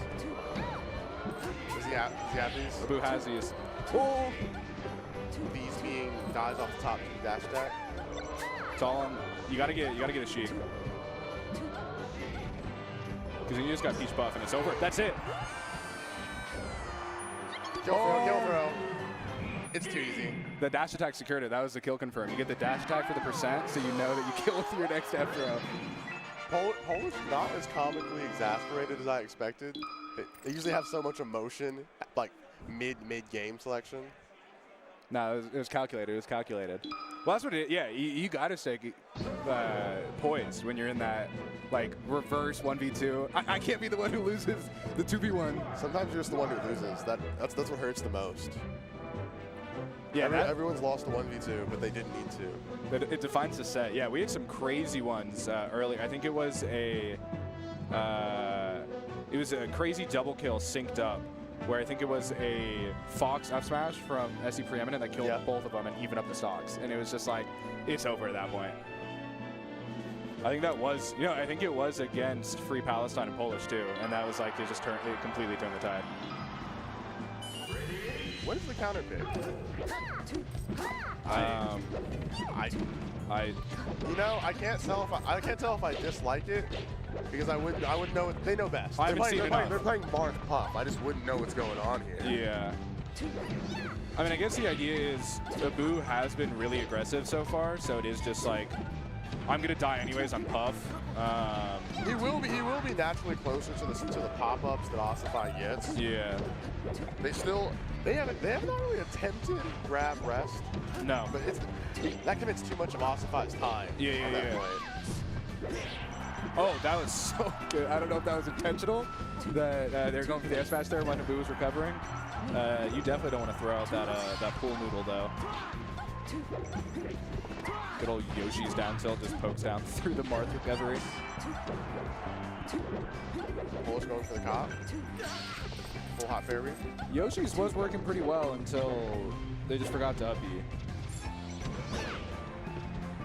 I don't know. I just don't see the vibes on putting Marth in between Sheik and Peach in a stage this small. Yeah. I don't think what Abu gets out of it would be worth it. Yeah, like, what do we get here? We could have rocked with like an FD maybe. Yeah, because most of the strings have just been like Abu catches you in shields, gets the drill, and then maybe gets like a fair, maybe gets a grab and a throw. You're not really getting much off of it. This needs to be the kill confirm. Oh, that was such a good up air from Polish. Should be able to stall long enough to recover. Yeah, you just get free Palestine. It's 10 p.m. and Polish is stalling me on Yoshi. Yeah. How many Peach Bombers is it before it's stalling? Should we get a TO? That was like 5. I would never get a TO. Like, you just gotta make your own rules at that point. You just call it? Yeah, just freestyling. Oh. Okay. That could have been a rest from 2. I think you got too much PTSD from the first game. It was just a couple misrests. Like, bring it back. I think it's crazy too that Abu was ripping all of the rests, missed them all, landed the first, no more rests. Good on for your Palestine to actually secure that edge guard. Oh, barely saving himself. What do we have here? They're just decent. We have nothing. Yeah. Abu's just been floating around. They had the grab on Ossify, but weren't able to space it correctly to get the F smash to punish. Double F smash. Free Palestine catches it. Okay. We're back to the same exact position here. Yep, there. Finishes it. Amazing clutch. See, if you couldn't have clutched like that if you were playing Fox. Like, if Free Palestine had played the Fox, it wouldn't have worked like that. Yeah. The edge guards would have been a lot more sparse. You got tagged a lot more, damaged a lot more.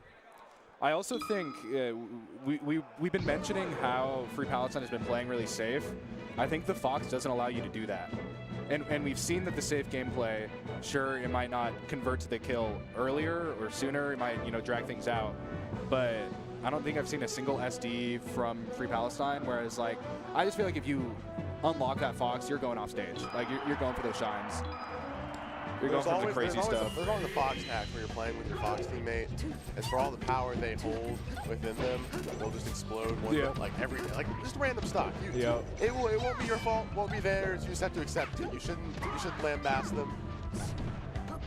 And it's the recovery too. I mean, the sheep recovery has been pretty substantial. In doubles, it's upgraded just a bit by the chaos of the stage. And they go back to Yoshi's. I mean, it objectively worked as a counter pick. They had a lead for at least a portion of the set up until I think it was literally just last stock situation for everybody. Abu F smash. That's what we need, and Abu goes to the opposite side of this. I'm just trying to think of what this objective is here with Abu floating on the others. Is it just like Ossify cancels its own partner's rest? I might kill myself. I thought he was going to rip it again with just the empty hop. You just have to go. Abu playing for his life. Knowing he wants that rest back. My man jumped fully inside Peach and just empty landed. Oh, it was right there. It's right there. Please. Didn't hit the roll read rest though. That's rookie stuff. Yeah. That's what happens when you attend one event in the last year. Zaruski. This isn't what was he? Top 9 at Evo 2017, Abu. This is not him. I have no idea what Abu got at Evo 2017. I think he might have been. I think he was 9th. He was at least 9th. He might have been 7th. I don't know if he ever got the top 8. This is the first time I thought about Prince Abu in 5 years. Shout out I'm happy he's here. Yeah. The original Full Bloom winner, Prince Abu. Oh, is that the? He won Full Bloom 1. Yeah. That's the lore. Okay. So is he the only returning Full Bloom winner in attendance? Because I think every other one was HBox. I'm trying to think who. SFAT. I think it was only HBox and SFAT, right? SFAT didn't appear. Might be the only returning one. Yeah, I don't know. But let's see, like, can Ossify make this work at 50%? You can if Abu's turning into clutch bombs. Abu can make it work. Yeah. Okay, Ossify's actually making it work. Chaining a lot of those aerials there. We need one more confirmed. But Abu's going in, and I think that's what the differentiator has been. Like, Abu's just in there. He's just soaking up pressure. That's the political leader of the team. Like, yeah. Abu is making the decisions right now. Yeah, and Abu is still going in here. Oh, I think you got to be a little cheeky there and try to go for like that cheap bear and just get Polish, just KO'd real early. That was a big rest moment, knowing if you rested cheap, you just get punished. But like I told you, these sets were going to be a wash. But yeah, I don't know. These are exactly how I said they Yeah, were not going. to say I was 100% correct, but I was 100% correct.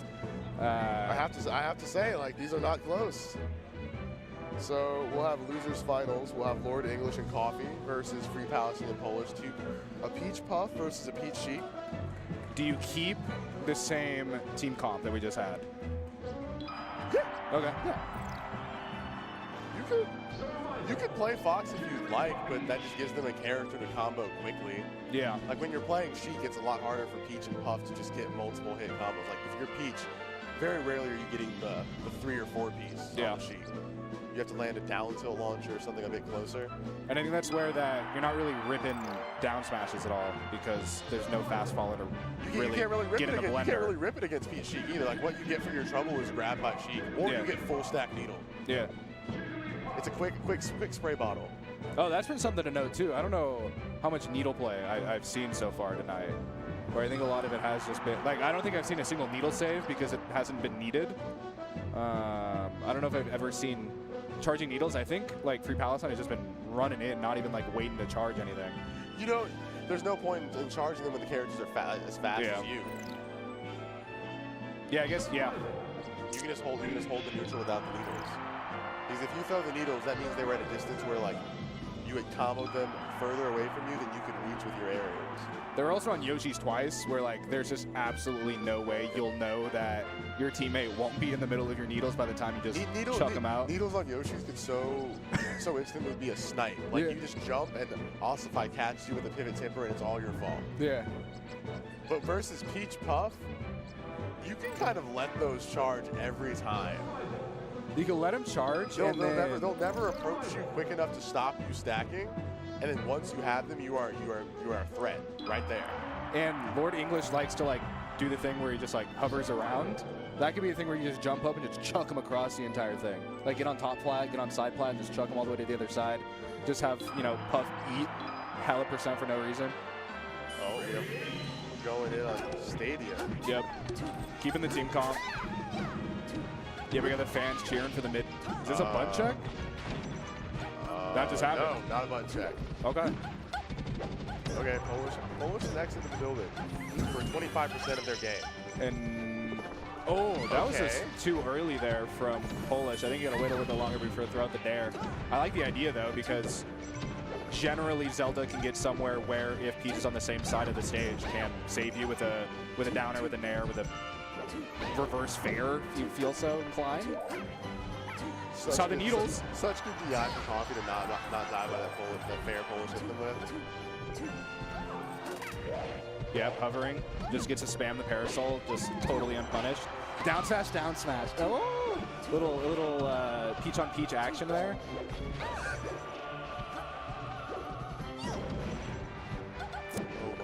I see the vision now from Polish's like mid-platform height because it just stuffs you out if you get knocked there at low %. We saw the dare connect into landing on the ground and then hitting with another aerial follow-up. I kind of see the vision. Yeah, you immediately have the option. Like you wait to see if they'll roll away.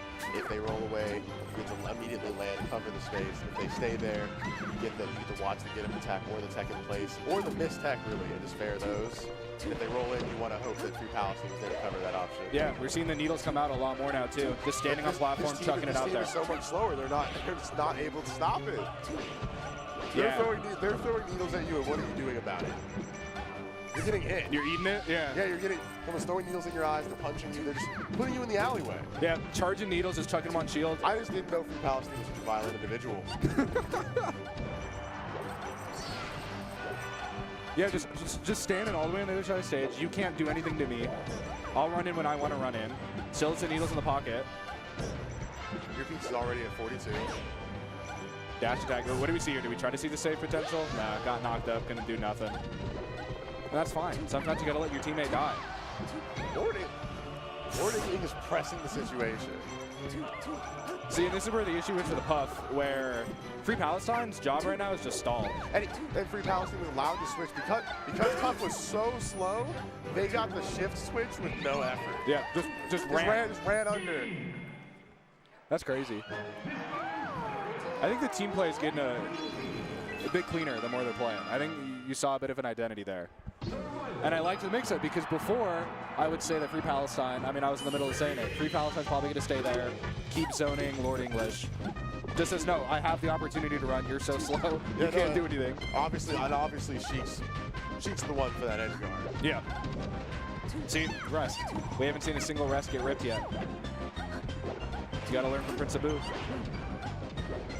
Lord English is failing me right now, as most of the English tend to do. Now, I want to say this will still be quite hard for Lord English and Coffee. Now the stage is accentuated by both pieces will live a long time. Yeah. But if they want to play the slow burn and box out, this could become brutal. And Free Palestine should just have easy recovery here, just recover safely on stage because Puff is so slow. The height at which you get to vanish for Sheik on Dreamland, also great. Offering 2 mix-ups because you know Puff has to expend either a couple jumps or Peach might have to double jump, which she probably should not do. Yeah. And if they miss both of those, by the time your Peach is already there, you're just chilling. Yeah. Yeah, and Green Team just understand, we saw it rip, and now this is where the adjustments are made. You have to keep letting it rip. You cannot get scared. You're in the boardroom like Don Draper, and like all you put on the graphics board is let it rip. And you're trying to pitch that to a client, and they're in it. They're sold. They're letting it rip. They will buy everything you're selling. Yeah, Green Team just knows what they want to do. Even when it's that 2v1, Free Palestine was waiting for Coffee to just land because he knows they have to come down. Polish? Coffee. Like waiting for his teammate? No, waiting for Coffee to drop down because it was the 2v1 on Coffee, and Coffee was already mid-flow, so Coffee had to come down. Okay. And then Free Palestine just hit the up air and killed that like perfect percent. Backed up just a little bit too much there for the down smash to be effective. I thought it was gonna anti-air. That might just be a team kill. Person Rob? It was like I think it was like team kill into, oh shoot, I have to save you, but just flubs himself. So we're both dead? Yeah. And now it's even, but not percent-wise. That's what you need? Perfect. We're tapping it in. We need the rest right now. And now with this low percent, that's totally fine. That's what you got to do. I didn't think that Sheik punish would connect. The free Sheik punish. Yeah, now you really got to be saving that rest. You got to get at least one more stock out of this Peach. Free Palestine's just the sensible on the ground right now. You can't get past it. I think he's just been standing there like just letting F-tilts just fly out. Yeah. FP is unstoppable here. Both Peaches are parasoling. Oh! Not the shoulder hitbox. Gotta live, gotta live.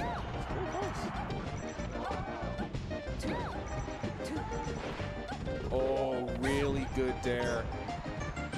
I'm surprised Polish and FP want to be outside trying to edgeguard Lord English like this hard. Like they're both committed quite to the situation. I think they're just so confident in that Polish stock that if they just kill one of them, they're totally fine with the numbers advantage they'll have after that.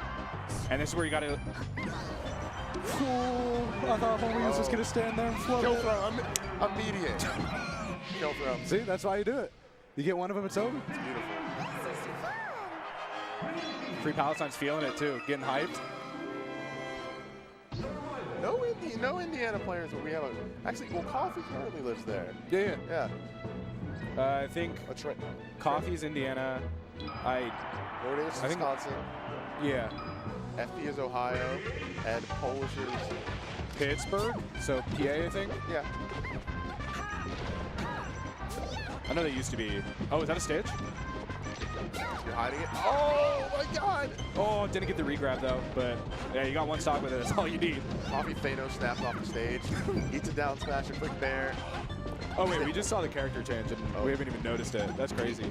I'm noticing what's happening. Like I'm noticing the after of it. Yeah. Yeah, it was like way quicker.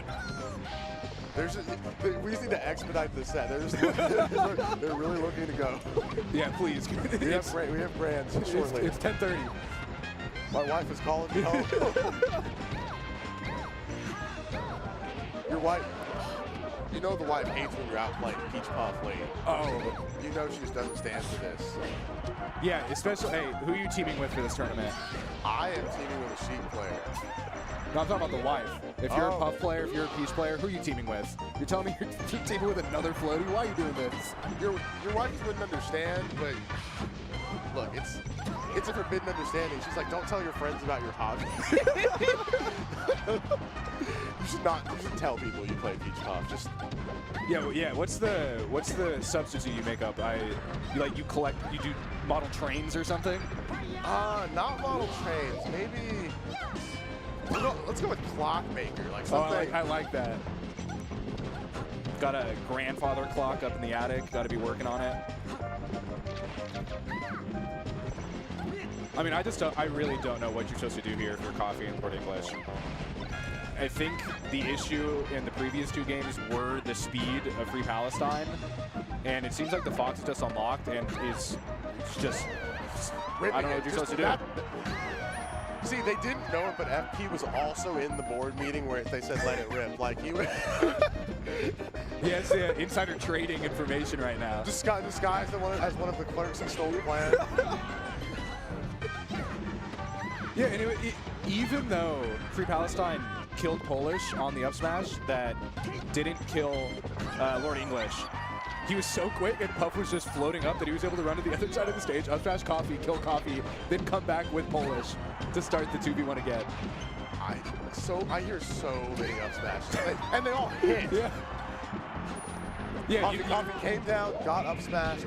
Free Palestine sat there, F smashed again. It's like clearly I didn't do enough damage. I'll send you back to the heavens. Yeah, and it's like you got rests, you're gonna rip those. I have my own rest, and it's with my foot. Everyone, much like vape culture, we're all ripping it. Yeah, just fat clouds. God, what's happened? What has happened? What did the FGA let happen? Oh, that might. Yeah, there we go. Fox gets it done. Yeah. So we'll have Free Palestine and Polish and Grands versus Essie and Preeminent. Yep. Yeah, now it's where maybe that's why they brought the Fox out, where it's trying to see if the Fox is warm, how it feels. Do we want to use it against Double Fox? Because now the total dynamic of speed shifts. You switch to having 3 Foxes and a Peach, which that's a lot of coins to flip.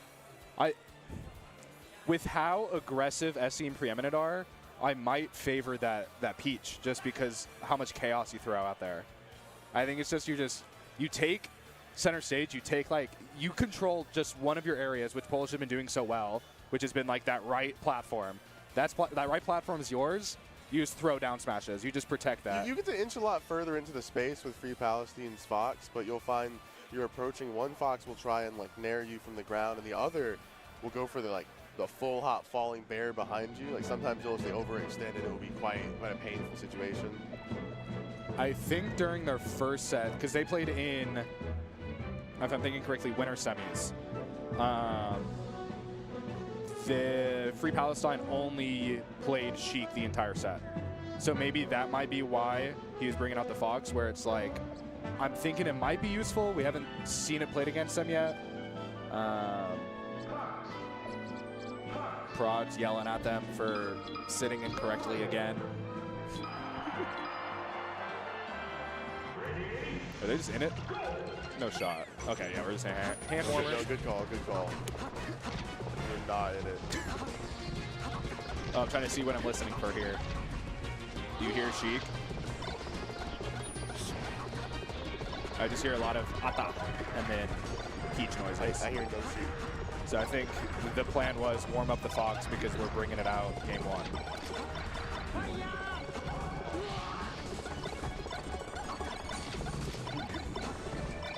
Yeah, especially if the wife is mad, dude. You can't be aiming to bracket reset with double floaty. It's always about the wife and my Peach play. Yeah, you have your work wife and you have your home wife. Work wife is Peach. You have your doubles wife. Like has your wife met your doubles teammate? Dude, no, that's true. Because when you win that doubles tournament, you always have that doubles tournament dinner too. Like that's romantic. Yeah, you're just like, this is who I spend 5 hours on Saturday with. Yeah, it's like the Jake from State Farm commercial. So, what is your doubles partner wearing right now? That's like, you don't need to know that. that's my doubles partner. Yeah. Like, some people just don't understand privacy. What do we got here? We still got a lot of people here for being 11 o'clock at night. We have 24/7 venue, so I hope people aren't leaving. Yeah, this venue's dope. I mean, you can kind of see it right now in the background. Like all those pipes in the back, those are like real ass organs. They were playing. I think it was on stream way earlier in the day that they were just playing like the Melee intro song on the organ back there. There's like a live organ player. We did not obtain nearly as much organ today as I expected. I was looking for a full-on couple hours of organ. I'm hoping they're saving it for like singles. Everyone gets a top 8 organ. Yeah, that's play what out. I'm hoping. If we do trophy ceremony tonight for doubles, we get the organ on it. You just got to be ripping that. But yeah, talking about Free Palestine drip, you like the sweatshirt with the shirt. Yeah. After he won his first game, I think it was in winners quarters, he unzipped the jacket and then let out the chest. You have to free everything. Yeah, no, that's true. You got to free the everything. jacket. Yeah, free the pegs. And we're going in. They have to take 2 sets off SEM Preeminent to take this tournament. Yep. Nice. And that's why you do it.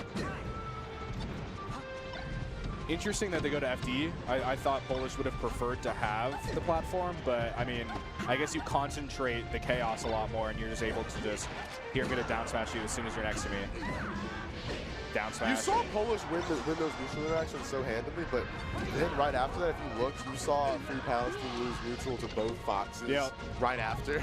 And that's where it really does end up becoming a singles match. Like right here. Like right now. It's just 2 singles matches. Yeah, right now you're watching FD get up smash tech chase 3 times, and you're wondering why your cannon took 50%. And that's the downside of playing your secondary Fox against 2 top 100 Fox players, right? They've seen a lot. They've seen a lot of nightmares. Yeah, they know all the cheese. And Free Palestine. We're still ripping it. They swung it all back. Yep, but this is just team let it rip. Polish was there too. Polish saw the let it rip. It's just down smash. It's just up smash.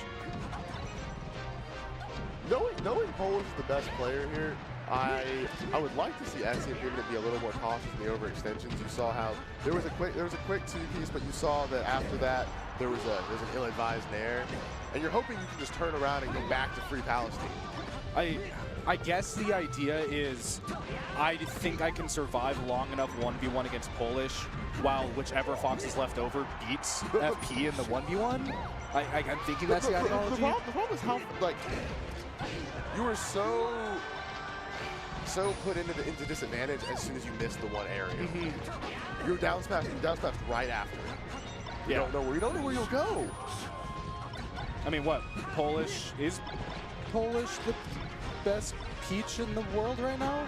I don't remember where the rankings sit with them and Triff.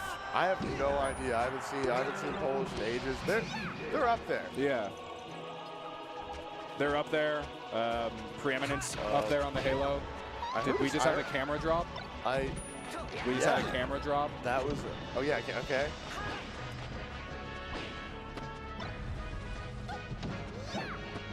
Ooh, what do we got here? Oh, this is the grab, but I mean, there's not really much you can do with an 8% Peach. This is doable. This has always been doable. Yeah, I mean that's what SE is not saying in Preeminence here right now. This is not doable. It's so grab, close. up smash, done. This is looking like they want the whole tournament. Does this make sense that Free Palestine and Polish are the fan favorites here? I would have thought that SE and Preeminent would have been. I wouldn't know. I have no idea who the Midwest favor in these kinds of things. Because, yeah, we have 2 Midwest teams here, right? Is that correct? Yeah, Preeminence here. Yeah. He's not wearing the classic T-shirt. He's wearing A Neon Genesis Evangelion SpongeBob. Is that what that is? Yeah. That goes hard. He's always wearing the young or often underestimated shirt. Oh, fully charged. Let it rip. Just fully charged that F smash there. Would have got like 30% off of it. And all you do is get buffered and use restart. Yeah, Polish just being the aggressor, just floating against two Foxes. Okay. I think Free Palestine might have wanted to knock Preeminent back into Polish, but got the edge guard, wasn't able to confirm it. Gets to confirm there. Oh. Lets him recover, but uncontested. Yeah. And that's just a decision you got to make. They decide to go for the 2v1, and that's what happens. It's Fox. They might be able to recover. It's Pokemon Stadium. And we're seeing more of what we need from Preeminent. Hit the wave dash up smash, turned around immediately to help his teammate. Yeah. Turn up, just drops platform, throws on the ground. Rips a down smash, and now going back to the teammate. Yeah, I guess it is just disruption. Down smash misses, doesn't matter. I'm Peach, I'm going to throw a bunch of dash attacks, a bunch of just flow cancel aerials. And now here's the time you're able to confirm the edge guard. Didn't even need to anyways, it was too far off, but it's a thought that counts. You might be ready for top 32. We're going to have to get you back in the bracket. You've learned the secrets. You've actually told way too many people how to play Peach in doubles. And this is the crazy thing, too, where it's just talking about how they get split up into the 1v1 so often. These players most likely are going to run into each other tomorrow. I think all four of these players made, I would expect them to make top 64. These are all winner side seeds. Yeah. Yeah, we see the 1v1s. Polish should be able to confirm. Eats the Fox side B, back into reset. Oh, and that's some good team chemistry there. Both of them were going up for the kill. You were drifting, knowing Polish might not make it in time. Yeah. But Free Palestine immediately jumped up, hit the drift on it. Yeah, Fox is so quick that I could just hit up there, get that up air. And we see the secondary Fox in the 1v1 against the Fox main doing that funky stuff where it was Free Palestine got the up smash right off stage, instant side B back into stage, try to get like a disruption or something. The secondary box Fox is so haram. It's doing so well too. It's just, oh my god. Yeah, I am liking the secondary Fox excelling. But again, even if they do win this next one, it's right back to square zero. Stop just like standing near S-tier Preeminent by himself. Yeah, and I think Polish also acknowledged that they kind of need to force better game state and better 2v1 looks because Polish was just going in. We saw that instance where it was, hey, both Foxes are standing over here in the corner. I'll just run in, get in the middle of them, and just do something that will at least make a move, even if I don't connect. We're going to explain the intricacies of just like Neon Genesis right now, hoping there'll be a breakthrough. Yeah, Shinji, get in the robot. I love Porcupine Fury personally. I hear characters moving, but I don't. Oh, I think it's just Polish or Free Palestine changing Rumble or something. No character swaps? No. Yeah, we're good.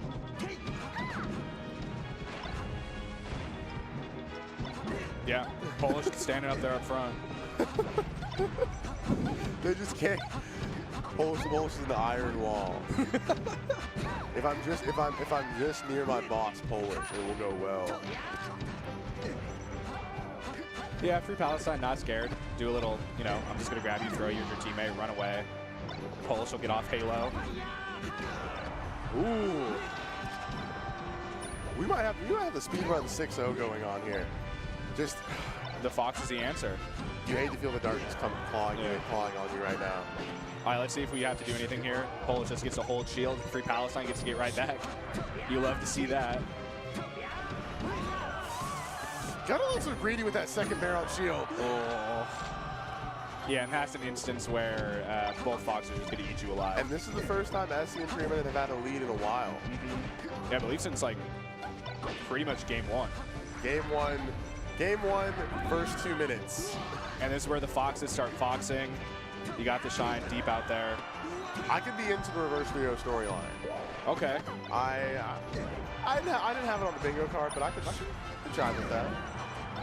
That was a lot of damage. I think that was just a kill confirm, even with just a down smash. But let me rip you with an up smash as well. What? Just stood near Polish and held shield by the ledge. Oh, that's just a sack. That's totally fine. Was that a worth sack? Yeah. Polish had the high percent. Polish was like 100. I think that was like a sub 50 Fox right there. I'm just thinking about FP right now. But now it gets scary if Free Palestine dies, because now you have 60% on a Peach. All we have to do is stay away from Polish for a second. Yeah, it's going to be really or get hit. Or get hit with the pan. That's fine. Free Palestine really got to clutch up here. Just getting tossed around. Now, you're isolated. Fox did a 1v1 for a second. Okay. You have to confirm right here. Okay. This has to be There's still time. There's still time to save.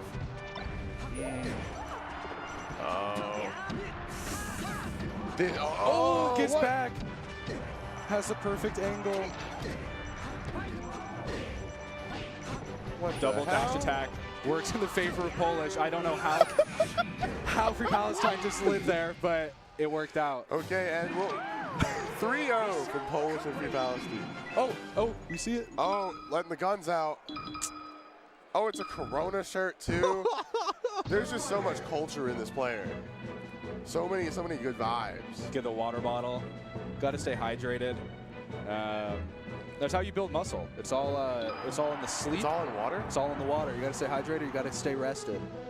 Are you sure? Yeah, I mean, you also got to like hit the gym. You got to get some protein in you.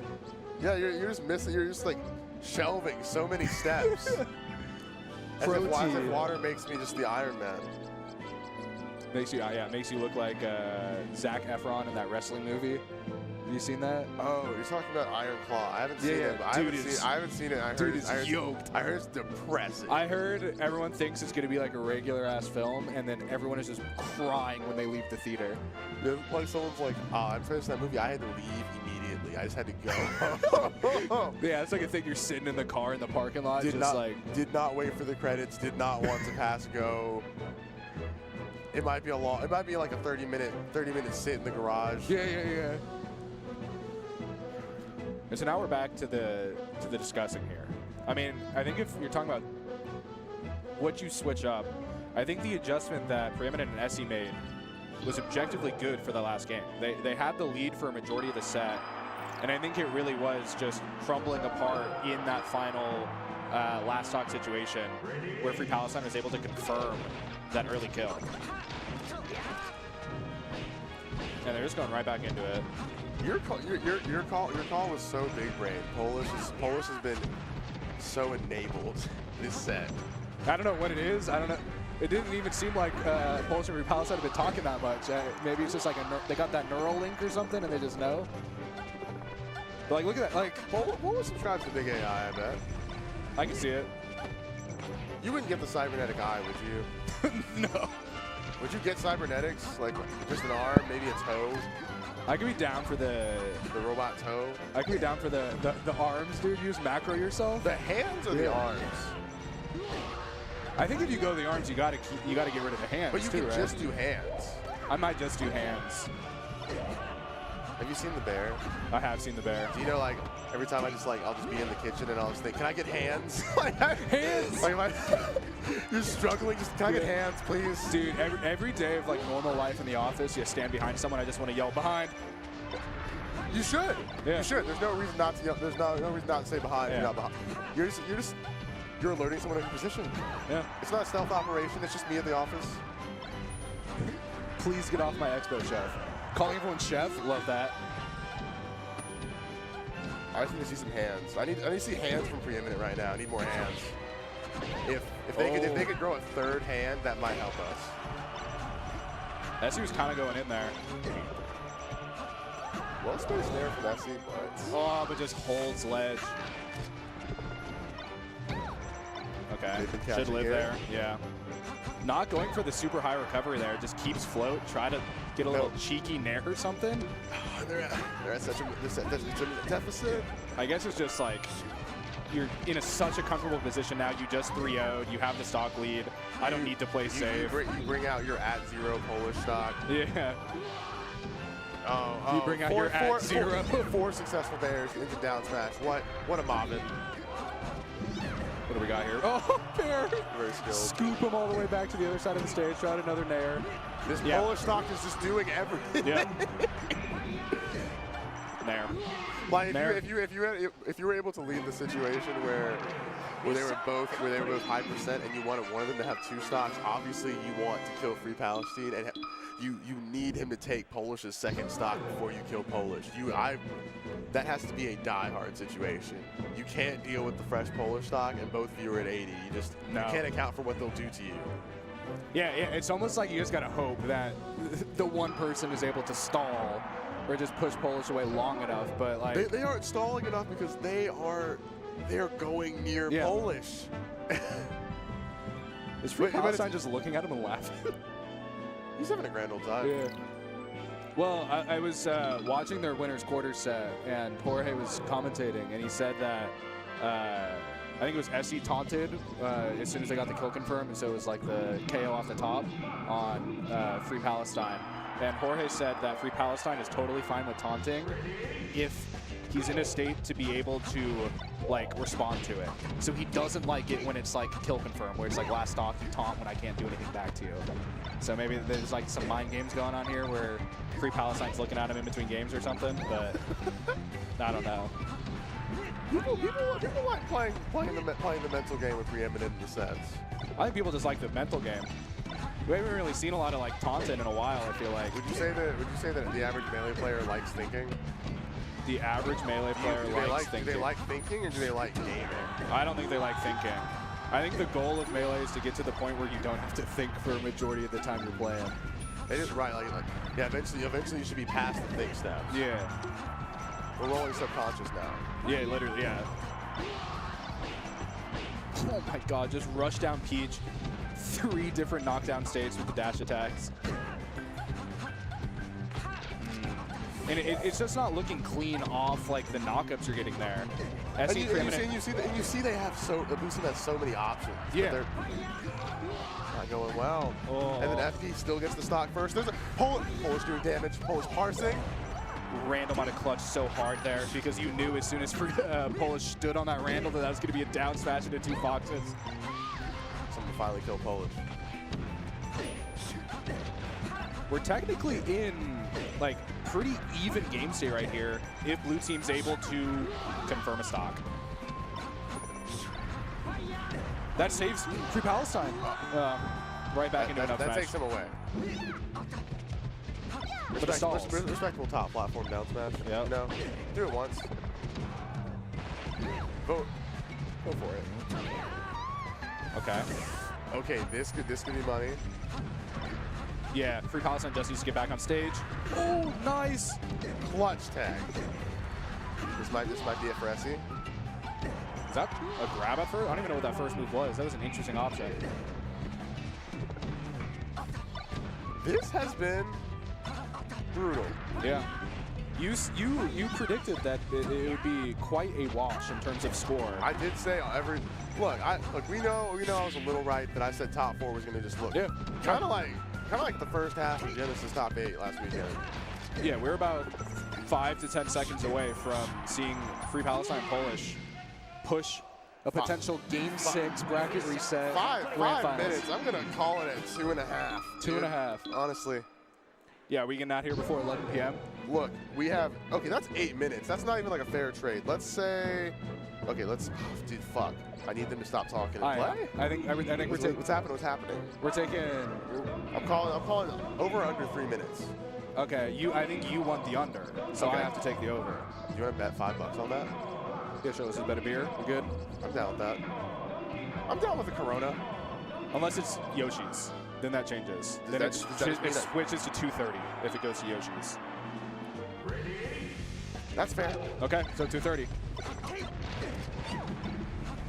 Okay, I'm not looking good. Yo, I like this. Polish I like are going this. crazy. I like this. My wall is talking right now. And I like that Polish knew that they were most likely just gone, so they went for like that cheeky parasol, drop it, reload it, to try to clip another Fox with it. And then the fortunate SD from Essie, we might be looking at the under. Yeah. Free Palestine is literally looking like top 10 Fox in the world right now. Essie's 1v1ing Polish, and it's not going well. Periodically unwell, even. Yeah, and that's where we see a little bit of the desync there, where they have the grab on Polish, and it's just holding until Polish breaks out because they don't know what to do. Do I go for the up smash? Do I throw? They can go for up tilt. They can go for up tilt. They can go for S smash, up smash, like jump over bear. We've just hit the 1 minute mark in this game. Free Palestine has not died yet. There's a lot of stocks. Oh, okay, well, he rolled into his doom as I said that, so I guess fuck me. Yeah, commentator's curse. It is what it is. Okay. Polish looking Essie in the eyes for a second. Yeah. No pummel, no throw. Just standing there. Wow, this is a scrappy ass game. Is Polish just gonna go for another? I thought Polish was gonna go for the grab on Essie, throw Essie, go for the grab on preeminent, throw preeminent at Essie. Just wait, Polish just crouching there.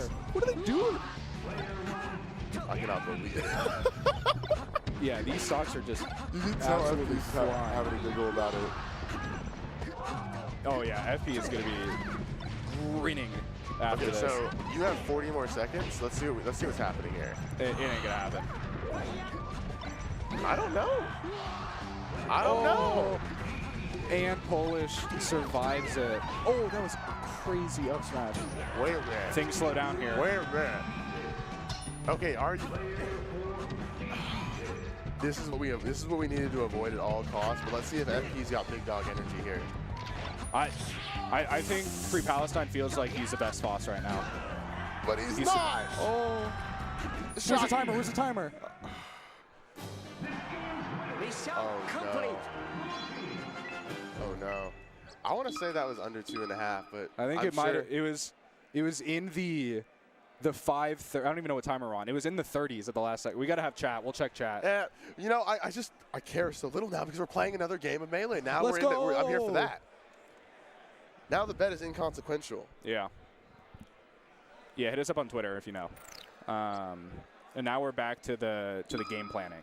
You got to get the sip of the old sody pop before you load into game 4. I have not seen Polish speak in at least 10 minutes. Yeah, you're right. There we go. Just words. Okay. But it's just been like Free Palestine just looking at him. Like, yeah, first words like right there again. Yeah. Battlefield. They didn't switch back to Pete Shoot, so their counter picks are completely different. So what do you do if they end up taking it to game 5? Do you even think about switching off the Fox? No. Okay. I mean, I think Free Palestine's been feeling himself. The upwards kill option is too beneficial. Down smash, nice. They should be able to save themselves. Oh, I don't like the side B option there. I think you just have to go for Firefox and just keep extending it as long as you can. The Polish disrespect we've seen in this sense. These people actually haven't gone against their wishes once. Oh, the backwards momentum. Yep, just regular recovery from Polish because both Fox are on the other side of the stage. We got a Free Palestine. We have the player, but we also got it. Yeah. And Free Palestine's doing something interesting there in the 2v1 where he's not just trying to run away, which I don't know if that is the right choice, isn't the right choice, but staying aggressive is a good mentality to see after how much success has brought the team. And this might be a stock. Should be. Fat Armada S Craig. Oh. And that's another tough decision right there where you know it's your tournament life on the line. I feel like if you're preeminent, you might just need to go down there at 0%, use your invincibility to run through, and just try to get some Firefox trades. Oh no, the kids are near Polish again. And yeah, now Polish kind of just gets to stand with shield in center stage. Probably going to go right back down because the stock lead is just so immense right now. Like, Free Palestine can basically just do whatever as long as he doesn't get caught off stage. Yep, has a Peach saving you. Just hugging in the corner. SE is bringing it back, but... Both talking about how they got to get those. They have to get those strong hit up smashes. At the last second, we did see Free Palestine do the exact same taunt that was used on him earlier. Very stylish way to win the tournament. Yep, fist bumping to the crowd. Yeah. And we're done. We're done with Melee doubles at Full Bloom. I think we're done for all of Full Bloom for the day. Wow, you're canceling the tournament? Yeah, it's over. What about the friendlies? I guess that's true. 24 hours. Are you shutting down 24/7 friendlies? I'm not shutting down. You wouldn't do that, would you? No. That'd be weird. Yeah. Okay. Too many setups. Too many people. Like the entire venue behind. I mean, you can probably see it. They're all playing back there, wherever it is. I don't see it. I hope everyone else can see it. Yeah. And I mean, I guess it's time to go. Yeah. Great performance. Yeah. Thanks, Nickelback Air. The legend. You are Knuff. Thank you. You are also Knuff. Thanks. Yeah. It means a lot. Yeah. And we'll see you tomorrow. Thanks for joining us tonight.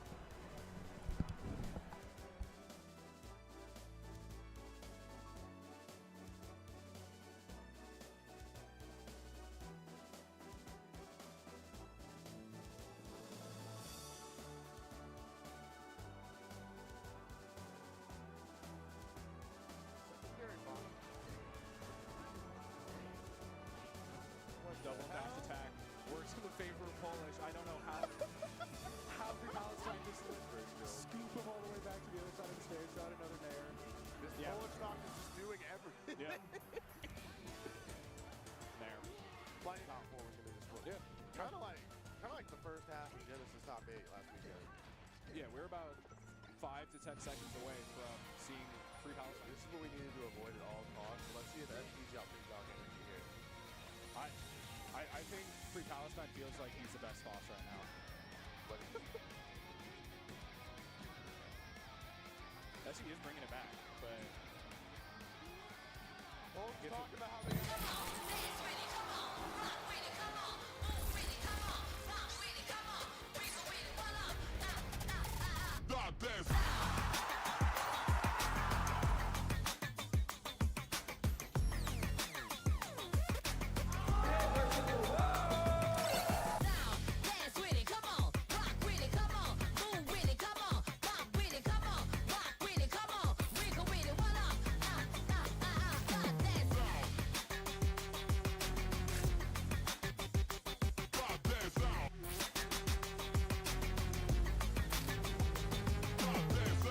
New challenger.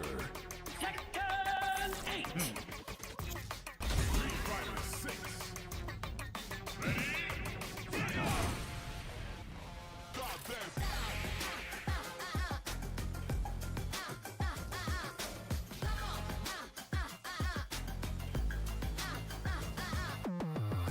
Oh, it's over! Oh my God! Big D! Into my clutches, baby!